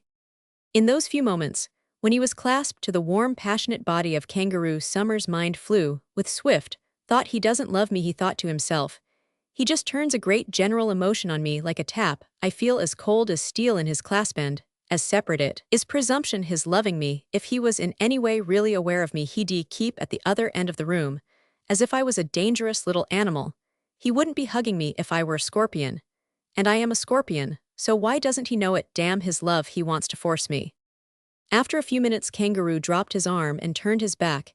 He stood there, a great hulked black back. Summers thought to himself, if I were a kestrel, I'd stoop and strike him straight in the back of the neck, and he'd die, he ought to die. Then he went and sat in his chair. Kangaroo left the room. He did not come back for some time, and Lovett began to grow uncomfortable, but the devilishness in his heart continued, broken by moments of tenderness or pity or self-doubt. The gentleness was winning when Kangaroo came in again, and one look at the big gloomy figure set the devil alert like a flame again in the other man's heart. Kangaroo took his place before the fire again, but looked aside.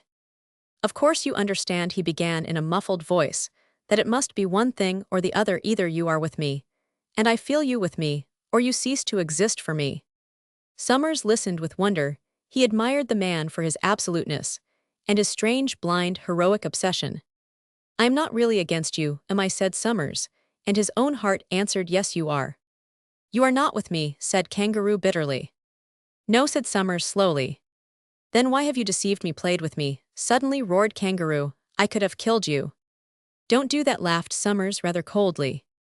But the other did not answer. He was like a black cloud. I want to hear, said Kangaroo, your case against me. It's not a case, Kangaroo, said Richard, it's a sort of instinct. Against what? Why, against your ponderousness, and against your insistence, and against the whole sticky stream of love, and the hateful will to love. It's the will to love that I hate, Kangaroo. In Maze. In us all, I just hate it. It's a sort of syrup we have to stew in, and it's loathsome. Don't love me, don't want to save mankind. You're so awfully general.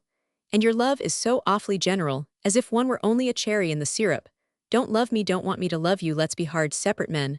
Let's understand one another deeper than two human ants, in short, said Kangaroo, and his face was yellow. No, two men. Let us go to the understanding that is deeper than love. Is any understanding deeper than love? Asked Kangaroo with a sneer. Why, yes, you know it is, at least between men. I'm afraid I don't know it. I know the understanding that is much less than love. If you want me to have a merely commonplace acquaintance with you, I refuse, that's all. We are neither of us capable of a quite commonplace acquaintance. Oh yes, I embarked Kangaroo.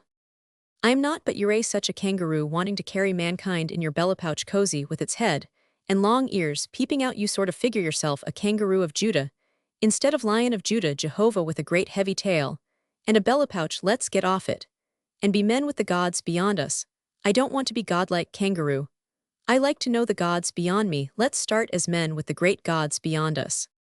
He looked up with a beautiful candor in his face, and a diabolic bit of mockery in his soul, for Kangaroo's face had gone like an angry wax mask, with mortification, an angry wax mask of mortification, haughty with a stiff wooden haughtiness, and two little near-set holes for eyes behind glass pince-nez. Richard had a moment of pure hate for him, in the silence, for Kangaroo refused to answer.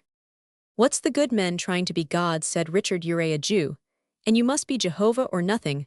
We're Christians, all little Christs walking without our crucifixes. Jez is quite right to play us one against the other. Struthers is the Antichrist preaching love alone. I am tired. I want to be a man with the gods beyond me, greater than me. I want the great gods and my own mere manliness. It's that treacherous Truhella, Kangaroo murmured to himself. Then he seemed to be thinking hard. And then at last he lifted his head and looked at Summers. And now Summers openly hated him. His face was arrogant, insolent, righteous. I am sorry I have made a mistake in you, he said, but we had better settle the matter finally here. I think the best thing you can do is to leave Australia. I don't think you can do me any serious damage with your talk. I would ask Yao before, I warn Yao not to try, that is all I should prefer now to be alone. He had become again hideous, with a long yellowish face and black eyes closed together, and a cold, mindless, dangerous hulk to his shoulders. For a moment, Summers was afraid of him, as of some great ugly idol that might strike. He felt the intense hatred of the man coming at him in cold waves. He stood up in a kind of horror, in front of the great close-eyed horrible thing. That was now Kangaroo, yes, a thing, not a whole man, a great thing, a horror. I am sorry if I have been foolish, he said, backing away from the thing, and as he went out of the door, he made a quick movement, and his heart melted in horror, lest the thing Kangaroo should suddenly lurch forward and clutch him. If that happened, Kangaroo would have blood on his hands, but Summers kept all his wits about him, and quietly got his hat, and walked to the hall door. It seemed like a dream, as if it were miles to the outer door, as if his heart would burst before he got there, as if he would never be able to undo the fastening of the door. But he kept all his wits about him, and as by inspiration, managed the 3 separate locks of the strong door. Kangaroo had followed slowly, awfully behind like a madman, if he came near enough to touch.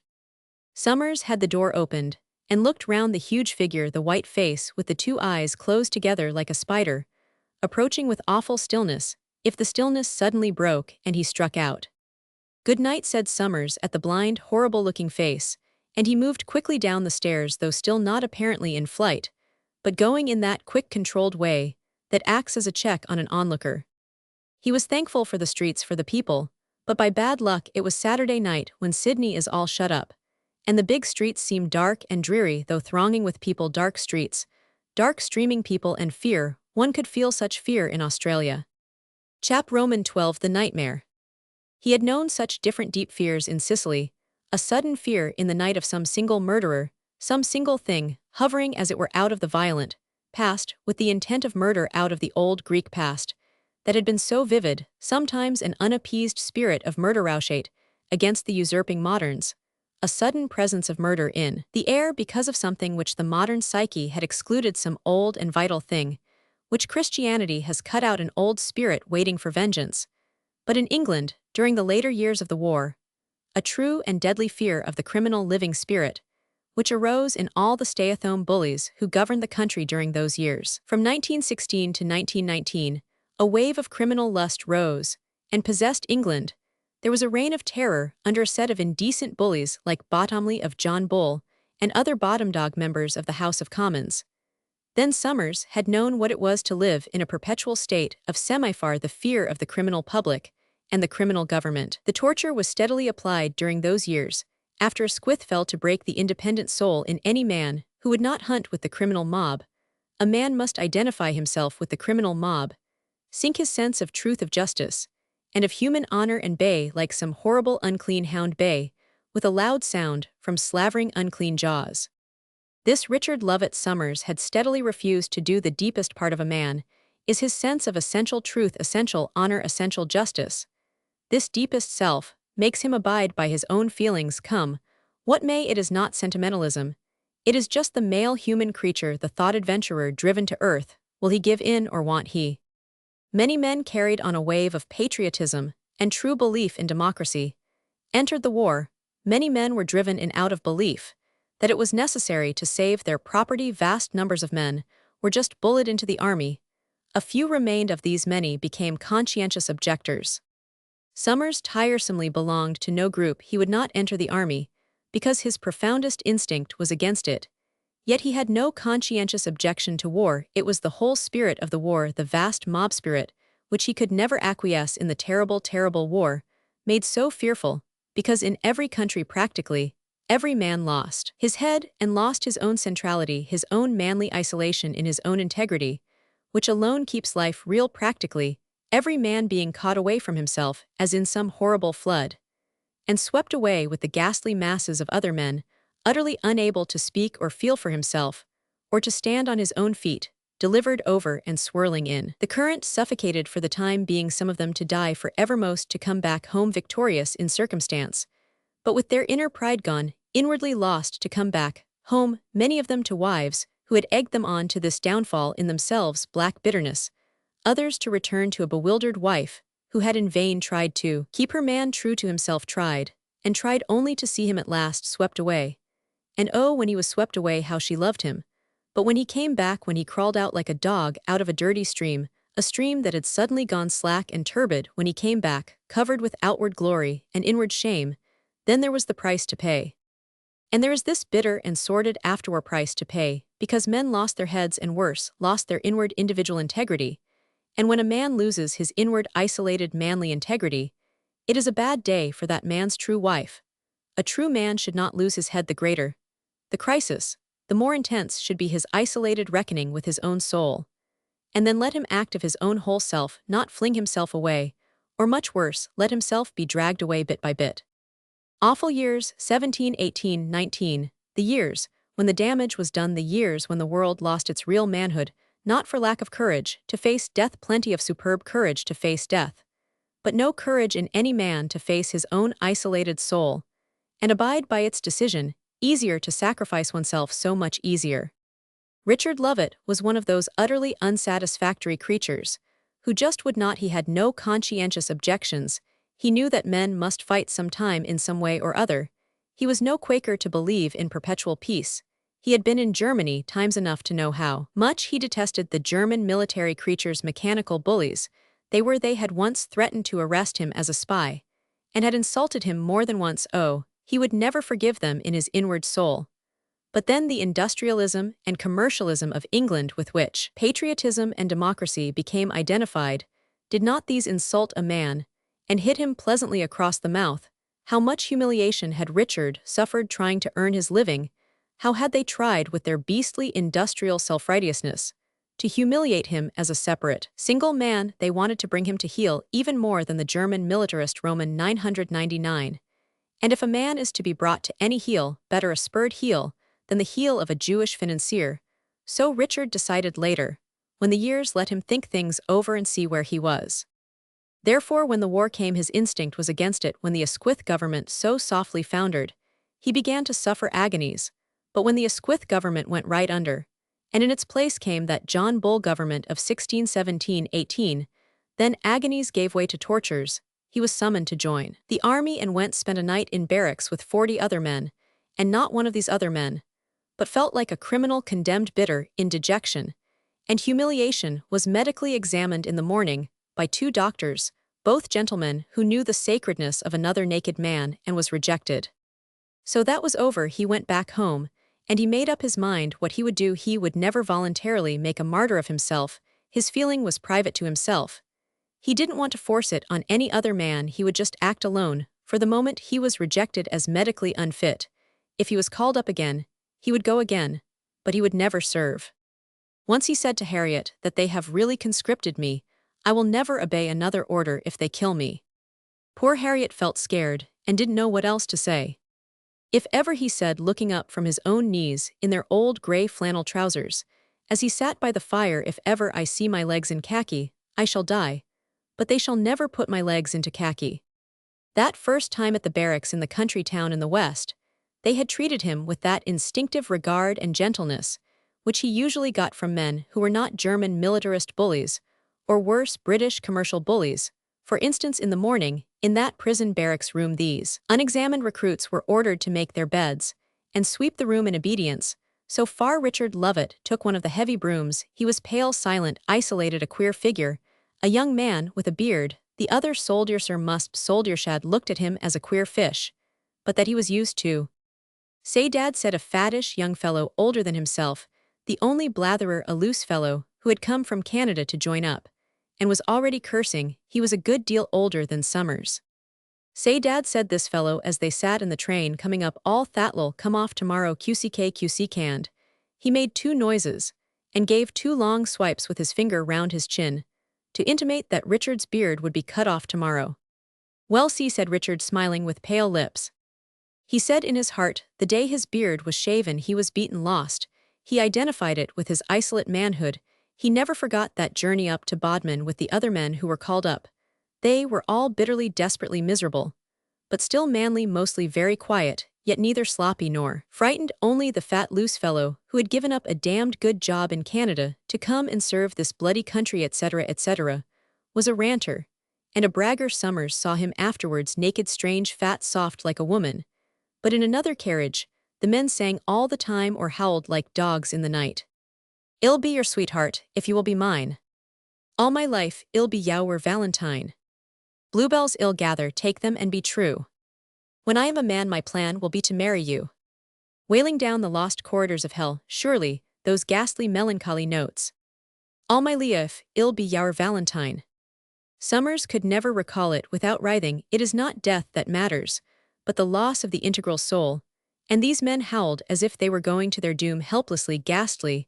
It was not the death in front, it was the surrender of all their old beliefs, and all their sacred liberty.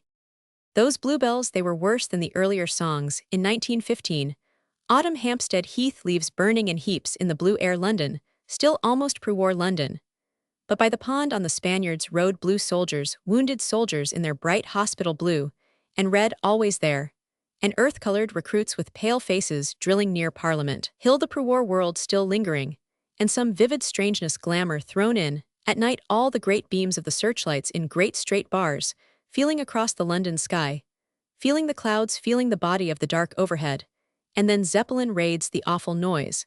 And the excitement. Summers was never afraid. Then one evening he and Harriet walked from Platt's Lane to the Spaniards Road across the heath, and there in the sky like some god vision, a Zeppelin, and the searchlights catching it so that it gleamed like a manifestation in the heavens, then losing it so that only the strange drumming came down out of the sky, where the searchlights tangled their feelers. There it was again, high, tiny, pale as one might imagine the Holy Ghost far, far above, and the crashes of guns, and the awful hoarseness of shells bursting in the city, then gradually quiet, and from Parliament Hill, a great red glare below near St. Paul's, something ablaze in the city. Harriet was horribly afraid, yet as she looked up at the far-off Zeppelin, she said to Summers, "Think some of the boys I played with when I was a child are probably in it."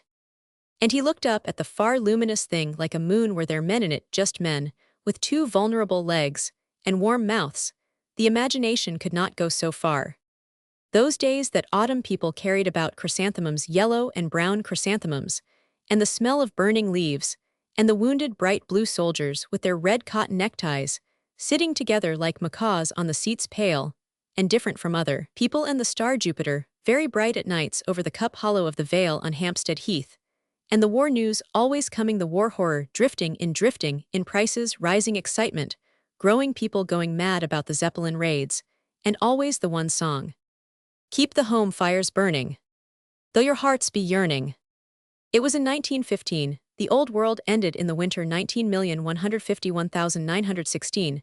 The spirit of the old London collapsed. The city, in some way perished from being a heart of the world, and became a vortex of broken passions, lusts, hopes, fears, and horrors.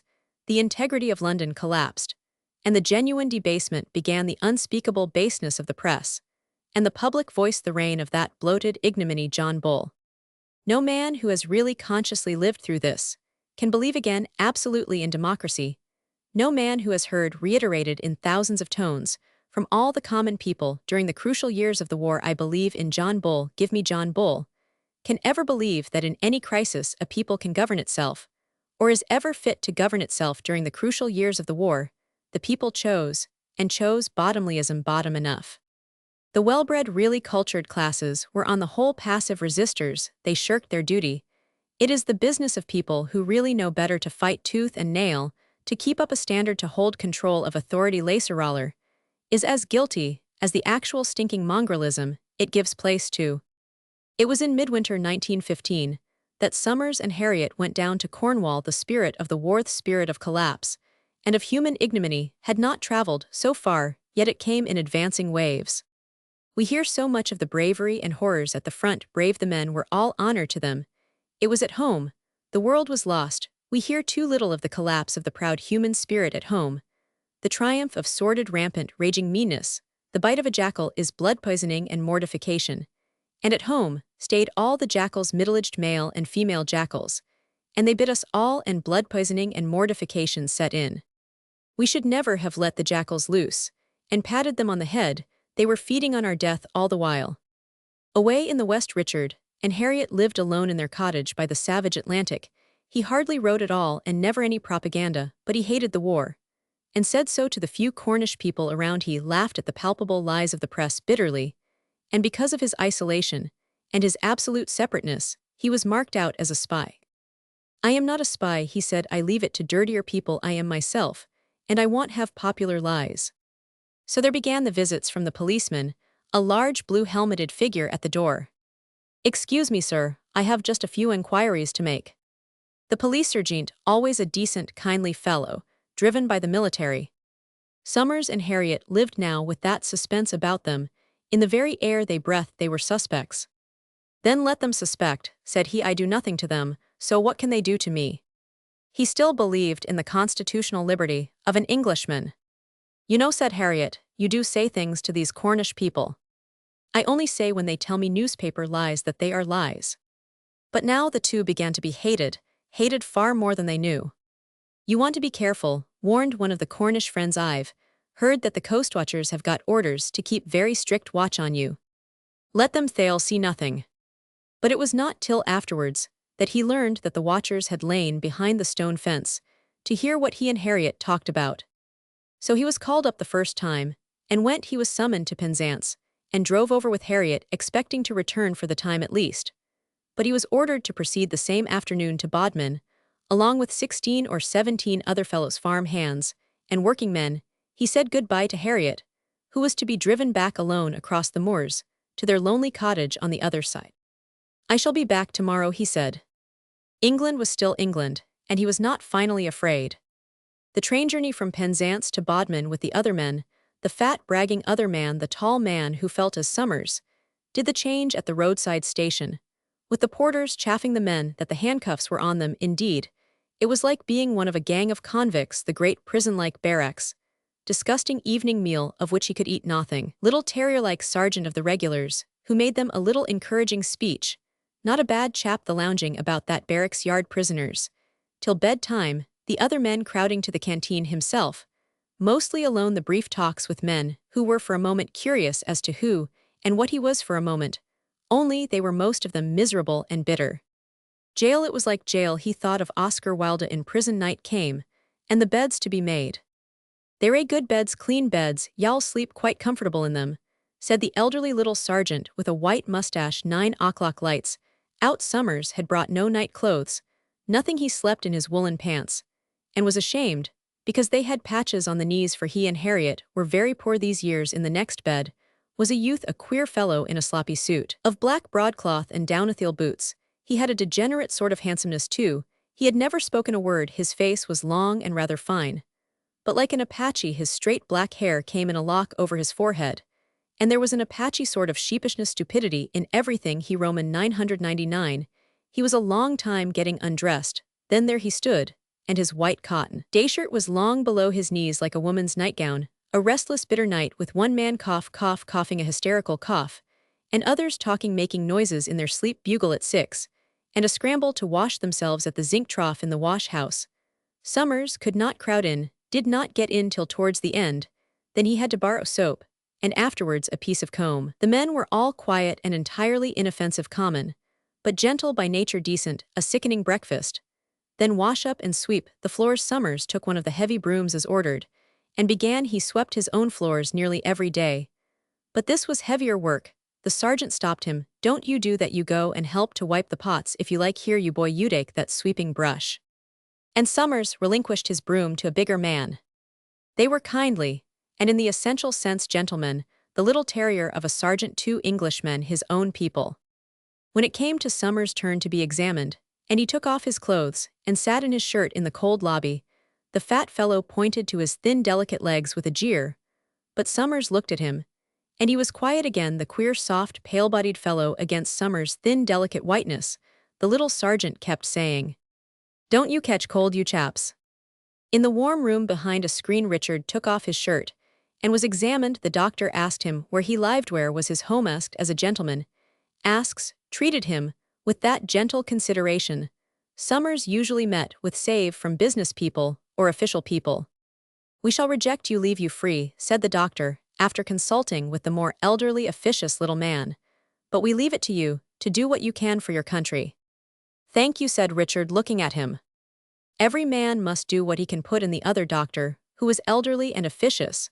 "But a gentleman, the country needs the help of every man, and though we leave you free, we expect you to apply yourself to some service." Yes, said Summers, looking at him, and speaking in an absolutely neutral voice. Things, said like that to him, were never real to him, more like the noise of a cart passing, just a noise. The two doctors looked from his face down his thin nakedness again. Put your shirt on, said the younger one. And Summers could hear the mental comment, rum sort of a fellow, as he did so. There was still a wait for the card. It was one of those cards, A called up for military service, B called up for service at the front. But not in the lines C called up for non-military service, R rejected a B, and C were ruled out in red ink, leaving the rejected. He still had to go to another office for his patewo shillings and fourpence, or something like that. He signed for this, and was free with 2 shillings and fourpence, and pass for a railway ticket. And gods, ere the moment he stepped out with his card he realized that it was Saturday morning, that the sun was shining, filling the big stone yard of the barracks, from which he could look to the station. And the hill with its grass beyond, that hill beyond, had seemed to look at it through darkened glass before, till now the morning had been a timeless grayness. Indeed it had rained at 7 o'clock, as they stood lounging miserably about in the barracks yard, with its high wall cold and bitter, and the tall man had talked to him bitterly. But now the sun shone. The dark green Cornish hill, hard-looking, was just a near hill. He walked through the great gates. Ah God! He was out, he was free. The road with trees went downhill to the town. He hastened down, a free human being on Saturday morning, the grey glaze gone from his eyes. He telegraphed the ignominious word rejected, and the time of his arrival to Harriet. Then he went, and had dinner. Some of the other men came in. They were reserved. Now there was a distance between him and them. He was not of their social class. What are you? They asked him. Rejected, he said. And they looked at him, grudgingly, thinking it was because he was not a working man he had got special favor. He knew what they thought, and he tried not to look so glad, but glad he was, and in some mysterious way triumphant. It was a wonderful journey on the Saturday afternoon home, sunny, busy, lovely. He changed at Truro, and went into town on the road. He met some of the other fellows who were called up but not summoned for service immediately. They had some weeks or months of torment and suspense before them. They looked at Summers and grinned, rather jeeringly at him. They envied him, no wonder. And already he was a stranger in another walk of life. Rejected as unfit, one of the unfit. What did he care? The Cornish are always horrified of any ailment or physical disablement. What's amiss then? They would ask. They would say that you might as well be shot outright as labeled unfit. But most of them tried hard to find constitutional weaknesses in themselves that would get them rejected also, notwithstanding. And at the same time, they felt they must be horribly ashamed of their physical ignominy if they were labeled unfit. Summers did not care. Let them label me unfit, he said to himself. I know my own body is fragile in its way, but also it is very strong, and it's the only body that would carry my particular self. Let the fools peer at it, and put me down undeveloped chest, and what they like, so long as they leave me to my own way. Then the kindly doctor's exhortation that he should find some way for himself of serving his country. He thought about that many times, but always as he came near to the fact of committing himself, he knew that he simply could not commit himself to any service whatsoever. In no shape or form could he serve the war, either indirectly or directly. Yet it would have been so easy. He had quite enough influential friends in London to put him into some job, even some quite congenial literary job, with a sufficient salary. They would be only too glad to do it, for there, in his remoteness, writing occasionally an essay that only bothered them, he was a thorn in their flesh. And men and women with sons, brothers, husbands, away fighting, it was small pleasure for them to read Mr. Summers and his pronunciation. This trench and machine warfare is a blasphemy against life itself, a blasphemy which we are all committing. All very well, they said, but we are in for a war. And what are we to do? We hate it as much as he does, but we can't all sit safely in Cornwall. That was true too, and he knew it, and he felt the most a dreary misery, knowing how many brave, generous men were being put through this slaughter machine of human devilishness. They were doing their best, and there was nothing else to do, but even that was no reason why he should go and do likewise. If men had kept their souls firm and integral through the years, the war would never have come on. If in the beginning there had been enough strong, proud souls in England to concentrate the English feeling into stern, fierce, honorable fighting, the war would never have gone as it went. But England slopped and wobbled, and the tide of horror accumulated. And now, if circumstances had roped nearly all men into the horror, and it was a case of adding horror to horror, or dying well, on the other hand, the irremediable circumstance of his own separate soul made Richard Lovett's inevitable standing out. If there is outward circumstantial unreason and fatality, there is inward unreason and inward fate.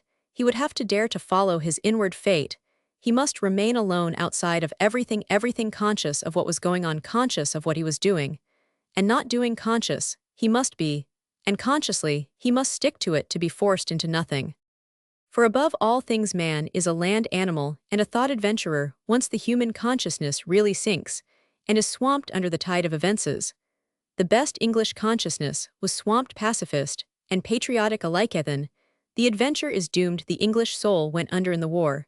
And as a conscious, proud, adventurous, self-responsible soul it was lost. We all lost the war, perhaps Germany least lost all the lot, the adventure is always lost. When the human conscious soul gives way under the stress, fails to keep control, and is submerged, then out swarm the rats, and the Bottomleys and crew, and the ship of human adventure is a horrible piratic affair, a dirty sort of freebooting. Richard Lovett had nothing to hang on to but his own soul, so he hung on to it, and tried to keep his wits. If no man was with him, he was hardly aware of it. He had to grip on so desperately, like a man on a plank in a shipwreck. The plank was his own individual self. Followed that period of suspense, which changed his life forever. If the postman was coming plunging downhill through the bushes over the moor, the first thought was, what is he bringing now? The postman was over military age, and had a chuckle of pleasure in handing out those accursed on His Majesty's service envelopes, which meant that a man was summoned for torture. The postman was a great Wesleyan and a chapel preacher, and the thought of hell for other men was sweet in him. He had a religious zest added to his natural Cornish zest in other people's disasters. Again, if there was the glint of a bicycle on the moor road, and if it turned down the bypath towards the cottage, then Summers strained his eyes to see if the rider were fat and blue or tall. And blue, was it the police sergeant, or the police constable coming for more identification proofs? "We want your birth certificate," said the sergeant. "They've written from Bodmin asking you to produce your birth certificate." "Then tell them to get it." "No, I haven't got it. You've had my marriage certificate, you know who I am, and where I was born, and all the rest. Now, let them get the birth certificate themselves." Richard Lovett was at the end of all patience. They persisted he was a foreigner, poor Summers, just because he had a beard. One of the most intensely English little men England ever produced, with a passion for his country, even if it were often a passion of hatred. But no, they persisted he was a foreigner. Pa. He and Harriet did all their own work, their own shopping. One wintry afternoon, they were coming home with a knapsack along the field path above the sea, when two khaki individuals, officers of some sort, strode after them. "Excuse me," said one in a damnatory officious voice, "what have you got in that sack?" "A few groceries," said Lovett. "I would like to look." Summers put the sack down on the path. The tall and lofty officer stooped and groped nobly among a pound of rice, and a piece of soap, and a dozen candles. "Hi," he cried exultant, "what's this, a camera?" Richard peeped in the bag at the groping red military hands. For a moment, he almost believed that a camera had spirited itself in among his few goods. The implication of his guilt was so powerful, he saw a block in brown paper. "A pen'orth of salt," he said quietly, though pale to the lips, with anger and insult. But the gentlemanly officer, Captain Ter, opened the paper. "Yes, a common block of salt." He pushed the bag aside. "We have to be careful," said the other lesser man. "Of course," said Richard, tying up his bag. "Good afternoon," said Harriet. The fellows half saluted, and turned hastening away. Richard and Harriet had the advantage of sauntering behind them, and looking at their noble backs. Oh, they were gentlemen, true English gentlemen, perhaps Cornish. Harriet gave a poof of laughter. "The poor innocent salt," she exclaimed. And no doubt that also was chalked up against her. It was Christmas time, and two friends came down to stay at the cottage with the Summers. Those were the days before America joined the Allies. The man friend arrived with a whole parcel of American dainties, buckwheat meal, and sweet potatoes, and maple sugar. The woman friend brought a good basket of fruit. They were to have a Christmas in the lonely cottage in spite of everything. It was Christmas Eve, and a pouring black wet night outside. Nowhere can it be so black as on the edge of a Cornish moor above the western sea near the rocks, where the ancient worshippers used to sacrifice the darkness of menhirs. The American woman friend was crouching at the fire making fudge. The man was away in his room when a thundering knock at the door. "Ah, Lord." The burly police sergeant and his bicycle. "Sorry to trouble you, sir, but is an American, a Mr. Monsell, stopping here with you. He is can I have a word with him? Yes, won't you come in? Into the cozy cottage room with the American girl at the fire, her face flushed with the fudge-making, entered the big burly ruddy police sergeant, his black Macintosh cape streaming wet. We give you a terrible lot of trouble, I am sorry to say, said Harriet ironically. What an awful night for you to have to come all these miles. I am sure it isn't our doing. No, ma'am, I know that it's the doing of people who like to meddle these military orders. They take some keeping pace with. I am sure they do. Harriet was all sympathy, so he too was goaded by these military canaille.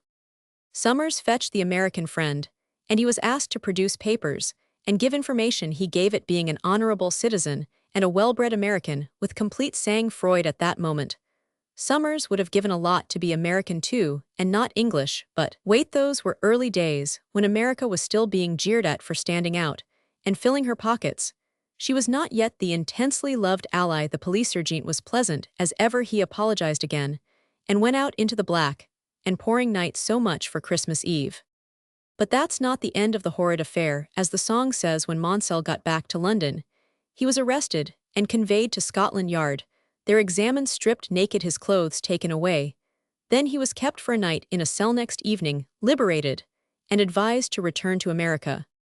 Poor Monsell, and he was so very anti-German, so very pro-British, it was a blow for him. He did not leave off being anti-German, but he was much less pro-British.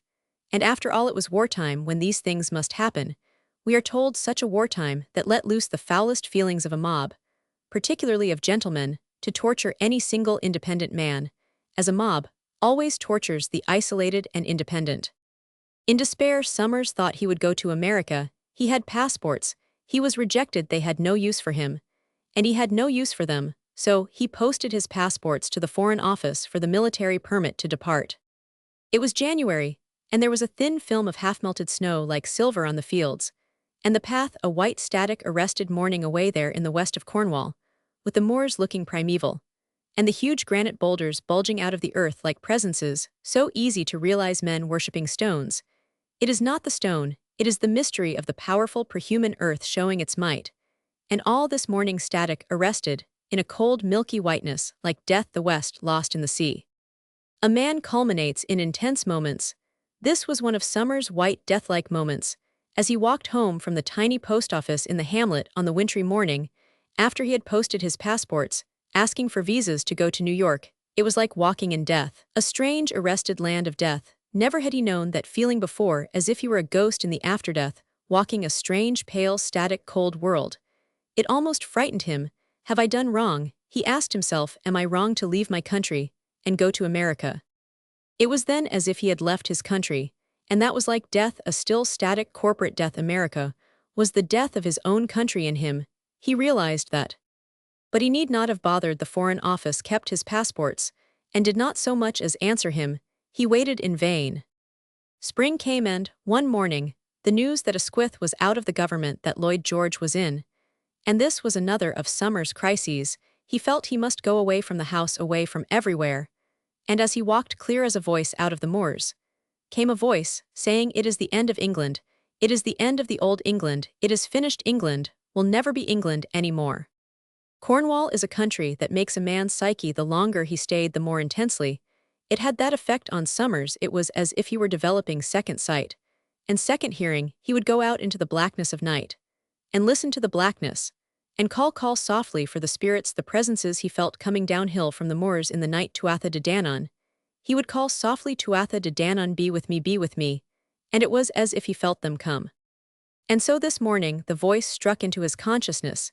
It is the end of England. So he walked along blindly up the valley, and on the moors he loved the country intensely. It seemed to answer him, but his consciousness was all confused in his mind.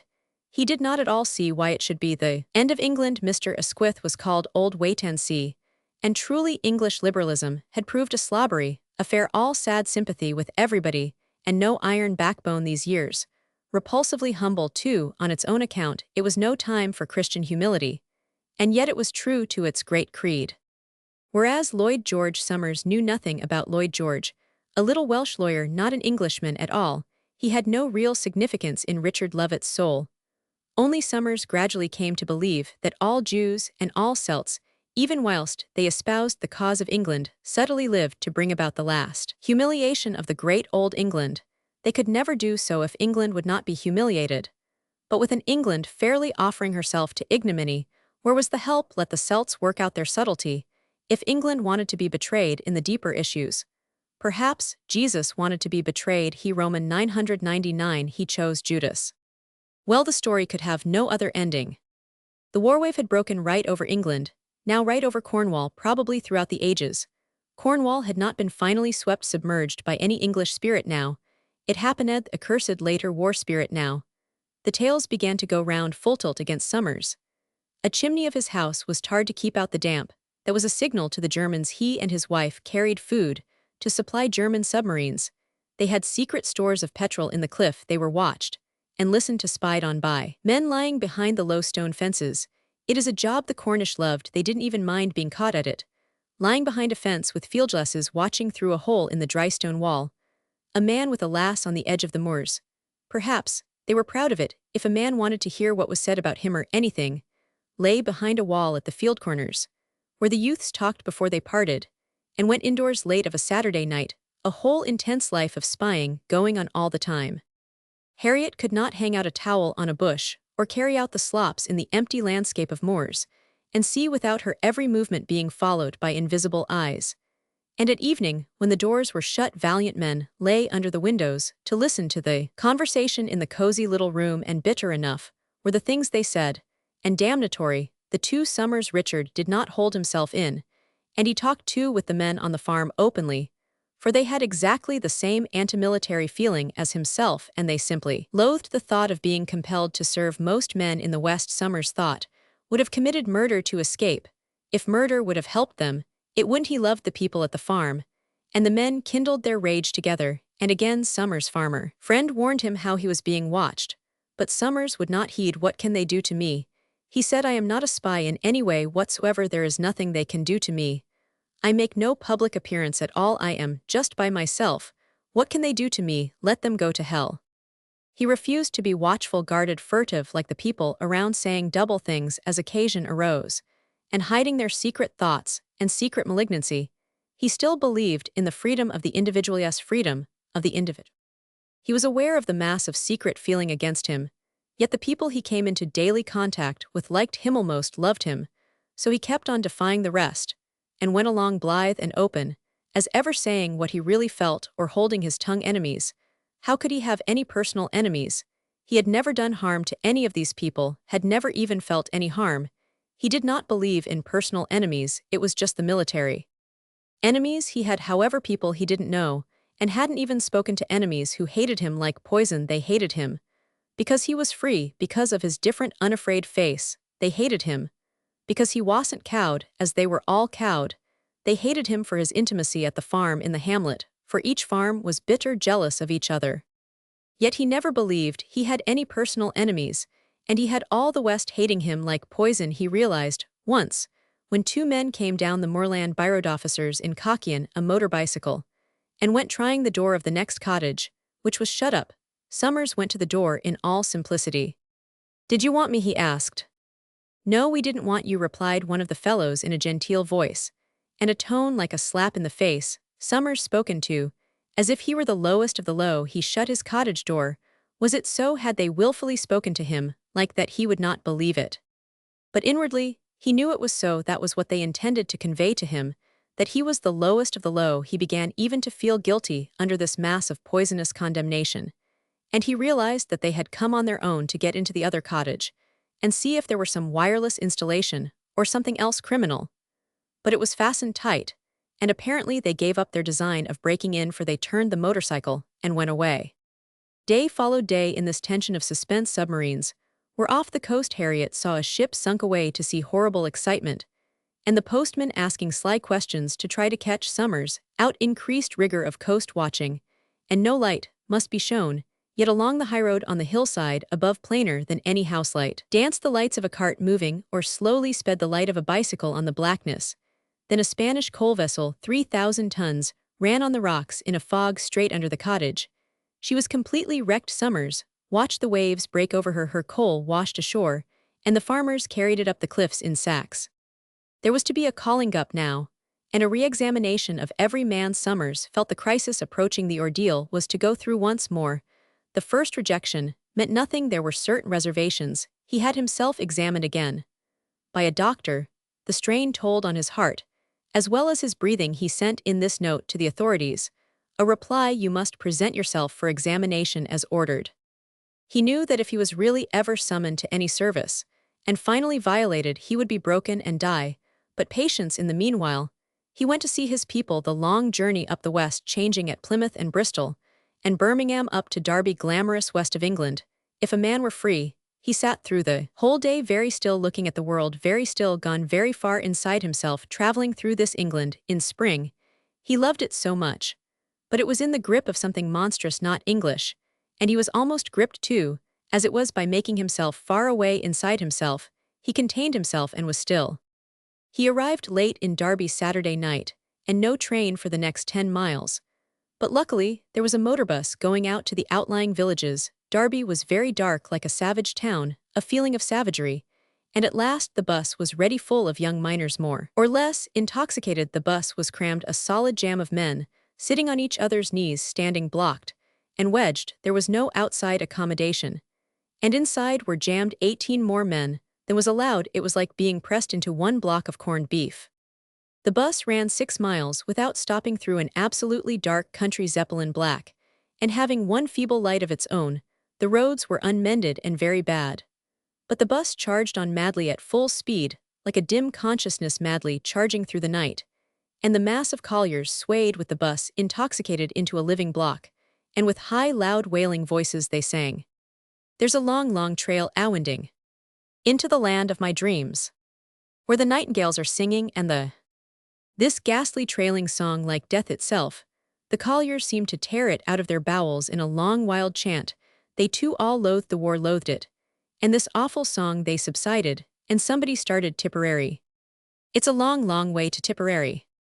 It's a long way to go. But Tipperary was already felt as something of a Jonah, a bad luck song, so it did not last long. The miserable songs with their long, long ways that ended in sheer lugubriousness, real death wails these for battle songs, the wail of a dying humanity. Somebody started, "Good be. Don't cry. Wipe the tear, baby dear, from your eye. For it's hard to part one, no. Il bedicletodath to go. Good be. Don't cry." But the others didn't know this ragtime, and they weren't yet in the mood. They drifted drunkenly back to the ineffable howl of "There's a long, long trail." A black, wild Saturday night. These were the collier youth's summers. Has been to school with approximately. As they tore their bowels with their singing, they tore his. But as he sat squashed far back among all that coated flesh, in the dimmest glim of a light that only made darkness more substantial, he felt like some strange isolated cell in some tensely packed organism that was hurling through chaos into oblivion. The colliers, he was more at one with them. But they were blind ventral. Once they broke loose, heaven knows what it would be. The Midlands Theatre in Nottingham, the pretense of amusement, and the feeling of murder in the dark, dread 259 Fall City in the daytime. These songs, thighs, horrible long trail and good be. And way down in Tennessee, they tried to keep up their spirits with this ragtime Tennessee. But there was murder in the air in the Midlands among the colliers in the theatre. Particularly, a shoot and awful feeling of souls fit for murder. London, mid-war London, nothing but war, lovely sunny weather, and bombs at midday in the Strand. Summary, whether Berkshire aeroplane a springtime. He was, as if blind, he must hurry the long journey back to Harriet and Cornwall. Yes, had his papers, must present himself again at Bodmin Barracks. He was just simply summoned, as if he were already conscripted. But he knew he must be medically examined. He went, left home at 7 in the morning, to catch the train. Harriet watched him go across the field. She was left alone in a strange country. "I shall be back tonight," he said. It was a still morning, remote, as if one were not in the world. On the hill, down to the station he lingered. Shall I not go, he said to himself. He wanted to break away. But what good? He would only be arrested and lost. Yet he had dawdled his time. He had to run hard to catch the train in the end. This time things went much more quickly. He was only 2 hours in the barracks. He was examined. He could tell they knew about him and disliked him, He was put in Class C3 unfit for military service, but conscripted for light non-military duties. There were no rejections now. Still, it was good enough. There were thousands of men who wanted to have jobs as seamen, so they were not very likely to fetch him up. He would only be a nuisance anyhow. That was clear all round. Through the little window at the back of their ancient granite cottage, Harriet, peeping wistfully out to see poor Harriet, she was always frightened. No, so Richard, coming across the fields home walking fast, and with that intent look about him that she half feared, she ran out in a sort of fear, then waited. She would wait. He saw her face very bright with fear and joy at seeing him back, very beautiful in his eyes, the only real thing perhaps left in his world. "Here you are so early," she cried. "I didn't expect you. The dinner isn't ready yet." "Well, C3, he replied. "It's all right." "I knew it would be," she cried, seizing his arm and hugging it to her. They went into the cottage to finish cooking the evening meal, and immediately one of the farm girls came running up to see what it was. "Oh, C3, so you're all right, Mr. Summers. Glad. I am glad." Harriet never forgot the straight, intent beeline for home, which he was making when she peeped out of that little window unaware. So another respite. They were not going to touch him. They knew he would be a firebrand in their army, a dangerous man to put with any group of men. They would leave him alone. C3. He had almost entirely left off writing now, and spent most of his days working on the farm again. The neighbors were jealous. "Berrien gets his labor cheap. He'd never have got his hay in but for Mr. Summers," they said, and that was another reason for wishing to remove Richard.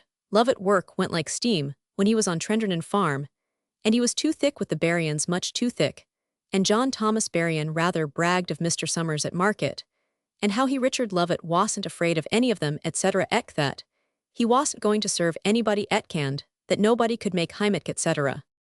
But Richard drifted away this summer on to the land, into the weather, into Cornwall. He worked out of doors. All the time he ceased to care, inwardly began to drift away from himself. He was very thick with John Thomas, and nearly always at the farm. Harriet was a great deal alone, and he seemed to be drifting away, drifting back to the common people, becoming a working man of the lower classes. It had its charm for Harriet, this aspect of him, careless, rather reckless, in old clothes and an old battered hat. He kept his sharp wits, but his spirit became careless, lost its concentration. "I declare," said John Thomas as Summers appeared in the cornfield, "you look more like one of us every day," and he looked with a bright Cornish eye at Summers' care too, 61, less belted figure. "An old jacket." The speech struck Richard. It sounded half triumphant, half mocking. "He thinks I am coming down in the world. It is half a rebuke," thought Summers to himself, but he was half pleased and half he was rebuked. Corn harvest lasted long, and was a happy time for them all. It went well also from London. Occasionally a young man came down and stayed at the inn in the church town, some young friend of Summers, who hated the army and the government, and was generally discontented, and so fitfully came as an adherent to Richard Lovett. One of these was James Sharp, a young Edinburgh man with a moderate income of his own, interested in music. Sharp was hardly more than a lad, but he was the type of Lowland Scotsman, who is half an artist, not more, and so can never get on in the ordinary respectable life, rebels against it all the time, and yet can never get away from it, or free himself from its dictates. Sharp had taken a house further along the coast, brought his piano down from London, and sufficient furniture and a housekeeper, and insisted like a morose bird that he wanted to be alone, but he wasn't really morose, and he didn't want really to be alone. His old house, rather ramshackle, stood back a little way from the cliffs where the moor came down savagely to the sea, past a deserted tin mine. It was lonely, wild, and in a savage way poetic enough. Here, Sharp installed himself for the moment to be alone with his music and his general discontent. Of course he excited the wildest comments. He had window curtains of different colors, so of course here was plain signaling to the German submarines, spies the lot of them, when still another young man of the same set came and took a bungalow on the moors, West Cornwall, decided that it was being delivered straight into German hands. Not that West Cornwall would really have minded that so terribly. No, it wasn't that it feared the Germans, it was that it hated the sight of these recalcitrant young men. And Summers, the instigator, the arch spy, the responsible little swine with his beard. Summers, meanwhile, began to chuckle a bit to himself. After all, he was getting the better of the military canaglia schweinerei. He loathed them in all the languages. He could lay his tongue too. So Summers and Harriet went to stay a weekend with Sharp at Trevenna, as the house was called. Sharp was a C2 man on perpetual tenterhooks. He had decided that if ever he were summoned to serve, he would just disappear. The Summers drove over only 3 or 4 miles on the Saturday afternoon, and the three wandered on the moor. And down the cliff, no one was in sight. But how many pairs of eyes were watching? Who knows? Sharp lighting a cigarette for Harriet was an indication of untold immorality. Evening came, the lamps were lit, and the incriminating curtains carefully drawn. The three sat before the fire in the long music room and tried to be cozy and jolly, but there was something wrong with the mood after dinner. It was even worse. Harriet curled herself up on the sofa with a cigarette. Sharp spread himself in profound melancholy in his big chair. Summers sat back nearer the window. They talked in occasional snatches, in mockery of the enemy that surrounded them. Then Summers sang to himself, in an irritating way, one German folk song after another, not in a songful, but in a defiant way. Anchen von Thero Schatz mein Schatz, rieit nicht, so weit von mir zu Strasbourg, auf der Schanze de viel mein Unglück ein. This went on, till Sharp asked him to stop. And in the silence, the tense and irritable silence that followed, came a loud bang. All got up in alarm, and followed Sharp through the dining room to the small entrance room, where a dim light was burning. A lieutenant and 3 sordid men in the dark behind him, one with a lantern. Mr. Sharpeth, authoritative and absolutely in the right voice of the puppy lieutenant. Sharp took his pipe from his mouth and said laconically, "Yes. You've a light burning in your window facing the sea." "I think not. There is only one window, and that's on the passage where I never go upstairs. A light was showing from that window 10 minutes ago." "I don't think it can have been." "It was," and the stern puppy lieutenant turned to his followers, who clustered there in the dark. "Yes, there was a light there 10 minutes since," chimed the followers. "I don't see how it's possible," persisted Sharp. "Oh well, there is sufficient evidence that it was. What other persons have you in the house?" And this officer and gentleman stepped into the room, followed by his 3 Cornish weeds, one of whom had fallen into a ditch in his assiduous serving of his country, and was a sorry sight. Of course Harriet saw chiefly him, and had to laugh. "There's Mrs. Waugh, the housekeeper, but she's in bed." The party now stood, and eyed one another. Lieutenant with his 3 sorry braves on one hand, Sharp, Summers, and Harriet in an old dress of soft silk on the other. "Well, Mr. Sharp, the light was seen." "I don't see how it was possible. We've none of us been upstairs, and Mrs. Waugh has been in bed for half an hour." "Is there a curtain to the passage window?" put in Summers, quietly. He had helped Sharp in setting up house. "I don't believe there is," said Sharp. "I forgot all about it, as it wasn't in a room, and I never go to that side of the house. Even Mrs. Waugh is supposed to go up the kitchen stairs, and so she doesn't have to pass it." "She must have gone across with a candle as she went to bed," said Summers. But the lieutenant didn't like being pushed into unimportance, while these young men so quietly and naturally spoke together, excluding him, as if he were an inferior, which they meant to do. "You have an uncurtained window overlooking the sea, Mr. Sharp," he said, in his military counterjumper voice. "Y'all have to put a curtain to it tomorrow," said Summers to Sharp. "What is your name?" chimed the lieutenant. "Summers, I wasn't speaking to you," said Richard coldly, and then to Sharp with a note of contempt, "That's what it is. Mrs. Waugh must just have passed with a candle." There was a silence. The wonderful watchers did not contradict. "Yes, I suppose that's it," said Sharp fretfully.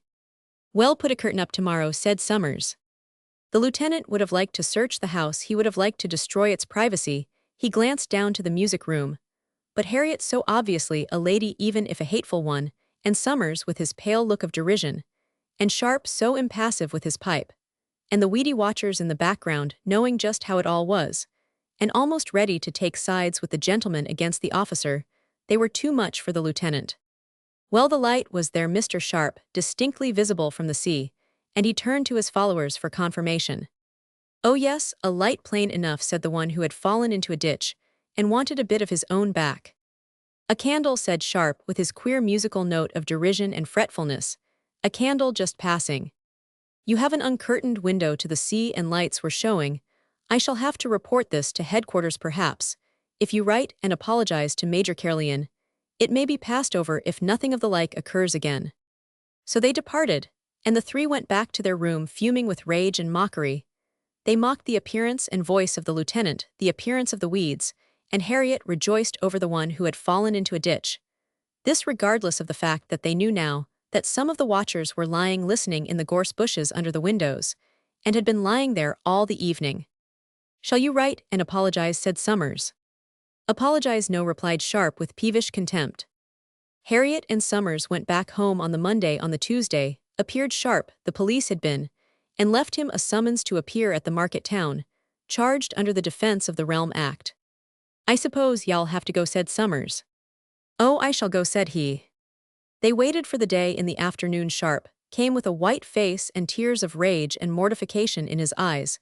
The magistrate had told him he ought to be serving his country, and not causing mischief and skulking in an out-of-the-way corner, and had fined him £20. "I shan't pay it," cried Sharp. "Your mother will," said Summers. And so it was. What was the good of putting oneself in their power, in any way, if it could be avoided?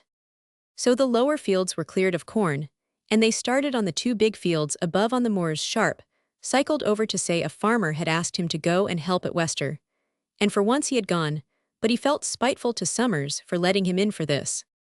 But Summers was very fond of the family at Berrien Farm, and he loved working with John Thomas, and the girls. John Thomas was a year or two older than Summers, and at this time, his dearest friend, and so he loved working all day among the corn beyond the highroad with the savage moors all round, and the hill with its pre-Christian granite rocks, rising like a great dark pyramid on the left, the sea in front.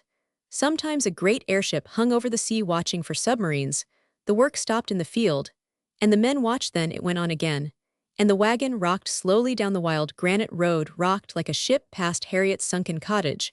But Summers stayed above all day loading, or picking or resting, talking in the intervals with John Thomas, who loved a half-philosophical mystical talking about the sun and the moon, the mysterious powers of the moon at night, and the mysterious change in man with the change of season, and the mysterious effects of sex on a man. So they talked lying in the bracken or on the heather as they waited for a wain, or one of the girls came with dinner in a huge basket, and they ate all together, so happy with the moors and sky and touch of autumn. Summers loved these people. He loved the sensitiveness of their intelligence. They were not educated, but they had an endless curiosity about the world and an endless interest in what was right.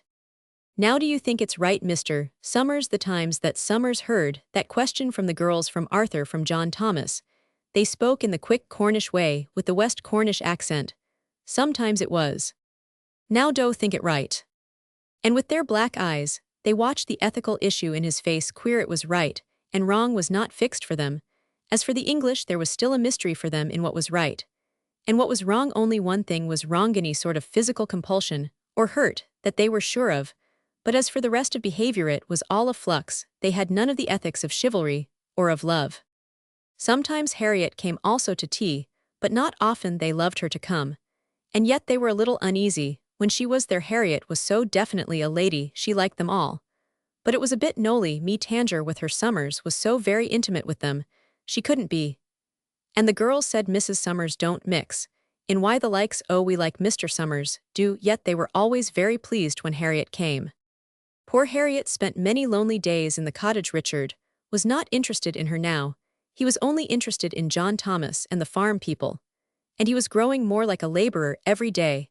And the farm people didn't mind how long she was left alone at night too, in that lonely little cottage, and with all the tension of fear upon her, because she felt that it was she whom these authorities, these English, hated even more than Summers, because she made them feel she despised them. And as they were really rather despicable, they hated her at sight, her beauty, her reckless pride, her touch of derision. But Richard Evan, he neglected her and hated her. She was driven back on herself like a fury, and many a bitter fight they had, he and she. The days grew shorter before the corn was all down from the moors. Sometimes Summers alone lay on the sheaves waiting for the last wain to come to be loaded, while the others were down milking, and then the Cornish night would gradually come down upon the dark shaggy moors that were like the fur of some beast, and upon the pale grey granite masses so ancient and druidical, suggesting blood sacrifice.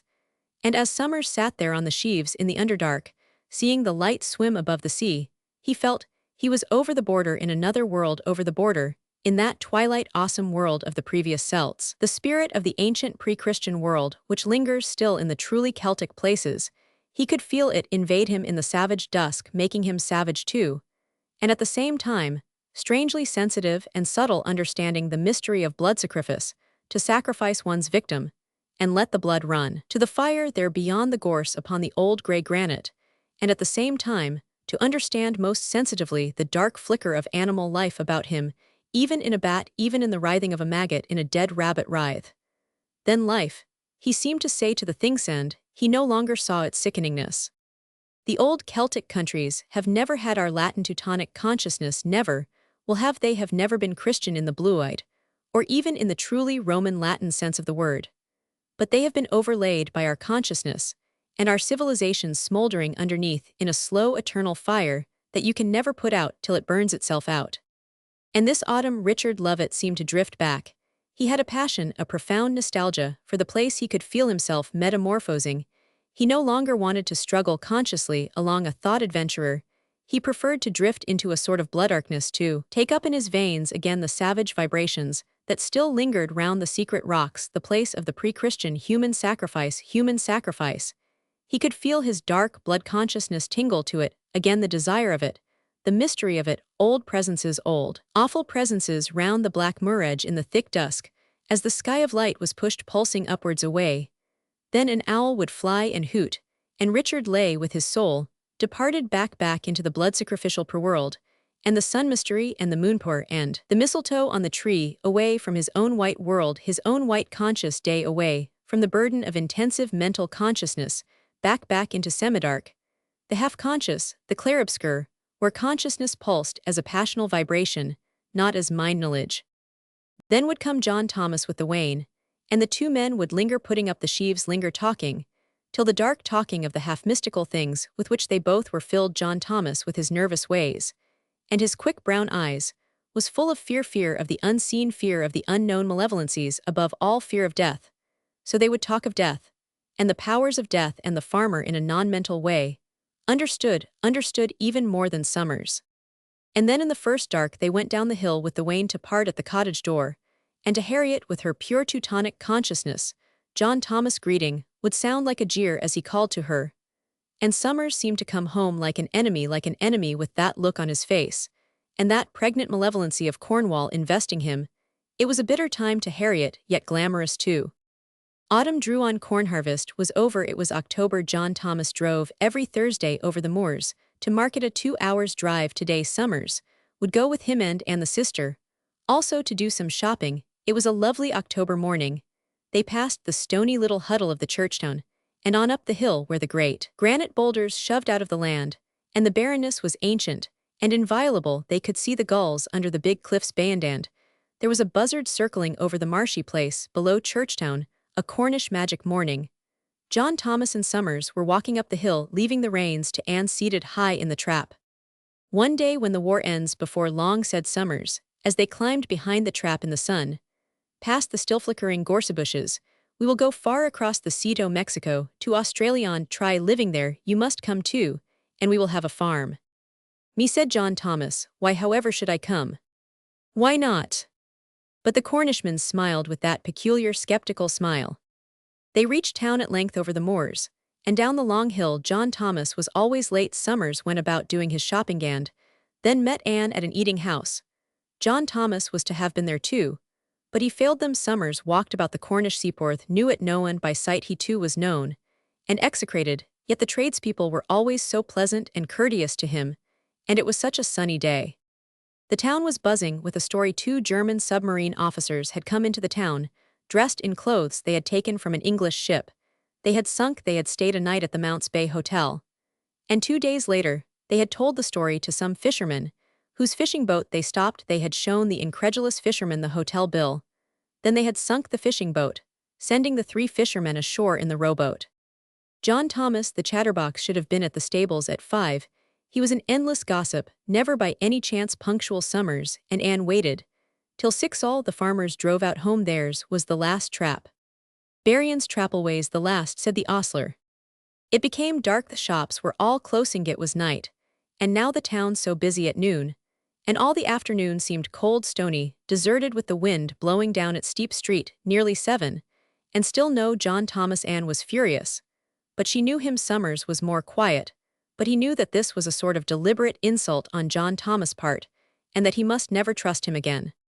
It was well after 7, when the fellow came smiling with subtle malevolence, and excusing himself so easily. "I shall never come with you again," said Summers quietly. I should think not, Mr. Summers, cried Anne. It was a 2 hours' drive homea long climb to the dark stretch of the Moorston across the moors in the cold of the night, to the steep cliff-like descent on the north, where Churchtown lay, and the sea beyond. As they drew near to the north descent the home face, and the darkness was below them, Summers suddenly said, I don't think I shall ever drive this way again. Don't you? Why, what makes you say that? Cried the facile John Thomas. Past 9 o'clock, as they came down the rocky road, and saw the yellow curtain of the cottage glowing, poor Harriet Summers was stiff with cold as he rose to jump down. I'll come down for my parcels later, he said, easier to take them out at the farm, and he must fetch the milk. Harriet opened the door. At last you've come, she said. Something has happened, Lovett. One of John Thomas' sisters came out. Touche had come up with Mrs. Summers out of sympathy. What he said, and up came all the It was evident Harriet had had a bad shock. She had walked in the afternoon across to Sharp's place 3 miles away, and had got back just at nightfall, expecting Summers home by 7. She had left the doors unlocked, as they usually Roman 999, the moment she came in the dusk. She knew something had happened. She made a light, and looked round. Things were disturbed. She looked in her little treasure boxes, everything there but moved. She looked in the drawers, everything turned upside down, the whole house ransacked, searched. A terrible fear came over her. She knew she was antagonistic to the government people in her soul. She hated the fixed society with its barrenness and its barren laws. She had always been afraid, always shrunk from the sight of a policeman, as if she were guilty of heaven knows what. And now the horror had happened. All the black animosity of authority was encompassing her, the unknown of it and the horror. She fled down to the farm. Yes, 3 men had come asking for Mr. and Mrs. Summers. They had told the one who came to the farm that Mr. Summers had driven to town, and Mrs. Summers they had seen going across the fields to Churchtown. Then the men had gone up to the cottage again and gone inside. And they've searched everything, said Harriet, shocked right through with awful fear. Well, there was nothing to find. They must have been disappointed, said Richard. But it was a shock to him, also great consternation at the farm. It must have been something connected with Sharp 8, must have been that, said Summers, trying to reassure himself. Thank goodness the house was so clean and tidy, said Harriet, but it was a last blow to her. What had they taken? They had not touched Summers' papers, but they had been through his pockets. They had taken the few loose letters from the pocket of his jacket. They had taken a book and a sort of notebook, with scraps of notes for essays in it and his address bookies. A few things like that. But it'll be nothing. It'll be something to do with Sharp's bother. But he felt sick and sullen, and wouldn't get up early in the morning. Harriet was more prepared. She was down, dressed and tidy, making the breakfast. It was 8 o'clock in the morning. Suddenly Summers heard her call. Lovett, they're here, get up. He heard the dread in her voice and sprang into his clothes, and came downstairs. A young officer, the burly police sergeant, and 2 other loutish-looking men. Summers came down without a collar. I have here a warrant to search your house, said the young officer. But you searched it yesterday, didn't you? Cried Harriet. The young officer looked at her coldly. Without replying, he read the search warrant, and the 2 lout detectives in civilian clothes began to nose round. And the police sergeant will read this order to you. Summers, white and very still, spoke no word, but waited. Then the police sergeant, in rather stumbling fashion, began to read an order from the military authorities that Richard Lovett Summers and Harriet Emma Mariana, Johanna Summers of Trevetham Cottage, etc., should leave the county of Cornwall within the space of 3 days, and further within the space of 24 hours of their arrival in any place. They must report themselves at the police station of the said place, giving their address, and they were forbidden to enter any part of the area of Cornwall, etc., etc., etc. Summers listened in silence. But why? Cried Harriet. Why, what have we done? I can't say what you have done, said the young officer in a cold tone, but it must be something sufficiently serious. They don't send out these orders for nothing. But what it is then? What is it? I don't know what we've done. Have we no right to know what you accuse us of? No, you have no right to know anything further than what is said in the order. And he folded up the said official foolscap and handed it officially to Summers. Richard silently took it and read it again. But it's monstrous. What have they against us? We live here simply, do nothing at all that they can charge us with. What have we done? Cried Harriet. I don't know what you've done, but we can take no risks in these times, and, evidently, there is a risk in leaving you here. But I should like to know what. Cried Harriet. That I cannot tell you. But do you know woman-like, she persisted.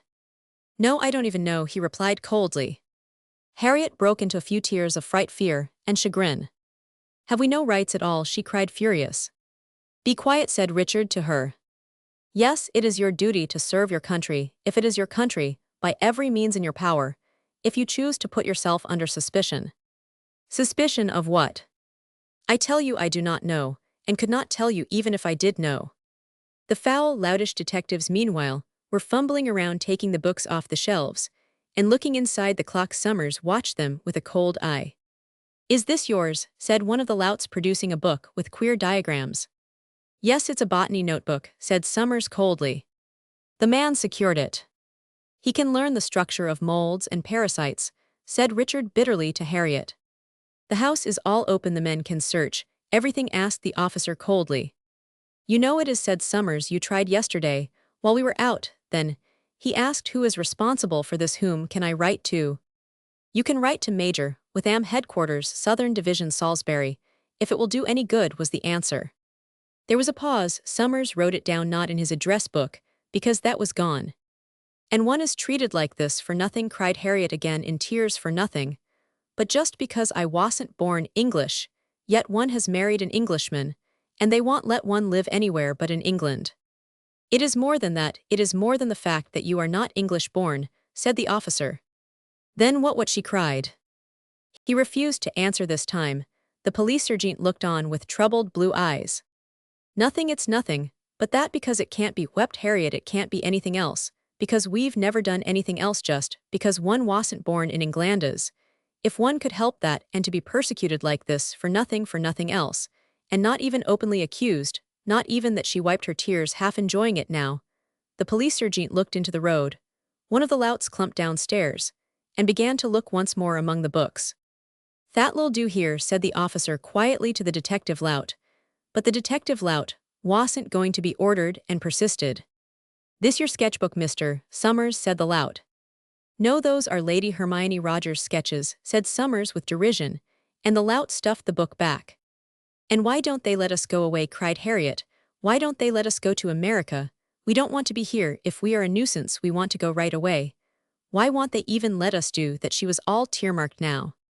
They must have their reasons, said the young officer, who was getting more and more uncomfortable. He again tried to hurry up the detective lout, but they were enjoying nosing round among other people's privacies. And what'll happen to us if we don't go, if we just stay, said Harriet, being altogether a female. You'd better not try, said the young man grimly, so utterly confident in the absoluteness of the powers and the rightness he represented, and Summers would have liked to hit him across the mouth for that. Hold your tongue, Harriet, he said, turning on her fiercely. You've said enough now, be still, and let them do what they like, since they've the power to do it. And Harriet was silent, and in the silence only the louts rummaging among the linen and one looking into the bread tin and into the tea caddy. Summers watched them with a cold eye, and that queer slight lifting of his nose, rather like a dog when it shows disgust, and the officer again tried to hurry the louts in his low tone of command, which had so little effect. Where do you intend to go, said the officer to Summers. Oh, just to London, said Summers, who did not feel communicative. I suppose they will send the things back that they take, he said, indicating the louts. I should think so. Anything that is not evidence. The louts were drawing to an end. It was nearly over. Of course this has nothing to do with me. I have to obey orders no matter what they are, said the young officer, half apologizing. Summers just looked at him, but did not answer. His face was pale, and still and distant, unconscious that the other people were real human beings to him. They were not, they were just things obeying orders, and his eyes showed that the young officer wanted to get out. At last it was over. The louts had collected a very few trifles. The officer saw them on to the road, bade them good morning, and got out of the house as quick as he could. Good morning, sir. Good morning, ma'am, said the police sergeant, in tones of sympathy. Yes, it was over. Harriet and Lovett looked at one another in silent consternation. Well, we must just go, she said. Oh yes, he replied. And she studied the insolent notice to quit the area of Cornwall in her heart of hearts. She was not sorry to quit it, it had become too painful. In a minute up came one of the farm girls to hear the news. Then later Summers went down. Arthur, the boy, had heard the officer say to the police sergeant as he went up the hill. Well, that's a job I'd rather not have had to do. Harriet was alternately bitter and mocking, but badly shocked Summers had had in his pocket the words of one of the Hebridean folk songs, which Sharp had brought down, and which they all thought so wonderful, on a bit of paper in his jacket pocket, the words which have no meaning in any language apparently, but are just vocal, almost animal sounds, the seal woman's songthighs they had taken. Vermi hiuravo nelavo. Vermi hiuravo hovo I. Vermi hiuravo nelavon cattle. Tromson jechar. What would the investigation make of this? What Harriet loved to think of it. Summers really expected to be examined under torture, to make him confess the only obvious word, tromp your German. The day was Friday, they must leave on Monday by the Great Western Express.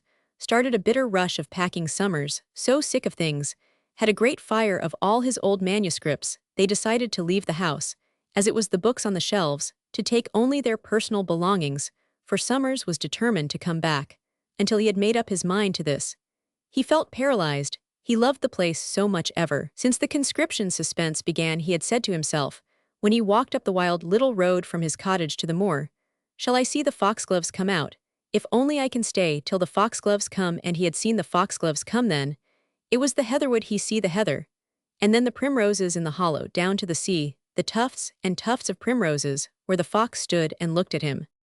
Lately, however, he had begun to feel secure, as if he had sunk some of himself into the earth there, and were rooted forever. His very soul seemed to have sunk into that Cornwall, that wild place under the moors. And now, he must tear himself out. He was quite paralyzed, could scarcely move. And at the farm, they all looked at him with blank faces. He went back to the cottage to burn more manuscripts and pack up. And then, like a revelation, he decided he would come back. He would use all his strength, put himself against all the authorities. And in a month or two, he would come back before the snowdrops came in the farm garden. "I shall be back in a month or 2, 3 months, he said to everybody, and they looked at him. But John Thomas said to him, "You remember you said you would never drive to town again, eh?" And in the black bright eyes, Summers saw that it was so, yet he persisted. "It's only meant not yet a while." On the Monday morning, he went down to say goodbye at the farm. It was a bitter moment, he was so much attached to them. And they to him. He could not bear to go. Only one was not there, Uncle James. Many a time Summers wondered why Uncle James had gone down the fields, so as not to say goodbye. John Thomas was driving them down in the trap. Arthur had taken the big luggage in the cart. The family at the farm did everything they could. Summers never forgot that while he and Harriet were slaving on the Sunday to get things packed, John Thomas came up with their dinners from the farm Sunday dinner. It was a lovely, lovely morning, as they drove across the hillslopes above the sea. Harriet and Summers, and John Thomas, in spite of themselves, they felt cheerful. It seemed like an adventure. "I don't know," said John Thomas, "but I feel in myself as if it was all going to turn out for the best," and he smiled in his bright, wondering way. "So do I," cried Harriet, "as if we were going to be more free." "As if we were setting out on a long adventure," said Summers. They drove through the town where of course they were marked people, but it was curious how little they cared, how indifferent they felt to everybody. At the station, Summers bade goodbye to John Thomas, with whom he had been such friends. "Well, I wonder when we shall see each other again," said the young farmer. "Soon we will make it soon," said Summers. "We will make it soon, and you can come to London to see us." "Well, if I can manage it, there's nothing would please me better," replied the other. But even as he said it, Summers was thinking of the evening in town, when he and Anne had been kept waiting so long, and he knew he would not see John Thomas again soon. During the long journey up to London, Summers sat facing Harriet quite still. The train was full soldiers and sailors from Plymouth. One naval man talked to Harriet bitter, like all the rest. As soon as a man began to talk seriously, it was in bitterness. But many were beginning to make a mock of their own feelings. Even songs like Goodbye had taken the pace of Bluebells, and marked the change. But Summers sat there feeling he had been killed, perfectly still and pale. In a kind of after-death feeling, he had been killed. He had always believed so in everything society loved friends. This was one of his serious deaths in belief. So he sat with his immobile face of a crucified Christ, who makes no complaint, only broods silently. And alone remote this face distressed Harriet horribly. It made her feel lost and shipwrecked, as if her heart was destined to break also, and she was in rather good spirits. Really, her horror had been that she would be interned in one of the horrible camps away from Summers. She had far less belief than he in the goodness of mankind. and she was rather relieved to get out of Cornwall. She had felt herself under a pressure there long suffering that very pressure he had loved so much. And so, while his still fixed crucified face distressed her horribly at the same time, it made her angry. What did he want to look like that? For why didn't he show fight? They came to London, and he tried taxi after taxi before he could get one to take them up to Hampstead.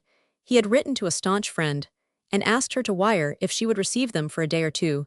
She wired that she would, so they went to her house. She was a little delicate lady who reminded Summers of his mother, though she was younger than his mother would have been. She and her husband had been friends of William Morris in those busy days of incipient Fabianism. Now her husband was sick, and she lived with him and a nurse and her grown-up daughter in a little old house in Hampstead.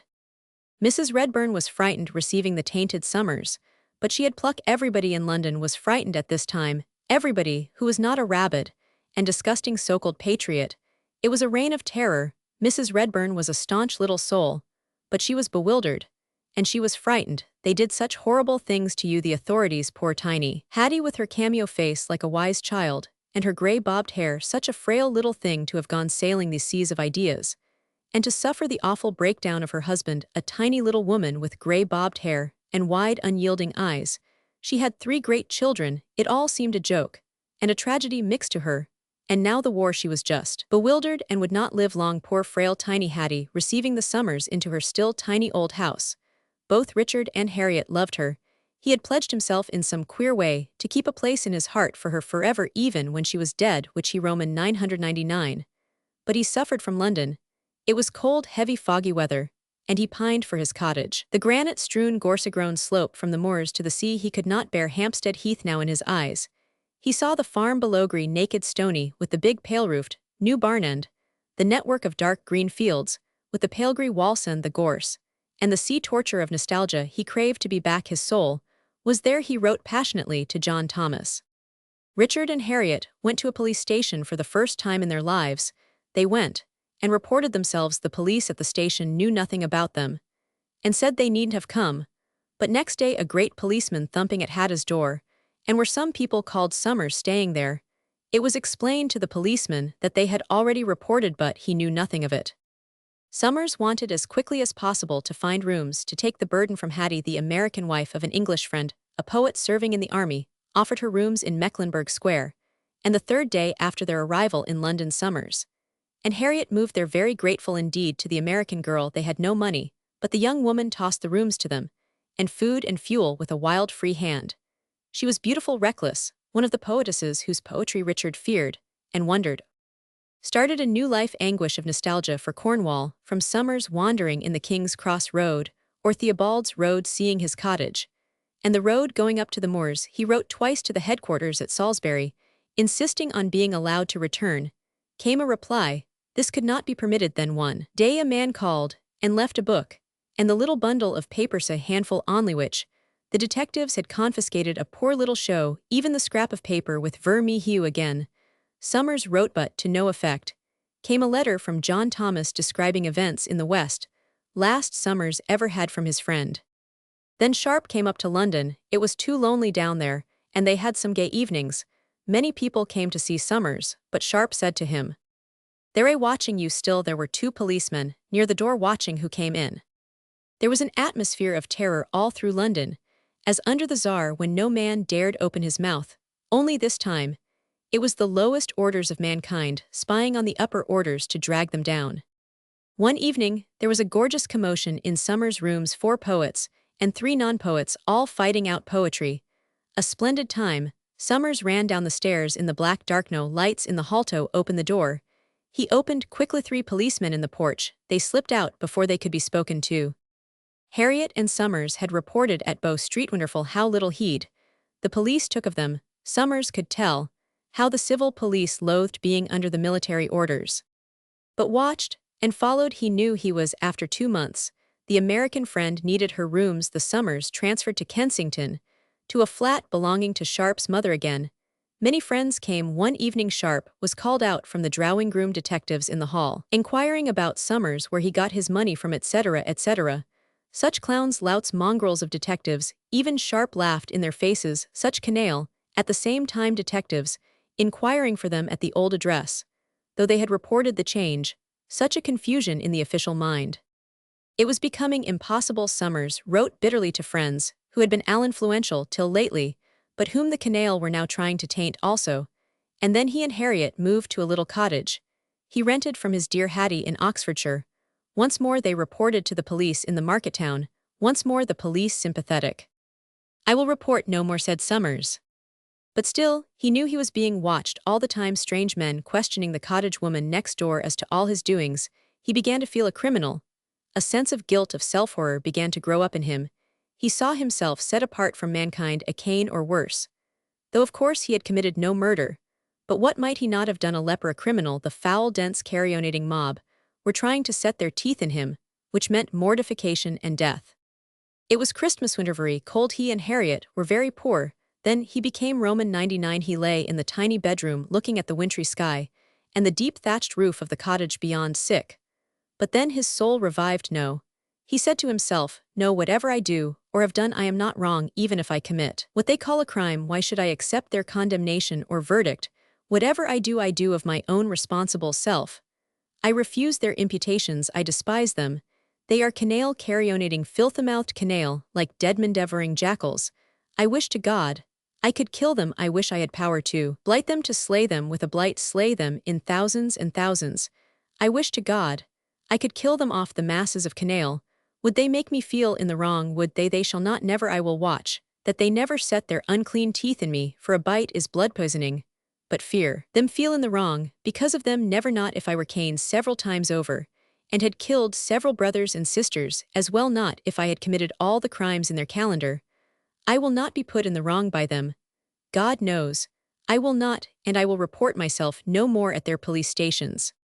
So whenever the feeling of terror came over him, the feeling of being marked out, branded a criminal, marked out by society, marked out for annihilation, he pulled himself together, saying to himself, I am letting them make me feel in the wrong. I am degrading myself by feeling guilty, marked out, and I have convulsions of fear.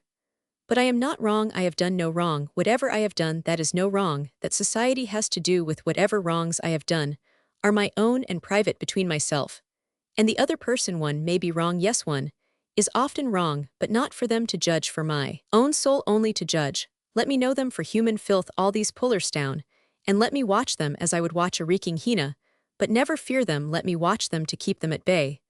But let me never admit for one single moment that they may be my judges, that never I have judged them. They are canaille, I am a man, and I abide by my own soul. Never shall they have a chance of judging me. So he discovered the great secret to stand alone, as his own judge of himself, absolutely. He took his stand absolutely on his own judgment of himself.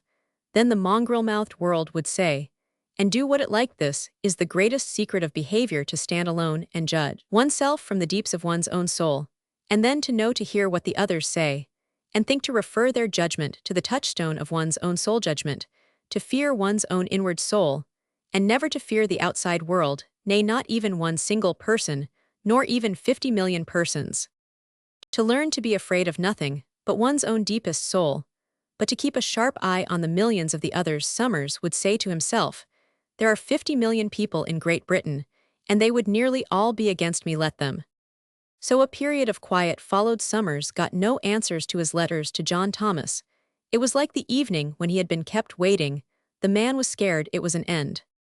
And the authorities still would allow of no return to Cornwall. So let that be an end too. He wrote for his books and household linen to be sent up, the rest could be sold. Bitter in Oxfordshire to unpack the things he had loved so dearly in Cornwall. Life would never be quite the same again. Then let it be otherwise. He hardened his heart and his soul. It was a lovely spring, and here in the heart of England, Shakespeare's England, there was a sweetness and a humanness that he had never known before. The people were friendly and unsuspicious. Though they knew all about the trouble, the police too were delicate and kindly. It was a human world, once more human and lovely, though the gangs of woodmen were cutting down the trees, bearing the beautiful spring woods, making logs for trench props. And there was always the suspense of being once more called up for military service. But surely, thought Summers, if I am so vile, they will be glad to leave me alone. Spring passed on. Summers' sisters were alone, their husbands at the war. His younger sister took a cottage for him in their own bleak Derbyshire, and so he returned after 6 years to his own country. A bitter stranger, too, he felt it was northern, and the industrial spirit was permeated through everything the alien spirit of coal and iron people living for coal and iron, nothing else. What good was it all?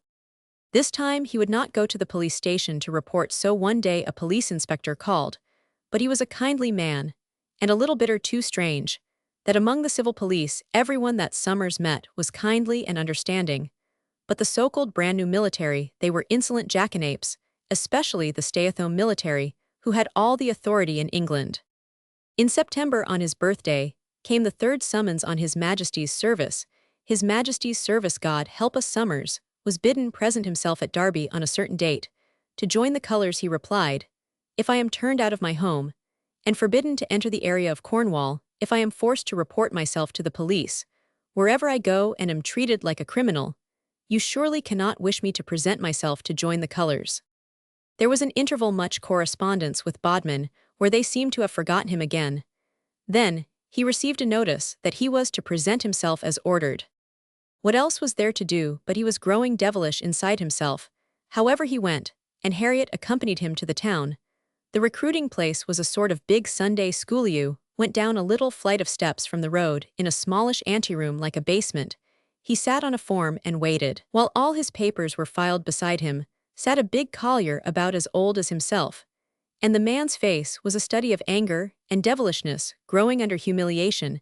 After an hour's waiting, Summers was called. He stripped as usual, but this time was told to put on his jacket over his complete nakedness, and so was shown into a high long schoolroom with various sections down one side, bits of screens, where various doctor fellows were performing, and opposite a long writing table, where clerks and old military buffers in uniform sat in power, the clerks dutifully scribbling. To be in a safe job, no doubt, the old military buffers staring about near this Judgment Day table. A fire was burning, and there was a bench where two naked men sat ignominiously, waiting, trying to cover their nakedness a little with their jackets, but too much upset to care really. Good God, thought Summers, naked civilized men in their Sunday jackets, and nothing else, make the most heaven-forsaken sight I have ever seen.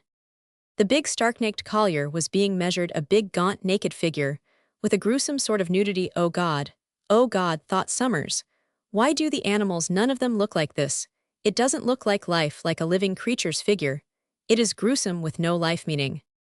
In another section, a youth of about 25, stark naked too, was throwing out his chest, while a chit of a doctor fellow felt him between the legs. This naked young fellow evidently thought himself an athlete, and that he must make a good impression, so he threw his head up in a would-be-noble attitude, and coughed bravely when the doctor buffoon said, cough like a piece of furniture waiting to be sat on. The athletic young man looked.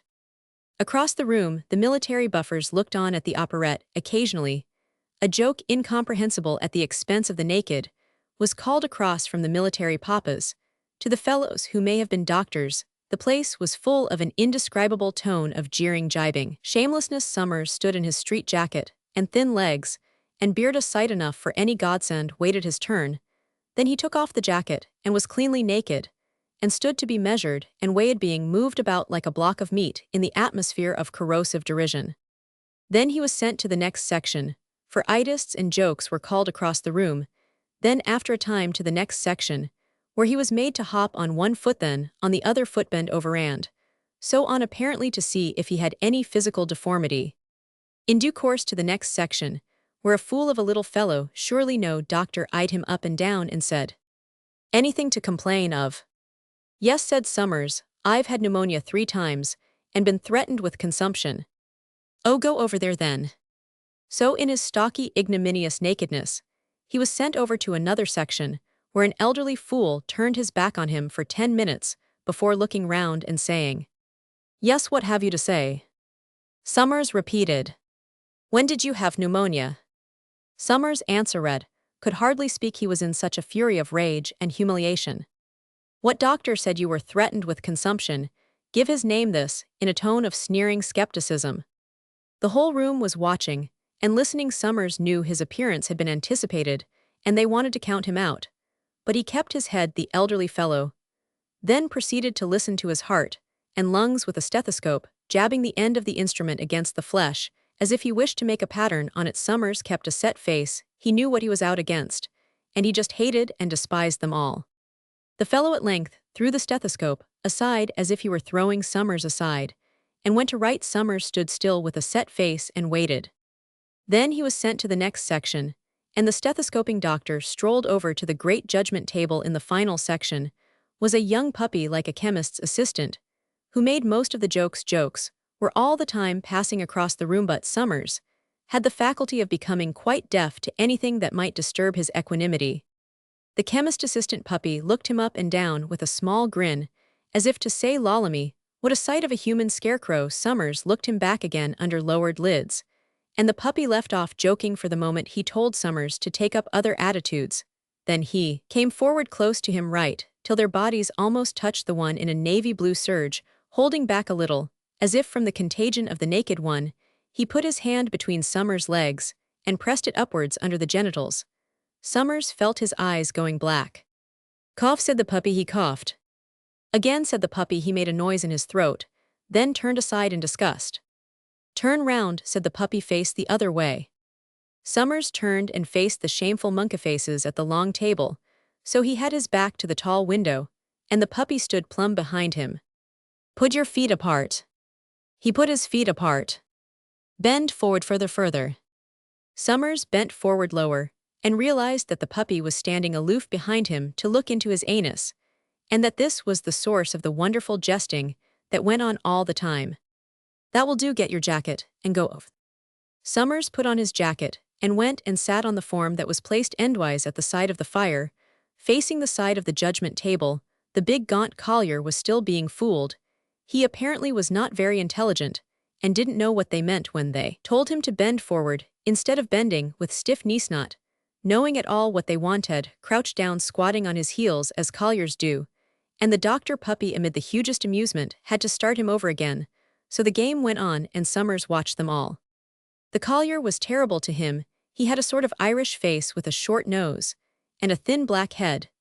This snub-nosed face had gone quite blank, with a ghastly voidness, void of intelligence, bewildered and blind. It was as if the big, ugly, powerful body could not obey words any more. Oh God, such an ugly body, not as if it belonged to a living creature.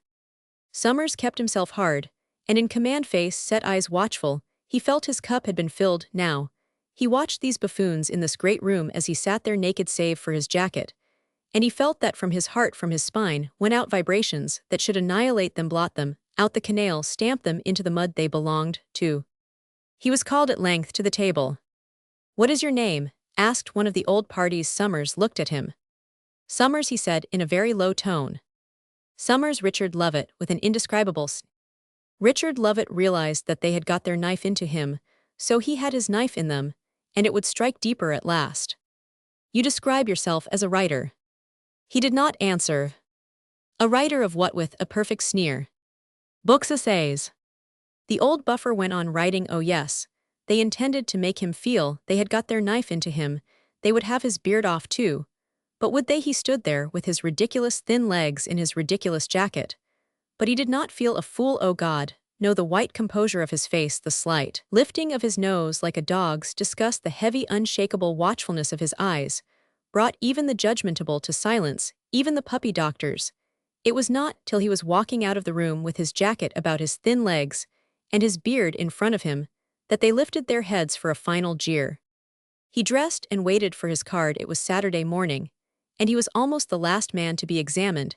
He wondered what instructions they had had about him. Oh, foul dogs. But they were very close on him, now very close. They were grinning very close behind him like hyenas just going to bite. Yes. They were running him to earth. They had exposed all his nakedness to jibes, and they were pining, almost whimpering, to give the last grab at him and haul him to earth, a victim finished. But not yet. Oh no, not yet, not yet, not now, nor ever, not while life was life should they lay hold of him. Never again. Never would he be touched again. And because they had handled his private parts and looked into them, their eyes should burst, and their hands should wither, and their hearts should rot. So he cursed them in his blood with an unremitting curse as he waited. They gave him his card, C2, fit for non-military service.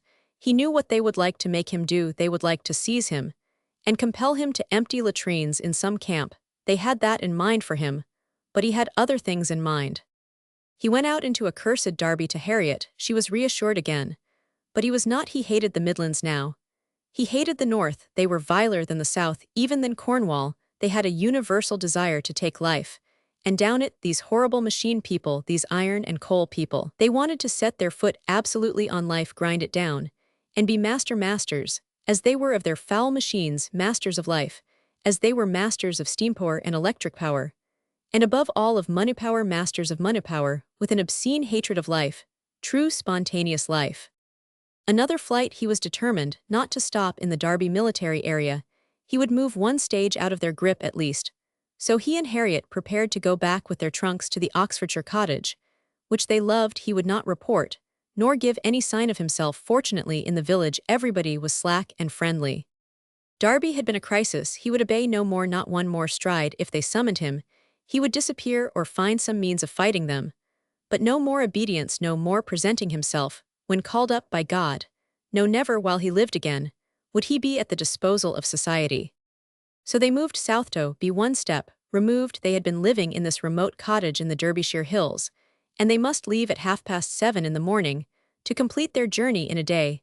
It was a black morning with a slow dawn. Summers had the trunks ready. He stood looking at the dark gulf of the valley below. Meanwhile, heavy clouds sank over the bare Derbyshire hills, and the dawn was blotted out before it came. Then broke a terrific thunderstorm, and hail lashed down with a noise like insanity. He stood at the big window over the valley and watched. Come hail, come rain, he would go forever.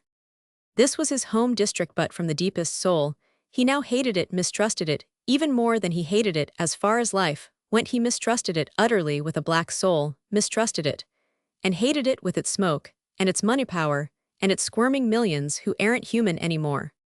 Ah, how lovely the Southwest seemed after it all. There was hardly any food, but neither he nor Harriet minded. They could pick up and be wonderfully happy again, gathering the little chestnuts in the woods, and the few last bilberries. Men were working harder than ever, felling trees for trench timber, denuding the land, but their brush fires were burning in the woods, and when they had gone in the cold dusk, Summers went with a sack to pick up the unburnt faggots, and the great chips of wood the axes had left golden against the felled logs, flakes of sweet pale gold oak.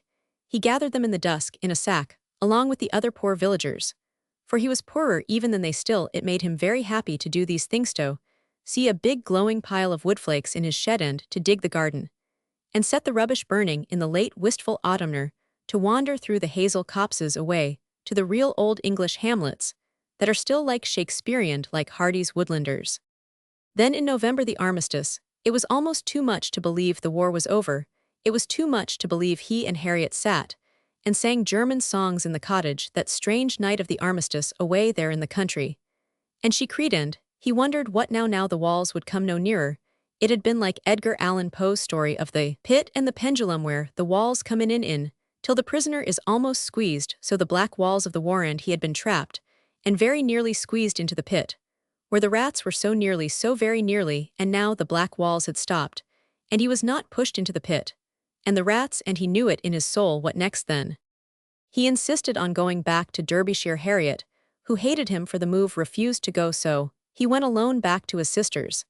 And to finish the year in the house which they had paid for him, Harriet refused to go. She stayed with Hattie in London. At St. Pancras, as Summers left the taxi and went across the pavement to the station, he fell smack down on the pavement. He did not hurt himself, but he got up rather dazed, saying to himself, "Is that a bad omen? Ought I not to be going back?" But again, he thought of Scipio Africanus and went on. The cold black December days alone in the cottage on the cold hills, Adam Bede country snowfields, Dinah Morris home, such heavy, cold, savage, frustrated blackness. He had known it when he was a boy. Then Harriet came and they spent Christmas with his sister. And when January came, he fell ill with the influenza, and was ill for a long time. In March, the snow was up to the windowsills of their house. Will the winter never end? He asked his soul. May brought the year's houserand of the Derbyshire cottage to an end, and back they went to Oxfordshire. But now the place seemed weary to him, tame after the black iron of the north. The walls had gone in now, he felt nowhere. So they applied for passports. Harriet to go to Germany, himself to Italy. A lovely summer went by, a lovely autumn came. But the meaning had gone out of everything for him. He had lost his meaning. England had lost its meaning for him. The free England had died. This England of the peace was like a corpse. It was the corpse of a country to him. In October came the passports. He saw Harriet off to Germany, said goodbye at the Great Eastern Station, While she sat in the Harwich Hook of Holland Express, she had a look of almost vindictive triumph, and almost malignant love as the train drew out, so he went back to his meaninglessness at the cottage.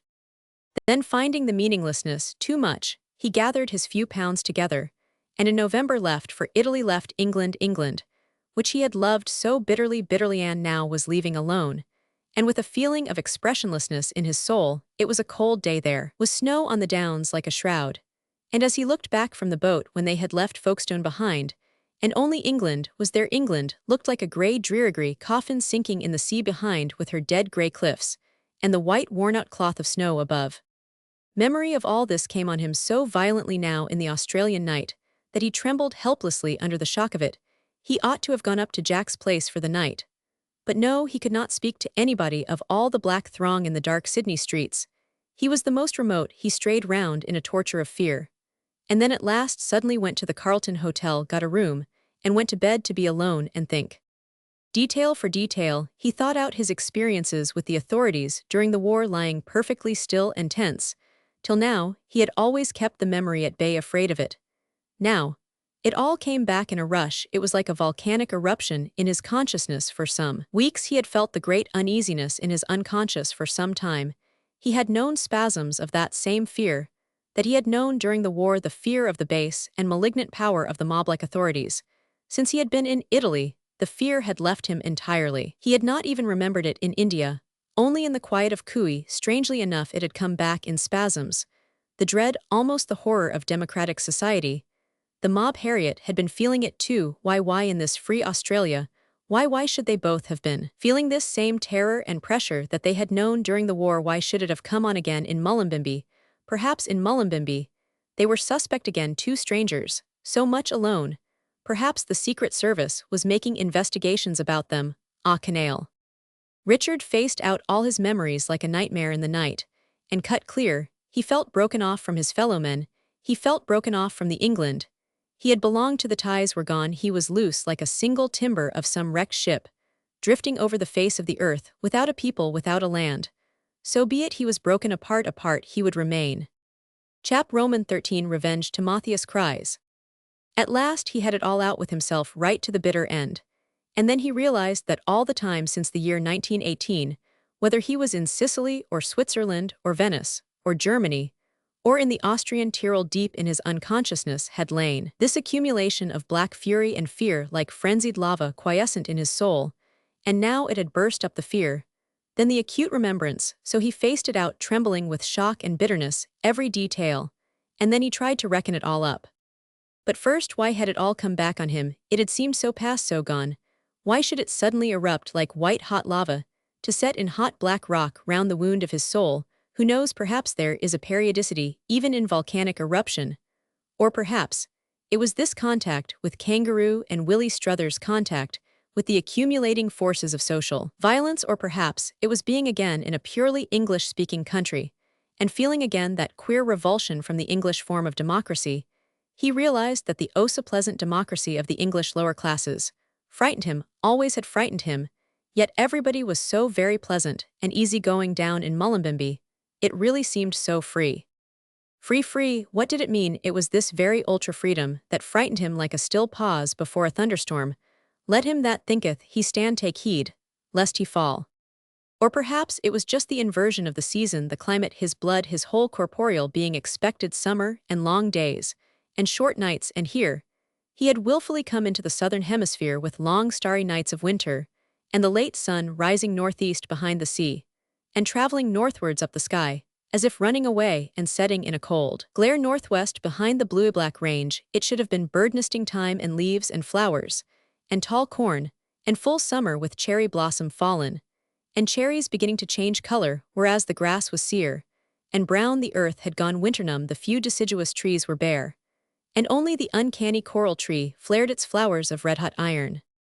Perhaps it was just this, the inversion of the seasons, the shock to his blood and his system, for of course, the body has its own rhythm with the sun, and with the moon. The great nerve ganglia and the subtle glands have their regular times and motions in correspondence with the outer universe, and these times and motions had suddenly received a check from the outer universe, a distinct check. He had had an inkling of what it would be when, from the ship in the Indian Ocean, He had seen the great and beloved constellation Orion standing on its head, as if pitching head foremost into the sea, and the bright dog Sirius coursing, high above his heels in the outer air. Then, he had realized the inversion in the heavens. And perhaps it was this inversion which had brought up all that corrosive and bitter fire from the bowels of his unconscious up again, into his full consciousness. If so, then let it be so. One thing he realized, however, that if the fire had suddenly erupted in his own belly, it would erupt one day in the bellies of all men, because there it had accumulated like a great horrible lava pool deep in the unconscious bowels of all men, all who were not dead, and even the dead were many of them raging in the invisible with gnashing of teeth. But the living dead, these he could not reckon with, they with poisonous teeth like hyenas. Rage, rage, rage, the awful accumulations that lie quiescent and pregnant in the bowels of men. He thought of the big gaunt collier, with the blunt sea-like face, shorn of its intelligence, squatting naked and ghastly on his heels.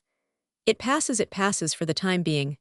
But in those moments, there is an inward disruption, and the death-hot lava pours loose into the deepest reservoirs of the soul one day, to erupt or else to go hard and rocky dead.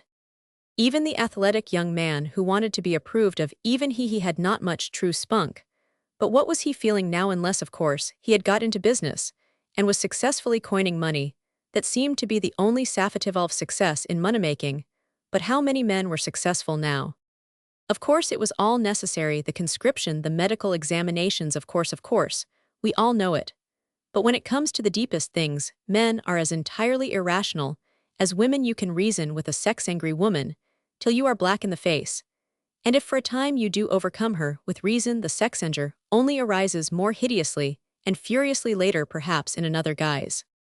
There is no arguing with the instinctive passional self, not the least use in the world. Yes, you are quite right in all your contentions, but just explodes everything like a bomb. The conscription, the whole performance of the war, was absolutely circumstantially necessary. It was necessary to investigate even the secret parts of a man. Agreed, but it was necessary to put Richard Lovett and the ugly collier through that business at Derby. Many men were put through things 1,000 times worse. Agreed. Oh, entirely agreed. The war couldn't be lost at that hour. Quite. Even Richard, even now, agreed fully to all these contentions, but... And there you are, but he was full of a lava fire of rage and hate at the bottom of his soul. And he knew it was the same with most men. He felt desecrated, and he knew it was the same with most men. He felt sold, and he knew most men felt the same. He cared for nothing now but to let loose the hell-rage that was in him, get rid of it by letting it out, for there was no digesting it. He had been trying that for 3 years, and roaming the face of the earth, trying to soothe himself with the sops of travel and new experience and scenery. He knew now the worth of all sops once that disruption had taken place in a man's soul, and in a stress of humiliation, under the presence of compulsion, something has broken in his tissue, and the liquid fire has run out loose into his blood. Then no sops will be of any avail. The lava fire at the bottom of a man's belly breeds more lava fire, and more immortal. There is an eruption as the lava fire accumulates. The man becomes more and more reckless, till he reaches a pitch of dehumanized reckless 295ness. And then the lid is blown off as the top is blown off a hill to make a new volcano, or else it all sets into rocky deadness. Richard felt himself reaching the volcanic pitch. He had as good as reached it, and he realized that the Russians must have reached it during the war, that the Irish had got there, that the Indians in India were approaching the point, that the whole world was gradually working up to the pitch. The whole world. It was as inevitable as the coming of summer. It might be soon, it might be slow, but inevitable it was, or else the alternative, the deadrock barrenness. But why is human life just opposed to human reason? The Allies did have to win the war, for it would certainly not have been any better letting Germany win, unless a very great disaster might have shocked men to their deeper senses, but doubtful things had to go as they went. So it was just Thomas Hardy's blind fate. No, said Lovett to himself, no fata volentem ducunt nolentem trahunt. The fates lead on the willing man, the unwilling man they drag. The fates, what fates? It takes a willing man to answer. Man is not a creature of circumstance, neither is he the result of causing defect throughout the ages, neither is he a product of evolution, neither is he a living mind, part of the universal mind, neither is he a complicated makeup of forces and chemicals and organs, neither is he a term of love, neither is he the mere instrument of God's will, none of these things. Man lives according to his own idea of himself. When circumstances begin really to run counter to his idea of himself, he damns circumstances. When the running counter persists, he damns the nature of things. And when it still persists, he becomes a fatalist, or an opportunist, anything of that sort. Whose fault is it? Fate's not at all. It is man's fault, for persisting in some fixed idea of himself. Yet being an animal saddled with a mental consciousness, which means ideas, man must have some idea of himself.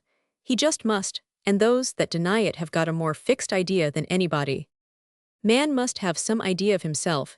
He must live hard up to this idea of himself. But the idea is perishable. Say what you like, every idea is perishable, even the idea of God or love or humanity or liberty. Even the greatest idea has its day, and perishes. Each formulated religion is in the end only a great idea. Once the idea becomes explicit, it is dead, yet we must have ideas. When a man follows the true inspiration of a new living idea, he then is the willing man whom the fates lead onwards, like St. Paul or Pope Hildebrand, or Martin Luther, or Cromwell, or Abraham Lincoln. But when the idea is really dead, and still man persists in following it, then he is the unwilling man whom the fates destroy, like Kaiser Wilhelm, or President Wilson, or today the world at large. For the idea or ideal of love, self-sacrifice, humanity, united in love and brotherhood in peace, all this is dead. There is no arguing about it. It is dead. The great ideal is dead. How do we know? By putting off our conscious conceit and listening to our own soul. So then, why will men not forgive the war and their humiliations at the hands of these warlike authorities? Because men were compelled into the service of a dead ideal. And perhaps nothing but this compulsion made them realize it was a dead ideal. But all those filthy little stay-at-home officers and coastwatchers and dirty-minded doctors who tortured men during the first stages of the torture, did these men in their souls believe in what they were doing? They didn't. They had no souls. They had only their beastly little wills, which they used to bully all men with. With their wills they determined to fight for a dead ideal, and to bully every other man into compliance. The inspiring motive was the bullying, and every other man complied, or else, by admitting a conscientious objection to war, he admitted the dead ideal, but took refuge in one of its sidetracks. All men alike, and all women admitted and still admit the face value of the ideal of love, self-sacrifice, and humanity, united in love, brotherhood, and peace. So they persist in the dead ideal, fata nolent. Then see how the fates betray them in their service of the defunct ideal. They find themselves utterly humiliated, sold, in England, Italy, Germany, India, Australia. That had been the one word men had used to describe their feeling. They had been sold, but not before they had sold themselves. Now, then, the moment a man feels he has been sold in the deepest things, something goes wrong with his whole mechanism, something breaks in his tissue, and the black poison is emitted into his blood. And then he follows a natural course, and becomes a creature of slow, or of quick revenge on all that the old ideal is, and stands for revenge on the whole system, just revenge, even further revenge on himself. Men revenged themselves on Athens when they felt sold, when Rome, persisting in an old defunct ideal, gradually made her subjects feel sold. They were revenged on her, no matter how Constantinople and the Byzantine Empire the same. And now our turn, revenge. Timotheus cries, and Timotheus is just everybody except those that have got hold of the money or the power. There is nothing for it but revenge. If you sow the dragon's teeth, you must expect lilies of the valley to spring up in sweet meekness. And Kangaroo insisted on the old idea as hard as ever, though on the power of love, rather than on the submission and sacrifice of love. He wanted to take his revenge in an odor of sanctification and lily of the valley essence. But he was the mob. Really see his face in a rage. He was the mob, the vengeful mob. Oh God, the most terrifying of all things. And Willie Struthers, the vengeful mob, also. But if the old ideal had still a logical leaf to put forth, it was this last leaf of communism. Before the lilitry of humanity, rooted in love, died its final death. Perhaps better Struthers than Kangaroo. But what about myself? Said Richard Lovett to himself, as he lay in the darkness of Sydney, his brain afire, for the horrible bitter fire seemed really to have got into his brain, burst up from his deepest bowels. What about me? Am I too? Timotheus crying, revenge. Oh, revenge, yes, he wanted to be avenged. He wanted to be avenged, especially when he felt tangled up in the horrible human affair. The ideal become like an octopus with a ghastly eye in the center and white arms and wreathing the world. Oh, then he wanted to be avenged. But now for the moment he felt he had cut himself clear, he was exhausted, and almost wrecked, but he felt clear again, if no other ghastly arm of the octopus should flash out and encircle him. For the moment he felt himself lying inert, but clear, the dragon dead, the ever-renewed dragon of a great old ideal with its foul poison breath. It seemed as if for himself he had killed it. That was now all he wanted, to get clear, not to save humanity, or to help humanity, or to have anything to do with humanity. No, Kangaroo had been his last embrace with humanity. Now all he wanted was to cut himself clear, to be clear of humanity altogether, to be alone, to be clear of love and pity, and hate, to be alone from it all, to cut himself finally clear from the last encircling arm of the octopus humanity, to turn to the old dark gods, who had waited so long in the outer dark. Humanity could do as it liked, he did not care so long as he could get his own soul clear, for he believed in the inward soul, in the profound unconscious of man, not an ideal God. The ideal God is a proposition of the mental consciousness. All too limitedly human. No, he said to himself, there is God, but forever dark, forever unrealizable, forever and forever the unutterable name, because it can never have a name, the great living darkness, which we represent by the glyph God. There is this ever-present living darkness, inexhaustible and unknowable it is, and it is all the God and the gods. And every living human soul is a wellhead to this darkness of the living, unutterable. Into every living soul wells up the darkness, the unutterable. And then there is travail of the visible with the invisible. Man is in travail with his own soul, while ever his soul lives into his unconscious surges, a new flood of the Godarkness, the living unutterable. And this unutterable is like a germ eftus, with which he must travail, bringing it at last into utterance, into action, into being. But in most people, the soul is withered at the source, like a woman whose ovaries withered before she became a woman, or a man whose sex glands died at the moment when they should have come into life, like unsexed people. The mass of mankind is soulless, because to persist in resistance of the sensitive influx of the dark gradually withers the soul, makes it die, and leaves a human idealist and an automaton. Most people are dead and scurrying and talking in the sleep of death. Life has its automatic side, sometimes in direct conflict with the spontaneous soul. Then there is a fight, and the spontaneous soul must extricate itself from the meshes of the almost automatic white octopus of the human ideal, the octopus of humanity. It must struggle clear, knowing what it is doing, not waste itself in revenge. The revenge is inevitable enough, for each denial of the spontaneous dark soul creates the reflex of its own revenge. But the greatest revenge on the lie is to get clear of the lie. The long travail, the long gestation of the soul within a man, and the final parturition, the birth of a new way of knowing, a new God influx, a new idea, true enough. But at the center, the old anti-idea, the dark, the unutterable God, this time not a God scribbling on tablets of stone or bronze, no everlasting decalogues, no sermons on mounts either, the dark God, the forever unrevealed, the God who is many gods to many men, all things to all men, the source of passions and strange motives. It is a frightening thought, but very liberating. Ah, my soul, said Richard to himself, you have to look more ways than one, first to the unutterable dark of God, first and foremost, then to the utterable, and sometimes very loud dark of that woman Harriet. I must admit that only the dark God in her fighting with my white idealism has got me so clear, and that only the dark God in her answering the dark God in me has got my soul heavy and fecund with a new sort of infant. But even now, I can't bring it forth, I can't bring it forth, I need something else, some other answer. Life makes no absolute statement, the true life makes no absolute statement, thou shalt have no other God before me. The very commandment suggests that it is possible to have other gods, and to put them before Jehovah. Thou shalt love thy neighbor as thyself.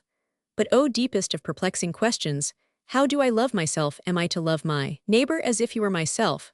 But my very love makes me know that he isn't myself, and that therein lies his lovableness. Unless I am a conceited prig, am I to love my neighbor as much as myself? And how much do I love myself? It is a wildly problematic commandment. Supposing I love my neighbor more than myself, that again is a catastrophe. Since every man must love himself in a different way, unless he is a materialist or a prig, must love his neighbor in a different way. So Christ's commandment is as large as life, and its meaning can never be fixed. I sometimes hate myself, and my neighbor as myself. Life makes no absolute statement, it is all call and answer. As soon as the call ceases, the answer is invalid. Until the answer comes, a call is but a crying in the wilderness, and every answer must wait until it hears the call, till the call comes the answer is but an unborn ftus. And so it is life is so wonderful and complex, and always relative a man's soul is a perpetual call, and answer he can never be the call, and the answer in one between the dark God, and the incarnate man, between the dark soul of woman, and the opposite dark soul of man, and finally between the souls of man and man, strangers to one another, but answerers. So it is forever the eternal weaving of calls and answers, and the fabric of life woven and perishing again. But the calls never cease, and the answers never fail for long, and when the fabric becomes gray, and machine-made some strange clarion call, makes men start to smash it up, so it is. Blessed are the pure in heart, that is absolute truth, a statement of living relativity, because the pure in heart are those who quiver to the dark God, to the call of woman, and to the call of men. The pure in heart are the listeners and the answerers. But Ramesses Roman II was no doubt as pure in heart as John the Evangel, indeed perhaps purer, since John was an insister to be pure in heart. Man must listen to the dark gods, as well as to the white gods, to the call to blood sacrifice, as well as to the Eucharist. Blessed are the poor in spirit. It depends if it means listening, not if it means taking up a permanent attitude. Blessed are the peacemakers. It depends if it means answering, not if it means enforcing the peace like policemen. Blessed are the meek. It depends on the occasion. Blessed are they that mourn. It depends altogether. Blessed are they that do hunger and thirst after righteousness. Ah yes, but the righteousness of the profound listener, and of the answerer who will answer come, what may not any other righteousness of the commandment sort. Blessed are ye, when men shall despise you. Nay, nay, it is rather unblessed are the despisers. After all his terrific upheaval, Richard Lovett at last gave it up, and went to sleep. A man must even know how to give up his own earnestness when its hour is over, and not to bother about anything anymore when he's bothered enough. Chap Roman 14 bits. The following day Summers felt savage with himself again. Fool that I am, fool, he said, mentally kicking himself, and he looked at the big pink spread of his Sydney Bulletin. Viciously. The Bulletin was the only periodical in the world that really amused him. The horrible stuffiness of English newspapers, he could not stand. They had the same effect on him as fishballs in a restaurant. Loathsome, stuffy, fair English magazines were too piffling, too imbecile. But the bully, even if it was made up all of bits, and had neither head nor tail, nor feet nor wings, was still a lively creature. He liked its straightforwardness, and the kick in some of its tantrums. It beat no solemn drums. It had no deadly earnestness. It was just stoical and spitefully humorous. Yes, at the moment he liked the Bulletin better than any paper he knew, though even the Bulletin tried a dowdy bit of swagger, sometimes especially on the pink page.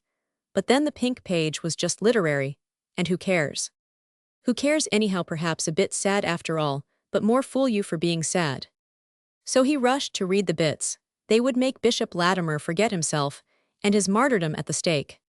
1085, the casual digger of war days, has carried it into civvies, sighted one of the original 10th at the outer harbor Adelaide Wharf last week. Fishing his sinker was his 1914 Star.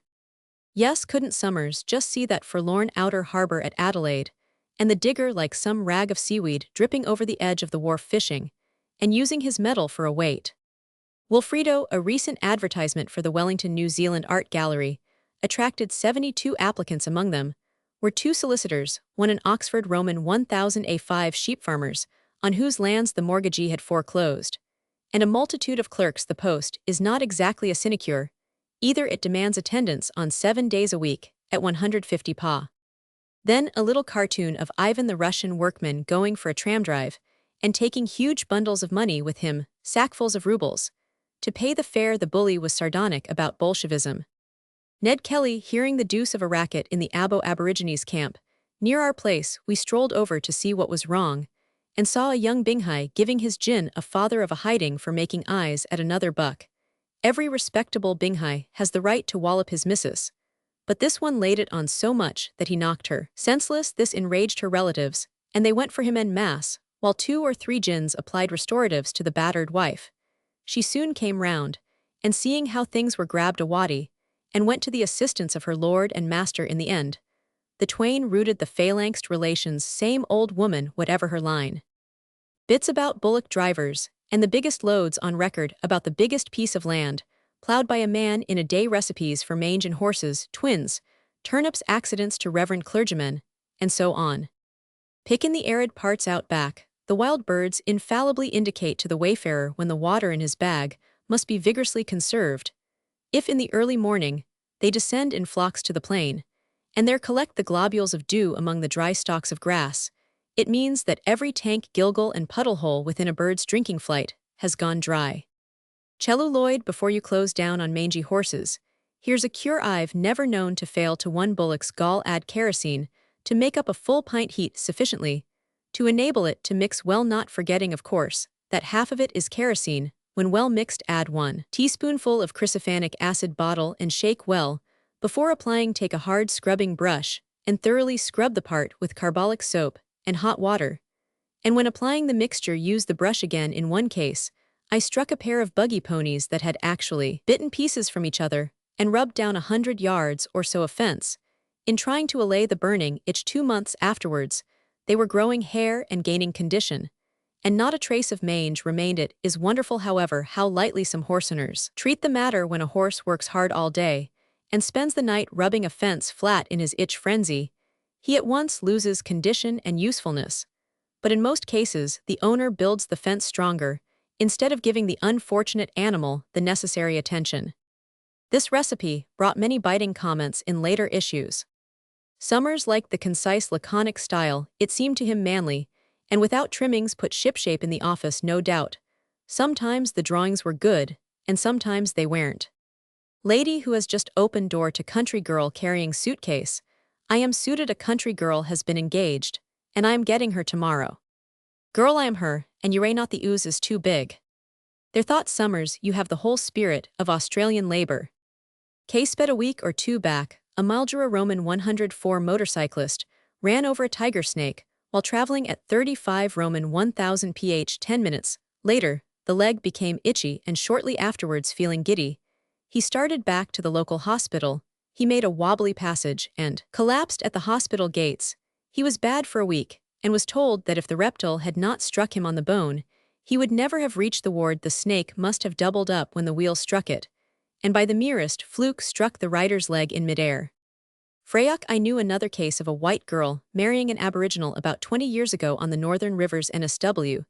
She was rather pretty, a descendant of an English family. Binghai was a landed proprietor, having acquired a very decent estate on the death of a former spinster employer. Binghai must have had a way wit. He owned a large, well-furnished house, did himself well, and had a fair education, and was a good rough rider. But every year the call of the wild came to him, and he would leave his wife and kids, they had 3, and take himself to an old tumble-down hut in the bush, and there for a month or 2 live in solitude on his natural tucker, under the will of the aforesaid spinster. Upon Binghai's demise, the estate was to revert to her relatives with an optimism that was not without a pathos of its own. They used to trot out every outlaw in the district for their dusky friend to ride, but his neck was still intact when I left. Sucre, peering through her drawing-room window shortly before lunch, the benevolent old suburban lady saw a shivering man in a ruined overcoat. Not all the members of the capitalist classes are iron-souled creatures, bent on grinding the faces of the afflicted yet virtuous poor. Taking a 10-shilling note from a heavy-libated bag, she scribbled on a piece of paper the words "cheer up," put both in an envelope, and told the maid to give it to the outcast from her.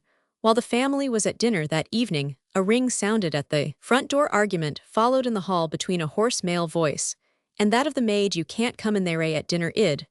Rather come in, miss, always like for to fix these things up in person. You can't come another moment. And the needy wayfarer was in the dining room. He carefully laid 5 filthy 1 notes on the table before his benefactress. There you are, mum, he said, with a rough salute. Cheer up. One all right. I am mostly on the corner race days, as your cook will tell you, and id like to say that if any uv your friends. Bits, yet Richard Lovett read on. It was not mere anecdotage, it was the sheer momentaneous life of the continent. There was no consecutive thread, only the laconic courage of experience. All the better he could have kicked himself for wanting to help mankind join in revolutions or reforms, or any of that stuff. And he kicked himself still harder thinking of his frantic struggles with the soul, and the dark God, and the listener, and the answerer. Blarney. He was a preacher and a blatherer, and he hated himself for it. Damn the soul, damn the dark God, damn the listener, and the answerer, and above all damn his own interfering nosy self. What right had he to go nosing round Kangaroo, and making up to jazz, Or to Jack, why couldn't he keep off it all, let the whole show go its own gay course to hell, without Mr. Richard Lovett Summers trying to show it the way it should go? A very strong wind had got up from the west, it blew down from the dark hills in a fury, and was cold as flat ice. It blew the sea back, until the great water looked like dark ruffled mole fur. It blew it back, till the waves got littler and littler, and could hardly uncurl the least swish of a rattle of foam. On such a day his restlessness had driven them on a trip along the coast to Walloona. They got to the lost little town just before midday, and looked at the shops the sales were on. And prices were smashed to bits, prices smashed to bits in big labels. Harriet, of course, fascinated in the main street that ran towards the sea with the steep hills at the back, hitch your motor to a Star Motor Company. Your piano is the most important article of furniture in your drawing room. You will not be proud of your drawing room unless your piano has a handsome appearance and a beautiful tone, both these requisites. It was a wonderful main street, and thank heaven out of the wind there were several large, but rather scaring brown hotels with balconies all round. There was a yellow stucco church with a red-painted tin steeple like a weird toy. There were high roofs and low roofs, all corrugated iron, and you came to an opening, and there behold were one or two forlorn bungalows inside, their wooden palings, and then the void, the naked bush sinking in a hollow to a sort of marsh.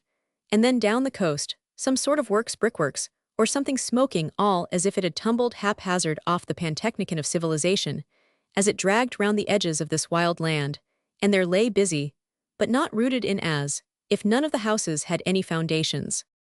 Bright the sun, the air of marvelous clarity, tall stalks of cabbage palms rising in the hollow, and far off tufted gum trees, against a perfectly new sky, the tufts at the end of wire branches, and farther off blue hills in the main street, large and expensive motorcars, and women in fuzzy fur coats, long quiescent Australian men in tired-out-looking navy blue suits, trotting on brown ponies, with a carpetbag in one hand, doing the shopping, girls in very much-made hats, also flirtily shopping, 3 boys, with big magnificent bare legs, lying in a sunny corner in the dust, a lonely white pony hitched, as if forever to a post at a street corner.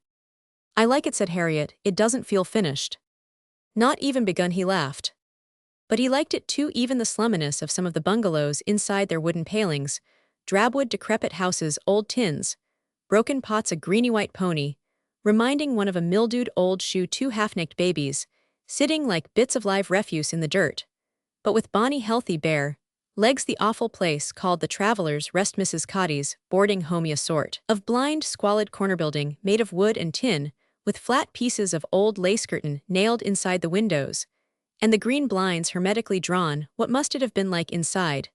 Then an open space, and coral trees bristling with red crestflowers on their bare cold boughs, and the hollow space of the open country, and the marvelous blue hills of the distance. The wind was cold enough to make you die. Harriet was disgusted at having been dragged away from home. They trailed to the sea to try and get out of it, for it blew from the land. And the sun was hot on the bay. One lone man, flinging a line into the water, on the edge of the can-shaped sloping sands, dark blue water, ruffled like mole fur, and flicked all over with froth as with bits of featherfluff, and many white gannets turning in the air like a snowstorm, and plunging down into the water like bombs, and fish leaped in the furry water, as if the wind had turned them upside down, and the gannets dropping and exploding into the wave, and disappearing on the sea's horizon, so perfectly clear, a steamer like a beetle, walking slowly along, clear with a non-earthly clarity. Harriet and Summers sat and ate sandwiches with a little sand, she dazed, but still expostulating. Then they went to walk on the sea's edge where the sands might be firm, but the beach sloped too much, and they were not firm. The lonely fisherman held up his thin silvery line for them to pass under. "Don't bother," said Summers. "Right, oh," said he. He had a sad, beery mustache, a very cold-looking face, and of course a little boy, his son, no doubt, for a satellite. There were little exquisite pink shells, like Venetian pink glass, with white veins or black veins round their sharp little steeples.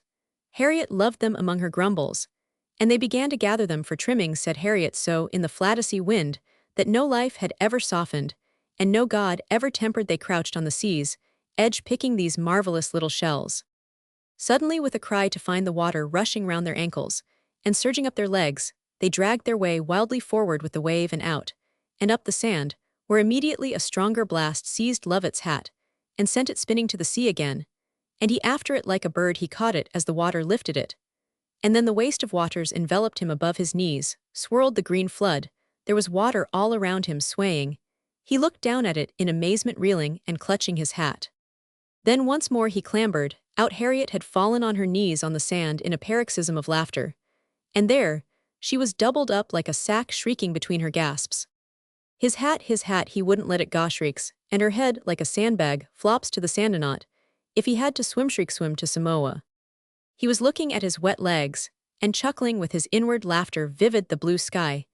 Intensely clear the dark sea, the yellow sands, the swoop of the bay, the low headlands clear like a miracle, and the water bubbling in his shoes as he walked rolling up the sands. At last she recovered enough to crawl after him. They sat in a sandalow under a big bush with odd red berries, and he wrung out his socks, and all he could of his underpants and trousers. Then he put on his socks and shoes again, and they set off for the station. The Pacific water, he said, is so very sea it is almost warm. At which, looking at his wet legs and wet hat, she went off into shrieks again, but she made him be quick because there was a train they could catch. However, in the main street, they thought they would buy another pair of socks, so he bought them and changed in the shop, and they missed the train, and Harriet expostulated louder. They went home in a motor bus, and a cloud of dust with the heaven bluer than blue above, the hills dark and fascinating, and the land so remote, seeming everything so clear, so very distinct, and yet so marvelously aloof. All the miles alongside the road, tin bungalows in their paling fences, and a man on a pony in a long black overcoat, and a cold nose driving 3 happy fleecy cows, long men in jerseys, and white kerchiefs round their necks, a la Buffalo Bill riding nice slim horses, a woman riding astride top speed on the roadside grass, a motorcar at the palings of one of the bungalows, a few carts coming, and the occupants of the bus bouncing and bobbing like a circus, because of the very bumpy road. "Shakes your dinner down," said the old woman with the terribly homemade hatto, "such difficult awful hats." "It does if you've had any," laughed Harriet. "Why, you've 'ad your dinner, 'aven't you?" As concerned as if Harriet was her own stomach, such a nice old woman, and a lovely little boy, with the bright, wide, gentle eyes of these Australians, so alert and alive, and with that lovableness that almost hurts one, absolute trust in the niceness of the world, a tall, stocky ginger man with the same bright eyes and a turned-up nose and long, stocky legs, an elderly man with bright, friendly, elderly eyes, and careless hair, and careless clothing. He was Joe. And the other was Alf, real careless Australians, careless of their appearance, careless of their speech, of their money, of everything except of their happy-go-lucky democratic friendliness, really nice, with bright, quick, willing eyes. Then a young man, perhaps a commercial traveler with a suitcase. He was quite smartly dressed, and had fancy socks. He was one of those with the big heavy legs, heavy thighs, and calves that showed even in his trousers, and he was physically very self-conscious of Lovett and Harriet. The driver's face was long and deep red. He was absolutely laconic, and yet absolutely willing, as if life held no other possibility than that of being an absolutely willing citizen, a fat man, with a fat little girl waiting at one of the corners. "Up she goes," he said as he lifted her in. A perpetual unchanging willingness, and an absolute equality, the same good-humored righty-wara approach from everybody to everybody. Righty-wara, righto Summers, had been told so many hundreds of times right-hu is righto, that he almost had dropped into the way of it. It was like sleeping between blankets, so cozy, so cozy. They were really awfully nice. There was a winsome charm about them. They none of them seemed mean or tight or petty. The young man with the fine suit and the great legs put down his money gently and shyly as a girl beside the driver on the little window ledge. Then he got out and strode off, shy and quick, with his suitcase. "Hey." The young man turned at the driver's summons and came back. "Did yer pay me?" The question was put briskly, good-humoredly, with a touch even of tenderness. The young man pointed to the money. The driver glanced round and saw it. "Oh, right, you are righto." A faint little smile of almost tender understanding, and the young man turned again, and the driver bustled to carry out some goods, the way he stooped to pick up the heavy wooden box in his arms, so willing to stoop to burdens so long, of course, as his rights of man were fully recognized. You mustn't try any superior tricks with him. Well, it was really awfully nice, it was touching, and it made life so easy, so easy. Of course, these were not government servants. Government servants have another sort of feeling. They feel their office even in NS, Weven, a railway clerk, oh yes. So nice, so nice, so gentle, the strange, brighty gentleness, of course, really rub him the wrong way, and you've got a tartar. But not before you've asked for one gentle as a kangaroo or a wallaby, with that wittied, brightied, alert, responsible gentleness Summers had never known in Europe. It had a great beauty, and at the same time it made his spirits sink. It made him feel so sad underneath, or uneasy, like an impending disaster. Such a charm, he was so tempted to commit himself to this strange continent. And its strange people, it was so fascinating, it seemed so free in absence of any form of stress, whatsoever, no strain in any way once you could accept it. He was so tempted save for a sense of impending disaster at the bottom of his soul. And there a voice kept saying, no, no, no, no, it won't do, you've got to have a reversion, you can't carry this mode any further, you've got to have a recognition of the innate sacred separateness. So when they were walking home in a whirl of the coldest, most flataged wind they had ever known, he stopped in front of her to remark, "Of course you can't go on with a soft, friendly life like this here. You've got to have an awakening of the old recognition of the aristocratic principle, the innate difference between people." Aristocratic principle, she shrieked on the wind, you should have seen yourself flying like a feather into the sea after your hat. Aristocratic principle, she shrieked again with laughter. There you are, you see, he said to himself, I am at it again, and he laughed too. The wind blew them home, he made a big fire and changed, and they drank coffee made with milk and ate buns. Thank heaven for a home, he said as they sat in the dark big rooms at Kui and ate their buns, and looked out of the windows, and saw here as well a whirl of gannets like a snowstorm, and a dark sea, littered with white fluffs. The wind roared in the chimney, and for the first time the sea was inaudible. You see, she said, how thankful you are for a home. Chilled to the bone, she said, I am chilled to the bone with my day's pleasure outing. So they drew up the couch before the fire, and he piled rugs on her and Jera chunks on the fire, and at last it was toastingly warm. He sat on a little barrel which he had discovered in the shed, and in which he kept the coal for the fire. He had been at a loss for a lid to this barrel, till he had found a big tin lid thrown out on the waste lot, and now the wee barrel with the slightly rusty tin lid was his perch when he wanted to get quite near the fire. Harriet hated it, and had moments when she even carried the lid to the cliff to throw it in the sea, but she brought it back, because she knew he would be so indignant. She reviled him, however. Shameful, hideous old tin lids, how you can sit on it, how you can bring yourself to sit on such a thing, and not feel humiliated. Is that your aristocratic principle? I put a cushion on it, he said. As he squatted on his tub this evening in the fire corner, she suddenly turned from her book and cried, there he is on his throne, sitting on his aristocratic principle, and again she roared with laughter. He, however, shook some coal out of the little tub onto the fire, replaced the tin lid and the cushion, and resumed his thoughts. The fire was very warm. She lay stretched in front of it on the sofa, covered with an eiderdown, and reading a Nat Good novel, to get the real tang of Australia. Of course, he said, this land always gives me the feeling that it doesn't want to be touched, it doesn't want men to get hold of it. She looked up from her Nat Good. Yes, she admitted slowly, and my ideal has always been a farm. But I know now the farms don't really belong to the land, they only scratch it and irritate it, and are never at one with it. Whereupon she returned to her Nat Good, and there was silence save for the hollow of the wind. When she had finished her paper-backed book, she said, It's just like them, just like they think they are. Yes, he said vaguely. But bah, she added, they make me sick, so absolutely dull, worse than an at-home in the middle classes. And after a silence, another shriek of laughter suddenly. Like a flying fish, dashing into the waves after his hat. He giggled on his tub. Fancy that I am here in Kui after my day's outing. I can't believe it, I shall call you the flying fish. It's hard to believe that one was so many things in one day. Suddenly, the water want you go now. And do the tailor 20 to 8 the bold buccaneer.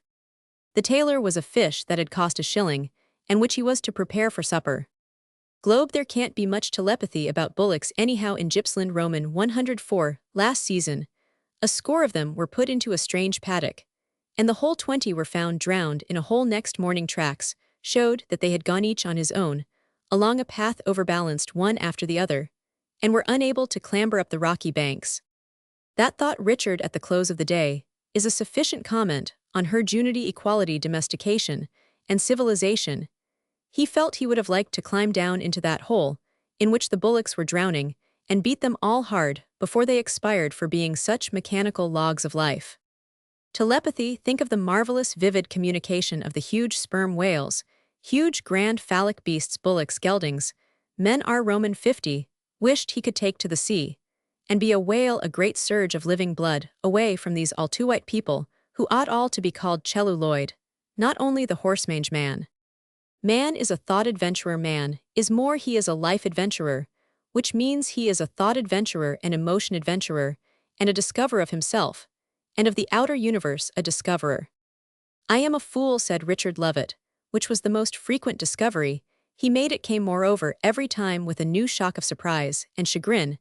Every time he climbed a new mountain range, and looked over he saw not only a new world, but a big anticipatory fool on the side of it, namely himself. Now a novel is supposed to be a mere record of emotion adventures flounderings, in feelings. We insist that a novel is, or should be also a thought adventure, if it is to be anything at all complete. I am a fool, thought Richard to himself, to imagine that I can flounder in a sympathetic universe like a fly in the ointment. We think of ourselves, we think of the ointment. But we do not consider the fly, it fell into the ointment, crying, ah, here is a pure and balmy element, in which all is unalloyed goodness, here is attar of roses, without a thorn, hence the fly in the ointment, embalmed in balm, and our repugnance. I am a fool, said Richard to himself, to be floundering round in this easy, cozy, all-sovereignly world. I feel like a fly in the ointment, for heaven's sake. Let me get out, I suffocate. Where to, if you're going to get out? You must have something to get out on, to stifling, in unctuous sympathy, of a harmless humanity. Oh, cried the stifling R, where is my rock of ages? He knew well enough it was, where it always has been, in the middle of him. Let me get back to my own self, he panted, hard and central in the center of myself. I am drowning in this merge of harmlessness. This sympathetic humanity, oh, for heaven's sake, let me crawl out of the sympathetic smear, and get myself clean again. Back to his own center, back, the inevitable recoil. Everything, said R to himself, in one of those endless conversations with himself, which were his chief delight, everything is relative. And flop, he went into the pot of spikenard. Not quite, he gasped, as he crawled out. Let me drag my isolate and absolute individual self out of this mess. Which is the history of relativity in man, all is relative, as we go flop into the ointment, or the treacle, or the flame. But as we crawl out or flutter out with a smell of burning, the absolute holds us spellbound, oh, to be isolate and absolute and breathe clear. So that even relativity is only relative to the absolute. I am sorry to have to stand a sorry sight preening my wings on the brink of the ointment pot, thought Richard. But from this vantage ground, let me preach to myself, he preached, and the record was taken down for this gramophone of a novel. No, the self is absolute, it may be relative to everything else in the universe, but to itself, it is an absolute. Back to the central self, the isolate absolute self. Now, thought Richard to himself, waving his front paws with gratification, I must sound the muezzin and summon all men back to their central isolate selves. So he drew himself up when'erch he was sluthering over the brim of the ointment pot into the balm of humanity, once more. Oh Lord, I nearly did it again, he thought, as he clambered out with a sick heart. I shall do it once too often. The bulk of mankind haven't got any central selves, haven't got any they're all bits. Nothing but his fright would have struck this truth out of him, so he crouched still like a fly, very tired with crawling out of the ointment to think about it. The bulk of people haven't got any central selves, they're all bits. He knew it was true, and he felt rather sick of the sweet odor of the balm of human beatitudes, in which he had been so nearly lost. It takes how many thousand facets to make the eye of a flyer a spider, he asked himself, being rather hazy scientifically. Well, all these people are just facets, just bits that fitted together make a whole. But you can fit the bits together time after time, yet it won't bring the bug to life. The people of this terrestrial sphere are all bits isolate, one of them, and he is still only a bit isolate, your man in the street, and he is just a rudimentary fragment. Supposing you have the misfortune to have your little toe cut off, that little toe won't at once rear on its hind legs and begin to announce, I am an isolated individual with an immortal soul. It won't, but your man in the street will. And he is a liar, he's only a bit. And he's only got a minute share of the collective soul of his own. He has none, and never will have just a share in the collective soul, no more never thing by himself. Damn the man in the street, said Richard to himself. Damn the collective soul. It's a dead rat in a hole, let humanity scratch its own lice. Now ill sound my muezzin again, the man by himself, Allah by small, God is God, and man is man, and has a soul of his own, each man to himself, each man back to his own soul alone. With his own soul alone, God is God, and man is man, and the man in the street is a louse. Whatever your relativity, that's the starting point and the finishing point. A man alone with his own soul, and the dark God beyond him. A man by himself. Begin then. Let the men in the street, horrid millions, crawl the face of the earth like lice or ants, or some other ignominy. The man by himself. That was one of the names of Erasmus of Rotterdam. The man by himself. That is the beginning and end, the Alpha, and the Omega, the one absolute, the man alone by himself, alone, with his own soul alone, with his eyes on the darkness, which is the dark God of life alone, like a pythoness on her tripod, like the oracle alone above the fissure into the unknown, the oracle the fissure down into the unknown, the strange exhalations from the dark, the strange words, that the oracle must utter, strange, cruel, pregnant words, the new term of consciousness. This is the innermost symbol of man alone in the darkness of the cavern of himself, listening to soundlessness, of inflowing fate, inflowing doom. What does it matter, the man by himself, that is the absolute listening, that is the relativitiffer, the influx of his fate or doom. The man by himself, the listener. But most men can't listen any more, the fissure is closed up, there is no soundless voice, they are deaf and dumb ants, scurrying ants.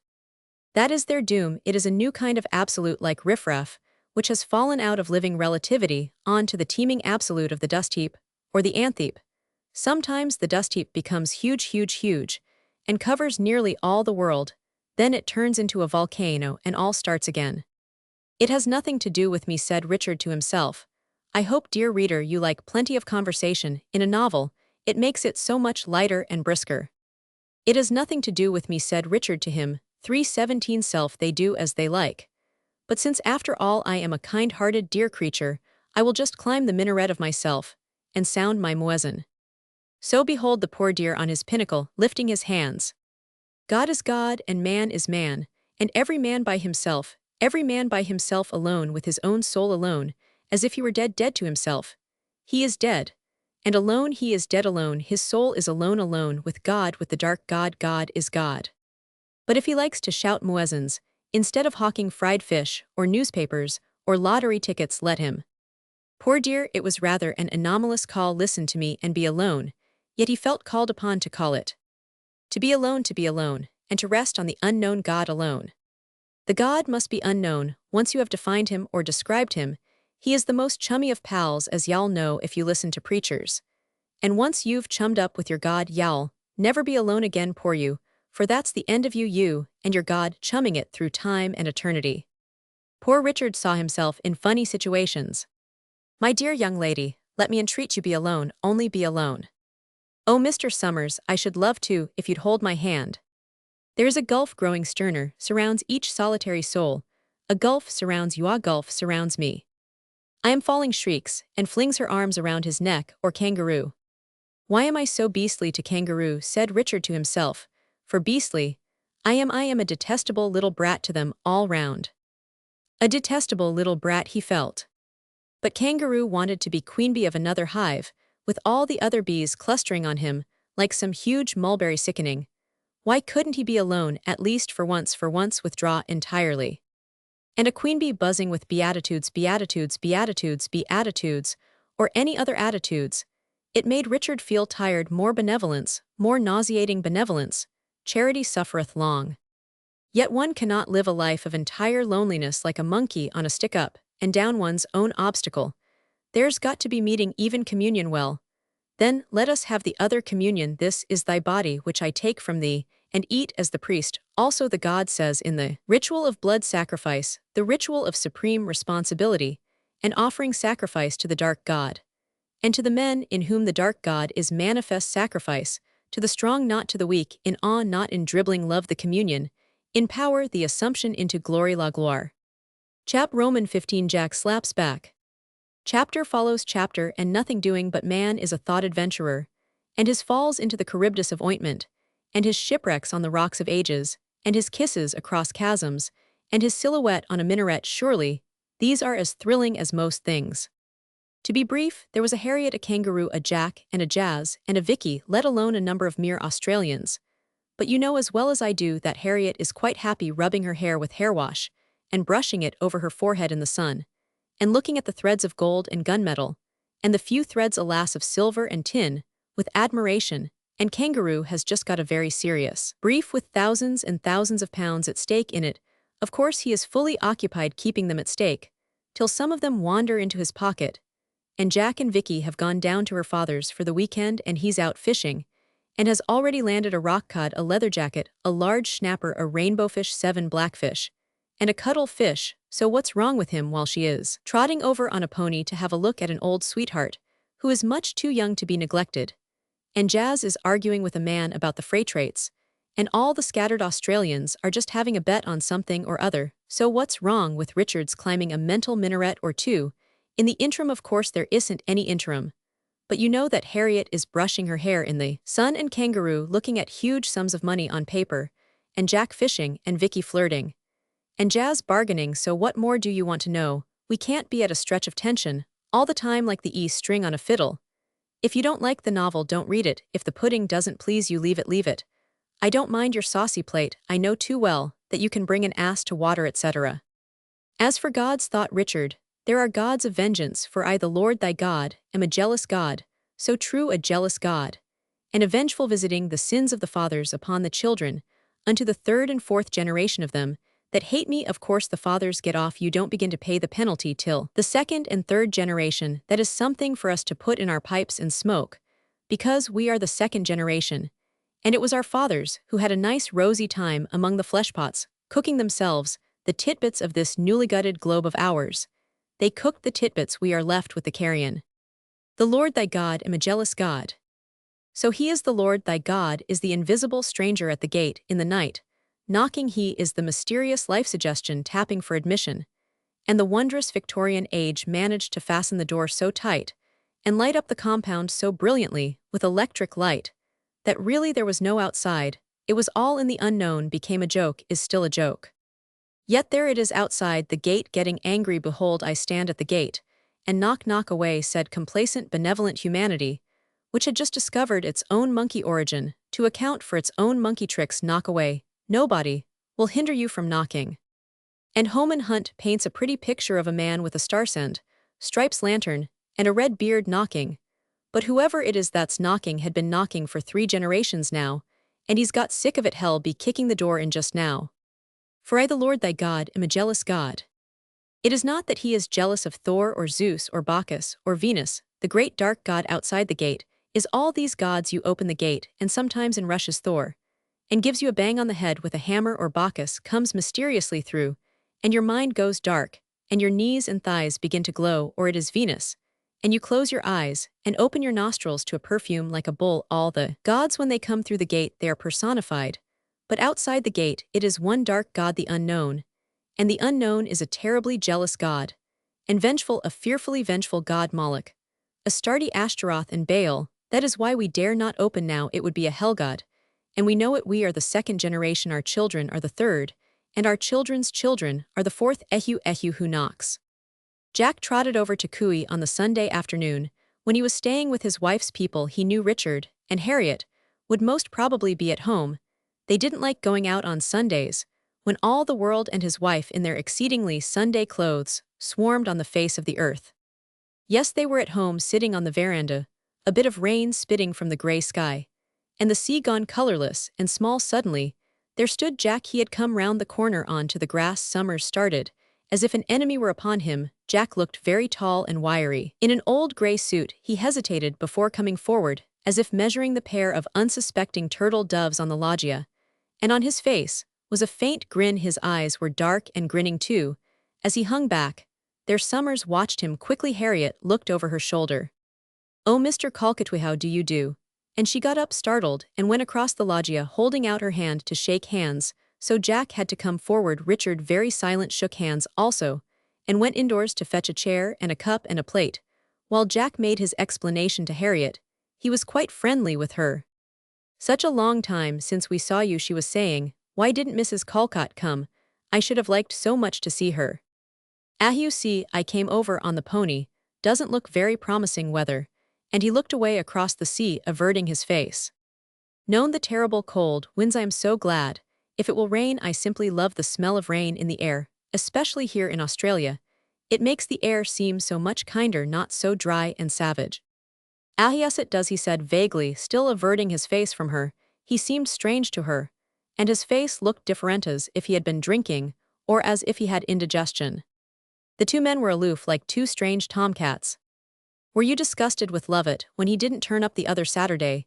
Said Harriet. I do hope you weren't sitting waiting for him. Welleries, we did wait up a while for him. Oh, but what a shame. But you know by now he's the most undependable creature on earth. I wish you'd be angry with him. It's no good what I say. No, said Heth, peculiar slow cockney. No, I'm not angry with him. But you should be, cried Harriet. It would be good for him. Would it? Smiled Jack. His eyes were dark and inchoate, and there seemed a devil in his long wiry body. He did not look at Summers. You know of course what happened, said Harriet. Irwin's. When Lovett went to see Mr. Cooley. No. Again that peculiar Australian no, like a scorpion that stings with its tail. Didn't Mr. Cooley tell you? Cried Harriet. No, there was indescribable malice in the monosyllable. Didn't he? Cried Harriet, and she hesitated. You be quiet, said Lovett crossly. To her, of course you'd have to rush in. You think angels would fear to tread in such a delicate mess, said Harriet, with a flash of mocking wit that sent a faint smile up Jack's face like a red flame. His nose, his mouth were curiously reddened. He liked Harriet's attacks. He looked at her with dark, attentive eyes. Then he turned vaguely to Summers. What was it? He asked. Nothing at all new, said Summers. You know he and I start to quarrel the moment we set eyes on one another. They might be man and wife, mocked Harriet, and again Jack turned to her a look of black, smiling, malicious recognition. Another quarrel, he said quietly. But Summers was almost sure he knew all about it, and had only come like a spy to take soundings. Another quarrel, he replied, smiling, fencing, and once more shown that. I should think, said Harriet, you'd soon know that door when you see it. Oh yes, said Richard. He had not told her the worst of the encounter. He never told her the worst, nor her, nor anybody. Jack was looking from one to the other, to see how much each knew. Was it especially bad blow-up, he said in his quiet voice, that had a lurking tone of watchfulness in it. Oh yes, final, laughed Richard. I am even going to leave Australia. When? I think in 6 weeks. There was a silence for some moments. You've not booked your berths yet? Asked Jack. No, I must go up to Sydney. Again Jack waited before he spoke, then he said. What's made you settle on going? I don't know, I feel it's my fate to go now. Your fate, said Harriet, it's always your fate with you. If it was me it would be my foolish restlessness. Jack looked at her with another quick smile, and a curious glance of dark recognition in his eyes, almost like a caress, strangely apart too, as if he and she were in an inner dark circle. And Summers was away outside. Don't you want to go, Mrs. Summers? He asked. Of course I don't, I love Australia, she protested. Then don't you go, said Jack, you stop behind. When he lowered his voice, it took on a faint, indescribable huskiness. It made Harriet a little uneasy. She watched Lovett. She did not like Jack's new turn of husky intimacy. She wanted Richard to rescue her. She said, he'd never be able to get through the world without me. Does it matter, said Jack, grinning faintly at her, and keeping the husky note in his voice. He knows his own mind or his fate. You stop here, well, look after you. But she watched Richard. He was hardly listening. He was thinking again that Jack was feeling malevolent towards him, wanting to destroy him, as in those early days when they used to play chess together. No, said Harriet, watching Lovett's face, I suppose I shall have to trail myself along, poor woman, till I see the end of him. Hell lead you many a dance before that happens, grinned Richard. He rather enjoyed Jack's malevolence this time. You've led me all your dances, that you know, she retorted. I know there'll be nothing new, unfortunately. Why don't you stay in Australia? Jack said to her, with the same quiet husky note of intimacy, insistency, and the reddish light on his face. She was somewhat startled, and offended. Wasn't the man sober or what? Oh, he wouldn't give me any money, and I haven't a sou of my own, she said lightly, laughing it off. You wouldn't be short of money, said Jack, plenty of money. You see, I couldn't just live on charity, could I? She replied delicately. It wouldn't be charity. What then? There was a very awkward pause, then a wicked redness came into Jack's face, and a flicker into his voice. Appreciation, you'd be appreciated. He seemed to speak with muted lips. There was a cold silence. Harriet was offended now. "I'll just clear the table," she said, rising briskly. Jack sat rather slack in his chair, his long, malevolent body half sunk, and his chin dropped.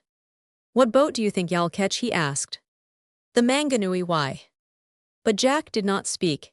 He sat there with his head sunk on his chin, his body half turgid, as if he were really not quite sober. "You won't be honoring Australia long with your presence," he said ironically.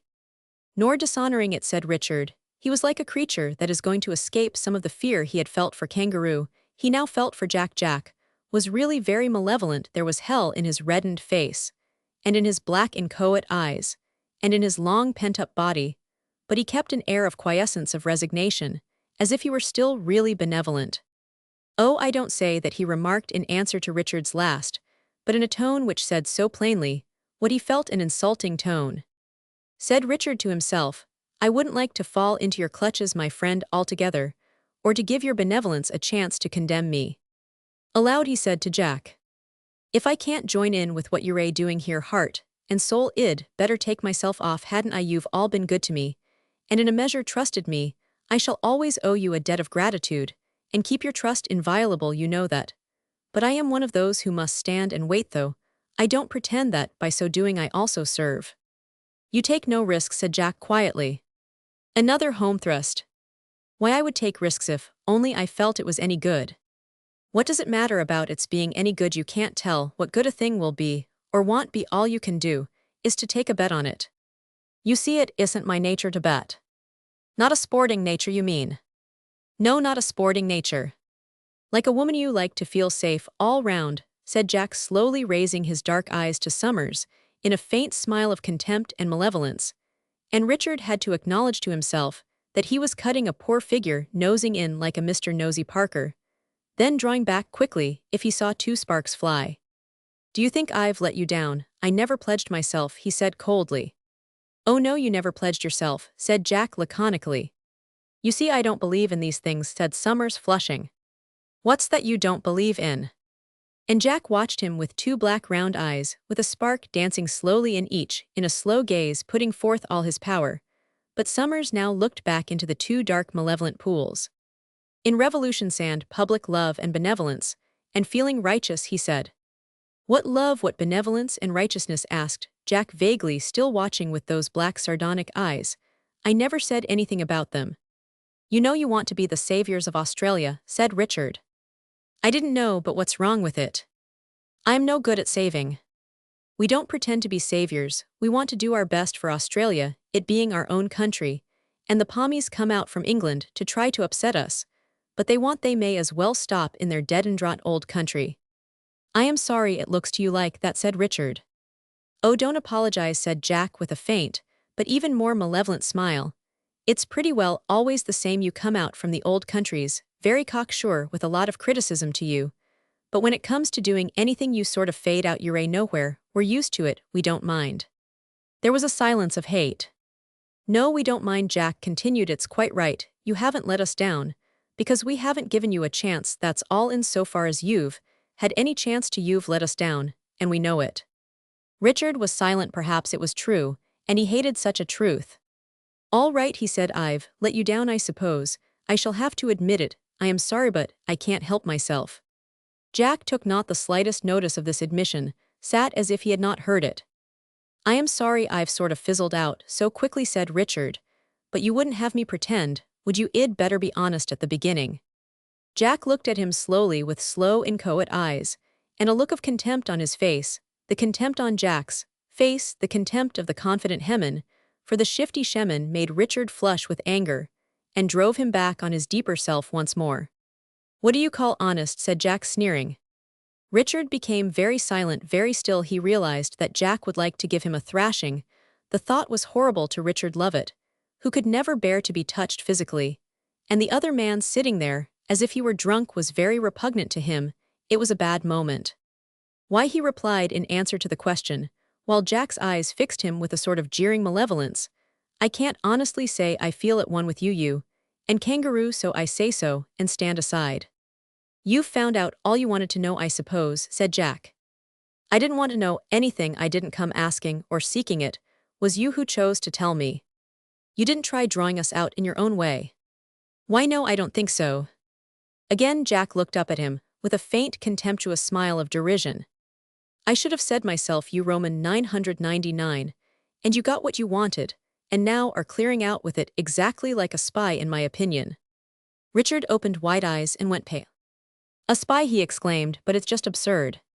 Jack did not vouchsafe any answer, but sat there as if he had come for some definite purpose, something menacing, and was going to have it out with the other man. Kangaroo doesn't think I came spying, does he? Asked Richard, aghast. It's too impossible. I don't know what he thinks, said Jack, but it isn't too impossible at all. It looks as if it had happened. Richard was now dumb. He realized the depths of the other man's malevolence, and was aghast, just aghast, some fear too and a certain horror, as if human beings had suddenly become horrible to him. Another gulf opened in front of him. Then what do you want of me now? He asked very coldly. Some sort of security, I suppose, said Jack, looking away at the sea. Richard was silent with rage and cold disgust, and a sort of police fear. Pray, what sort of security? He replied coldly. That's for you to say, maybe, but we want some sort of security that y'all keep quiet before we let you leave Australia. Richard's heart blazed in him with anger and disgust. You need not be afraid, he said. You've made it all too repulsive to me now, for me ever to want to open my mouth about it. All you can be quite assured, nothing will ever come out through me. Jack looked up with a faint sneering smile. And you think we shall be satisfied with your bare word, he said uglily. But now Richard looked him square in the eyes. Either that or nothing, he replied. And unconscious of what he was doing, he sat looking direct down into the dark shifting malice of Jack's eyes, till Jack turned aside. Richard was now so angry and insulted he felt only pure indignation. Well, see, said Jack. Summers did not even heed him. He was too indignant to think of him any more. He only retreated into his own soul, and turned aside, invoking his own soul. O dark gods, smite him over the mouth for insulting me. Be with me, gods of the other world, and strike down these liars. Harriet came out onto the veranda. What are you two men talking about? She said. I hear two very cross and snarling voices, though I can't tell what they say. I was just saying Mr. Summers can't expect to have it all his own way, said Jack, in his low, intense, slightly husky voice, that was now jeering viciously. He'll try his best to, said Harriet, but whatever have you both got so furious about? Just look at Lovett Green, with fury. It's really shameful. Men are like impish children. You daren't leave them together for a minute. It was about time you came to throw cold water over us, smiled Jack sardonically. Ah, how sardonic he could be. Deep, deep and devilish. He too must have a very big devil in his soul. But he never let it out, or did he? Harriet looked at him and shuddered slightly. He scared her. She had a revulsion from him. He was a bit repulsive to her, and she knew he had always been so. Ah, well, said Jack, cheerio, we aren't such fools as we seem. The milk's spilt, we want sulk over it. No, don't, cried Harriet, I hate sulky people. So do I. Mrs. Summers. Worse than water in my beer, said Jack genially. You and me, we're not going to fall out, are we? No, said Harriet, I don't fall out with peeplind, I don't let them fall out with me. Quite right, don't give 'em a chance. You're right of it, you and me are pals, aren't we? Yes, said Harriet easily, as if she were talking to some child. She must sooth, we're pals. But why didn't you bring your wife? I am so fond of her. Oh, Vicky's all right, she's a one stuff. She thinks the world of you, you know. By golly, she does, she thinks the world of you. Then why didn't you bring her to see me? Why didn't I? Oh, well, let me see. We shed got her married sister, and so forth, come to see her, so she couldn't leave them.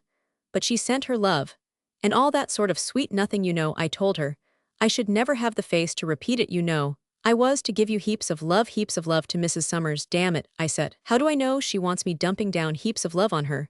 But that was the message, heaps of love to Mrs. Summers. And don't you forget it. I'm not likely to forget it. By gee, there aren't two Mrs. Summers in the universe. I am ready to bet all I've got on that. And a bit over now. Look here, Mrs. Summers, between you and me, and the bedpost. Do you mean Lovett is the bedpost? Put in Harriet. He's silent enough for one. Jack glanced at Summers, and also relapsed into silence. Chap Roman 16. A row in town. The thing that Kangaroo had to reckon with, and would not reckon with, was the masspirit, a collection of men, does not necessarily mean a mob. A collection of men in accidental gathering may be just a gathering drawn by a moment's curiosity, or it may be an audience drawn to hear something, or it may be a congregation gathered together in some spirit of earnest desire, or it may be just a crowd inspired by no one motive. The masspirit is complex. At its lowest, it is a mob. And what is a mob? To put it as briefly as possible, it is a collection of all the weak souls sickeningly conscious of their weakness into a heavy mob that lusts to glut itself with blind destructive power. Not even vengeance, the spirit of vengeance belongs to a mass, which is higher than a mob. The study of collective psychology today is absurd in its inadequacy. Man is supposed to be an automaton working in certain automatic ways. When you touch certain springs, these springs are all labeled. They form a keyboard to the human psyche, according to modern psychology. And the chief labels are herd instinct, collective interest, hunger, fear, collective prestige, and so on. But the only way to make any study of collective psychology is to study the isolated individual. Upon your conception of the single individual, all your descriptions will be based. All your science, established for this reason, the human sciences, philosophy, ethics, psychology, politics, economics, can never be sciences at all. There can never be an exact science dealing with individual life. L'anatomia presuppone, il cadaver anatomy, presupposes a corpse. Says D'Annunzio, you can establish an exact science on a corpse supposing you start with the corpse, and don't try to derive it from a living creature. But upon life itself, or any instance of life, you cannot establish a science. Because even science must start from definition, or from precise description, and you can never define or precisely describe any living creature. Iron must remain iron or cease to exist, but a rabbit might evolve into something which is still rabbit, and yet different from that which a rabbit now is. So, how can you define or precisely describe a rabbit? There is always the unstable creative element present in life, and this science can never tackle. Science is causing defect.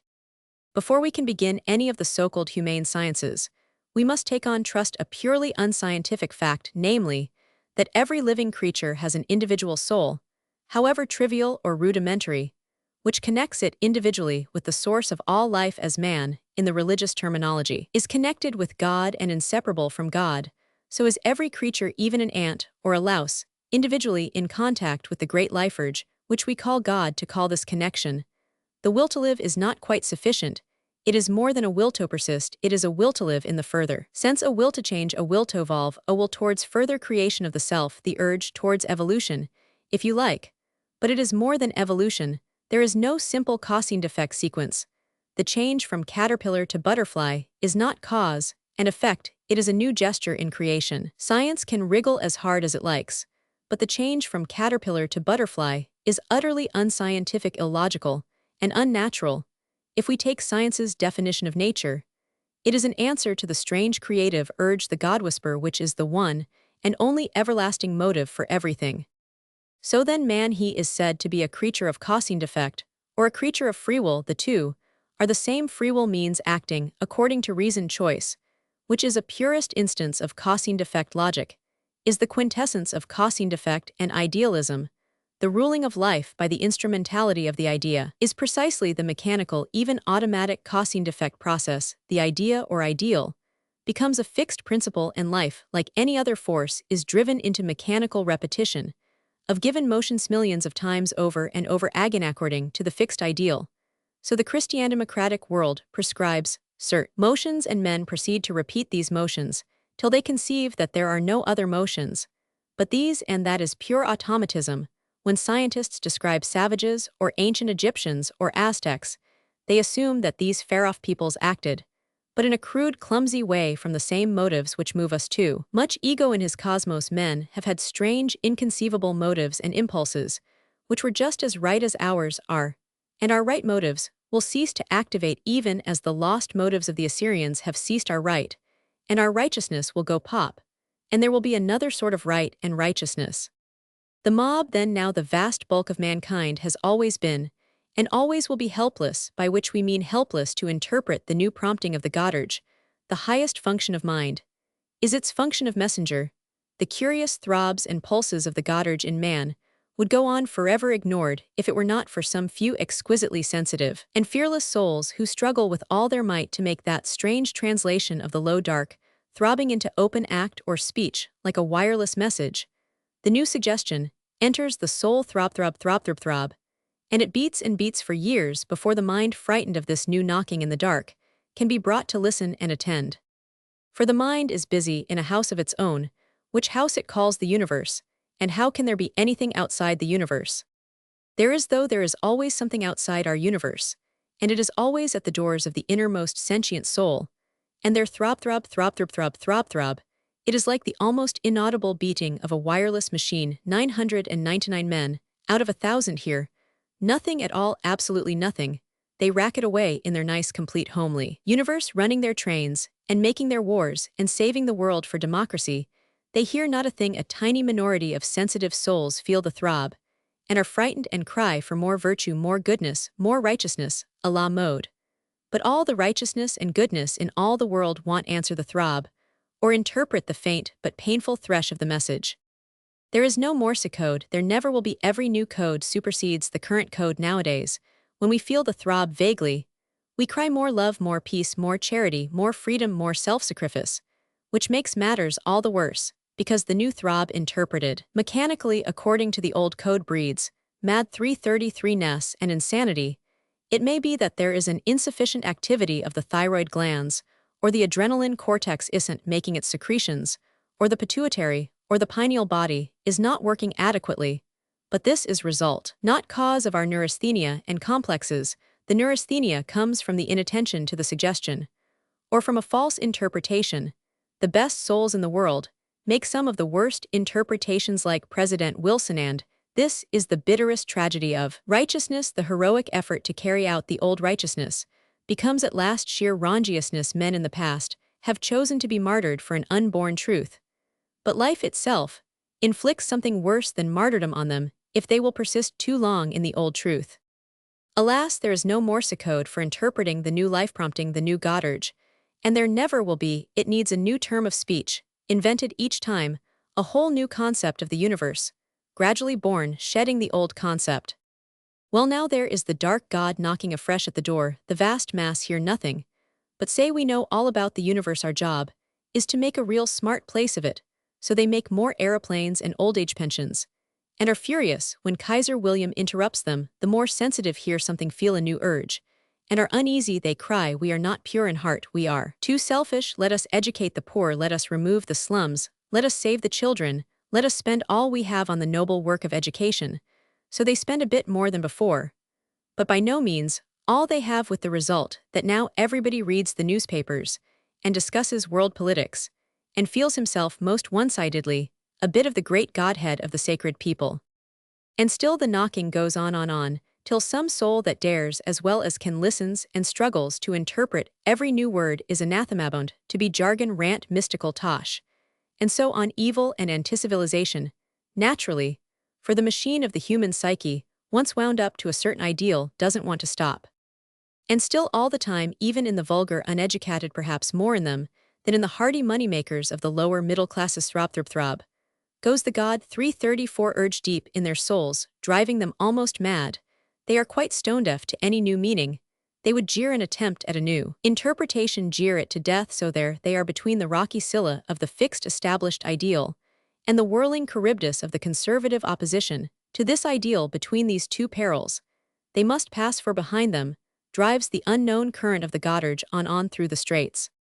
They will never get through the straits. They do not know that there is any getting through. Scylla must beat Charybdis, and Charybdis must beat Scylla. So the monster of humanity, with a Scylla of an ideal of equality for the head, and a Charybdis of industrialism and possessive conservatism for the tail, howls with frenzy and lashes the straits till every boat goes down that tries to make a passage. Well, Scylla must have it out with Charybdis, that's all, and we must wait outside the straits till the storm is over. It won't be over yet, though. Now this is the state of the mass. It is driven, goaded mad at length by the pricking of the Goddard, which it will not, cannot attend to or interpret. It is so goaded that it is mad with its own wrongs. It is wronged, so wronged that it is mad. And what is the wrong, pray? The mass doesn't know. There is no connection at all between the burning, throbbing unconscious soul and the clearest daylight conscious mind. The whole of labor today sees the situation clear as daylight, so does the whole of capital. And yet the whole of the daylight situation has really nothing to do with it. It is the Goddard, which drives them mad, the unacknowledged, unadmitted, non-existent Goddard. They may become a mob. A mob is like a mass of bullocks driven to frenzy by some botfly and charging frantically against the tents of some herdsman, imagining that all the evil comes out of these tents. There is a gulf between the quivering hurt in the unconscious soul and the round, flat world of the visible existence, a sense of weakness and injury at last, an intolerable sense of wrong turning to a fiendish madness, a mad necessity to wreck something, cost what it may, for only the flat, round, visible world exists. And yet it is the botfly of the Holy Ghost, unlistened to, that is the real cause of everything. But the mob has no direction even in its destructive lust. The vengeful masses have direction, and it is no good trying to reason with them. The mass does not act by reason. A mass is not even formed by reason. The more intense or extended the collective consciousness, the more does the truly reasonable individual consciousness sink into abeyance. The herd instinct, for example, is of many sorts. It has two main divisions, the fear instinct and the aggressive instinct. But the vengeance instinct is not part of the herd instinct. But consider the mode of communication of herd instinct. The communication between the individuals in a herd is not through the mind, it is not through anything said or known, it is submental, it is telepathic.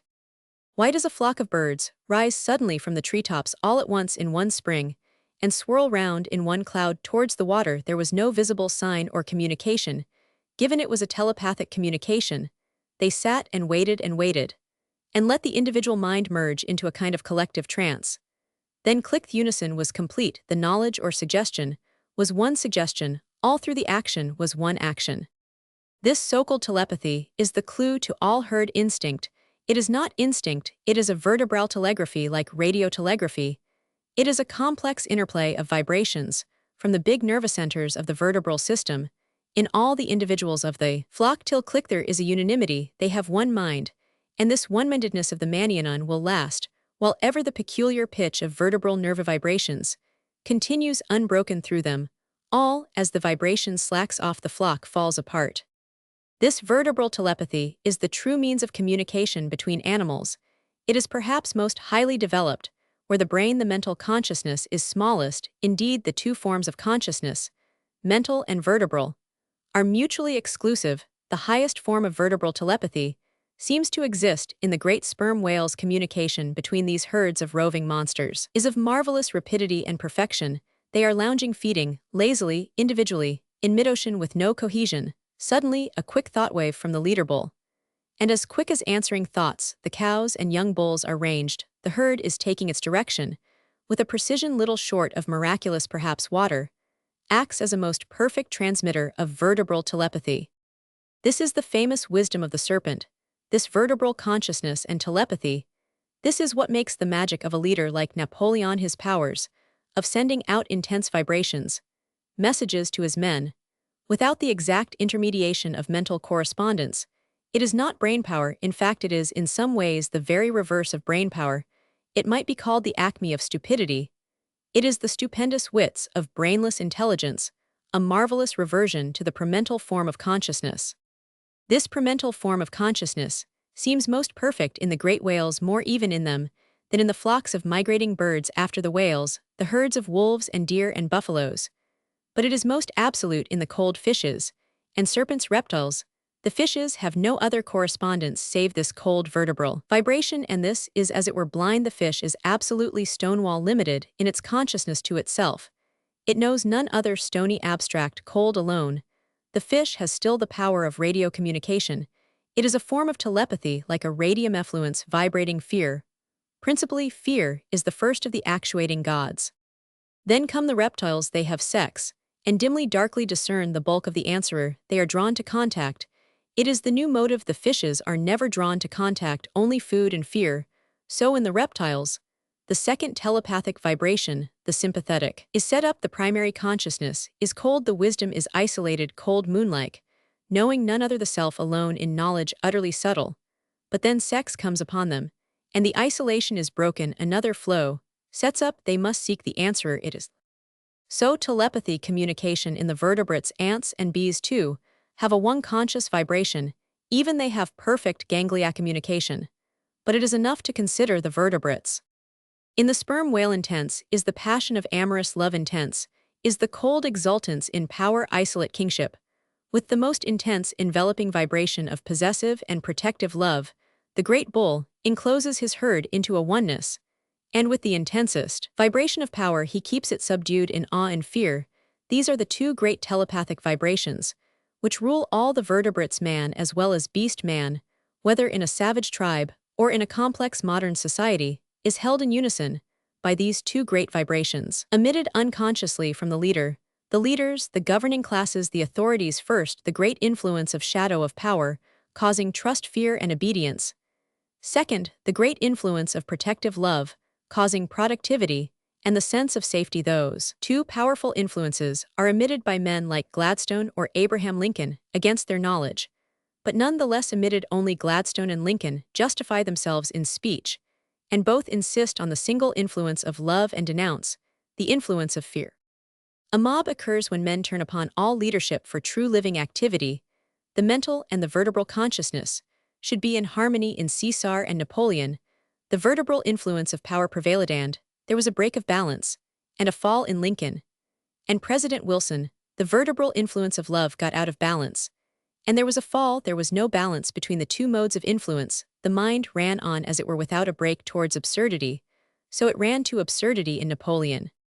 Break the balance of the two great controlling influences, and you get not a simple preponderance of the one influence, but a third state, the mob state. This is the state when the society tribe or herd degenerates into a mob and man. The mind runs on with a sort of terrible automatism which has no true connection with the vertebral consciousness. The vertebral intercommunication gradually gathers force apart from all mental expression. Its vibration steadily increases till there comes a sudden click. And then you have the strange phenomenon of revolution like the Russian and the French revolutions. It is a great disruptive outburst, it is a great eruption against the classes in authority, and it is finally a passionate mindless vengeance, taken by the collective vertebral psyche, upon the authority of orthodox mind. In the Russian Revolution, it was the educated classes that were the enemy, really the deepest inspiration, the hatred of the conscious classes. But revolution is not a mob movement. Revolution has direction and leadership, however temporary there is point to its destructive frenzy. In the end, it is a question with us today whether the masses will degenerate into mobs, or whether they will still keep a spark of direction. All great mass uprisings are really acts of vengeance against the dominant consciousness of the day.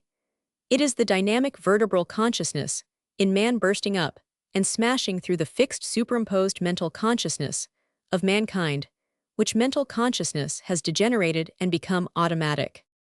The masses are always strictly non-mental, their consciousness is preponderantly vertebral, and from time to time as some great life idea cools down and sets upon them like a cold crust of lava, the vertebral powers will work below the crust apart from the mental consciousness, till they have come to such a heat of unison and unanimity, such a pitch of vibration that men are reduced to a great non-mental oneness, as in the hot-blooded whales, and then like whales which suddenly charge upon the ship, which tortures them so they burst upon the vessel of civilization, or like whales that burst up through the ice that suffocates them, so they will burst up through the fixed consciousness, the congealed idea which they can now only blindly react against at the right moment.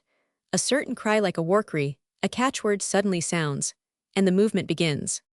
The purest lesson our era has taught is that man at his highest is an individual single isolate alone, in direct soul communication with the unknown God which prompts within him.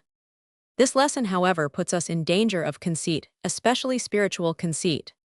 In his supreme being, man is alone isolate nakedly himself in contact only with the unknown God.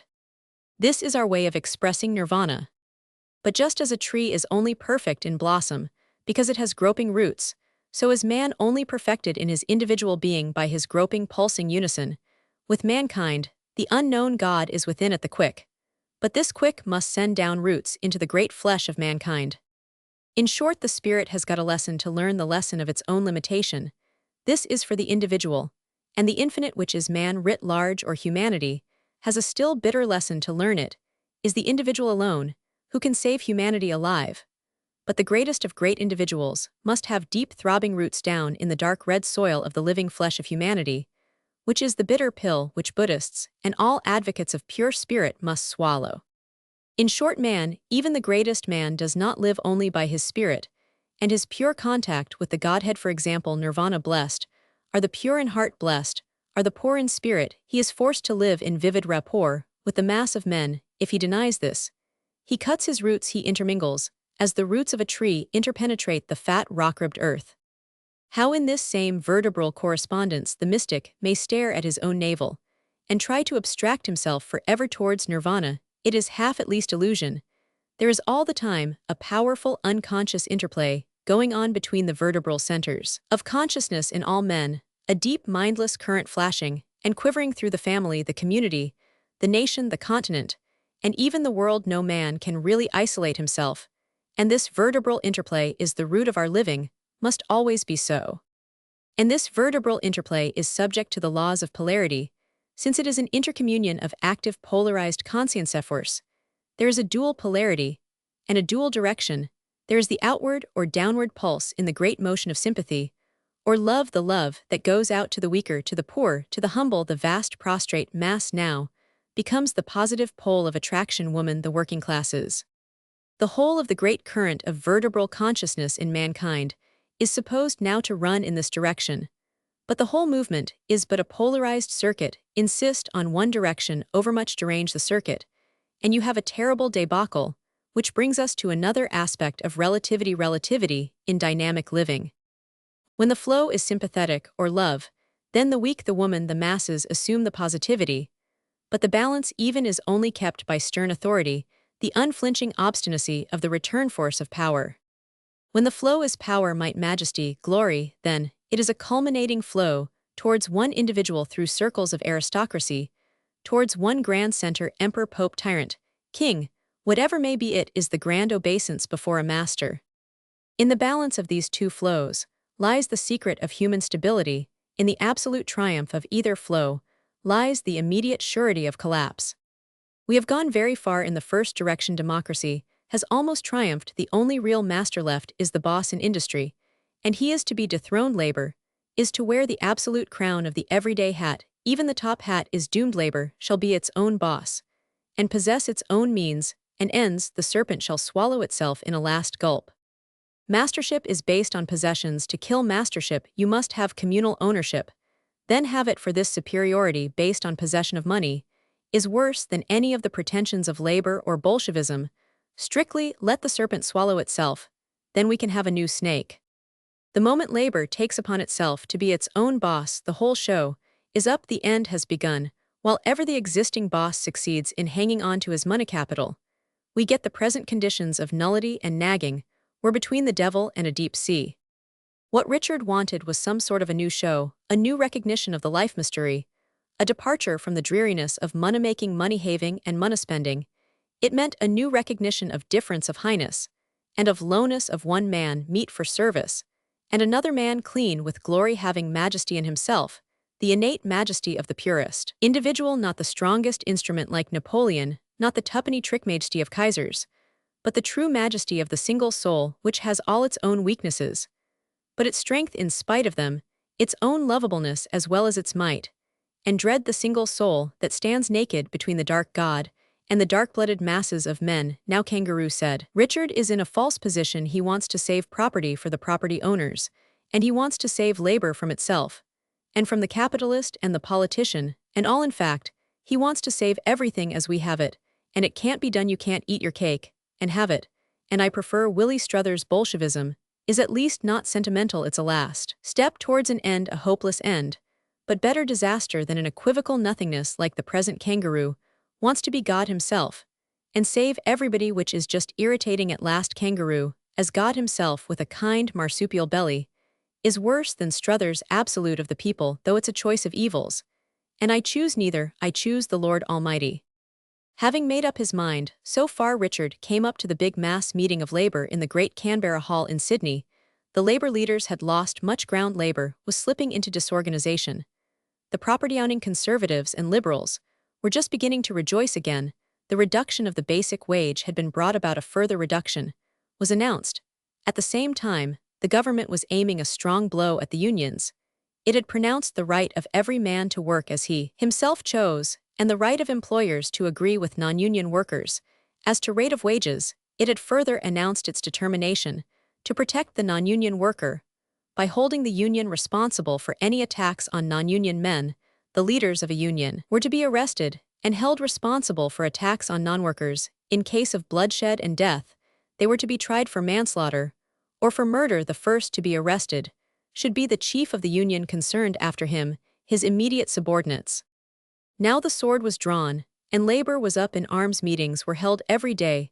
A special meeting was announced at Canberra Hall. Admission by ticket. Summers had asked Jazz if he could get him a ticket, and Jazz had succeeded. There were two meetings, one, a small gathering for discussion at 8:30 in the morning, the other, the mass meeting at 7 at night. Richard got up in the dark to catch the 6 o'clock train to Sydney. It was a dark, cloudy morning night, still 3:42, and a few frogs still were rattling away in a hollow towards the sea, like a weird little factory of machines, whirring and trilling and screeching in the dark at the station. Some miners were filling their tin bottles at the water-tap pail, and extinguished-looking men. Dawn began to break over the sea in a blue-green rift between clouds. There seemed to be rain. The journey was endless. In Sydney it was raining, but Richard did not notice. He hurried to the hall to the meeting. It lasted only half an hour. But it was straightforward and sensible. When Richard heard the men among themselves, he realized how logical their position was in pure philosophy. He came out with Jazz, whom he had not seen for a long time. Jazz looked rather pale, and he was very silent, brooding. "Your sympathy is with labor, Jazz." "My sympathy is with various people, Mr. Summers replied. Jazz non-communicative. It was no use talking to him, he was too much immersed. The morning was very rainy, and Sydney, big city, as it is a real metropolis in Pitt Street and George Street, seemed again like a settlement in the wilderness, without any core, one of the great cities of the world. But without a core, unless perhaps Canberra Hall were its real center, everybody very friendly and nice, the friendliest country in the world, in some ways the gentlest. But without a core, there was no heart in it all. It seemed hollow. With midday came the sun and the clear sky, a wonderful clear sky, and a hot, hot sun. Richard bought sandwiches and a piece of apple turnover, and went into the palace gardens to eat them, so that he need not sit in a restaurant. He loathed the promiscuity and publicity of even the good restaurants. The promiscuous feeding gave him a feeling of disgust, so he walked down the beautiful slope to the water again, and sat on a seat by himself, near a clump of strange palm trees that made a weird noise in the breeze. The water was blue and dancing, and again he felt as if the harbor were wild, lost, and undiscovered, as it was in Captain Cook's time. The city wasn't real. In front, in the small blue bay, lay two little warships, pale gray, with the white flag, having the Union Jack in one corner, floating behind, and one boat had the Australian flag, with the 5 stars on a red field. They lay quite still, and seemed as lost as everything else, rusting into the water. Nothing seemed to keep its positive reality this morning in the strong sun, after the rain. The two ships were like bits of palpable memory that persisted, but were only memory images. Two tiny birds, one brown one with a sky-blue patch on his head, like a dab of sky, fluttered and strutted, hoisting their long tails at an absurd angle. They were real, the absurd, sharp, unafraid creatures. They seemed to have no deep natural fear, as creatures in Europe have again and again. Summers had felt this in Australia. The creatures had no sense of fear as in Europe. There was no animal fear in the air, as there is so deeply in India, only sometimes a grey metaphysical dread. Perhaps, thought he to himself, this is really the country where men might live in a sort of harmless Eden, once they have settled the old Adam in themselves. He wandered the hot streets, walked round the circular quay, and saw the women going to the ferries, so many women, almost elegant, yet their elegance provincial, without pride, awful, so many almost beautiful women, when they were in repose quite beautiful, with pure, wistful faces and some nobility of expression, then see them change countenance, and it seemed almost always a grimace of ugliness. Hear them speak, and it was startling, so ugly once in motion, they were not beautiful still. When their features were immobile, they were lovely.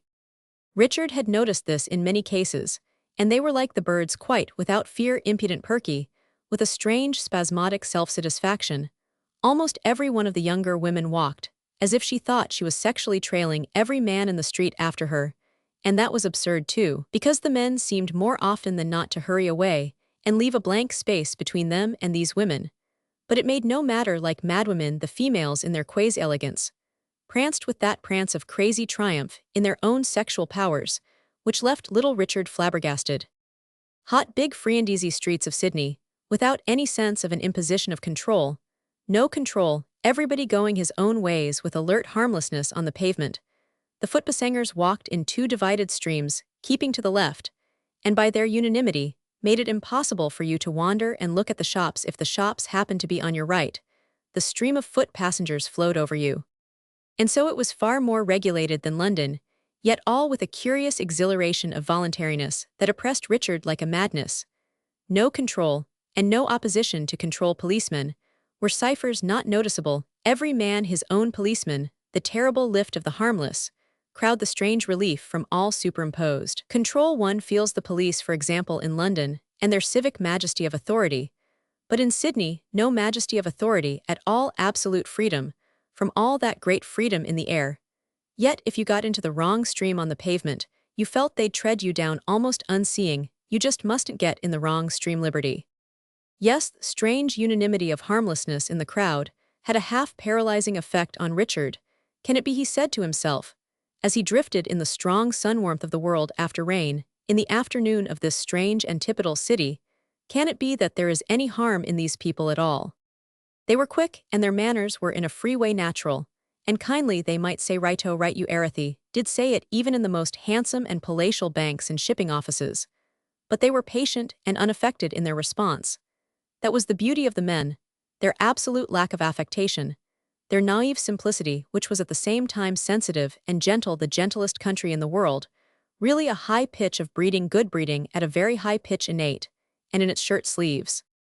A strange country, a wonderful country, who knows what future it may have. Can a great continent breed a people of this magic harmlessness, without becoming a sacrifice of some other external power, the land, that invites parasites nowhere? Parasites breed like nightmares. What would happen if the powerlust came that way? Richard bought himself a big knobbly green soft-crusted apple at a Chinese shop, and a pretty mother-of-pearl spoon to eat it with. The queer Chinese, with their gobbling way of speaking, were they parasites too? A strange world. He took himself off to the gardens, to eat his custard apple, putting inside a knobbly green skin, and to relax into the magic ease of the afternoon, the warm sun, the big blue harbor, with its hidden bays, the palm trees, the ferry steamers sliding flatly, the perky birds, the inevitable shabby-looking loafing sort of men strolling across the green slopes, past the red poinsettia bush under the big flame tree, under the blue sky. Australian Sydney, with a magic like sleep, like sweet soft sleep, a vast endless sun-hot afternoon sleep. With the world a mirage, he could taste it all in the soft, sweet, creamy custard apple, a wonderful sweet place to drift in, but surely a place that will some day wake terribly from this sleep. Yet why should it not drift marvelously forever with its sun and its marsupials?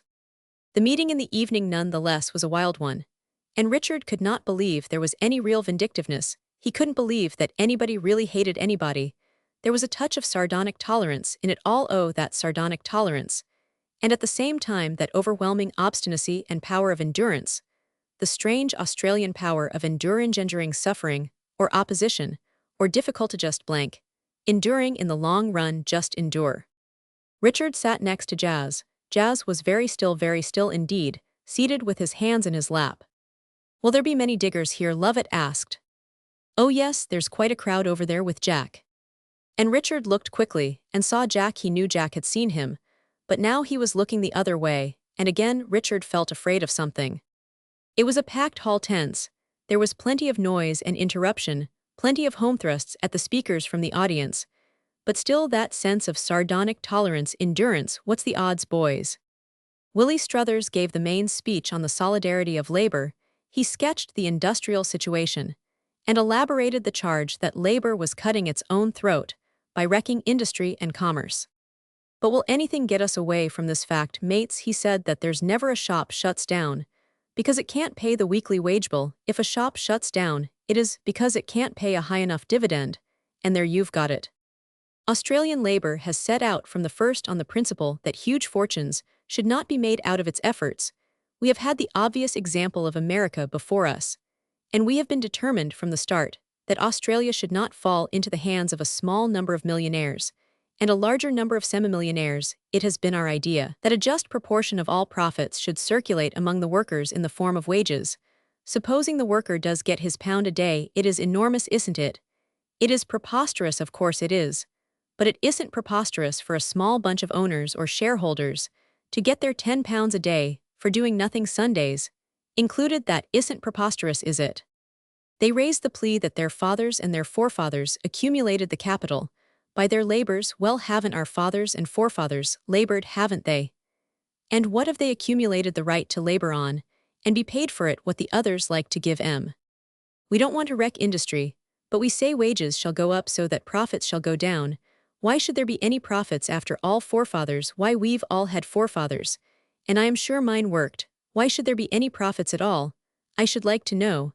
And if profits there must be, well, then the profit grabber isn't going to get 10 times as much as the wage earner just because he had a few screwing forefathers. We who work for what we get are going to see that the man who doesn't work shall not receive a large income for not working.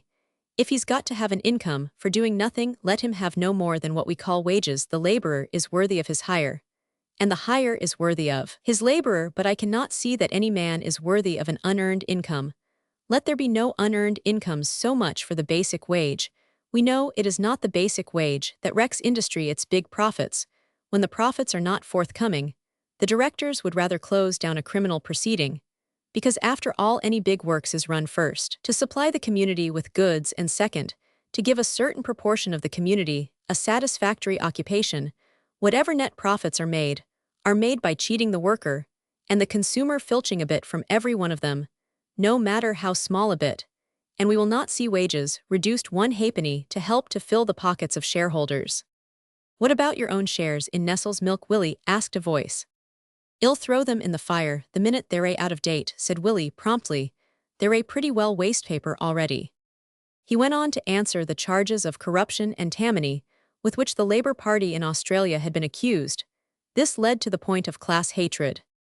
It is we who are supposed to foster class hatred, he said. Now, I put it to you, does the so-called upper class hate us? Or do we hate them more? If y'all let me answer, I tell you it's they who do the hating. We don't wear the flesh off our bones hating them. They aren't worth it. They're far beneath hatred. We do want one class only, not your various shades of upper and lower. We want the peopling. The people means the worker. I don't mind what a man works at. He can be a doctor or a lawyer. Even if men are such fools, they must have doctors and lawyers. But look here, mates, what do we all work for a living? Then why want a working man's living wage due for a lawyer? Why not? Perhaps a lawyer makes an ideal of his job. Perhaps he is inspired in his efforts to right the wrongs of his client. Very well, virtue is its own reward. If he wants to be paid for it, it isn't virtue anymore, it's dirty trading, injustice, or whatever law means.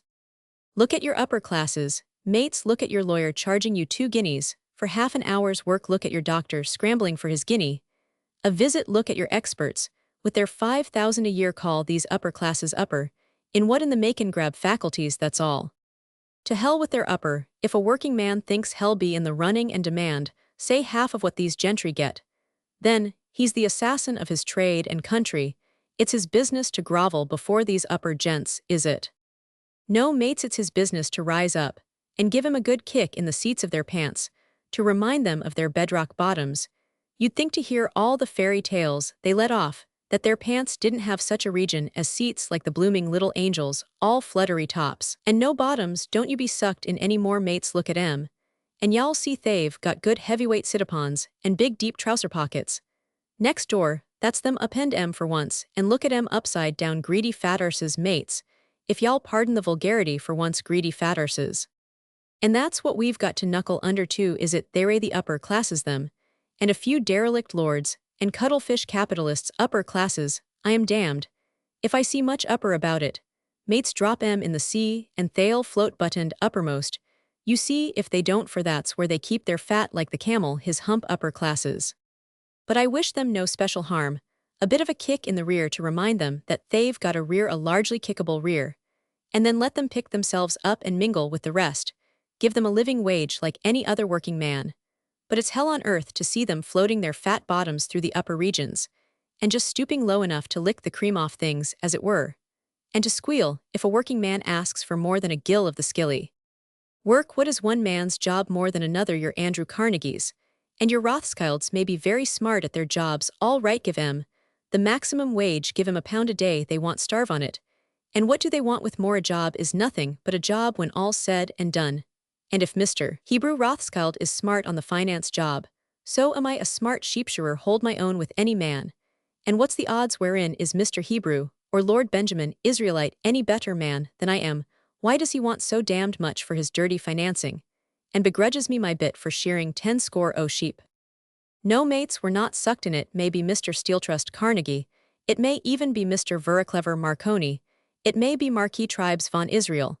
And it certainly is Willie Struthers. Now, mates, Willie Struthers, a big fortune I do not want. But I am damned if I am going to let a few other brainy vampires suck big fortunes out of me, not Roman one. I wouldn't be a man if I Roman 999 upper classes. They've got more greedy brains in the seats of their pants than in their top stories. We're having no more of their classes and masses. Well, just put a hook in their trouser bottoms and hook 'em gently to earth, that's all, and put 'em on a basic wage, like all the rest. One job, one wage isn't that fair. No man can do more than his best, and why should one poor devil get 10 bob for his level best, and another fat arse get 10,000 for some blooming trick? No, no. If a man's a sincere citizen, he does his best for the community he belongs to, and his simple wage is enough for him to live on. That's why we'll have a Soviet water finds its own level, and so shall money. It shall not be dammed up by a few sly fat arses much longer. I don't pretend it will be paradise, but there'll be fewer lies about it, and less fat arse hypocrisy, and less dirty injustice than there is now. If a man works, he shall not have less than the basic wage, be he even a lying lawyer. There shall be no politicians, thank God, but more than the basic wage. Also, he shall not have let us bring things down to a rock bottom. Upper, why all their uppishness amounts to is extra special greedy guts, 10,000 a year, minimum upper classes, upper RCs. We'll have a Soviet, mates, and then we shall feel better about it. We SLL be getting nasty tempered if we put it off much longer. Let's know our own mind, well unite with the world's workers, which doesn't mean well take the hearts out of our chests, to give it Brother Brown to eat. No, Brother Brown and Brother Yellow had on the whole best stop at home and sweep their own streets rather than come and sweep ours. But that doesn't mean we ca 350 NT, come to more or less of an understanding with them. We don't want to get too much mixed up with them or anybody, but a proper understanding we can have. I don't say open the gates of Australia to all the waiting workers of India and China, let alone Japan, but mates, you can be quite friendly with your neighbor over the fence without giving him the run of your house. And that is international labor. You have a genuine understanding with your neighbors. Down the street, you know they want shy stones through your windows, or break into your house at night, or kill your children in a dark corner. Why not? Because they're your neighbors, and you all have a certain amount of trust in one another. And that is international labor, that is the world's workers. After all, mates, the biggest part of our waking lives belongs to our work, and certainly the biggest part of our importance is our importance as workers, mates. We are, and we are bound to be workers first and foremost, so were our fathers before us, so will our children be after us, workers first. And as workers, mates, on this everything else depends on our being workers, depends our being husbands and fathers and playmates, nay, our being men. If we are not workers, we are not even men, for we can't exist. Workers we are, mates, workers we must be, and workers we will be. And there's the end of it. We take our stand on it, workers first. And whatever soul we have, it must go first into our work, workers, mates. We are workers. A man is a man because he works, he must work. And he does work, call it a curse, call it a blessing, call it what you like. But the Garden of Eden is gone forever, and while the ages roll, we must work. Let us take our stand on that fact, mates, and trim our lives accordingly. While time lasts, whatever ages come or go, we must work day in, day out, year in, year out. So forever then, mates, let us abide by it, let us abide by it, and shape things to fit. No use shuffling, mates, though you, or I, may make a little fortune enough for the moment to keep us in idleness. Yet, mates, as sure as ever the sun rises, as long as ever times lasts, the children of men must rise up to their daily toil. Is it a curse? Is it a blessing? I prefer to think it is a blessing, so long as, like everything else, it is in just proportion. My happiest days have been shearing sheep or away in the gold mines. When not talking on a platform, asked a voice. No, not talking on a platform, working along with my mates in the bush, in the mines. Wherever it was, that's where I put my manhood into my work there. I had my mates, me fellow workers. I've had playmates as well, wife, children, friends, playmates, all of them, my fellow workers were my mates. So since workers we are and shall be, till the end of time, let us shape the world accordingly. the world is shaped now for the idlers and the playbabies, and we work to keep that going. No mates it won't do. Join hands with the workers of the world, just a fist grip as a token, and a pledge take nobody to your bosom a worker. Hasn't got a bosom, he's got a fist to work with to hit with, and lastly, to give the tight grip of fellowship to his fellow workers and fellow mates no matter what color or country. He belonged to the world's worker sand. Since they are the world, let them take their own, and not leave it all to a set of silly playboys and Hebrews, who are not only silly, but worse, the world's workerswe, who are the world's millions. The world is our world, let it be so then, and let us so arrange it. What's the scare about being mixed up with Brother Brown and Chinky, and all the rest? The Indians in India, the niggers in the Transvaal for instance, aren't we tight mixed up with them, as it is aren't we in one box with them in this empire business? Aren't we all children of the same noble empire, brown, black, white, green, or whatever color? We may be, we may not, of course, be reposing on the bosom of Brother Brown and Brother Black, but we are pretty well chained at his side in a sort of slavery, slaving to keep this marvelous empire going with its out-of-date lords and its fat-arsed hypocritical upper classes. I don't know whether you prefer working in the same imperial slave gang with Brother Brown of India, or whether you'd prefer to shake hands with him as a free worker, one of the world's workers. But one came a loud, distinct voice, as if from nowhere, like a gun going off. But one or the other. Two, a solid block of men's voices like a bell. One or the other yowled.